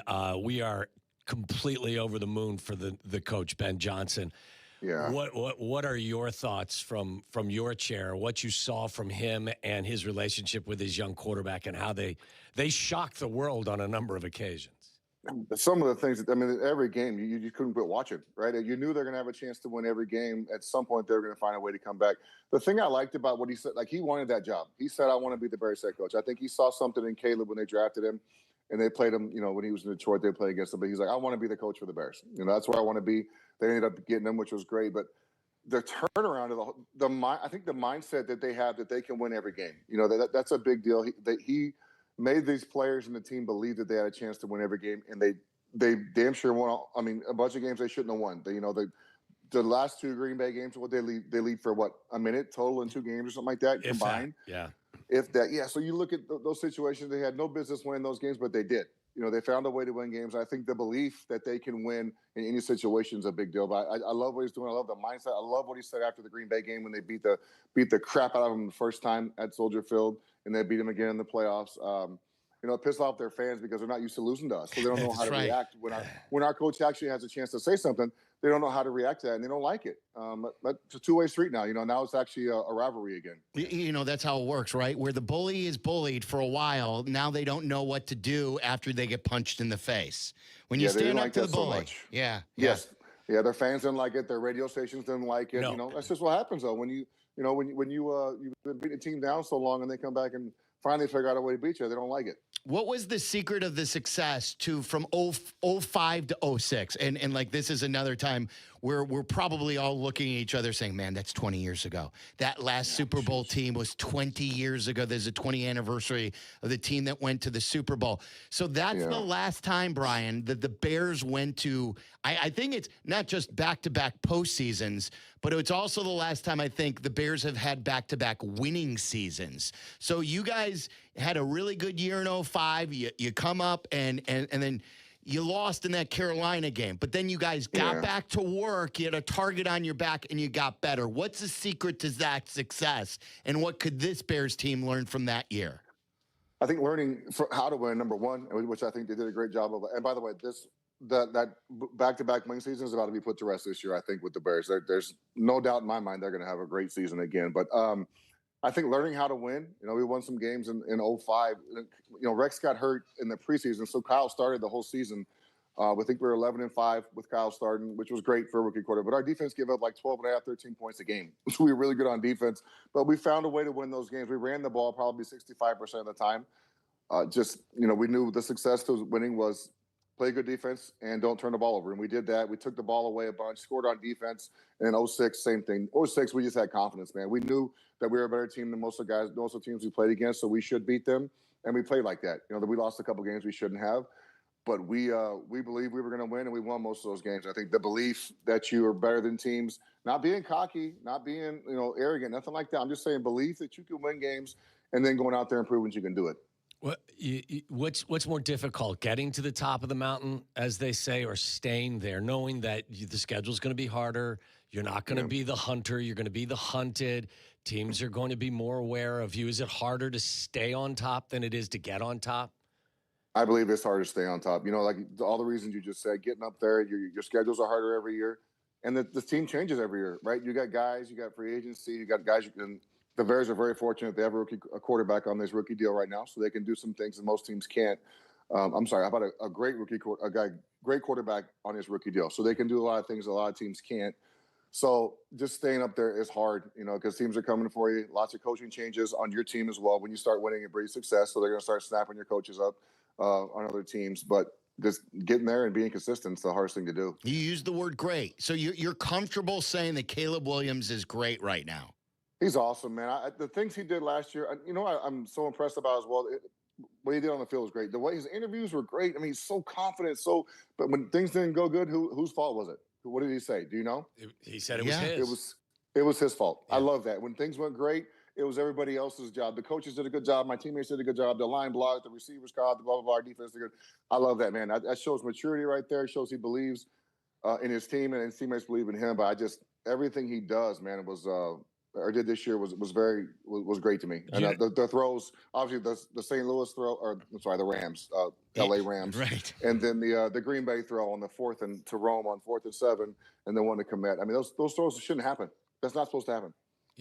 We say all the time. 1 in 100. Yeah, we say all the time, like there was no doubt about his physical skill. That was a given. Yes. But what he proved about all of the other intangible stuff that he had inside of him, whether it was being a competitor to the last snap, being in the huddle and looking in Joe Thuney's eyes and knowing that Joe Thuney was following him, the leadership, all of that stuff is where you got something special.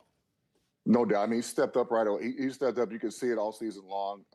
You never saw him, like, the body language was great to me. You never see him really, like, doing this or getting his head down. He just kind of the same all the time. I appreciate that. I want a guy who's always, going to be, if things are going bad, you wouldn't be able to tell. And I like that about him as well. Before we let you go, Brian, we always appreciate your time. If you guys were talking about this in the locker room with whoever your union guy was at the time, and the subject of an 18-game season came up, what would you vocalize as a player? The only reason they want 18 games is so the owners can make more money. It makes no sense to me. I don't think it's going to put any more money in the players' pockets. And that's what it's all. That's the bottom line when it comes down to these talking about adding extra games is money in the owners' pockets. They make plenty of money right now. I never talked to our rep. I didn't even know who our damn rep was. So you don't get involved in those things too much. They have the votes, but. I never pay attention until we had the lockout in 2011, I think, and you started paying attention more. But I don't think there's any need for it. That doesn't make sense. 18 games or 17 games is a lot. 18 just seems like too many. I know you go, we'll knock down the preseason games, but it's still it's a live regular season game, and you're putting your body in harm's way one more time. Yeah. We always appreciate your friendship. You're a great player. You seem to have this dad thing down. You've raised some great kids. Congrats on that. I learn every day. I learn every day, buddy. It's been fun. I'm going to gloat a little bit. Pamela graduates law school in May. They're at Marquette. Very excited about Incredible. that. Riley will graduate. Our middle daughter, Riley, will graduate out here in Arizona Crafts Music School in July, and then Kennedy will be a junior next year at USC. So we're getting close to the finish line here with them at the end of their college careers. Very exciting. You're as proud of that as you are your own athletic accomplishments, aren't you?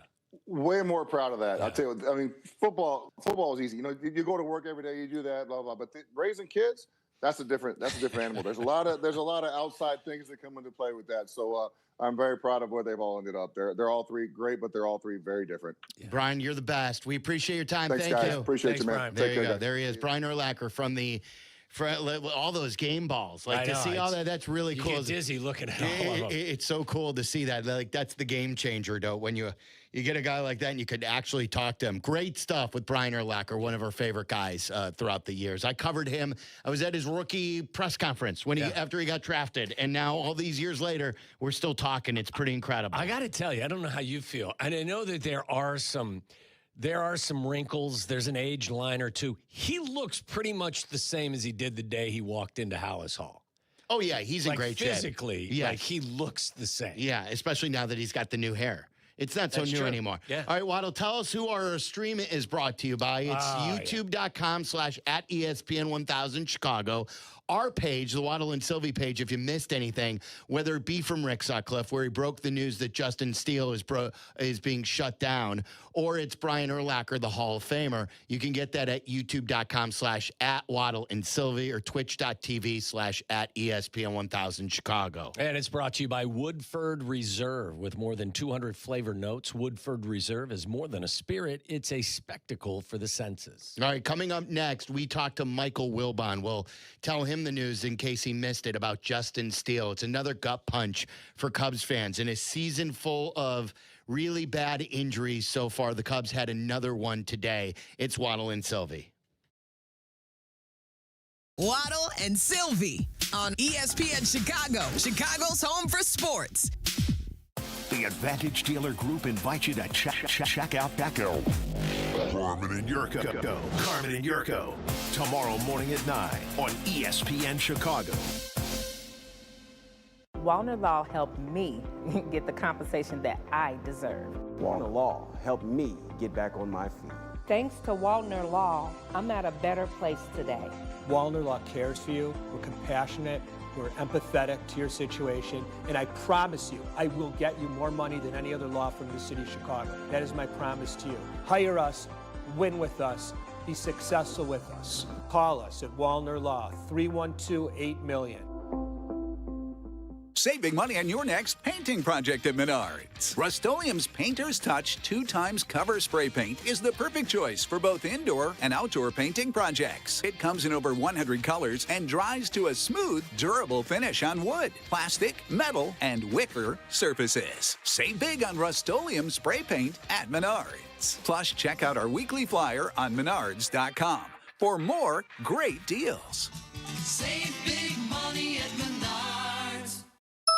That's the ease at which you get information. You want it, you get it. Like that. Ask your phone. Group chat. Smartphone. You're always connected and informed in real time. No waiting. So if you're diabetic and still using finger sticks to read your blood sugar, what are you waiting for? Knowing your blood sugar levels instantly is important for managing diabetes. Call US Med at 888-665-0696. To learn more about continuous glucose monitors, a real-time instant method to track your blood glucose, US Med is an approved provider for Medicare and over 1,000 private insurers. And the best part? Call 888-665-0696 and we'll give you a free insurance benefits check today. So call 888-665-0696 today. That's 888-665-0696. And manage your diabetes as easy as... Hey, this is Chauncey. For 25 years, I've been your host of Chauncey's Great Outdoors. Clever name, huh? I came up with it, and I stand by it. Chauncey's Great Outdoors, Saturday morning from 6 to 7 on ESPN Chicago. Spring is here. So many great things you do with the kids as things warm up. What a wonderful family you've created. You want things to stay just as they are. It's time to talk about taking the next step for your future. A vasectomy. Take that step with Vasectomy Clinics of Chicago because experience really does matter, especially with this procedure. Vasectomy Clinics of Chicago makes it so easy with their 30-minute, no needle, no scalpel, in-office vasectomy. Log on to vasectomychicago.com, read their testimonials, and learn more about their procedure at Vasectomy Clinics of Chicago. 5 locations to serve you: downtown Chicago at Lake Point Tower, by Navy Pier, and with free valet parking. Also in Naperville, Tinley Park, Arlington Heights, and Barrington.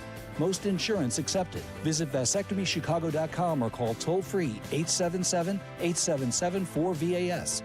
That's 877-877-4827.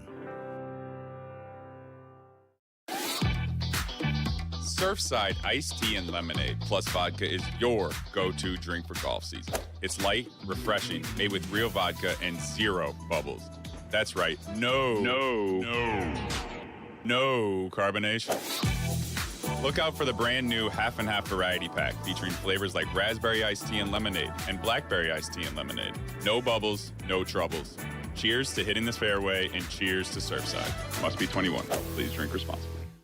This is Courtney Cronin talking with two of Chicago's top accident lawyers, Julio Costa and Anthony Iavone of Costa Iavone. See that? The name works. Keep it simple. Well, it's your last name. But the real point is that we can keep it simple because we're local, we're good at what we do, and we understand the needs of our clients. And that puts them at ease right from the start. Bingo. Bottom line, we get you, and we're here when you need us. If you've been in an accident, even if you don't think you need a lawyer, call us. It's free. Costa Iavone. Keep our number in your phone. 708-4-million. I'm having a pleasant talk with our friend, Mayor Skip Saviano from Elmwood Park. How can you possibly think you've got the best job? I talk sports for a living. All I'm saying, Carmen, is that I get to work with our close-knit community. Great stuff. We're always planning new ways to bond and grow. Well, I'm connecting with the best fans in sports every day. But you're stuck in a studio. I'm out talking with local businesses, eating at world-class restaurants. What do you got there, a PB&J? Uncle, you win. Bam. Yeah! Mayor Skip Saviano. Elmwood Park, once you're here, you get it. Hey guys, it's Sylvie. I went to Bullfrog Spa and I bought my first hot tub. My friends over there showed me the jetpack therapy system, and I love that you can customize your massage. If you're thinking about upgrading your space, you should check them out. Visit a Bullfrog Spa's factory store or go to bullfrogspas.com. At Triton College, summer is your chance to get ahead. Take affordable classes close to home with convenient schedules that fit your life. Earn your credits that transfer and move one step closer to your goals. If you want to save time, money, and get ahead this summer, there's a place for you. Triton College. Visit triton.edu/summer. Waddle and Silvy are back. Follow the show on Twitter at Waddle and Silvy and at TWaddle87. This is ESPN Chicago, Chicago's home for sports. Uh-oh. Guess what day it is? Guess what day it is? Huh? Anybody? Guess what today is? It's Wilbon Day. Woo-woo! Chicago native Michael Wilbon, host of Pardon the Interruption with Waddle and Silvy on ESPN Chicago. Love talking to Wilbon, usually at 5 o'clock, a little earlier than usual, but always on Tuesday. It's Michael Wilbon, brought to you by Waddle's Guys. At hawkauto.com, looking for a new or pre-owned vehicle? Shop hawkauto.com and search over 3,000 vehicles at 9 convenient locations. Find your next car at hawkauto.com. By the way, if you're just tuning in and getting into your car, it was a weird way to stumble into news today. We had the great Rick Sutcliffe on, who's been in the booth these last couple of games in L.A. for the final game on Marquee. He was in the booth yesterday. He lives in San Diego with Boog, and he's going to be there tonight. When we had him talking about, well, first we were talking about Kate Horton. It started with Palencia, and then we went to Kate Horton. And then he just brought up, I asked him about Justin Steele, what he's expecting from him, and he told us that he had heard that Steele had been shut down and has had a setback. And it sounds like it's going to be at least shut down for about a month, and then they'll reevaluate. So not the news you were looking for. No, Wilbon, I don't know if you heard about that, but when you hear us saying it now, are you thinking that this is one of those seasons where the injuries aren't going the right way? Yep, and it happens. It happens in every sport. You just hope that it doesn't happen to your team when you have expectations and when you have reasonable expectations. So, yeah, we got to get to a new topic. That one's gonna make me sick. Yeah, you guys are gonna get like inside broadcast life today because I'm on the way to the Garden. You may hear Shams and I are both we're both doing work as we ride over to Madison Square Garden for the Knicks tonight. Is Shams in the car right now? Yeah. You know, Shams and I don't know if you know this, Wilbon, not together. He's way younger than me. Shams and I both went to the same junior high in Skokie, Illinois. You and Shams went to the same junior high. You rich kids up in Skokie. Rich kids in Skokie. Yeah. Skokie, we considered that when I was in Evanston. That was down the street in Rich Skokie. Old Orchard Mall, that's right. Do either one of you want to break some news and tell us who's going to run the Bulls going forward? Listen, I mean, I've been involved in a couple of those conversations, and all I keep hearing is, well, they're not going in that direction, or well, so and so might be too rich for their blood. I hear snippets. No, Shams would know a lot more about that than me. I'm trying to enjoy the playoffs and I'm trying to figure out why we took a 213th ranked player at wide receiver in the fifth round or whatever, that fifth or sixth round, instead of a pass rusher. So when I can get over that, then I can get back to the Bulls. I think you took him in the third round. Was he the second pick of the third? No, the tight end was the third. But both of them were in the third round. Wide receiver Xavier Thomas was a third round pick.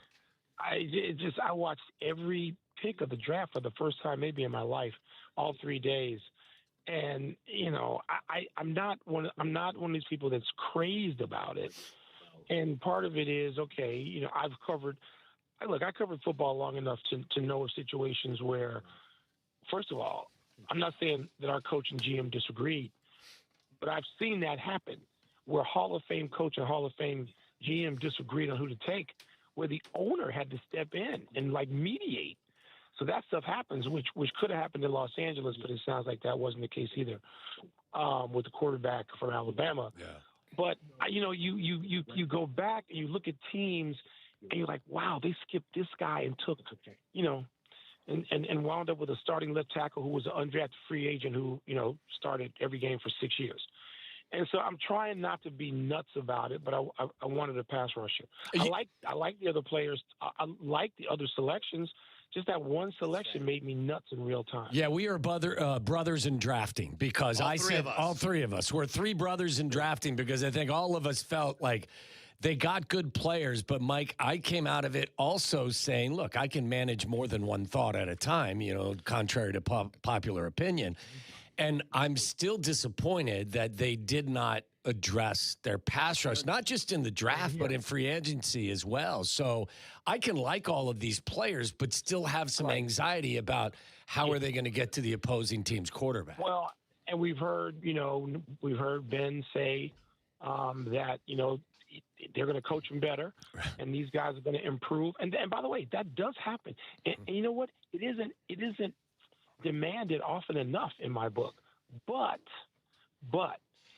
you didn't need, when I say you didn't need, look, I know that offensive coaches, when somebody's on the board who runs a 4.28 40, and you're thinking about all the things your offense can do, we know what's going to happen. They're going to want to take them. But if they somehow can't put, if they can't put the quarterbacks, particularly the Vikings and Packers and Lions, on their butts enough, and they get into the playoffs and they can't put Sam Darnold down in the fourth quarter of a game because they can't get to him, we're going to be really angry. But I'm not going to be one of some people are exercise. My own family, my brother Don was like, I had to, I wanted to go just have him committed for a week. Why? Because he was was he mad? Because he was mad? He's still angry. Still angry that, and so I'm like, dude, by the way, we may have helped the pass rush by taking the Arizona State linebacker who had 7 sacks in college last year, because you can have him on the field with Booker and Sweat. So maybe, there's some subtle things and guys can get better and healthier. Yes, all those things can happen. But the kid, Denai Sutton, what's his name? I'm drawing a blank. From Penn State? Now, from Penn State. Yeah. He was there. You could take him, and you could still take your tight end. You can still take the center that I like having taken. You can take the linebacker from Arizona State. You don't have to do anything, but you don't have to have another receiver. You don't. Yeah, and Mike, I think the way I summed it up too, and I think Waddle agrees with this, and a couple of people have called, you guys are being negative or you guys are haters. Like, I think the best way to say it is the Bears selected a lot of good players in the draft, and I understand what they're thinking. But I also believe the Bears have ignored the defensive line far too long, going even beyond this draft. That's right. And by the way, they put together what may be, one of the best secondaries in all of football. Mm-hmm. It looks like. And they got the kid coming over from the 5th round from last year, Zoff Frazier. They really have done a hell of a job there. And so if Ben Johnson's right, that they're going to coach him better, and these guys are going to return from injury in the case of Shamar Turner and Odabengo, if they're going to come back from injury and be coached better and get better results, then you don't have to have drafted anybody, and we'll look at this and say it was a whole lot of screaming about nothing. Yeah, I mean, from your lips to the football god's ears, But listen, I think you can do both. I think you can be happy for the guys that they selected, but also at the same time still have questions about what is transpiring. Absolutely. You mentioned you're going over to the Knicks game. Have you enjoyed the NBA playoffs to this point? Yeah, to a degree. There've been particularly the Minnesota-Denver series and the Atlanta Knicks series, which, if you're here in New York, oh, my God, we've forgotten what this feels like to obsess over a 7-game series. We haven't had that in a while.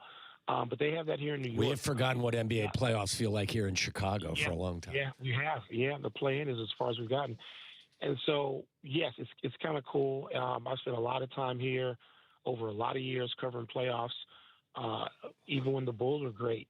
When you're working with the Washington Post and you're up and down the East Coast, you'll be covering the Knicks.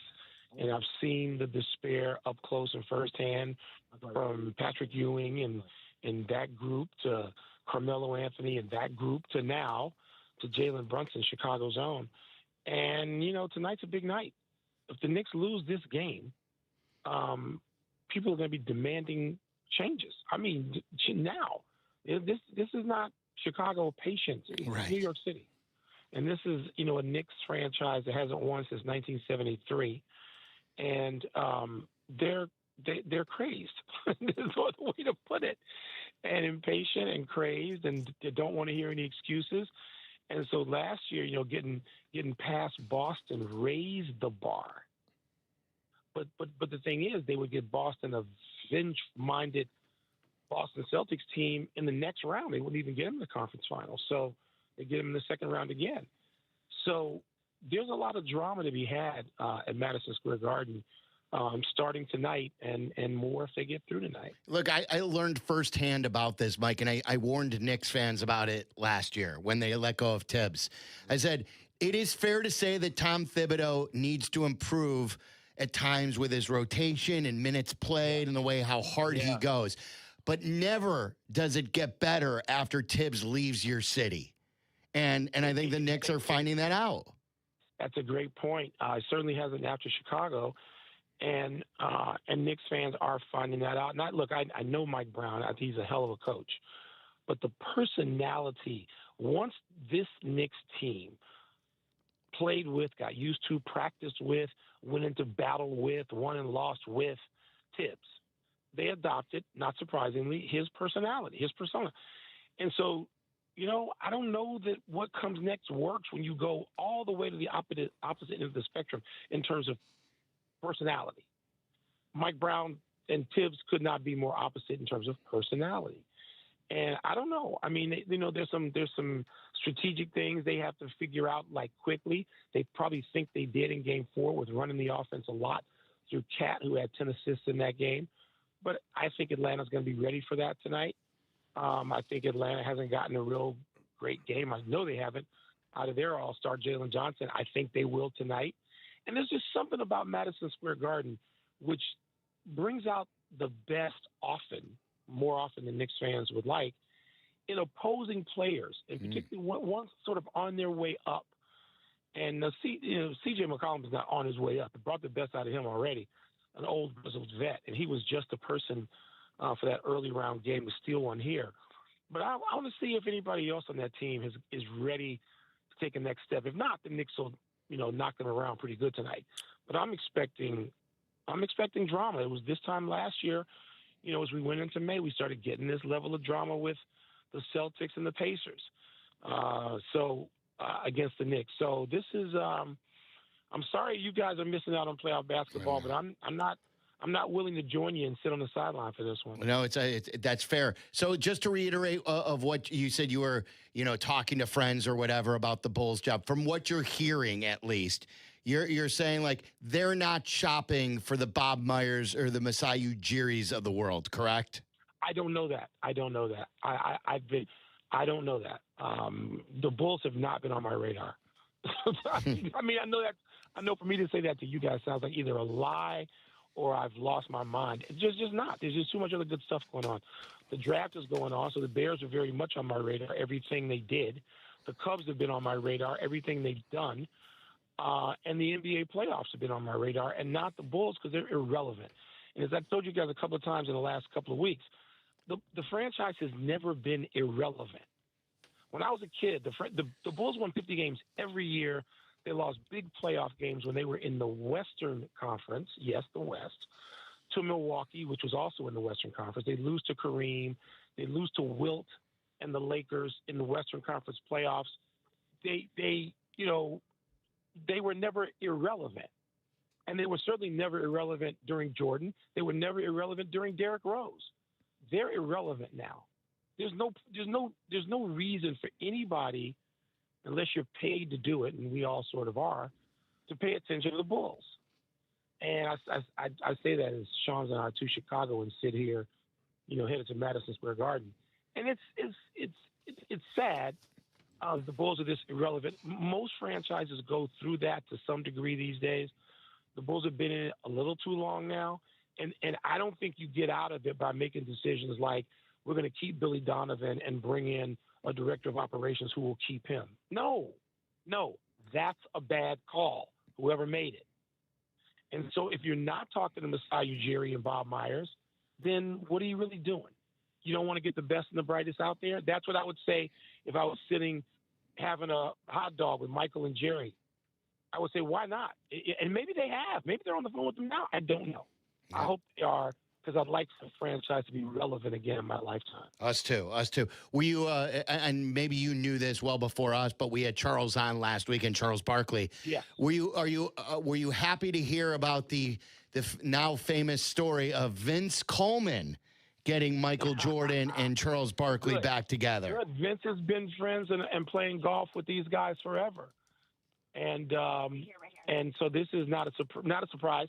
They're both close to Vince and have been for years, and good to hear it. Yeah. A lot of people have taken turns swinging on that one, so it doesn't matter who gets the credit or who actually comes in with the base knock, as long as it happens.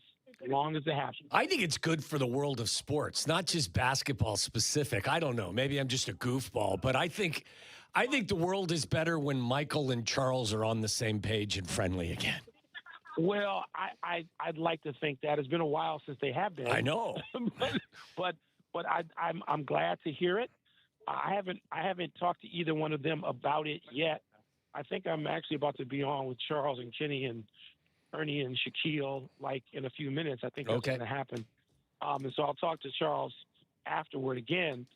So I'll just say congratulations, and maybe I'll get to. Who knows? Maybe I'll get to drive the cart. I was going to say, maybe you'll be in that foursome. Yeah, I don't know if I'll be in the foursome. I'll be the fifth person and be in the cart driving it, if that'll allow me to be a fly on the wall. That'd be fun. Are you still next to Shams right now, or are you out of the car? Nope, out of the car, walking in the world's most famous arena. All right. Well, enjoy the night, okay? Yes. Thanks for your time, Mike, as always. All right, you guys. Talk to you soon. There he is, Michael Wilbon, heading into MSG, Madison Square Garden for Knicks and Hawks. I'm not going to lie. I'm more interested in Trailblazers and Spurs. Me too. Just for the Wemby factor. Do you guys feel dirty at all? And I haven't followed the NBA. This has been the least amount of time I have followed the NBA in my life. But I find Oklahoma City really boring. And maybe later in the postseason, I'll like them, but the way they draw fouls and everything. Wemby, on the other hand, I find so much fun to watch. Honorable basketball is how I would describe it. Is it is that a meathead ethical take to say basketball. that Oklahoma City is sort of boring? They're dominant. They're great. I'm not saying that they're not great. Didn't they sweep? Against Phoenix, Yeah. but they're sort of boring. Yeah. By the way, he was in the car with Shams, and Shams actually just broke a little bit of news. Oh, I was going to ask to put him on the phone, but so this is from Shams, and it doesn't impact this year. It impacts, it looks like, next year. But the NBA has disclosed to its 30 GMs a singular new anti-tanking reform that expands the draft lottery to 16 teams, flattens odds, and have a relegation zone where the bottom 3 teams are penalized with fewer lottery balls for the number 1 pick year to year. Okay, wait. Recap that again for me. So it's what, 16 teams? Are you saying? What? 16 teams in the lottery. Which is what now? It's 14? Yeah. So they added 2 teams to the lottery. Where do those come from? The two worst playoff teams that lose? Teams that do not qualify for the playoffs or play in tournament, but stay out of the relegation zone. And it's not true relegation, but they're just taking away lottery balls? Lottery relegation. So I think it's not quite the same, but it's somewhat similar to what baseball has, where, baseball... with the White Sox, with what happened, where they could not pick one. Yeah. Now, in the top 10. I don't think this completely outlaws you from drafting inside the top 4 or whatever, but it does diminish your odds if you are a repeat offender. Okay, and I also, did you see Steve Kerr did an interview with the New Yorker? And in that, I saw quotes from it where he is pitching, and then Phil Jackson responded. Kerr is now pitching that they should eliminate the three-point shot. Like completely to increase creativity. No, I don't want that. I don't want them to get rid of it. Make it more difficult, possibly. Let me read it to take it. So I don't want you to get rid of it. I get it exact because Phil Jackson says he's been trying to sell this for years. Gosh, when was the last time you even... Phil tweeted. Wow. Yeah, so here's what Steve Kerr says. He would consider eliminating the three-point line to make the game more creative. Quote, I would never do a 4-point play. So, you want to defend the 3, if you make the 3, you don't get a 4-point play. I would never do a 4-point play. In fact, I would even consider getting rid of the 3-point line. I think that the game, as it was designed, is really to create the best shots possible. That's why in the early days, you just throw it inside to the big guy. A 3-point line came from the ABA in 1979, and I think it was really effective. Remember, that's how he made his money, too. It makes for an exciting play, but the analytics revolution has created a weird situation where we all know exactly where the highest efficiency shots are. Layups and corner threes, because the corner 3 is 22 feet and not 23.9 above the break.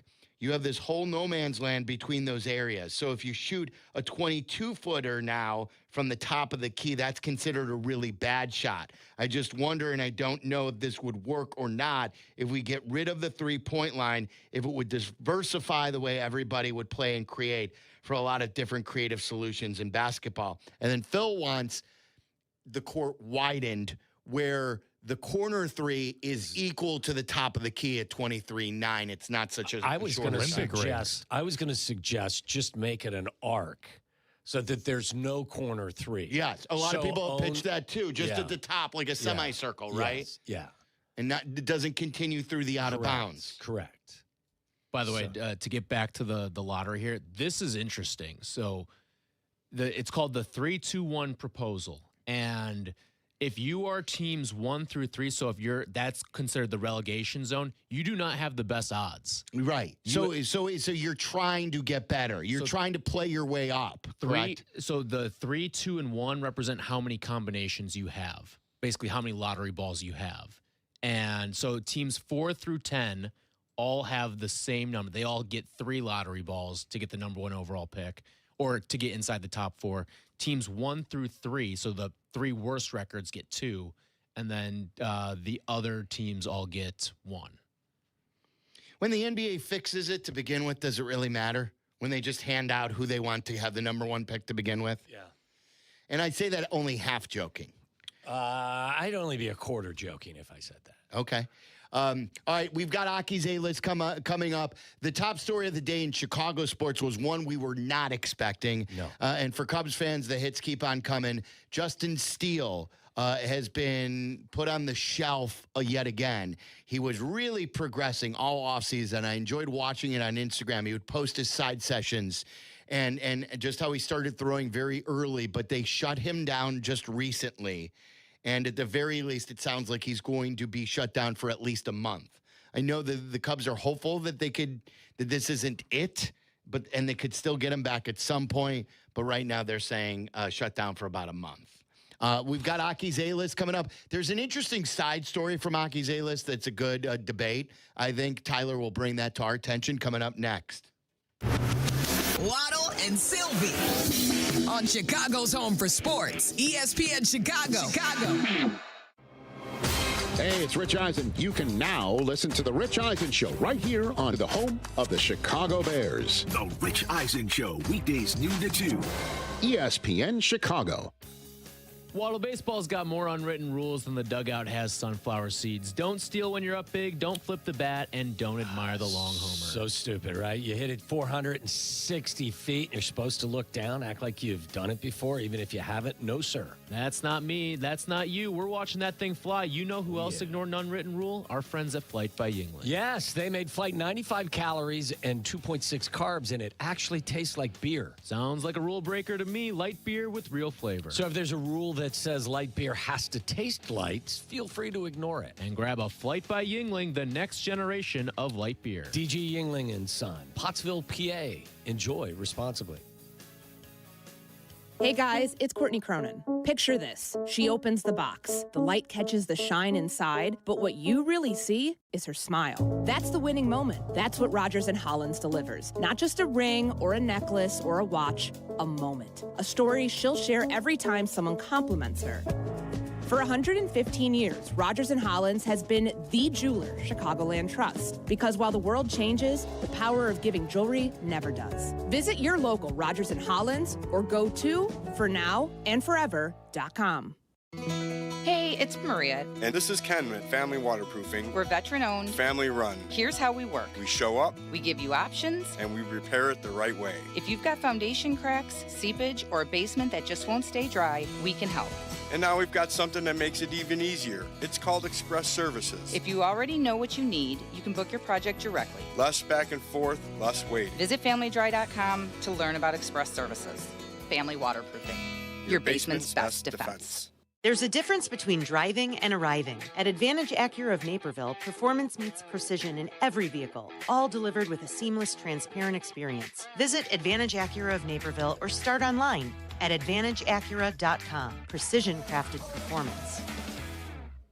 Hey, you want to talk about your stuff? You know, the things you as a sports fan have collected over the years. Talk about it with a pro. Sports Collecting with Tom Morgan, Saturday mornings at 7 on ESPN Chicago. Presented by Huggins and Scott Auctions, ERC Delivery, and REA. Evan Cohen here. PayPal is now the official peer-to-peer payment sponsor of the NFL, which means all the money moments that fandom creates, whether splitting tailgate costs or chipping in on tickets and game day food between friends, are covered. Wherever the game is played or watched, PayPal moves with fans. You can send money through text, email, or directly to your friends with eligible accounts on Venmo. Just download the PayPal app, share all the moments that matter. Account with PayPal is required, not available in all regions where PayPal operates.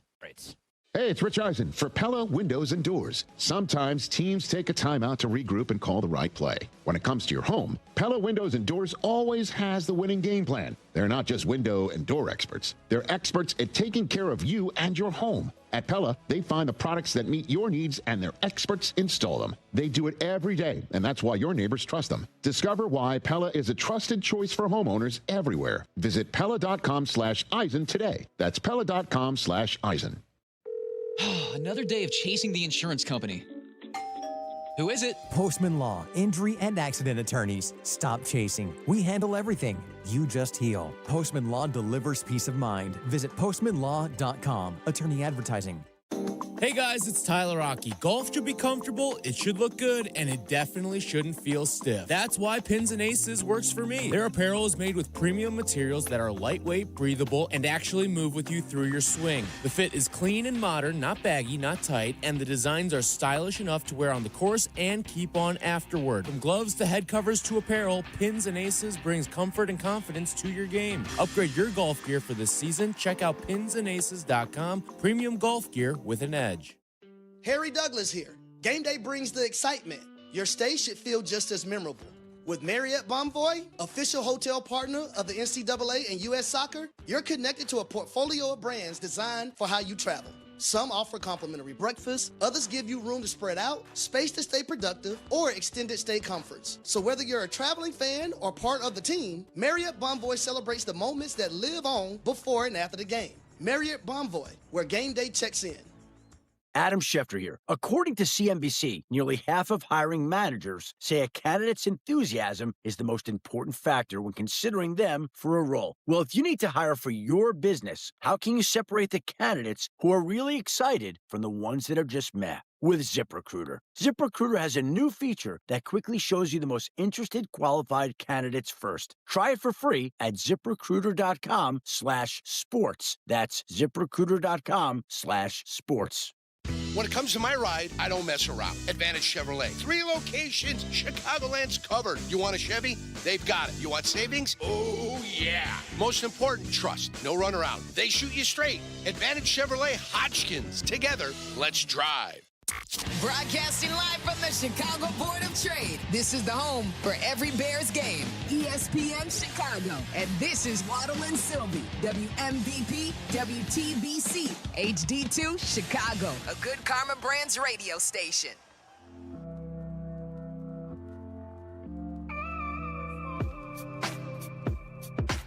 All right, interesting day today. If you missed anything, you can grab it on our usual podcast or our YouTube channel, youtube.com/@Waddle and Silvy. You'll hear when Sut told us he's on the broadcast tonight again for Marquee Sports Network. And we asked him about all the injuries, and then I asked him if how he expects Justin Steele to look here coming up, and he said he had heard the news wasn't good, that he'd been shut down, and we were surprised. They even doubled back, and I said, we're talking about Justin Steele here, right, Sut? I goes, yeah. He goes, I texted him. He usually gets right back to me. I haven't heard from him yet. And so then Jesse was listening. Jesse went into action, and sure enough, he has been shut down. Justin Steele was going to come back. You never have enough starting pitching. Never, ever, ever. And it's why if you've got a guy who's out there who is unsigned and it's very early in their year, like Lucas Giolito, won't cost you a lot. He knows the city very well. He's coming off of a good year. It's worth a try because you're going to have to overspend when you really need it at the deadline. Was everyone surprised that $3 million was the price tag on Giolito? I thought it was supposed to be significantly like $20 million. higher. He turned down, remember, by opting out of his deal, I think he left $18 million on his on the table from the Red Sox, wasn't it? I thought so. Well, I think part of it is, all right, he's already missed a month of the season. And then on top of that, he's going to probably miss another month, like ramping up. So if he is fully healthy, you'll be lucky to get 15 starts out of him. But that's okay, and that's why you do it when you don't absolutely need it. And my guess is I would think there would be incentives attached to it as well, like for X amount of, starts you make or something like that. I would try to work a contract that was, participation in incentivized. So Cubs fans are really mad at the training staff. I don't know if any of this is I don't think this dumb. is a training staff thing, though. You just I think this is is a pitch labs thing. Really? Oh, yeah, really? I would guess this is more on the not pitching coaches, but the way that pitching is taught and how things are altered and developed in the minor leagues. Not Cubs-wise, just in general? No, I think it might be a Cubs thing. Oh, really? Yeah. Because it's not like and that's not to say that there aren't injuries happening with other teams with the pitching staffs and stuff like that. But I think the fact that it's all these players in the same organization and they're all pitchers. Like if this was a training staff issue, it would be impacting the hitters too. And who's been hurt offensively for the Cubs? No one. No one of significance that I can think of off the top of my head. No, you're right about that. It's all pitchers, and it's a lot of the same injuries too. So it's a lot of throwing elbows and forearms and stuff like that. I think it might be like the pitching development system that is more at fault. I wouldn't blame the trainers on this one. Well, let's cut the season to 120 games. Since everyone's getting hurt. I enjoy it. You know what I'm saying? That's like what they're doing in the NBA, though. Like, instead of just figuring stuff out and learning how to throw correctly or train correctly, like, and then the NBA is like, everyone's getting hurt. Let's just cut the season to 70. I mean, isn't this the ultimate expected result in some ways when everyone's trying to crank it 105 miles an hour? But that's the weird thing. These Cubs players that are getting hurt aren't throwing 100. They're throwing like 93 maybe to 95. That's the problem that they're trying to throw. It's the quest to maximize. Yeah. I don't know about these guys. I'm just saying guys in general.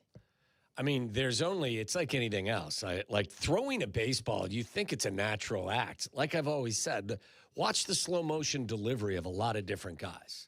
Or even like you think it's easy to just throw a baseball. Watch any other professional athlete throw out a first pitch. They can't do it. Right. It looks terrible. Including quarterbacks. Yes. Like CJ Stroud, I remember, was terrible. Burrow was terrible. Didn't Burrow have a really bad throw? You said Mendoza. Mendoza looked weird awful. doing it, yeah. Rainbowed it in there. Like That's what I'm saying. Like it's, as much as you think it's just a common natural motion, it is a little more odd than you think, especially when you factor in arm angle. Yeah.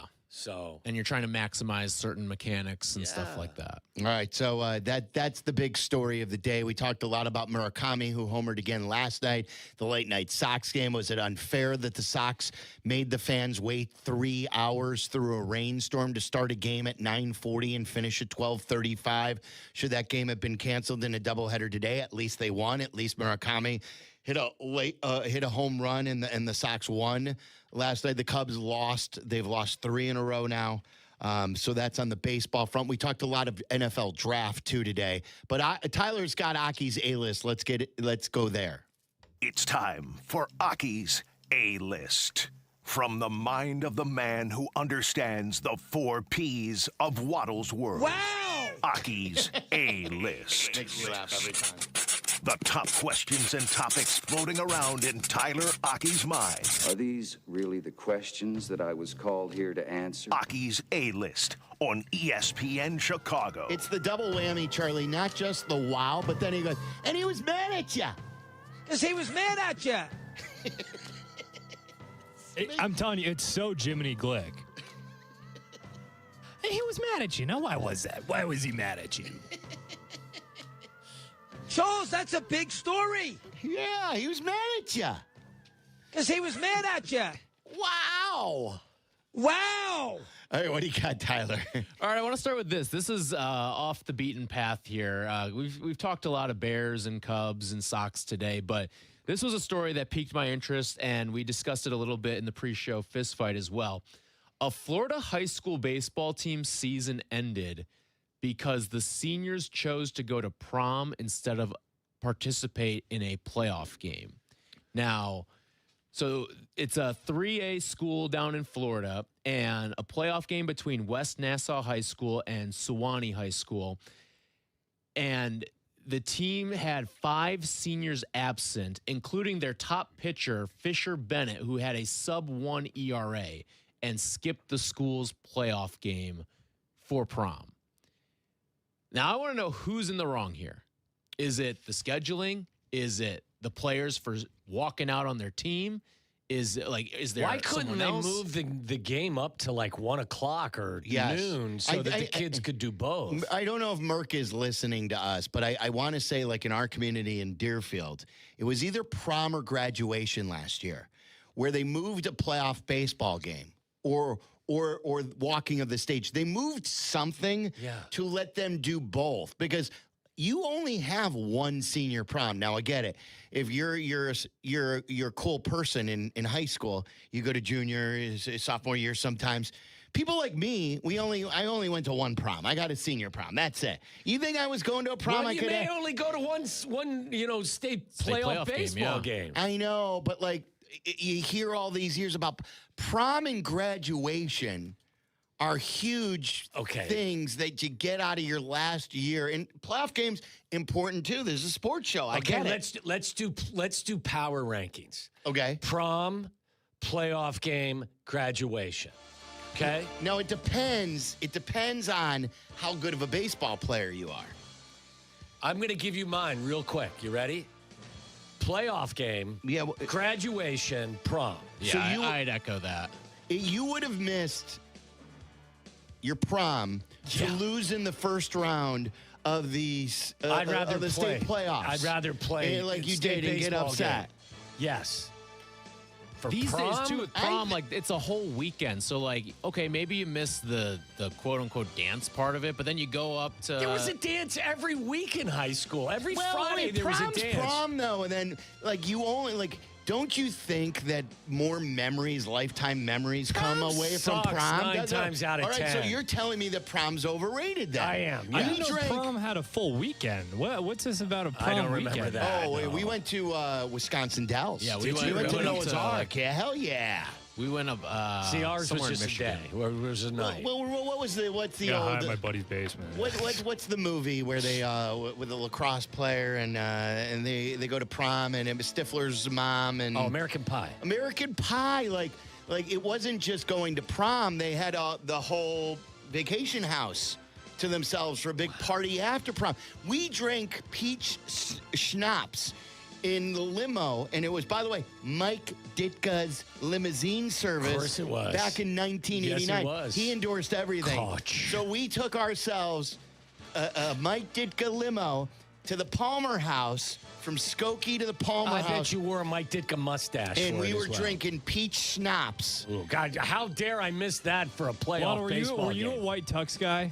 You struck me as a white tux Sure guy. I did. No, you know what I was, Charlie? White top, black pants. Okay. Oh, look at you. Yeah, Look at this We guy. had a Not ton- surprised. little penguin action. Yeah. See, like, what happened in your baseball playoff game? I don't know that we ever went to the baseball. See, you playoffs. don't know. Wait, hold you on, knew what hold you were on. dressed like I in don't your think so. prom. You tell us all of these former Cincinnati Reds that played on your high school playoff or No, on your high school not for baseball me. team. Griff's team was 2 years behind me. They had 5 guys playing the bigs. I think we got beat in the city playoffs. I don't remember, though. Schwarber's uncle was our starting pitcher, was our number 1 pitcher. It's so Tom funny. Schwarber. His uncle.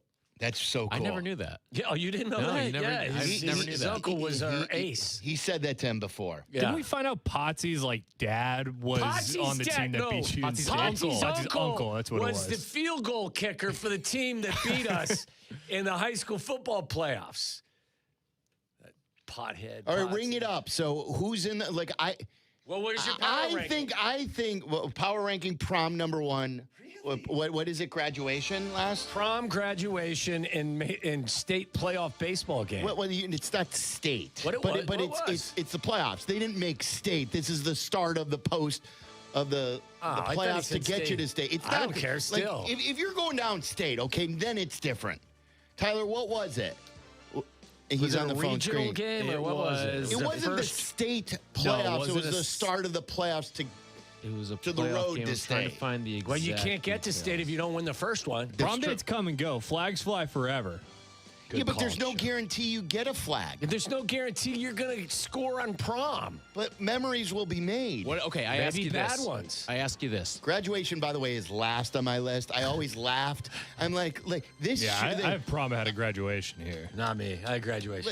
like graduation of graduation of college. I felt like you accomplished something. All you did to graduate high school, let's face it, all you have to do is show up.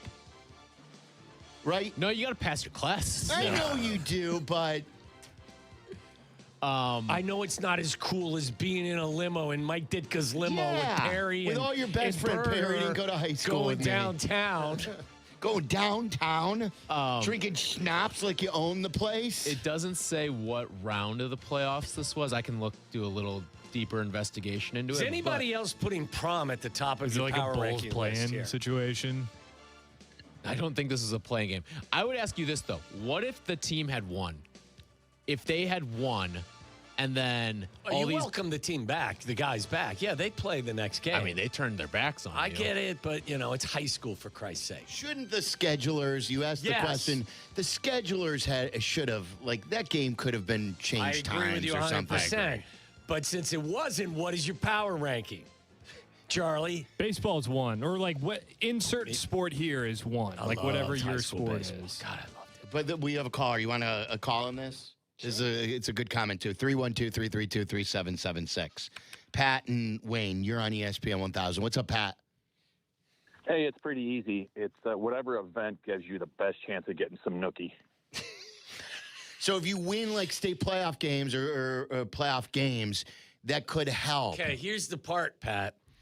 I could go play in the baseball game, then show up for the after party and, hit a home run in both categories. Look at you. Right?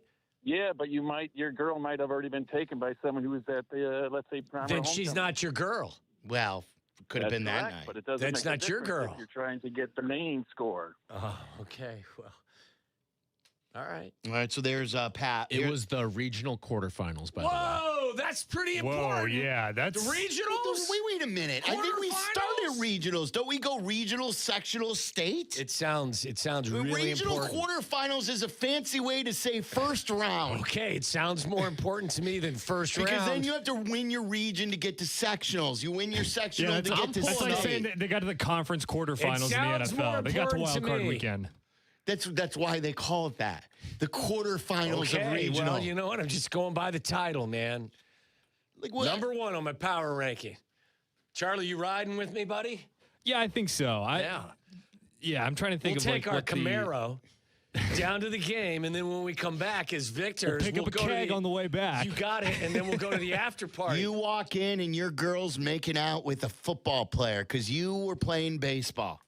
Maybe a hockey player. It's probably one of my buddies then. My girl's That's making right. out with one of my buddies. Mike in Wakanda. That's not cool. You're on ESPN 1000. How do you rule, Mike? Hey, guys. How you doing? I got to agree with Sylvie on this one. Prom. I played on the football team anyway, but we went up to the Abbey in Lake Geneva. We made a weekend of it, and my girlfriend and I sequestered ourselves in a room, and I set an 8-time record I've never repeated in my life. So I feel bad for Waddle, who never had that experience, but definitely memories I'll never forget. Well, you said 8 times as a high school senior? Yeah, 8 times in one day. I've never done that again, but Did you marry? If you don't mind me asking, did you marry your high school sweetheart? I did end up marrying her. Yeah. Oh wow! I would think so. I mean, 8 times. Yeah, I wish I had that stamina anymore, but yeah, it was definitely a record. Can't believe she didn't tell you to stop. PR for me. Yeah, there you go. My goodness. Great call, Mike. Yeah.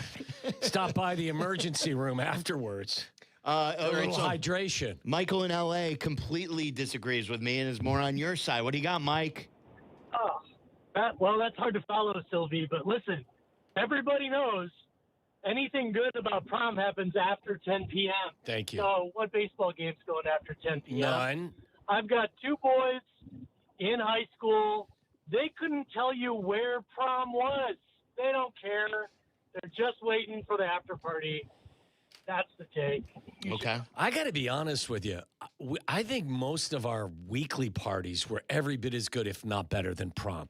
Who wants to pose for pictures and put the little flower Now on your you're getting Waddle was a lot cooler than the three of us. Now you're playing the popular card. No, I understand what parties. he's saying. He's saying the same exact thing that I've been saying about my wedding that you've never understood. It's a great, don't get me wrong. My wedding was fantastic. It was a great night. It was very successful. Like, I'm not just talking 8 about times? getting married. No.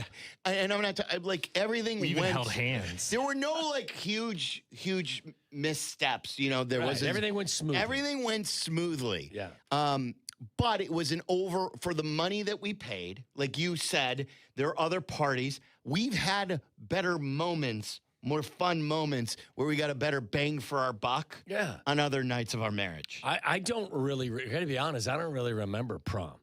But I remember keggers on Kruger Road. I remember people swinging from chandeliers and throwing balls from a pool table through a wall. No, I didn't have the party experience that you did. You were way ahead of people like us. You didn't have keggers? Well, we did, but I didn't like when I was Chris 15. Kuprianis' house was like we'd have bonfires at his house. I was a late developer. I didn't like beer at 15. Like, I thought it tasted like crap. You'd be standing out in someone's backyard waiting for the cops to come, and then they would come and everyone would run. It was cheap beer. It was skunky.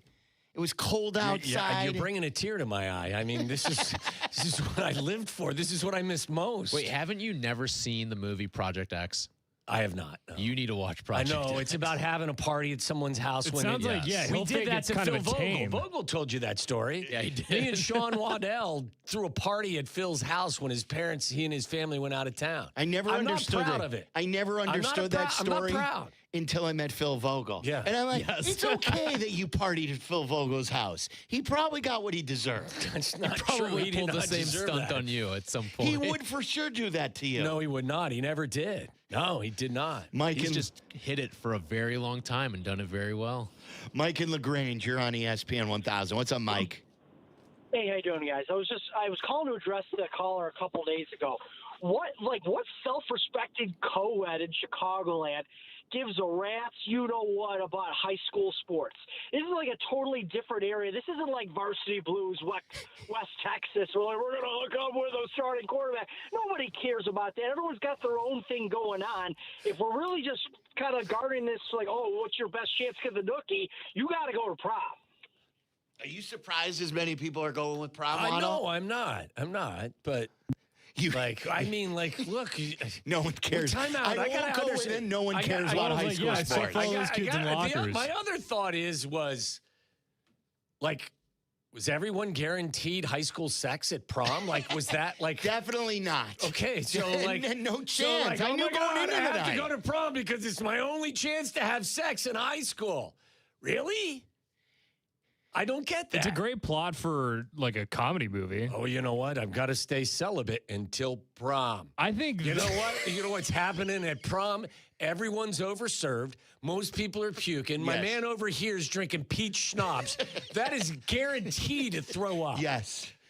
So I mean, like, look, I don't think I think more people puke than have sex at high school prom. I think this situation has a like classic high school movie written all over. Yes. Like a coming of age movie where like the baseball team shows up at post prom. You know what ends up happening is the guys that went to prom are all hammered. So the baseball team comes in and cleans up. Because all of the coming in for the save. Coming in for the save. Only That's ones right. who have their Bringing the composure. righties. That's right. To bring the right-hander. You know why? Bunch of Because Mason Sylvie's Millers passed rolling out up. in a pile of his own peach schnapps puke. I still can't believe that guy was 8 times. 8 times. Let's go to Greg and Lowell. It was like bang, bang, bang, bang, bang, bang, bang, bang, bang, done. Maybe 80 seconds worth of total time. I don't know. He's going to call back and yell at us. He'll pummel me. Yeah, what's up, Greg? Sorry. Hey, so I've actually been in this situation. You got to stick with your team. Thank you. You made You it. got to stick with your team. I was a senior, and the other 4 seniors walked out and went to prom. I played. Did you win? We did win, and then they were brought back for the next game, and I was benched. You were benched. Whoa. Well, what happened there? Yeah. I was one of the lesser players on the team, and the other seniors came back who normally start, and they came in and took my spot back. Okay, I think we all need to come to the conclusion, though. We can come together and conclude that if you can't find a way to reschedule the game, then shame on you. There should not be choosing between one or the other. Okay, but what if it is like deeper into the state playoffs where like So you got to travel downstate? Well, then my power ranking's even more certified that I'm going playing baseball. I agree there. Like if this has been like a ride in the postseason and you're like a couple of steps away from winning it all, then maybe you skip it. Maybe I don't get to tell everyone I had sex 8 times in prom, but maybe I get to the state championship game. I just like after like 4. How are you like? I still got 4 more in me. I wasn't there, Charlie. I have no idea.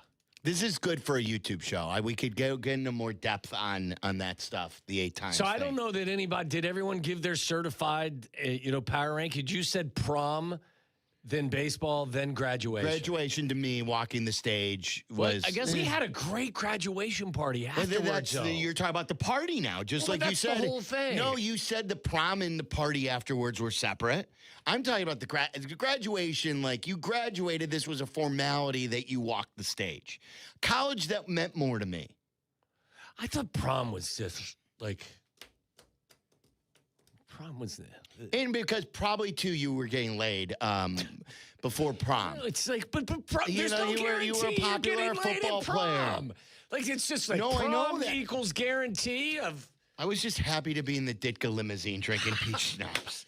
That's it, with friends downtown. Like, how often does that happen? It was an excuse. It could have been anything. Didn't even like my date so that it really much. wasn't even prom. It was just the excuse. Going down to go with your buddies in the Ditka limousine and drink peach schnapps. Yes. Okay. Yeah. We just called it prom. I still remember driving up to Wisconsin Dells, Noah's Ark, all that fun. Noah's Ark. Noah's Ark is the best water park in the Midwest. That was part of prom? Was prom a weekend? Yes, that's what we were just talking about this 10 minutes ago. I know, but for 2 straight days? It was through Monday. Monday was then Get for outta us was here. senior skip day. I think we may have stayed 2 nights. Really? I think so. And my prom was Ours very was different. a Saturday night dance, and I think that was it. Ours was Friday night, and then we went up to like Michigan for Saturday, Sunday, and drove back Monday. Let me take West Coast That's Jay really different. quick because it's a funny comment. What's up, Jay? Hey guys, so I'm in the boat with Sylvie here. None of us were really the jocks that Waddle were, the strapping guys that didn't have any concerns. He's like, whatever. Prom schma. I mean, I'm still gonna get mine, but those things were more important to us. Yes. It's like high school sports. Now, a follow up to that, Sylvie, is my parents moved us up from the south side to the Dells. Back in '88, so I got to spend all my high school and prom in the Dells too, which is pretty damn cool because it was peach schnapps and everything, baby. We thought we were rolling big time. You would have thought that we were drinking. What's the high-end champagne that everyone would? Dom.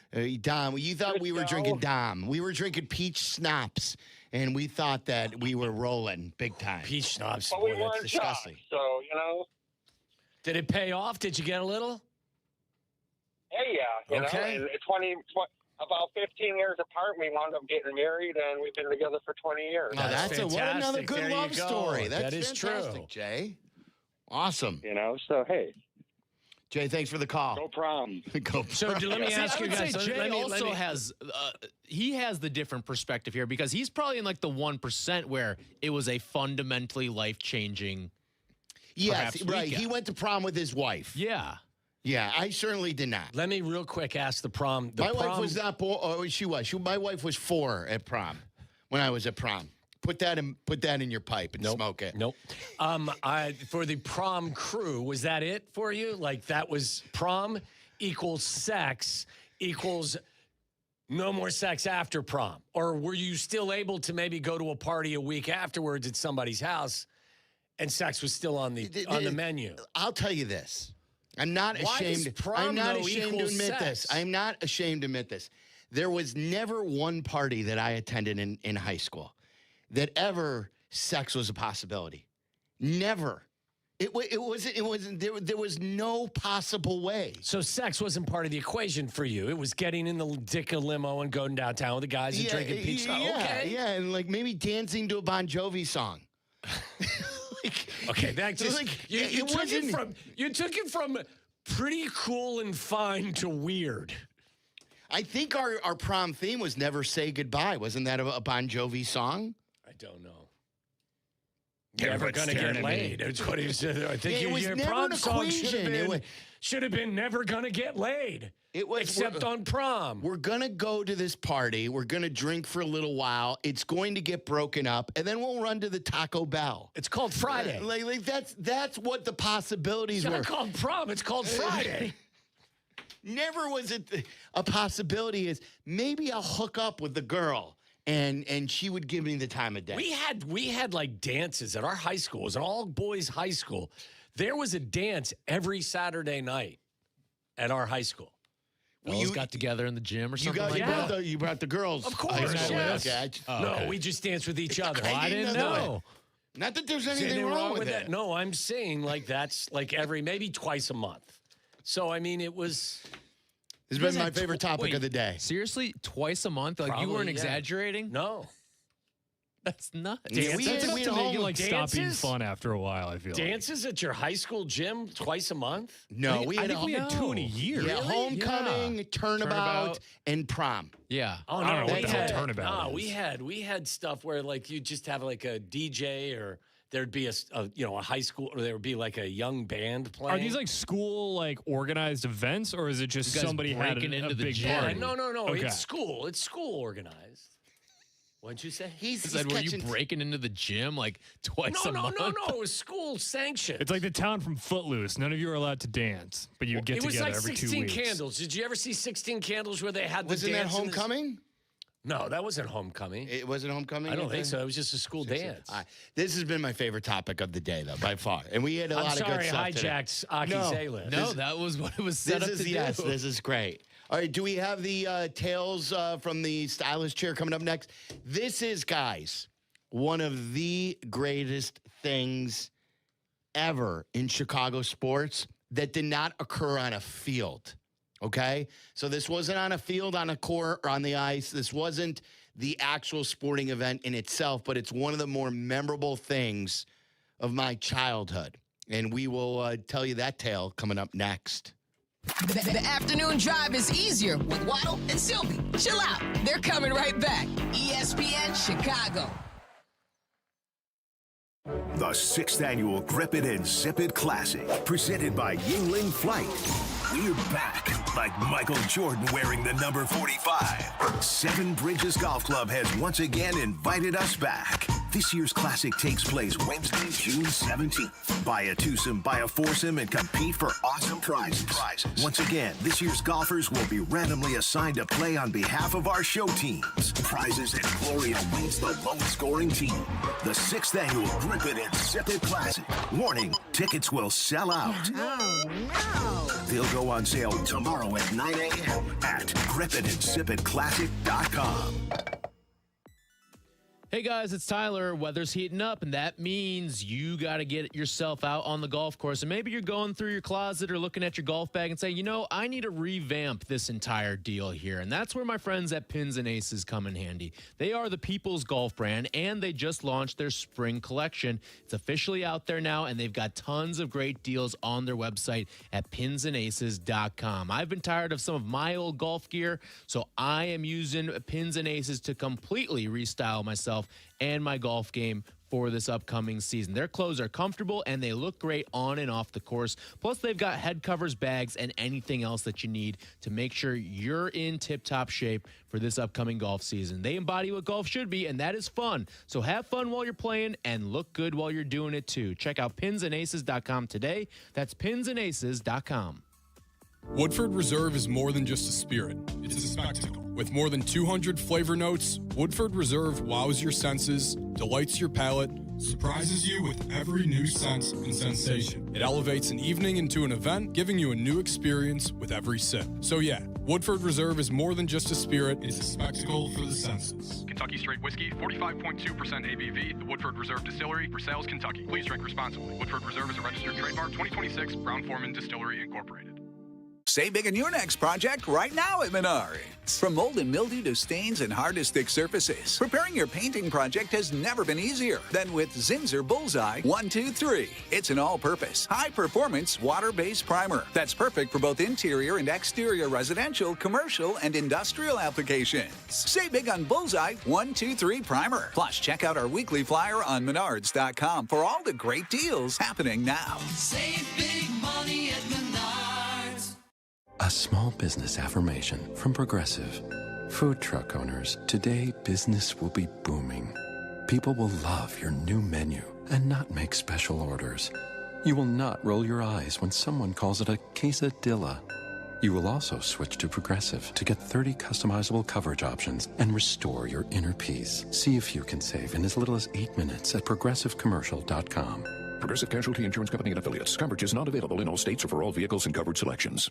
Evan Cohen here. PayPal is now the official peer-to-peer payment sponsor of the NFL, which means all the money moments that fandom creates, whether splitting tailgate costs or chipping in on tickets and game day food between friends, are covered. Wherever the game is played or watched, PayPal moves with fans. You can send money through text, email, or directly to your friends with eligible accounts on Venmo. Just download the PayPal app, share all the moments that matter. Account with PayPal is required, not available in all regions where PayPal operates.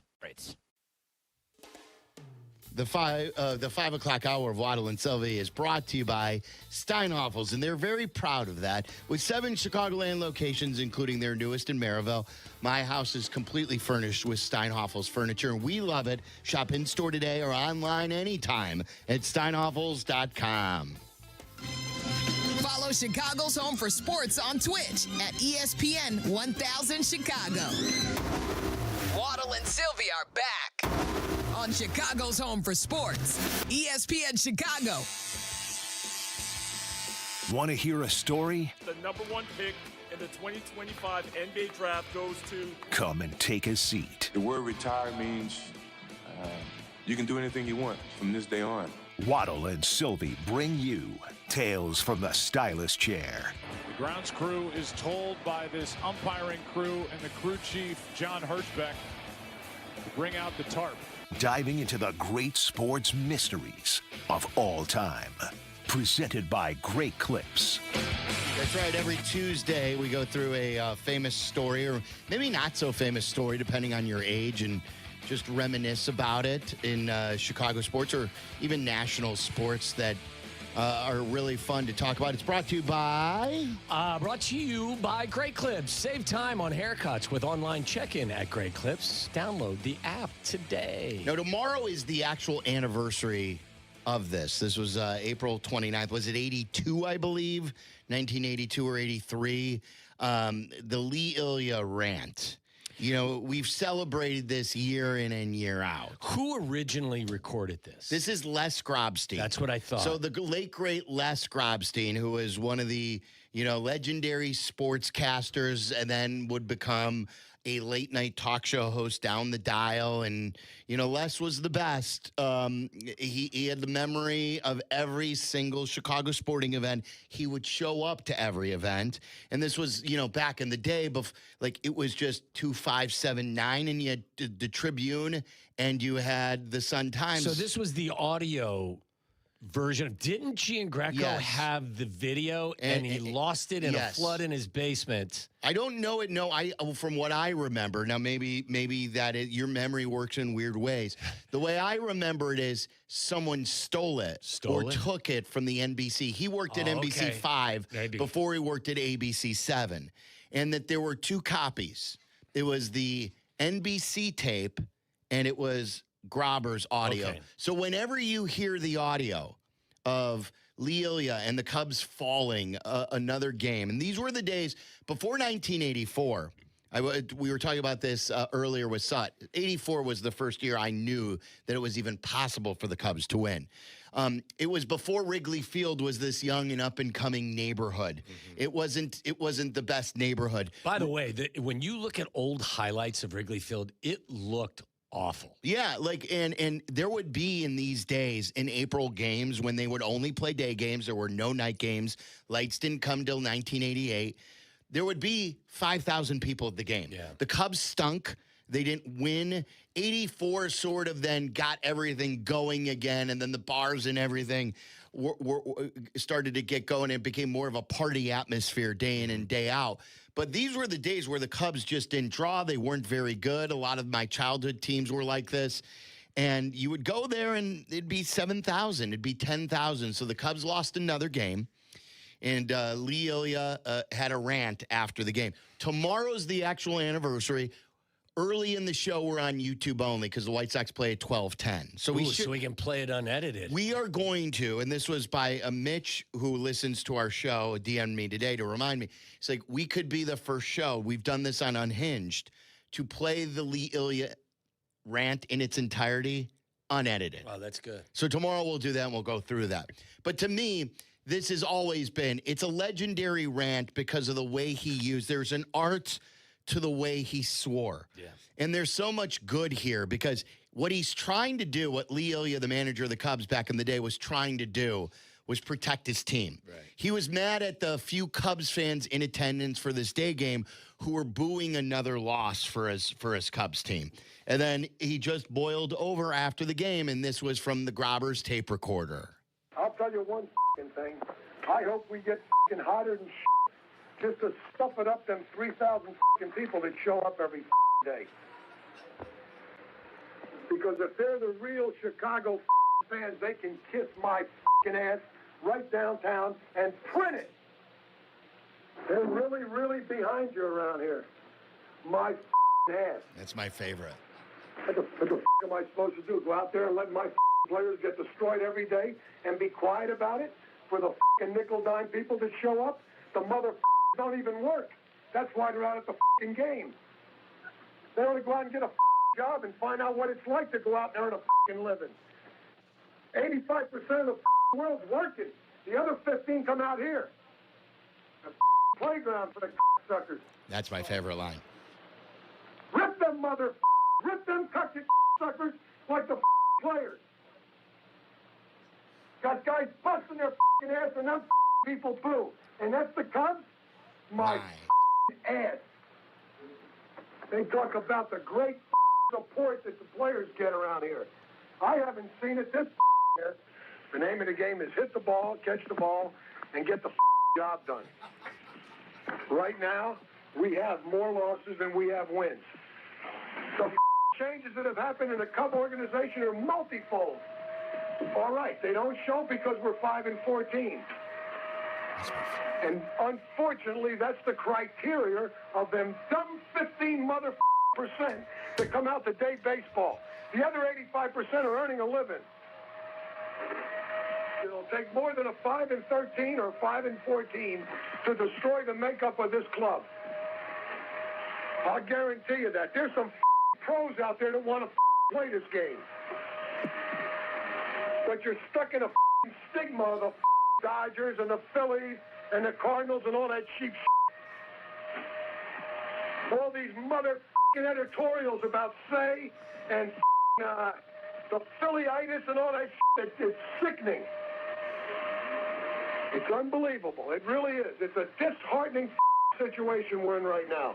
5-14 doesn't negate all that work.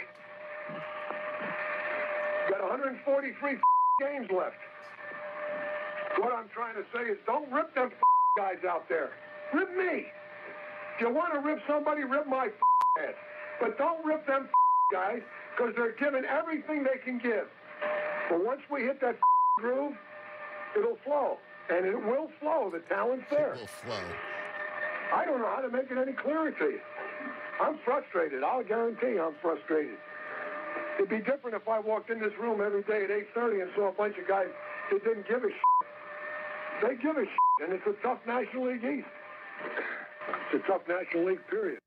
That was Lee Elia. That's a classic, obviously. The anniversary is tomorrow. It's a classic, and he went over 3 minutes without answering a question, describing the fans in the most colorful way. Like, I used to argue with Bleck and Abdallah about this. He just thought it was a guy swearing. The creative ways in which he swore, the way he described the fans. He was before his time. He's got some bars in there.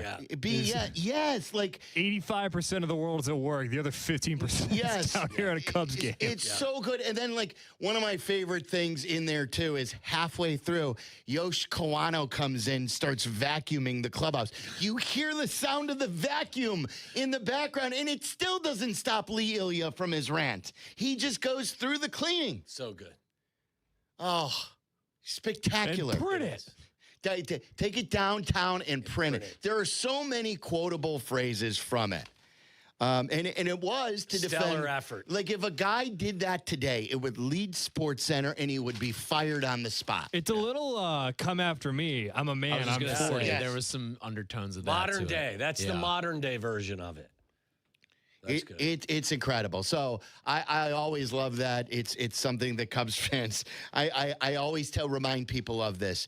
When you go down, and maybe we could play some of these on our FAFO show tomorrow, before the White Sox are done playing. Some of the band manager's greatest hits, like the Earl Weaver show, we got to play.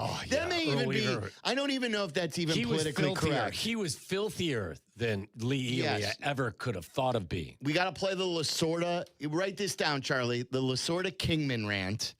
And then when the Earl Weaver show, when I think a woman named Alice, I think her name was Alice, asks about growing the tomato plants in the bullpen. We'll play those for you tomorrow on YouTube. That's good. That's a good YouTube show. We're going to make the most out of it tomorrow to celebrate Lee Elia Day. All right, that's it. Well, I know, Tyler, you have a few more questions as we got stuck in the prom, graduation, high school playoffs. We went down the rabbit hole. It's been a fun hour. We'll continue that fun coming up, and thanks to Great Clips for bringing to you Tales from the Stylist Chair. It's Waddle and Silvy. This is Waddle and Silvy on ESPN Chicago, Chicago's home for sports. Do not, and I mean you, do not miss the Kap J Hood Show, now morning 6 to 9 on ESPN Chicago. But you're busy. Things happen. We get it. If you have to miss it, you can always listen to the podcast on your time. Find it on the ESPN Chicago app or wherever you go to pod. It's brought to you by Republic Bank. A great haircut is always a mood booster, but it's even better when it's convenient, too. And that's why you'll love online check-in at Great Clips. You just check in from your phone and get a ready next text when you're up next. Plus, with the convenient hours at Great Clips salons, you can get a haircut even when you're really busy. So if your hair and your mood could use a boost, download the app today. Great Clips. It's going to be great. There's a difference between driving and arriving. At Advantage Acura of Naperville, performance meets precision in every vehicle. Refined luxury, responsive handling, cutting-edge safety features, you'll find it all at Advantage Acura. Their team is committed to delivering a seamless, transparent experience from start to finish. At Advantage Acura, it's not just about putting you in a vehicle, it's about earning your trust. Discover the full lineup of Acura models at Advantage Acura of Naperville, or begin your search online at AdvantageAcura.com. Precision-crafted performance. My name is Whitney Allen, and I'm a widow. My husband, Ryan, died. We never thought we'd ever have to use life insurance, but the unexpected happened. With Ethos, signing up was fast and 100% online. You can get a quote in seconds, apply in minutes, and get same-day coverage. No medical exams, and you can get up to $3 million worth of coverage. I'm grateful we were prepared. Get your free quote at ethos.com/play. That's ethos.com/play. Paid spokesperson. Time spent on application may vary. Online health questions required. Mother's Day is coming, and you gotta show love to the mothers in your life. You know you gotta take care of mom. Plus, my wife just became a first-time mom. So yeah, Mother's Day matters, and you gotta get it right. That's why I'm sending flowers from the Books Company. Right now, get 25% off with code CANTY. Books flowers are cut fresh, so you get bigger, brighter blooms that last way longer. And it's easy. Pick the bouquet, the delivery date, and you're done. Mother's Day is May 10th, so don't wait. Go to Books.com, use code CANTY to get 25% off. That's BOUQS.com. Less than 4 in 10 kids aged 6 through 12 are playing sports regularly. 4 in 10 kids? Let it sink in. Just 4 in 10 kids. ESPN is building a nationwide coalition powered by Disney called Take Back Sports, with the purpose of training more coaches, expanding access, and creating community-driven sports programming that puts kids and fun first. We're working on that story. We hope you'll join us. Visit takebacksports.org to learn more. Evan Cohen here. PayPal is now the official peer-to-peer payment sponsor of the NFL, which means all the money moments that fandom creates, whether splitting tailgate costs or chipping in on tickets and game day food between friends, are covered. Wherever the game is played or watched, PayPal moves with fans. You can send money through text, email, or directly to your friends with eligible accounts on Venmo. Just download the PayPal app, share all the moments that matter. Account with PayPal is required, not available in all regions where PayPal operates.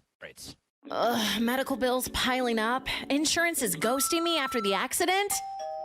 Who is it? Postman Law, injury and accident attorneys. We handle it all. Postman Law delivers peace of mind. Visit postmanlaw.com. Attorney advertising. Save big money on everything for your next staining project at Menards. Cabot Gold is the ultimate finish, providing an unparalleled satin sheen and strong protection from UV sun damage, extreme temperatures, rain, and moisture. Get $8 off per gallon of Cabot Gold exterior wood stain now through May 3rd. Save big money on Cabot exterior wood stain and check out our weekly flyer on menards.com. Save big money at Menards. All right, guys, April is Sleep Awareness Month, and it's time to upgrade your sleep. Right now, at Steinhoffel's, get $300 in Steinhoffel's cash when you purchase a Tempur-Pedic mattress. We're talking next-level comfort that adapts to your body so you wake up actually feeling refreshed. And if you really want to step it up, add a smart base that helps reduce snoring automatically. It's where we get all of our furniture at Steinhoffel's. There are 7 Chicagoland locations, including the newest in Maryville, Indiana. Better nights, better days. It's that simple. Relax. It's Steinhoffel's. Listen to us now, live on the ESPN Chicago app. Listen to the show in HD at 100.3 HD2 FM. Listen now on ESPN 1000. This is Waddle and Silvy, ESPN Chicago, Chicago's home for sports. Sox baseball coming up. It doesn't look like weather will be an issue tonight. Cubs in San Diego. Let's see if they can end their losing streak. That's how quickly it turns. Talk about a 10-game win streak. Talk about a 3-game losing streak. We'll be watching. Justin Steele put on the shelf. It looked like he was down the stretch of his rehab, but had a setback. They'll reevaluate in about a month. It was bad news that Rick Sutcliffe told us first, and then Jesse broke the story. Wasn't expecting that. Was not expecting it. Tyler, what else were you going to ask us today? All right, I want to ask you guys a little bit, because this was what I thought played the biggest role in last night's Cubs game. A loss to the Padres was ABS, and specifically the hole that Matt Boyd put them in early by using a challenge in one of the first batters of the game. I believe it was on a strike one call too, or it would have been strike one had he won the challenge too. People are saying contextually it is one of the worst challenges made by a player in all of Major League Baseball this year. We haven't seen a ton of reflexive challenges. Do you know what I mean? Well, we haven't seen a lot of pitchers challenging either. And they've been conditioned or told not to. Right. And I think this is one of... Now, Moises Ballesteros was catching yesterday, and I wonder how much of this went into it where Ballesteros is a young catcher, probably doesn't have, especially from the catching position. At the plate, I think he's got a pretty good grasp of where the strike zone is. I think you're right, Tyler. But I think him being the catcher yesterday maybe played into that. And it's Matt Boyd wasn't trusting him to challenge. Like usually you trust your catcher, but because he hasn't seen it from that vantage point as the catcher, he was maybe a little more anxious to challenge himself. And Boyd knew it right away. He knew he made a mistake right away, challenging the pitch. Trust your catcher, yes. Yeah. And I feel like the coddling process, too, of Moises Ballesteros as a fielder, like as a hitter, they've taken the training wheels off with him at this point. I guess really, because they're still not letting him face lefties. There's the platoon stuff, and he is batting second, by the way. He has been moved up in the order for today's game. But I think that having him be the catcher for Boyd, because they were talking about it yesterday, Boyd's so good in the run game that he had all those pickoffs last year. And he'll help a young, maybe defensive liability at catcher. I think the Moises Ballesteros catching conversation is one that shouldn't be had for the rest of the year. Well, but it's interesting. I thought the Cubs announced that they are like getting him more reps at catcher, because what I think they want to do is get their best 9 out there, their best 10 with the DH. And if he's always in the DH spot, maybe then Shaw isn't playing as much, or Seiya can't DH. I think they're looking like if Amaya or Carson Kelly slump, they can use him at catcher. So I think it makes him more versatile, though. Do you know how many at-bats he's had against lefties so far this year? Take a guess. Probably like 2, 7, 5. Wow. 5 at-bats. He's 1 for 5 with a double. Do you guys like that? Like, do you? I think eventually, maybe fine now, let him boost his confidence, but at some point, you got to let him. Well, I think he'll probably be a guy who's on the Michael Bush plan, where for a year you're not going to face lefties. We're going to bring you along, and then after that, you are going to face lefties. And Bush hasn't been terrible against lefties. He's had a couple of actually nice at bats against. Had a nice home run against the lefty in the last homestand. But no, I find this part of ABS fascinating. And it's something that we're starting to gain a little sample size on now is the strategy of how it's used. I would almost say you don't use it in the first inning unless you are getting an out. Yeah. If you're not getting an out, it's too valuable. It is way too valuable because I thought that lost in the game with the Ben Brown, and Sut alluded to it too. That he's 100% right. That ball was 100% in the zone. There were 3 or 4 balls or strikes that they could have challenged. You know who was most frustrated with it at the end of the game? Was Bregman. Yes. Because there were a couple moments where he was just like, he knew it was a ball. Yeah. But he couldn't do it. He couldn't do anything. Did you see when Nico lost, he got upset. He was on second base and he's leading off and they called a strike and the ball was outside the zone. They didn't have a challenge. And Nico waved at the plate. Umpire? Yes. Yeah, because he was mad at the umpire. Because he was pissed. All right, good stuff today with Rick Sutcliffe, Jesse Rogers, Brian Urlacher. Tomorrow we're YouTube to start the show. Then after the Sox game, we'll be on live.